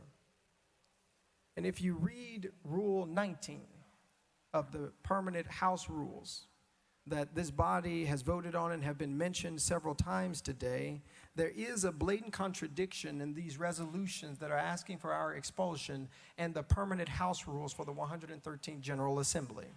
If you go to section 19, transgression of rules by member. Transgression of rules by member. And it reads this, and I'll read it into the record. Any member who, in speaking or otherwise, transgresses the rules of the House, the Speaker shall, or any other member may, call such transgressing member to order, in which case the member so called to order shall immediately sit down, unless permitted to explain. And the House shall, if appealed to, decide the case without debate. If there be no appeal, the decision of the chair shall prevail. If the decision be in favor of the member called to order, such member shall be permitted to proceed without leave of the House. If otherwise, such member shall not be permitted to proceed. And here's the important thing, and which is really important for we who are being told we deserve to be expelled because of a breaking of these rules. In case any member objects and continues, stays at the well, you might say, for more than 30 seconds or something, without leave of the House. And if the case require it, such members shall be liable to the censure of the House, not expulsion. Those are the permanent House rules we voted on, or I've been told. It is not the fact that we walked up to the well. It was what we came up here talking about. That's what's at issue here. We're told that we have hurt the integrity and dignity of the house that our people elected us into. We've received letters from Evan and Johanna and Evabel, Lucy, Heron, Nuseba, Lily, Makada, June, Jana. We've had folks like the Robinson family, the Fitzgeralds and others who come and reached out to us and said, thank you for standing up for right. Thank you for speaking up for such a time as this.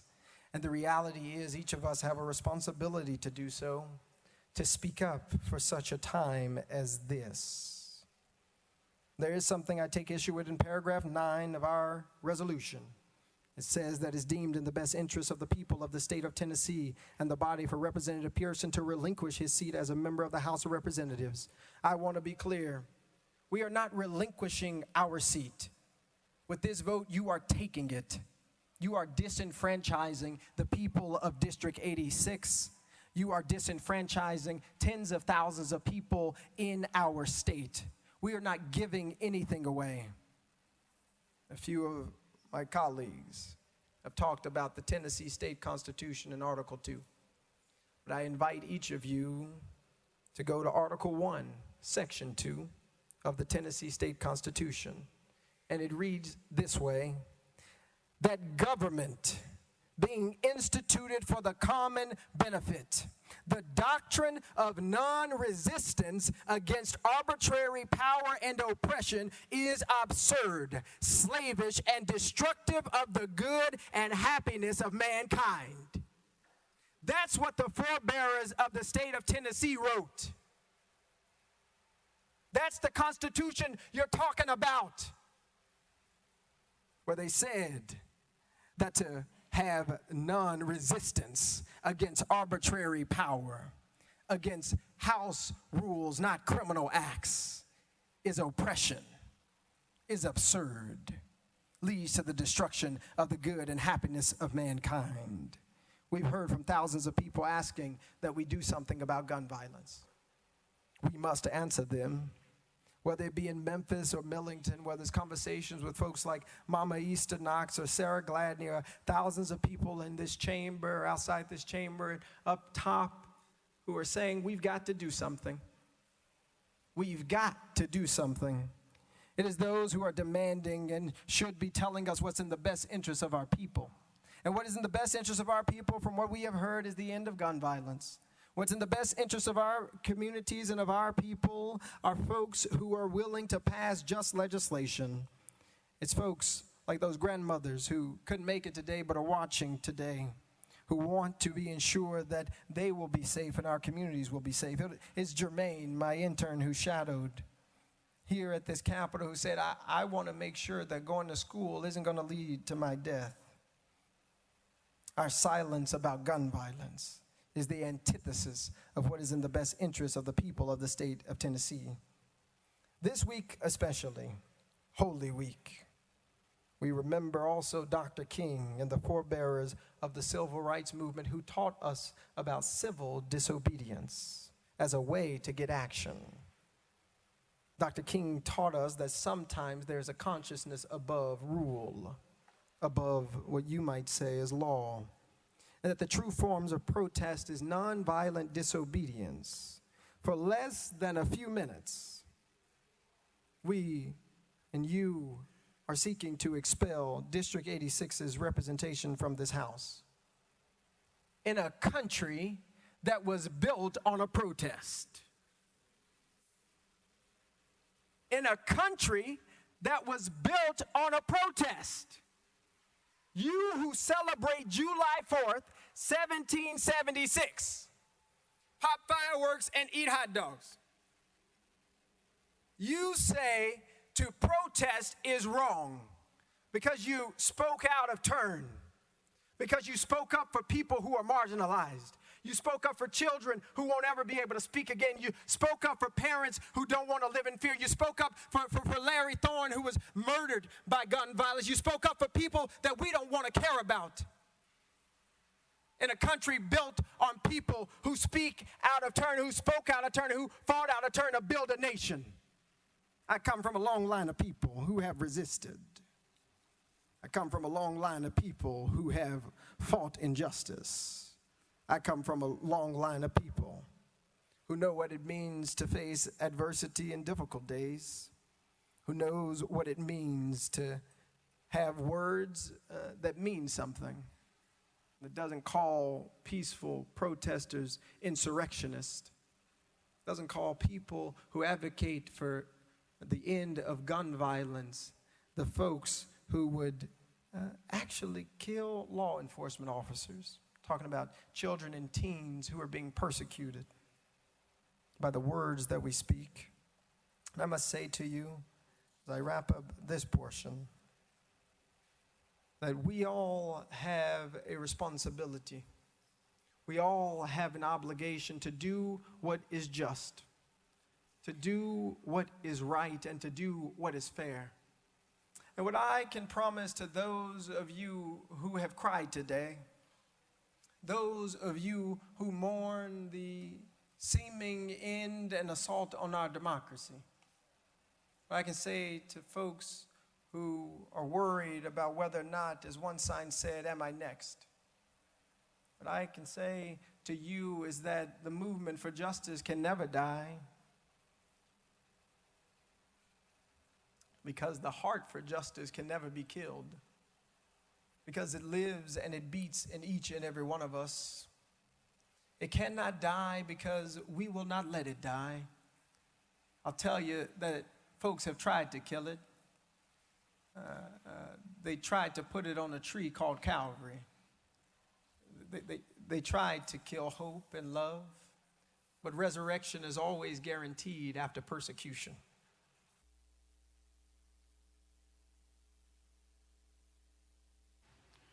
Representative Farmer, you're recognized.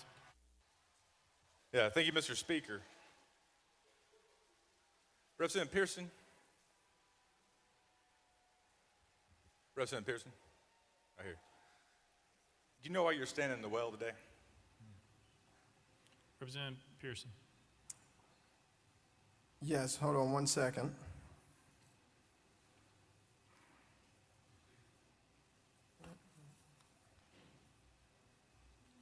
Representative Farmer, yes, sir. Yeah, I was just going to ask to pause my time if he's going to. No, I'm actually not doing what y'all typically. Representative Pearson.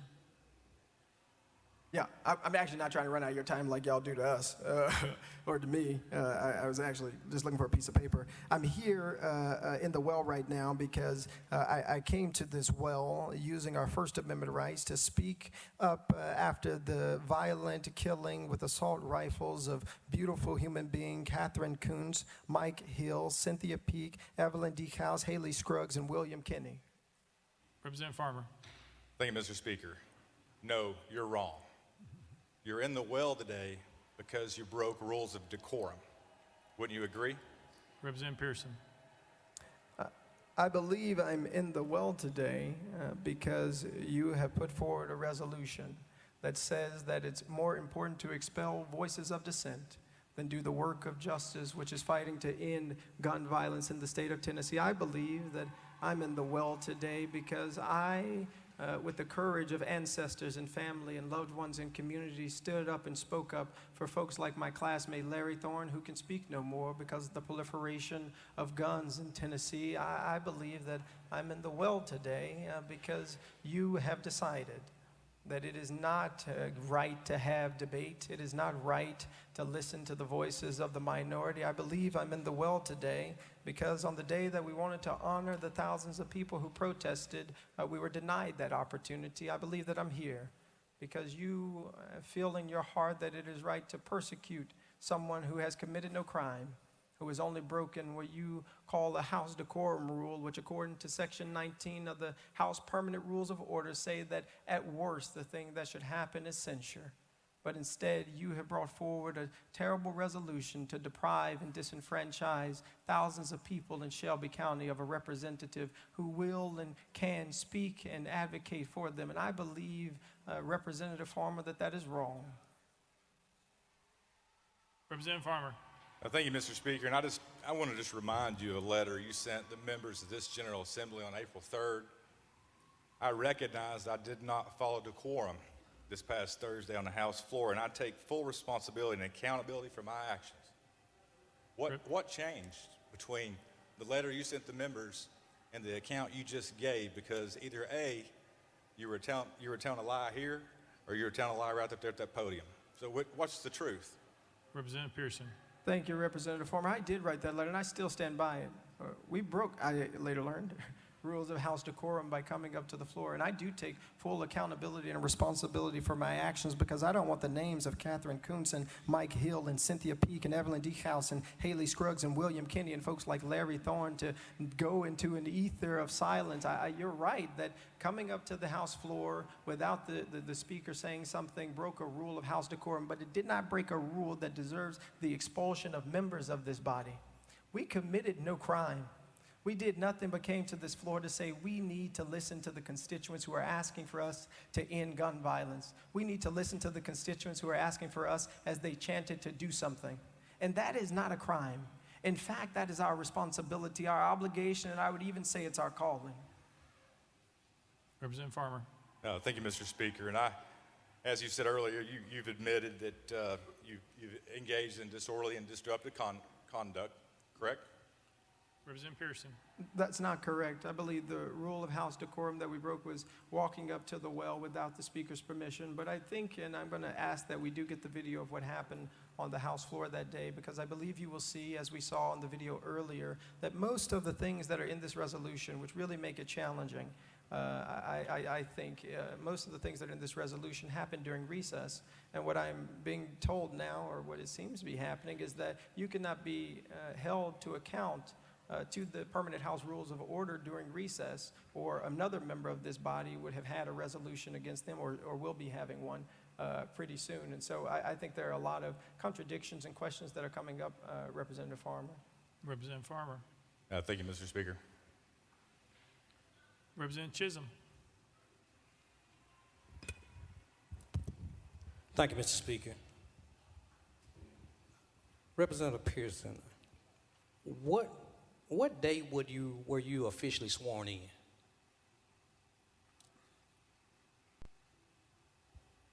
Oh, sorry, Representative Pearson. I was sworn in on the 27th, so Monday last.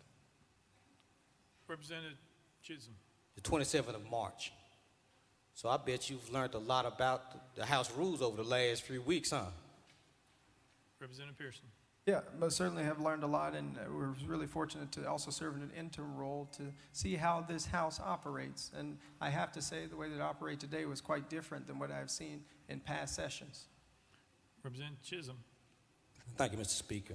Members, I'm standing here to fight for our member. I'm standing here to fight for all of our members. Because we have a new member standing in a well defending his right to even be here. A member who was sworn in less than 2 weeks ago.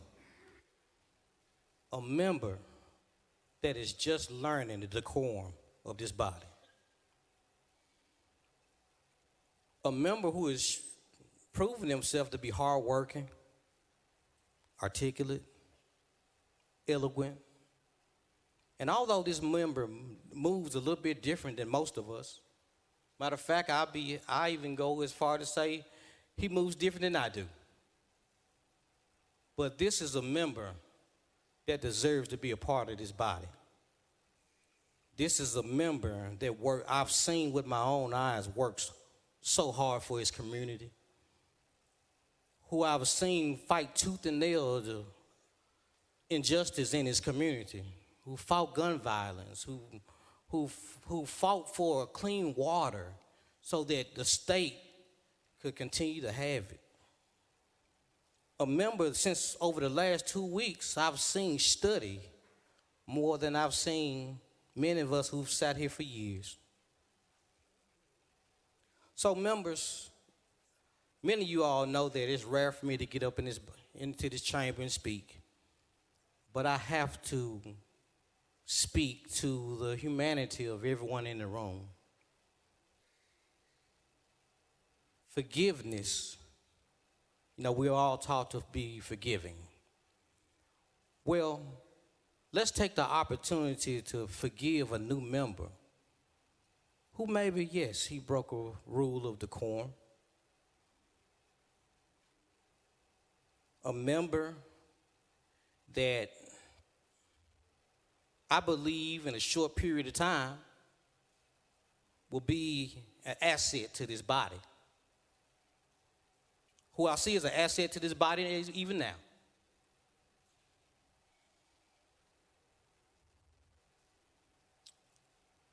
Members, we've seen, it's been said many times that we've seen many members of this body violate rules, and are still here, who violated decorum in a much severe manner than a member just standing in the podium, who are still here. And members, let's remember that as we talk about forgiveness and as we talk about the member in question right now, let's remember who's watching us right now. Let's remember who's in the hallway. And let's not forget about those children that lost their lives. Let's not forget about the reason he felt like he had to get in the well. Because when a generation is penalized for telling the truth, we teach them how to lie.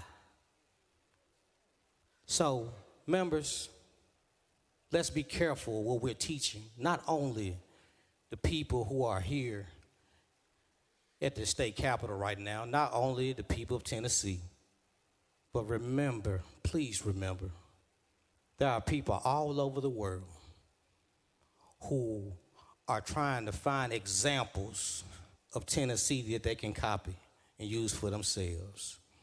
And let's not give them something they'll end up being ashamed of from seeing us. Thank you for your ear, and I ask you for your consideration. Thank you. Representative Pearson. Thank you, Representative Chisholm. And I do take issue with some of these things, particularly some of these rules. And I think that some of the, not necessarily the rules in and of themselves, I realize it was passed by this body before I got here. One of the things I do wonder is, as a part of being here, especially when you come in on a special election, how much effort is given to help educate members, right, who are new here? How much attention is given to actually support folks to be good members of this body, as you all see? But there's also a need when you get new folk, when you get people who are different than the status quo, when you get people who don't particularly think or see or speak the same ways that you do, how might you change too? Because this is not just about a young generation needing to conform to this body's principalities and the ways that it operates.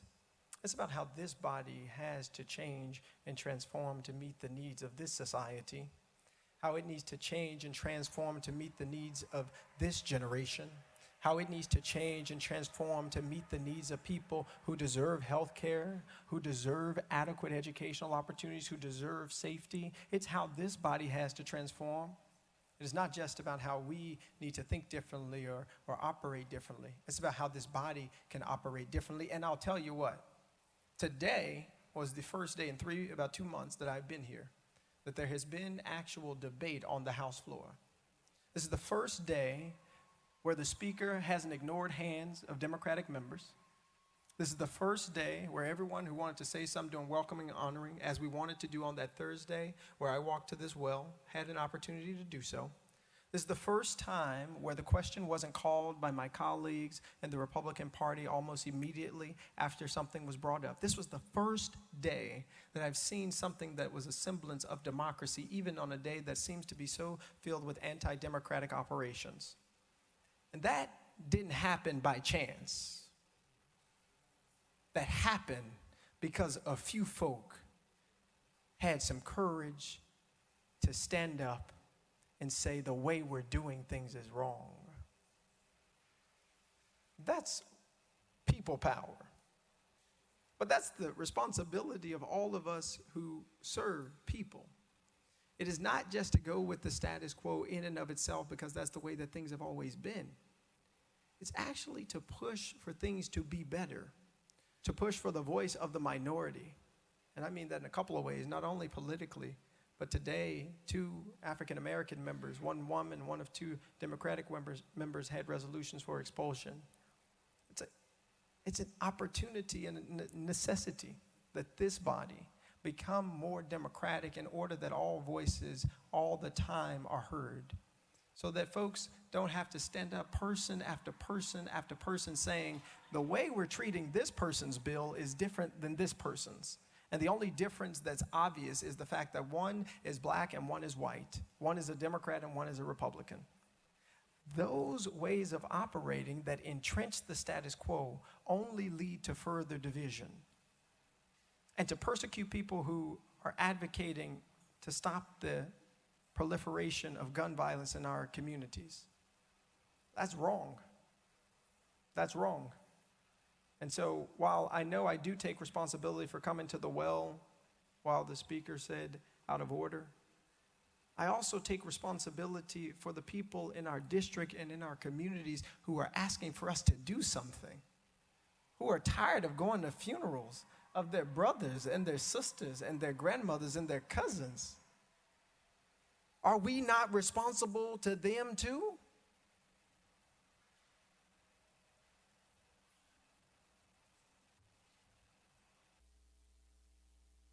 I'll take any other questions. Representative Farmer. Thank you, Mr. Speaker. You know, as I'm listening, I'm thinking to myself, you don't understand. You don't truly understand why you're standing there today. You don't truly understand why I authored that resolution. And it wasn't an easy thing for me to do. But I'm hearing you blame this on your youth.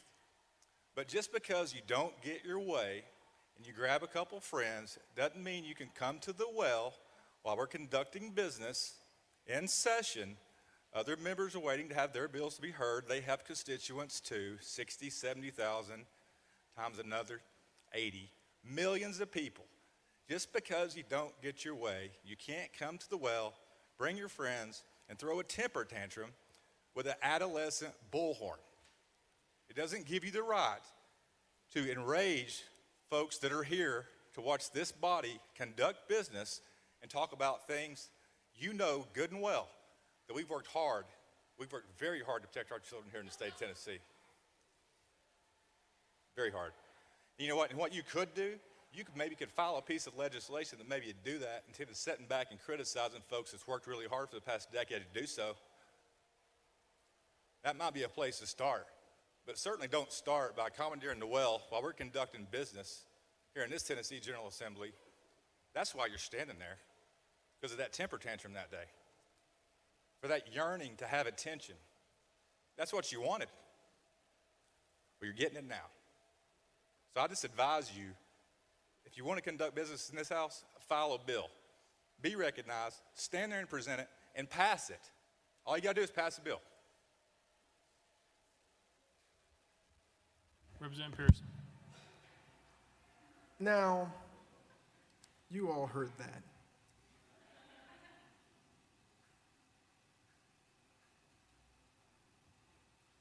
How many of you would want to be spoken to that way?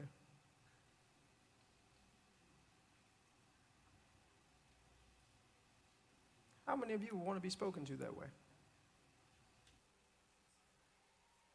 We're not talking about politics. We're not talking about even gun violence. How many of you would want to be spoken to that way?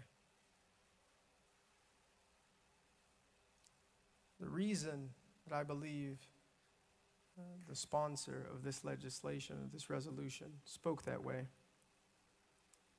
is because he's comfortable doing it. Because there's a decorum that allows it.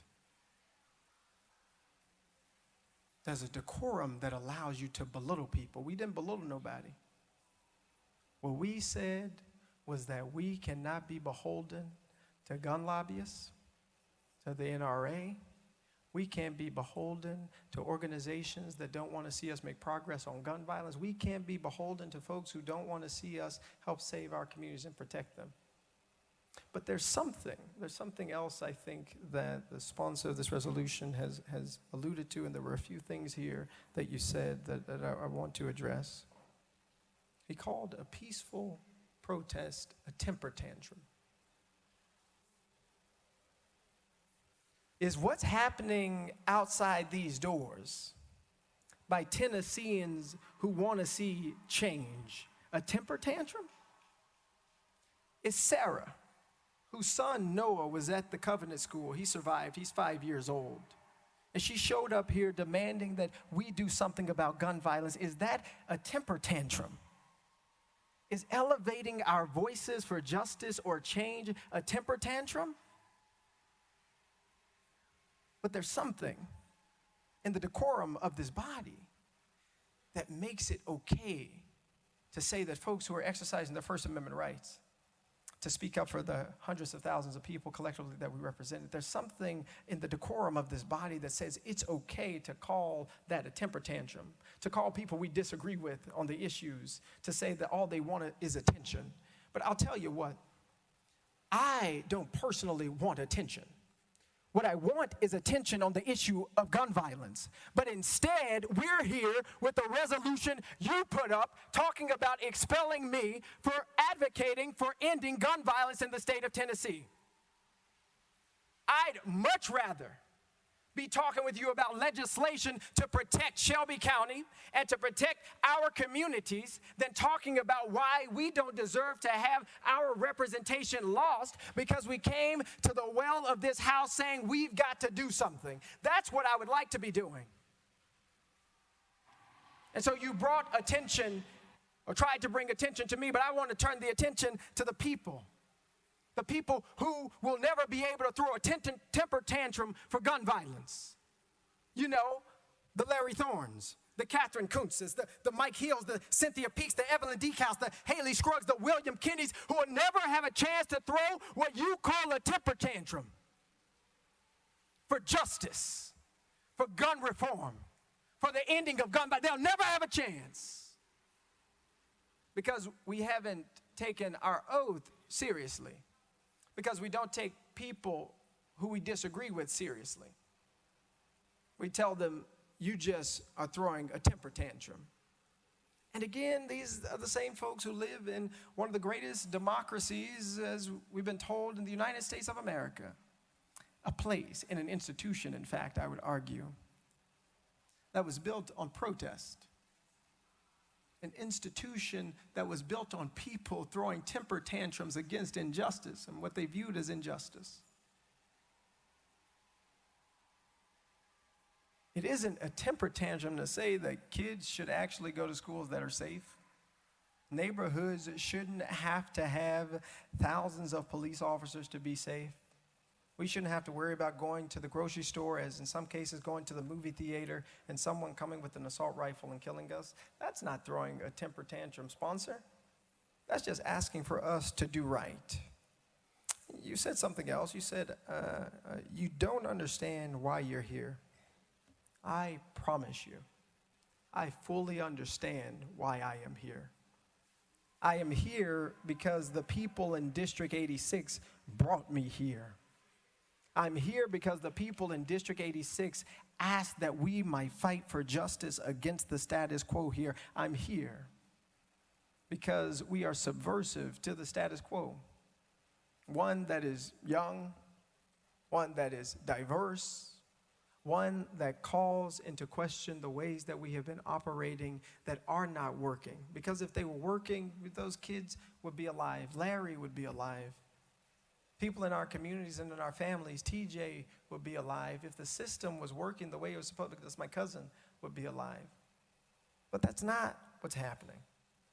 And look, I wrote y'all a letter. I hand-delivered a letter to everybody. And I said, look, I take full accountability and responsibility for my actions on the House floor and that it broke decorum. I told y'all that. And I also told you that there was in no world or way that I thought that would lead to us being expelled from this house that we got elected into by our constituency. Who would have ever thought that? That for 30 seconds or less before the speaker called a recess could lead to our expulsion from the State House. That is anti-democratic. That is not right. That is not just. So yes, I still take full responsibility for my actions. I know exactly why I am here serving. I know exactly why I'm fighting for our community, why I'm fighting to continue to be in this institution to help create change. I know exactly why I'm doing that, and I know exactly why this resolution was brought forward, and I don't think it has a lot to do with the 30 seconds before the recess. I think it has to do with the issue that we were talking about. You said something else, that we are just criticizing folks and setting, instead of just setting back and criticizing folks, put forward some legislation. Well, some good legislation has been put forward, y'all. I hear representatives on our side have legislation that can lead to protecting our communities, including red flag laws and gun storage as well. And I ask that you might work to actually pass that legislation, because we are going to continue to fight for just legislation. We're going to continue to fight to ensure that more lives are not lost to the epidemic of gun violence in our communities. And so, yes, if I'm expelled from this house, I will not have the opportunity to fight for that legislation as a member, but you can believe that I will continue to fight for our communities and to fight for just legislation in the state of Tennessee. With that, if anyone has any more questions or comments. Representative Beck.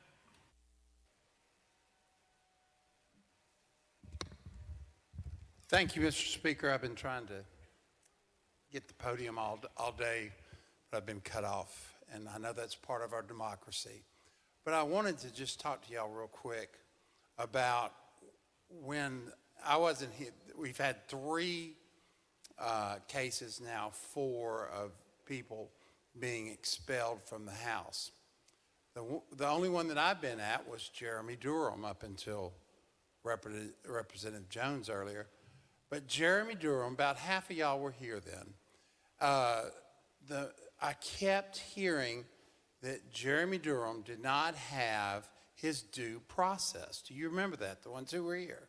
Due process, due process. So let's talk about due process just a minute. Due process is under the Constitution, where if we take your life, liberty, or property, there's a process that the government has to go through. And obviously, we're not sentencing him to death. Obviously, we're not taking his liberty by sending him to jail. But we are taking his property. His job is his property. His elected position in this House is his property. And because of that, and we are a government entity, he deserves, Representative Pearson deserves, and all 3 of them deserve due process under the Constitution. We've heard a lot about the Constitution today, but this is rock solid due process. And under the due process, you've got to have inquiries. You've got to, we heard about under Jeremy Durham, had a ad hoc committee to investigate it. The Attorney General appointed a committee to investigate it. And yet we still get to, months later, not a week later, months later, we get to a position where we are in a special session to expel Jeremy Durham. That was months, years maybe, after the first accusations of the sexual harassment came out, and other accusations.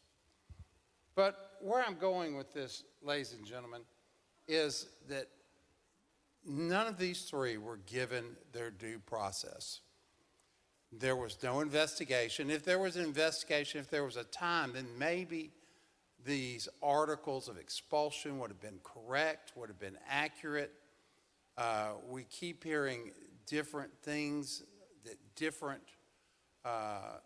accused that are said that they have been done.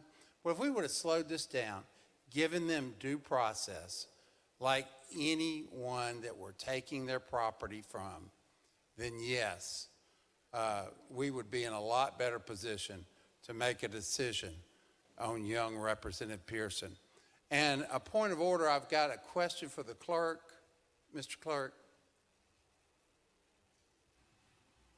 Mr. Clerk, is it against the House rules to approach the well without the Speaker's permission? Mr. Clerk. Mr. Speaker, that is not contained in the House rules. Representative Beck.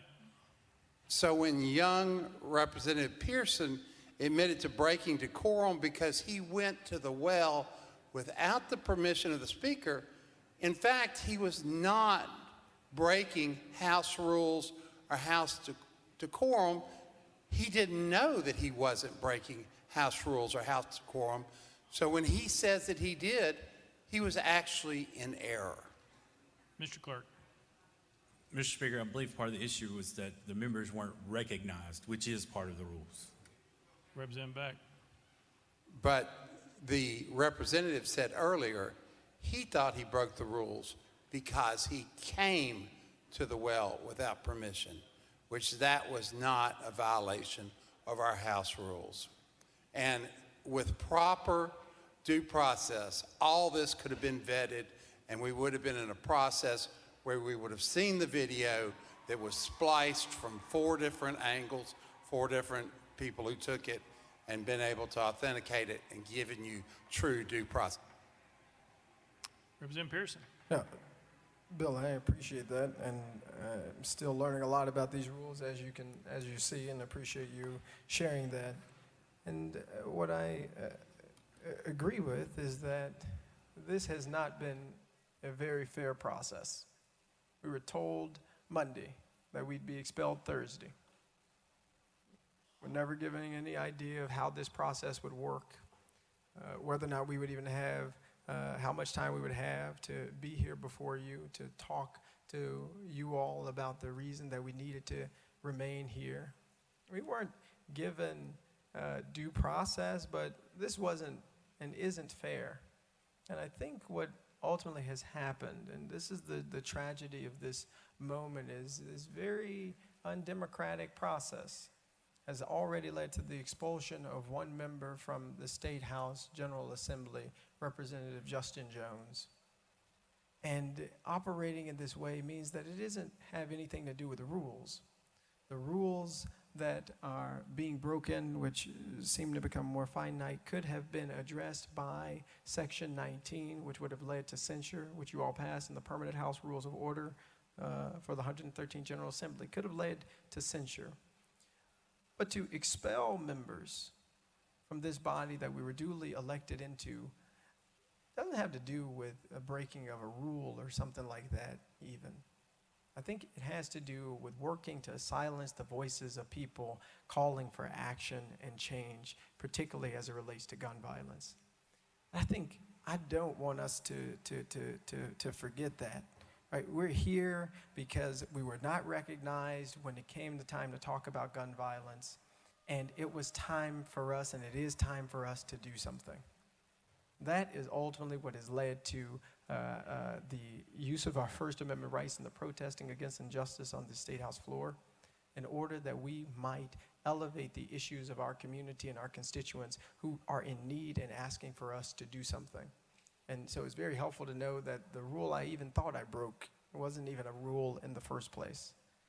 But to be able to bend the rules or skip the rules for certain folks, or to use the rules against duly elected members of this body for either politically motivated reasons or ideologically motivated reasons, are wrong. And not only is it about setting a bad precedent for generations and generations to come, it's bad today, right? For people who still believe and have faith in what Tennessee can be, for the young people who still are marching and still are speaking out, saying that this is still an institution, a place where change can happen. But if we hang on to those principalities and that wickedness that is too often before us, instead of continuously working to improve and continuously working to grow and working to actually create just legislation and not call people who are advocating for it, folks who are calling for temper tantrums. If we don't get beyond that, we will not be able to build this institution or our state into what we know it can and should be, which is a place where we don't have the issues of poverty that we have, where we've expanded medical care for everybody. We want to build a place where everybody in this state can become who God has called for them to be. And at this point, in this place, instead of working on those things, we're working to expel people whose voices we disagree with and whose ideologies and perspectives about the liberation of everybody we view as wrong. Lear Lambert. Representative Pearson. You know, I've sat here today and I haven't said much. This is a difficult day, I think, for all of us and for all of Tennessee. Like many others that have spoken on both sides of the aisle, Republican and Democrat, and all of the people that are here today, because they have families, they have jobs, they have homes. We are all on this House floor because this is important. And you would agree with that, I hope, correct? Representative Pearson. Of course. Leader Lambert. I've struggled when I listen to you speak about what you think about the rest of your colleagues here, because we are colleagues. You ran and were elected by the people of your district. So was I. Why do you feel like when there are hundreds of bills that are being filed, there are hundreds of hours of work being put in by all of these people who have children and grandchildren and constituents who have been killed by violence, and yes, gun violence and others, and yet you stand here and you came to the well of this chamber and silenced 96 other voices. And the stuff you have said, because I respect you, I actually literally respect you. You're a very intelligent individual. You're very zealous. You're very passionate about what you believe in. I am passionate about my constituents as well. I don't want any child anywhere in this state to be in danger. You've heard me say those words, but you don't seem like you believe that any of us care about our constituents as much as you care about yours. Though many people in this body have served their communities for decades, both Republican and Democrat. When you step into the well with a bullhorn and are yelling and screaming and are sharing with the people of this state that you believe that none of us care, and you shut down the ability of even a response, surely you can at least admit that that is an egregious thing to shut out other voices, because only together with everybody's thoughts at the table, everybody's voice at the table, can we possibly solve the problems that plague our day. Every single voice is important. Yours, mine, everyone's. Does it not matter to you that in doing so, you shut down every other voice and elevated yourself even above the very families who were going through hell because their loved ones were killed? And it appeared to us as if in that broach of protocol, it's not about the rules. It's about that you elevated yourself above the very dead bodies that had not been put in the ground yet. How can you not get that? We all of us, want to make sure that there's no more children killed. Surely you get that, but I'm going to give you an opportunity to respond. I understand that your voice matters. I would ask that you explain to this body why you feel like ours do not. Because on almost every single bill you've spoken, and I think your questions have been illuminated in certain issues that I might not have thought about because I haven't walked in your shoes and you haven't walked in mine. But those rules are there so that we can have this back and forth instead of people just shouting at each other in which nothing gets resolved. I wanted to share that because I wanted to hear your thoughts on how coming to the House floor with a bullhorn and drowning out the voice of my constituents is helpful in this exchange, because this is the way that I know how to resolve things. to talk about them and share ideas and share our differences in a way that comes to better results. What are your thoughts on that? Representative Pearson. Leader Lambert, you're wrong. I don't think that one person's voice is more important than anybody's, especially the 96 or so other folks. But what about the thousands of people who were here that Thursday who you never recognized? What about the thousands of people here who your colleagues never made eye contact with or smirked at and gave a thumbs up or laughed at? What about the thousands of people who came here saying, we need to end gun violence and we need you to do something, and they were called insurrectionists by the Speaker of this House? What about the thousands of people who marched the streets of Nashville and came up to this Capitol asking that we do something, but instead of getting just legislation that might protect our schools, we're saying put more guns in schools? I have to tell you, Leader Lambert, I'm shocked that you would say that you care so much about debate in this moment. I am, because I've seen and talked with a young person today who said they came to you and they were talking with you, and there was another representative, Representative Jones, there. And he was trying to speak with you, and you yelled at him, "I've heard enough from you, young man." You said that to another equal member of this body. And so it is hard for me to now listen to you, a person who has yet to put forward legislation that I believe or that I think has had the true input of other members of this House and other members of this body's input that could actually help protect and save our communities. I haven't heard you talk about the red flag gun laws that you're ready to propose. I haven't heard you talk about the gun storage bills that you're ready to propose. I haven't heard you talking about those things or putting resources or money towards our communities that are suffering from gun violence. I haven't heard you do those things just yet. And so it is very difficult for me to stand here now for you to think that I am trying to elevate myself above the people who were killed at Covenant or my own people, like Dr. Yvonne Nelson or Larry Thorne or T.J. Crutcher. It's really difficult for you to look me in the eye and tell me that I'm putting myself above people who have been killed by gun violence, who I know personally and who I don't know personally but advocate for.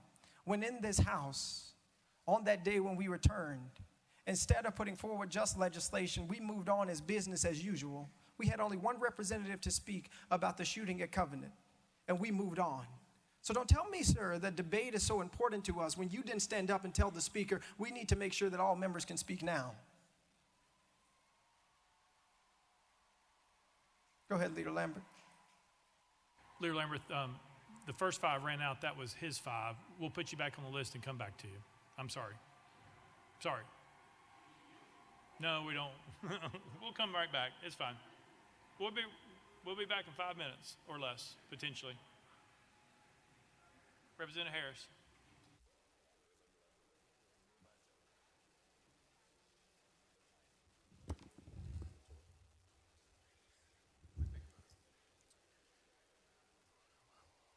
When I look at you, I see myself. If I'm unable to see you as my brother, then it is my vision that is blurred. I don't want to talk to the members about this. I just want to talk to you directly as another young brother in this legislature. I remember when I first got here, I think that I would walk by people, even now I still do, and one thing every member is going to be able to say is that I speak to every single person. I'm going to say, hey, how are you? How's it going? I'm going to speak to every single person. Everybody doesn't speak back. So we're going to talk about silence. On these committees that we serve on, I understand where you're coming from on this, because a lot of times there is a lot of silence. You can ask to speak on something and it's going to be silenced.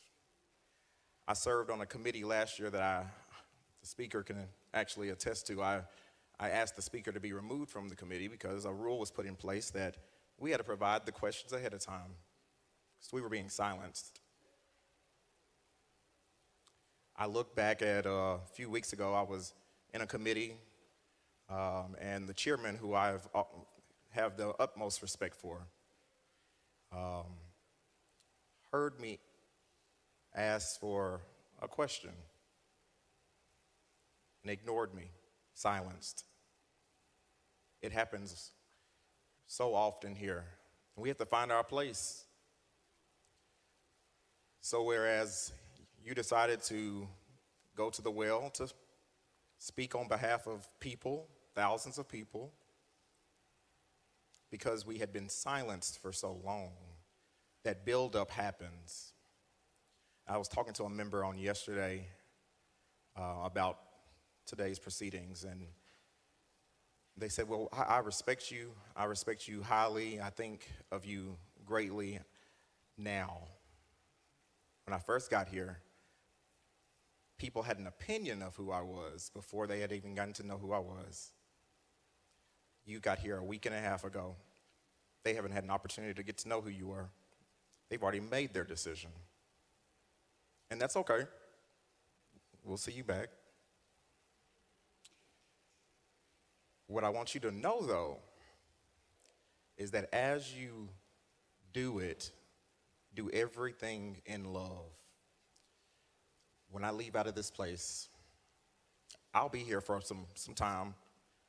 I mean, if you look around this room, a lot of these members may retire, be dead and gone, but rules and stuff will still change, and you'll be here.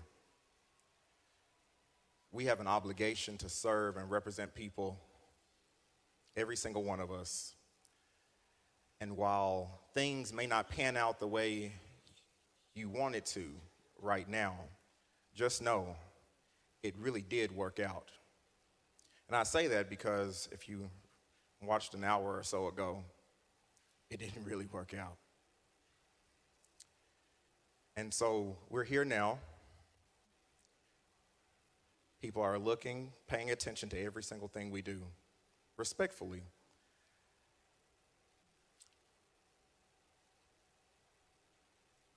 We had a member from our community that was murdered, Tyree Nichols. Murdered. We talked about him for 1 week. We had 6 individuals killed recently, 3 children, 3 adults. And we would have talked about them for 1 week had you not done what you did last Thursday. You allowed for more voices to be heard. Now, while I may have done things a little different, you made a difference that everybody's going to remember. And I promise you, those young people, the people that's going to pass away in the future, things that may happen in the future, they're going to get heard. And when you go back home, just know you did a great job. Matthew 25:21 says, "Well done, my good and faithful servant." It has been a joy to work with you, no matter what happens here today. Representative Pearson. Thank you, Representative Harris. And indeed, we are in a movement rooted in love. The movement for justice, the movement to end gun violence, the movement to end poverty, to ensure every kid gets good education, the movement to ensure everybody has access to health care. It's rooted in love because it's rooted in the belief that every person has value. And I know that's countercultural or that's subversive to some people's way of thinking, but it is rooted in love. And that is how we can, and that is the way we must operate. But I want to speak to this because I don't know what's going to happen. But I'll promise you that it's all right with me. What I will say is that those silences that my colleague is talking about, it's an institutional problem. And I see a lot of chairmen here talking and a lot of other leaders here of the party that's in positions of power right now. And I'm really speaking to the chair folk. Y'all have a responsibility to make sure your committees still are democratic. I've watched the committee hearings, and oftentimes, you get folks calling the question before any other colleague gets to ask any question, even when they have valid points. You get folks, I came up here last year fighting for this environmental justice legislation. We had 6 people who were supposed to speak on the committee, and it turned into miraculously just 2.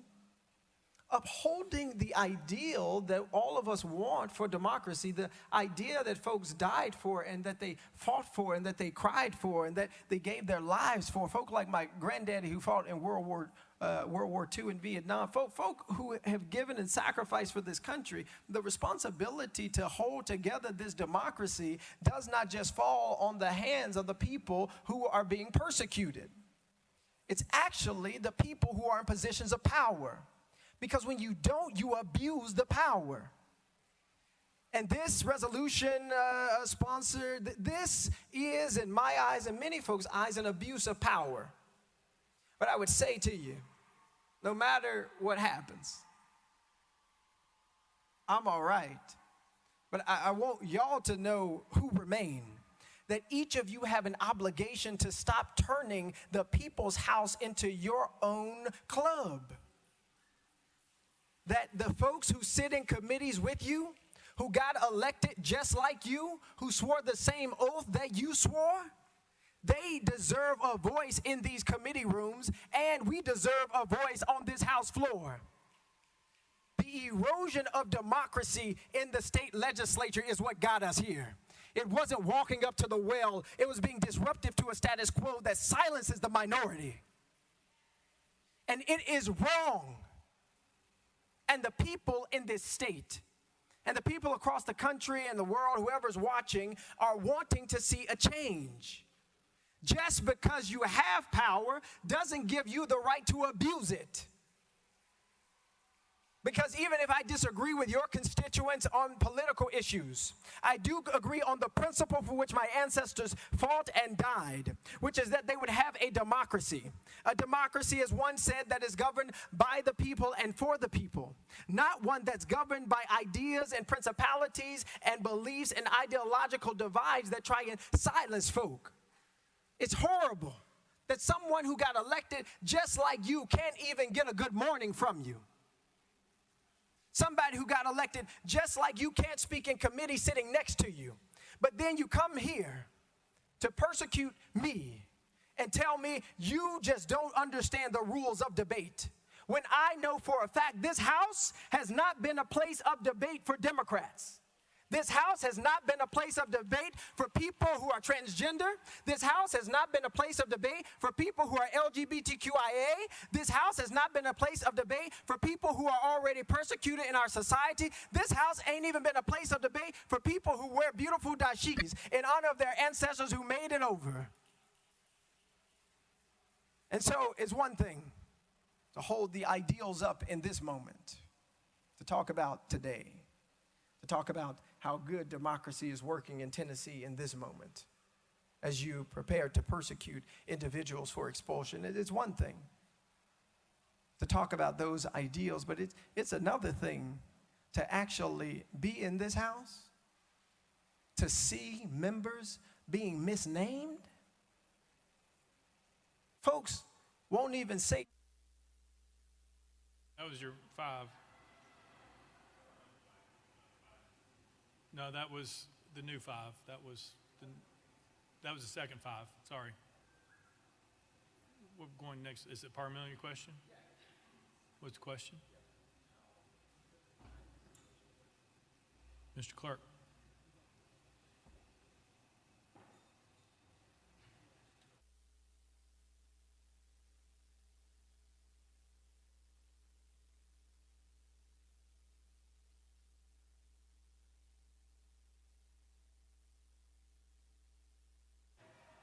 Got it. All right. Representative Hawk.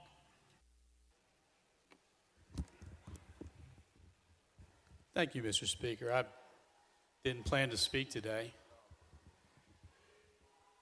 We're talking about the committee system, and we're talking about floor actions like this is something new. The supermajority that we've heard about through conversations today, that's what's new. The Democratic Party had control of both bodies of the legislature for 140 years. And early on, I couldn't get a bill heard. I couldn't get recognized in committee. I had a challenging time ever having a conversation on the floor about a concern that I have. There were certain people who were able to pass bills. There are certain people who were able to talk on bills. So it's not something that's new. And all that being said, two wrongs don't make a right.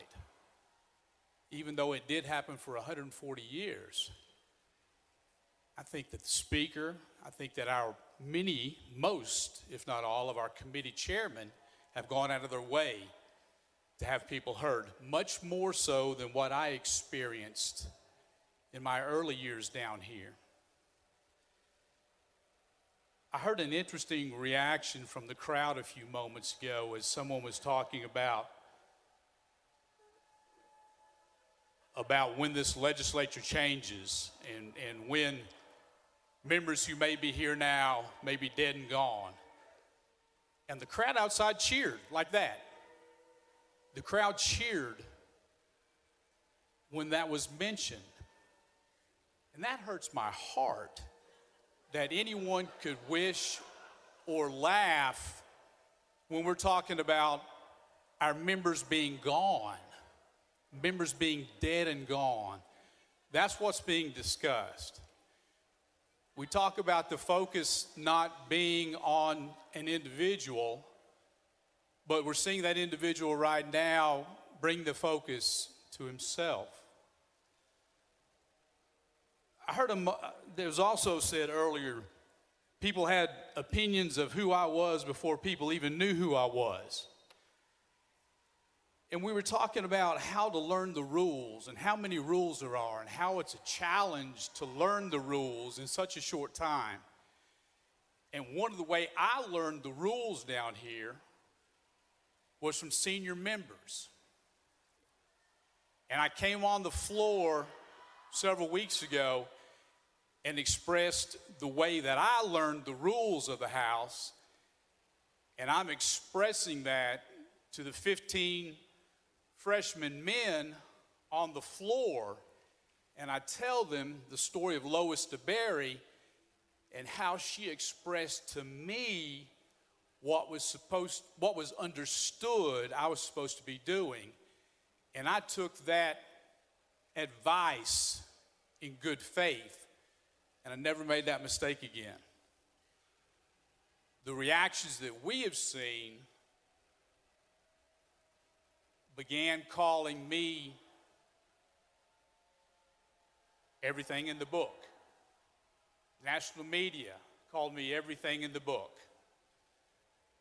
Thankfully, members of leadership on the Democratic side came up to me and said, "We know you're not what you were called. We know that you care. We know that you've been a part of this process."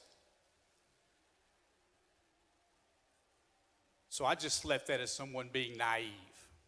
We left it at that. But I'm wondering, how do we learn the rules? Do we sit there and read what's on the paper? Is it life experience? Do we listen to those who have gone through this legislative process before to teach us, to try to instruct us? And I'm going to get to a question here. We've been talking about how individuals at a particular time last week got to the well, but I'm wondering, what was the plan to get out of the well? And we saw there in the video being chastised by leadership. What was the plan to get out? Representative Pearson, you're recognized. Representative Hawk represents something that we ought to talk about. And it's a common phrase. I'm not going to talk about white supremacy and things like that right now, because I think that's what you're referring to. That's not what I'm going to talk about. What I want to talk about is just a common phrase that all of you know. Hurt people hurt people. Hurt people hurt people. And there have been folks like this, and I didn't even realize Democrats had been in control of the House for 140 years or anything like that. That's a substantial amount of time. But in what the representative said was given reasoning or license for mistreatment of other members that are not currently in the majority. That is not how we sustain our democracy. Saying these things such as, I didn't get recognized in committees. Saying things like, only certain people could pass bills. These are the exact same things that I hear as a member of the minority party. There's something wrong in the way that this House is operating.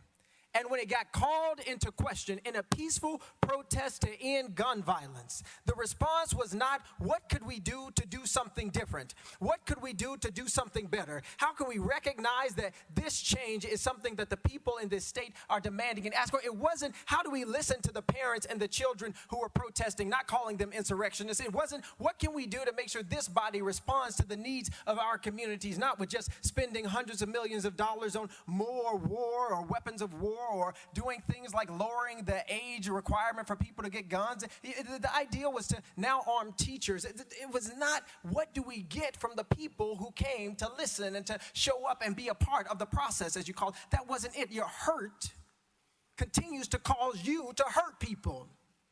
And this body is hurting people. You just expelled a member for exercising their First Amendment rights.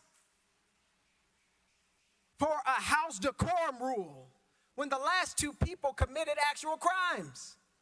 22 counts of sexual assault, bribery.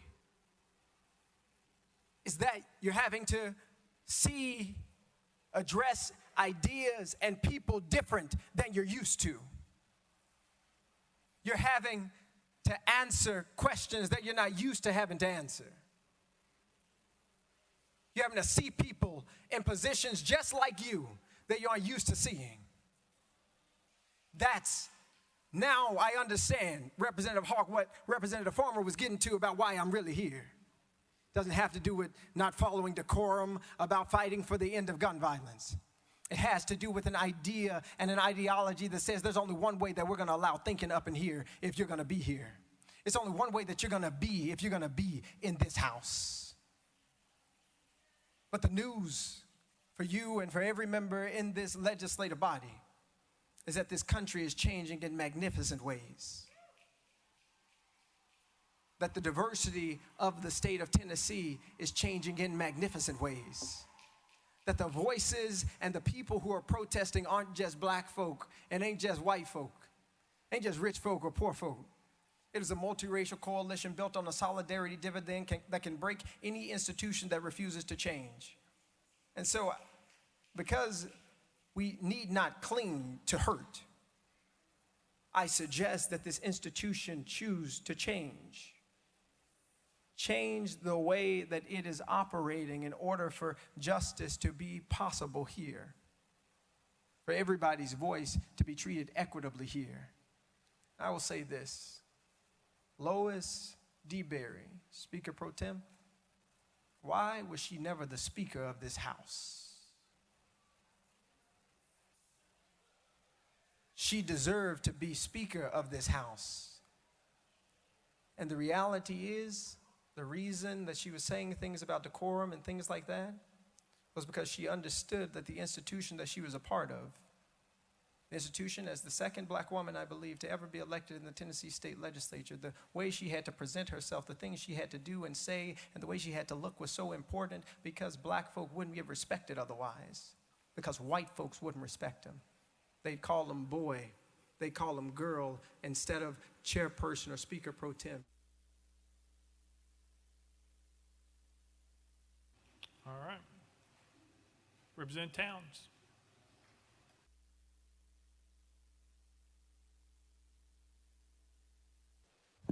Thank you, Mr. Speaker. Mr. Speaker, here again, and members, I'm going to say that this House right now should be in mourning. We really should be in mourning after the incident at Covenant with the 6 beautiful souls that untimely transitioned. That's what we still should be doing, watching the flags fly at half-mast. Because I know that particular day, everybody was hurting and a lot of us are still hurting. Hearts broken. A heartache is a hell of a thing. Our hearts were cracked and broken, and you can't put it back together again. We're supposed to be in mourning. This house ought to be in mourning. It has not healed, hadn't had time to heal. It takes time to heal a broken heart. But we've been deflected on trumped up charges for one of our members, 2 our members, 3 our members, which is subconsciously denying us the ability to heal and plan and progress our way through this melee of madness, of death and destruction in our communities. We should be in mourning. And in our anger, we're lashing out at our members, at the brothering, if you will, on this house floor. We're lashing out.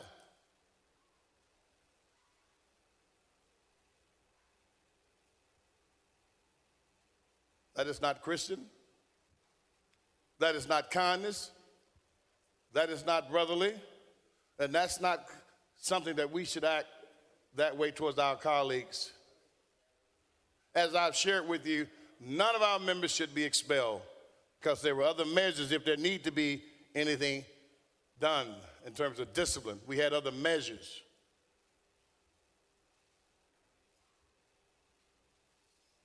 I ask that you allow our member to stay and allow us to get back to mourning and to figure out how we can address this plague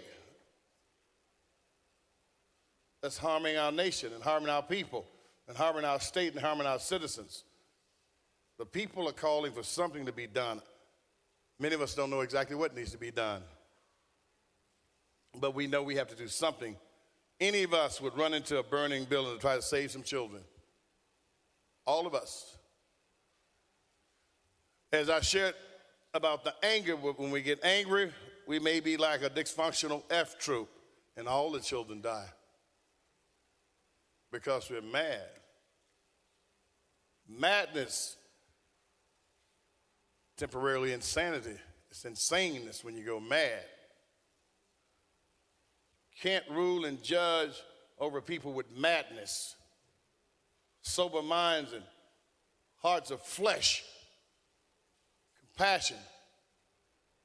When you're trying to legislate and have sway over human beings' lives. My grandmother told me something a long time ago. So she said, baby, you never spank your children when you're angry at them. I said, why, my dear? She said you may hurt them. We're hurting our members because we're mad. The body has gone mad. It's like an autoimmune disease. The body turns against itself. We're mad because of something that transpired on this floor. We need to figure out how to save our member, and I'm encouraging that we don't expel our member. I really appreciate your consideration and hope that we act accordingly, come out of this stupor madness, and do what's going to be just. Justice for Justin. Thank you, members. Representative Pearson. Thank you, Representative Towns. And I just want to reiterate why we should be in mourning and why we are here. I don't want to forget Representative Freeman's district, a catalyst for this conversation, and unfortunately, instead of it being a catalyst today for the passing of those laws, it's about expelling myself and 2 other members of the House. We have in this state a proliferation of guns, and we have significant incidences of gun violence.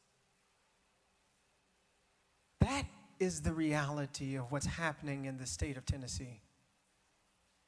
That is a real issue that needs to be addressed. And this expulsion and other conversations that take away from the real calls for change that are coming out of the halls and coming out of the homes of people in all of our communities is detracting away from the calls and cries for justice that each of us need to be answering, that each of you need to be answering. And if your mind has not changed about how we get there since last Thursday, if your mind hasn't changed about how we make Tennessee a better, more safe place, if you're offering the same solutions or resolutions or ideas, then you are not listening to the people. You are not listening to the communities like Memphis and Shelby County that are suffering.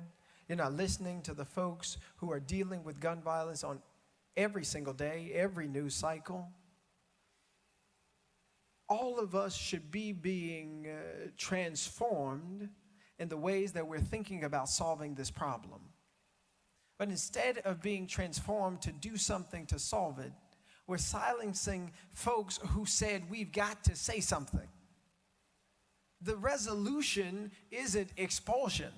The resolution is doing something to pass meaningful gun violence prevention. That's what we should be doing. That's what you should be doing. Saying, how do we prevent incidences like what's happening to folks like Larry, all the way to folks like at Covenant? How do we actually prevent this from happening by ensuring that this proliferation of gun violence ceases on our watch? That's what folks are calling for, asking for, and demanding. And that's what I will continue to call for and ask for and demand, because we can do it. It is possible for this legislative body to pass more just laws. Now, whether the will is there is up to each and every one of you. It's up to you to decide whether or not we need red flag laws. It's up to you to decide whether or not we're going to pass gun lock storage laws. It's up to you to decide whether or not we're going to stop folks who shouldn't have guns from having AR-15s that can send hundreds of rounds through people's schools and homes and bodies. These are decisions that can be made by we who have been elected, by you who have been elected. You know, I always got pretty frustrated when I saw the whole thoughts and prayers thing. You know, it always bothered me, because I always said, the people in power must do something. The people in power will do something, I thought, I believed, naively. And then I had the opportunity, because some folks at age 93 and 88 and 81 and 70 went to the polls to cast a ballot, not just for Justin, but for justice. I had the opportunity to come to that place, to see the faces of the people who I would always say they have the power to do something. These folks, they're the ones who folks are always mad that they send thoughts and prayers at, because they've got power that they will to actually be able to change the situation. But instead of looking into these faces and seeing a dogged determination to change what is going on, I'm seeing a dogged determination to expel me and expel the voice of District 86 in this state house, because we know we need to have an end to gun violence. Because we're tired of having kids and adults and loved ones being killed by guns. So it's disappointing. But that dogged determination does live in certain people, and that gives me hope.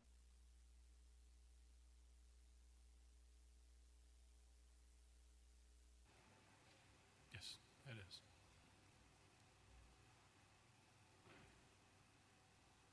Representative Warner.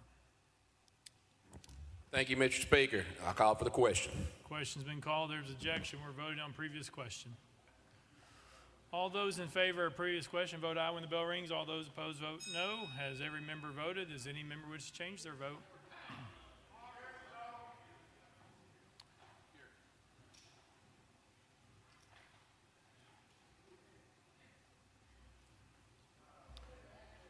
Mr. Clerk, take the vote. Ayes 73, 23 nays. Previous question prevails. Let the journal reflect Representative Terry is excused. Representative Pearson, you have 5 minutes to close. Okay, give me 1 second. Speaker, I just want to ask a point of privilege. Speaker, point of personal privilege. Is it possible that Senator Ackberry could join us up here? Former State House Representative. Yeah, she can come. Thank you. Thank you. She's going to stand next to me. Leader Camper. Come on, Senator.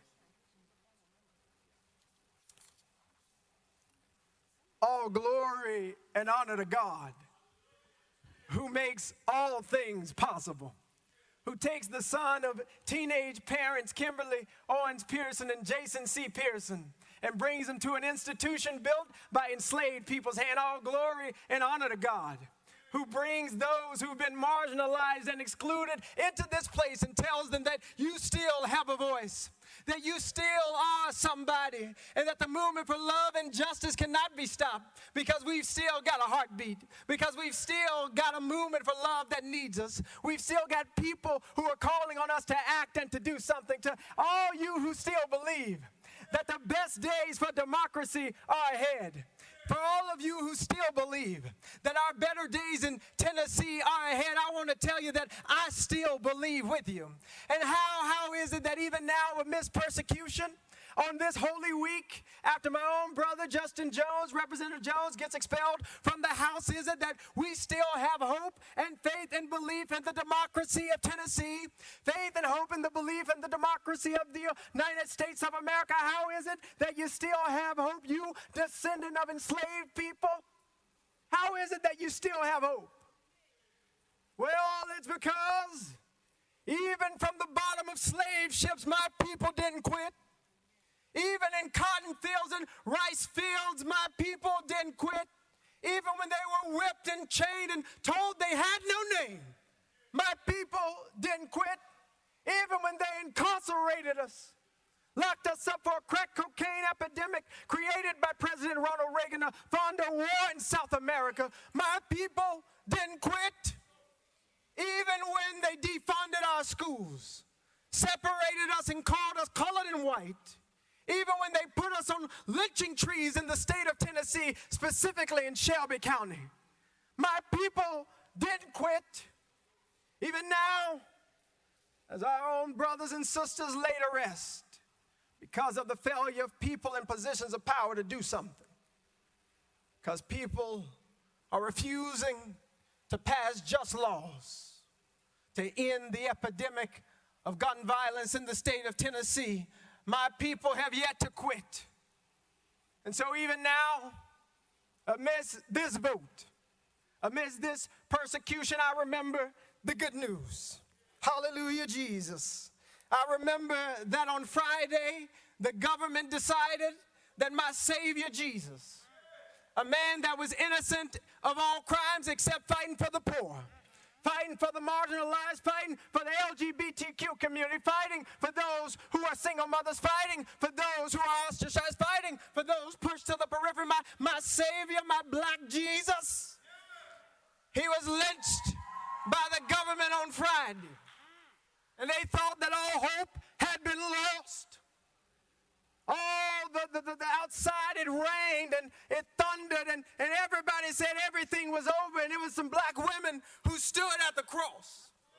It was some black women who watched what the government did to that boy named Jesus.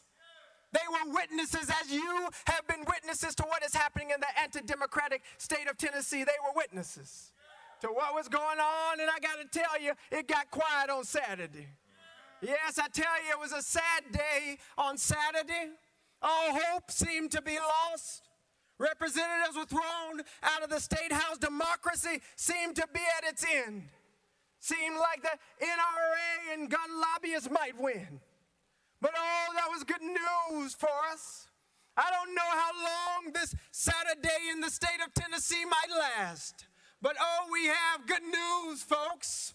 We've got good news that Sunday always comes. Resurrection is a promise, and it is a prophecy. It's a prophecy that came out of the cotton fields. It's a prophecy that came out of the lynching tree. It's a prophecy that still lives in each and every one of us in order to make the state of Tennessee the place that it ought to be. And so I've still got hope because I know we are still here and we will never quit.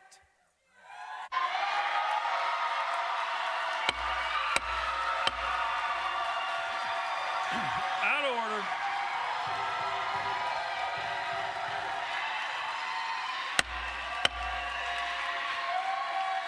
Out of order.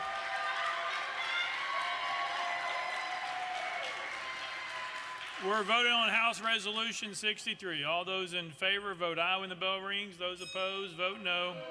Has every member voted? Does any member wish to change their vote?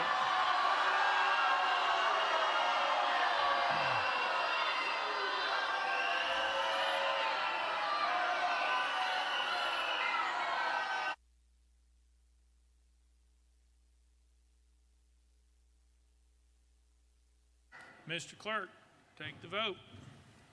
Aye, 69, 26 nays. Having received the concurrence of 2/3 of the members to which the House is entitled in the Constitution of the State of Tennessee, House Resolution 63 is hereby adopted. Without objection, the motion to reconsider is tabled. Pursuant to Article 2, Section 12 of the Constitution of the State of Tennessee, I hereby declare Representative Justin J. Pearson of the 86th Representative District expelled from the House of Representatives of the 103rd General Assembly of the State of Tennessee. Next order, Mr. Clerk. Announcements. Announcements. Next order, Mr. Clerk. Roll call. Roll call.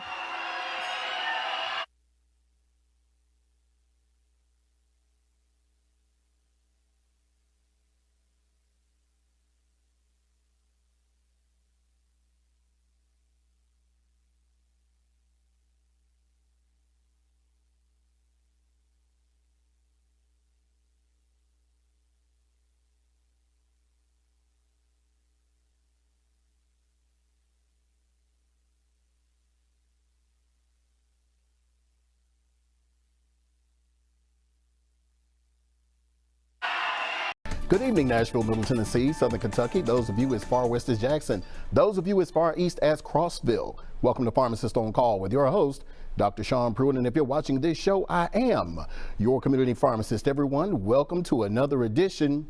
But this is unlike any other edition because this is the beginning of the 10th season of Pharmacist on Call. So that's right. We're getting ready to start our 10th year here. So I can remember it was April 2013, so the time has gone by fast with me providing this service to you so you can get your questions answered and your health concerns addressed. But hey, rule number one, there are no silly questions, so call in with those questions. The producer is going to flash the number up there. And remember, this is your 1-hour community service sponsored by Pruitt's Discount Pharmacy. All right, so this is your community pharmacist. We're going to get into birthdays and shout outs like we normally do. Let's see. First, we want to shout out, birthday shout out to Ms. Crystalline Hall, who celebrated her birthday. Mr. Bernard E. Lester down in Memphis. We know him as Smooth Q. Happy birthday. Happy birthday to Skinny Dog. We call him Gerald. We call him Skinny Dog out there at HB from the University of Tennessee, Chattanooga.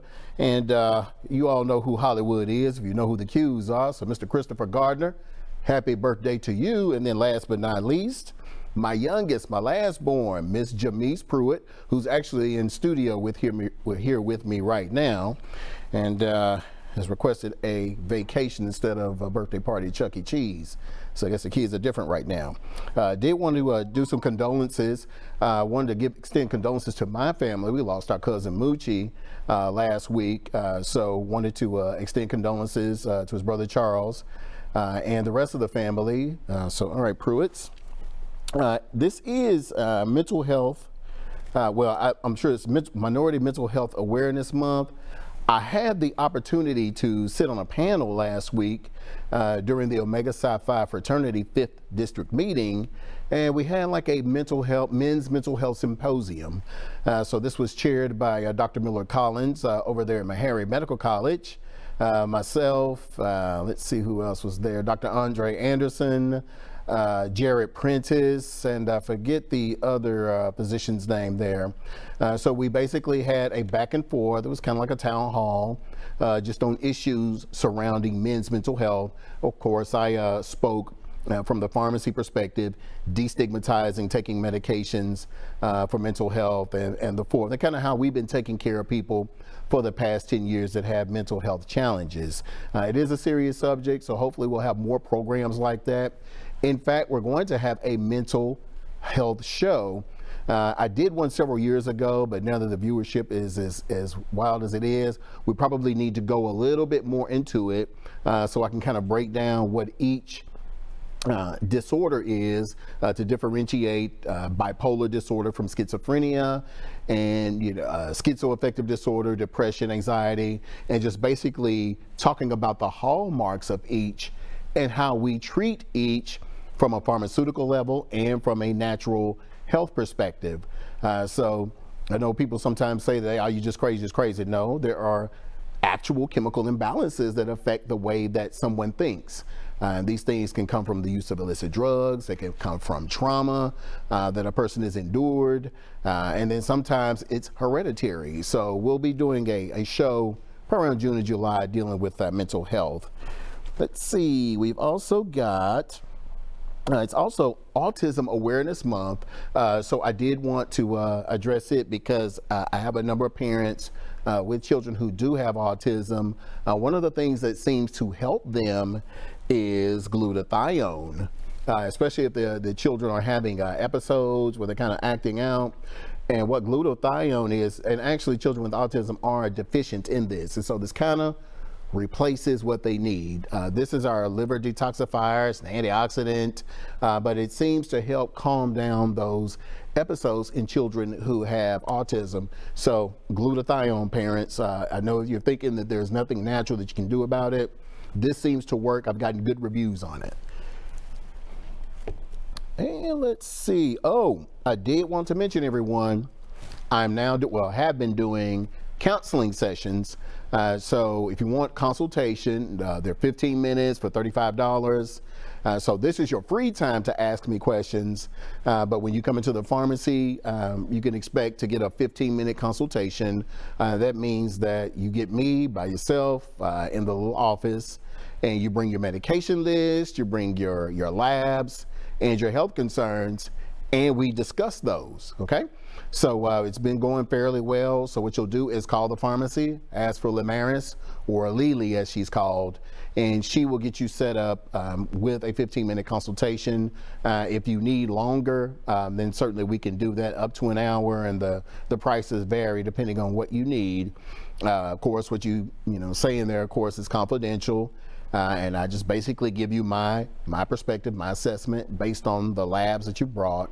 And a lot of times the patients leave very satisfied, informed with things that they didn't know that they could do, and patients have gotten some good results. And we'll talk about that with some of the supplements that we have here.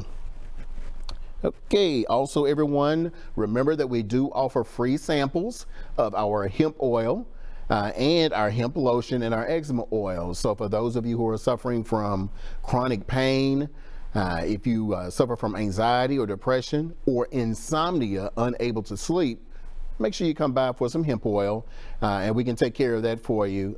Most people that take the samples say that it starts to work within, let's say, like a minute or so. So this stuff works very quickly.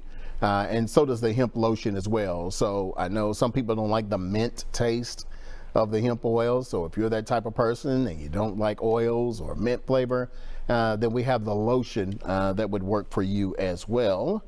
This guy right here. So stop by, free samples available every day, and we'll get you out of pain. Or if you know someone who is hurting, tell them to stop by and get them a free sample, no purchase necessary. If you do purchase a hemp product, then you do get a free gallon of our Kangen alkaline water. Okay, so it looks like while we wait on the phone calls here, we are going to talk about some of these supplements here.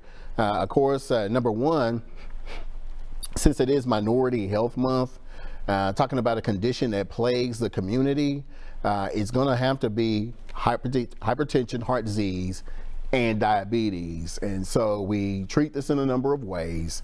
I want us to understand before we start talking about products, the way that disease begins. They say that disease begins in the gut. And so a lot of times hypertension and diabetes develop from what we consume over a period of time. I guess there's a genetic component, but it's also largely based on our dietary choices, high salt, high sugar, high carbohydrate diets, and then we get, we're really heavy in weight. And so, we develop diabetes over a period of time. We develop heart disease over time, high cholesterol. So the product, so the main thing I tell people to do is, cut out the salt, and if you can, as much as you can, the processed foods. Because I know what you're sitting out there saying, well, Dr. Pruitt, I don't even use no salt. You don't have to, because Hamburger Helper and everything else has tons of salt already in it. And if you just look at the ingredients, see the 1,000 milligrams of sodium, that's a lot of salt, guys. So make sure you're watching your sodium intake, and because it's very important. All right, seasoned salt. I know y'all love Lowry's, I do too. But seasoned salt is another big component. Instead, you should probably season it with just, your straight herbs and spices, and that'll make your food taste better without, really giving yourself any heart issues. The other thing, high-fat foods, butter, cheese, which I done told y'all I'm a cheeseaholic, you know this. And so I have to limit my cheese intake. So those high-fatty dairy products, high-cholesterol dairy products, limit those as much as you can, because they pack on the pounds. They also clog up your arteries, and they also create mucus. So you notice your nose is running after you eat something, or you're sneezing, or it even comes out when you do number 2. So dietary choices, guys. Now, leading up into diabetes, diabetes, watch the carbohydrates. So those of you who are diabetic and you're taking your medicine like you're supposed to, yet your sugars are still spiking, this is the issue. You're eating too many carbohydrates late at night. And what those carbohydrates do is they turn into sugar, okay? And so limit those at nighttime, diabetics, maybe a salad or a very light meal that does not consist of pasta, rice, bread, or anything like that, because all your body's gonna do is convert that to sugar, and you're gonna spike in the morning, okay? Eat that stuff earlier in the day, all right? And it'll keep your sugar down. But what do you do, Dr. Pruitt? What we do is this guy right here, organic beetroot juice. And what this does, it treats hypertension, diabetes, and for those of you who have high cholesterol. Well, Dr. Pruitt, what does it do in terms of diabetes and hypertension? For hypertension, this is loaded with organic nitrates. And what organic nitrates do is, say in hypertension, your blood vessels are really small. And so your heart has to contract very hard in order to get that blood through that very narrow vessel, okay? All right, well, you know what, guys? It looks like we're up on our first break. You all stay right there. We'll be right back.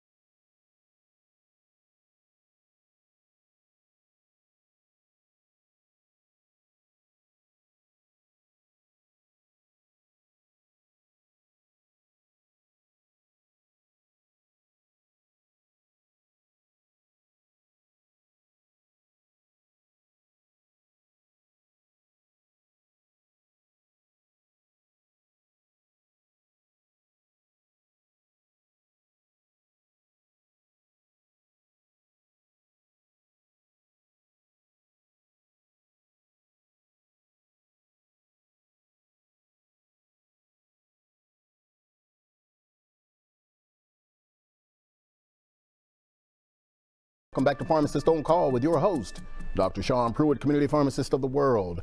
We're going to get into our first call here. We've got Joanne. Welcome to Pharmacist on Call. How may I help you? Hello, Joanne. Hello,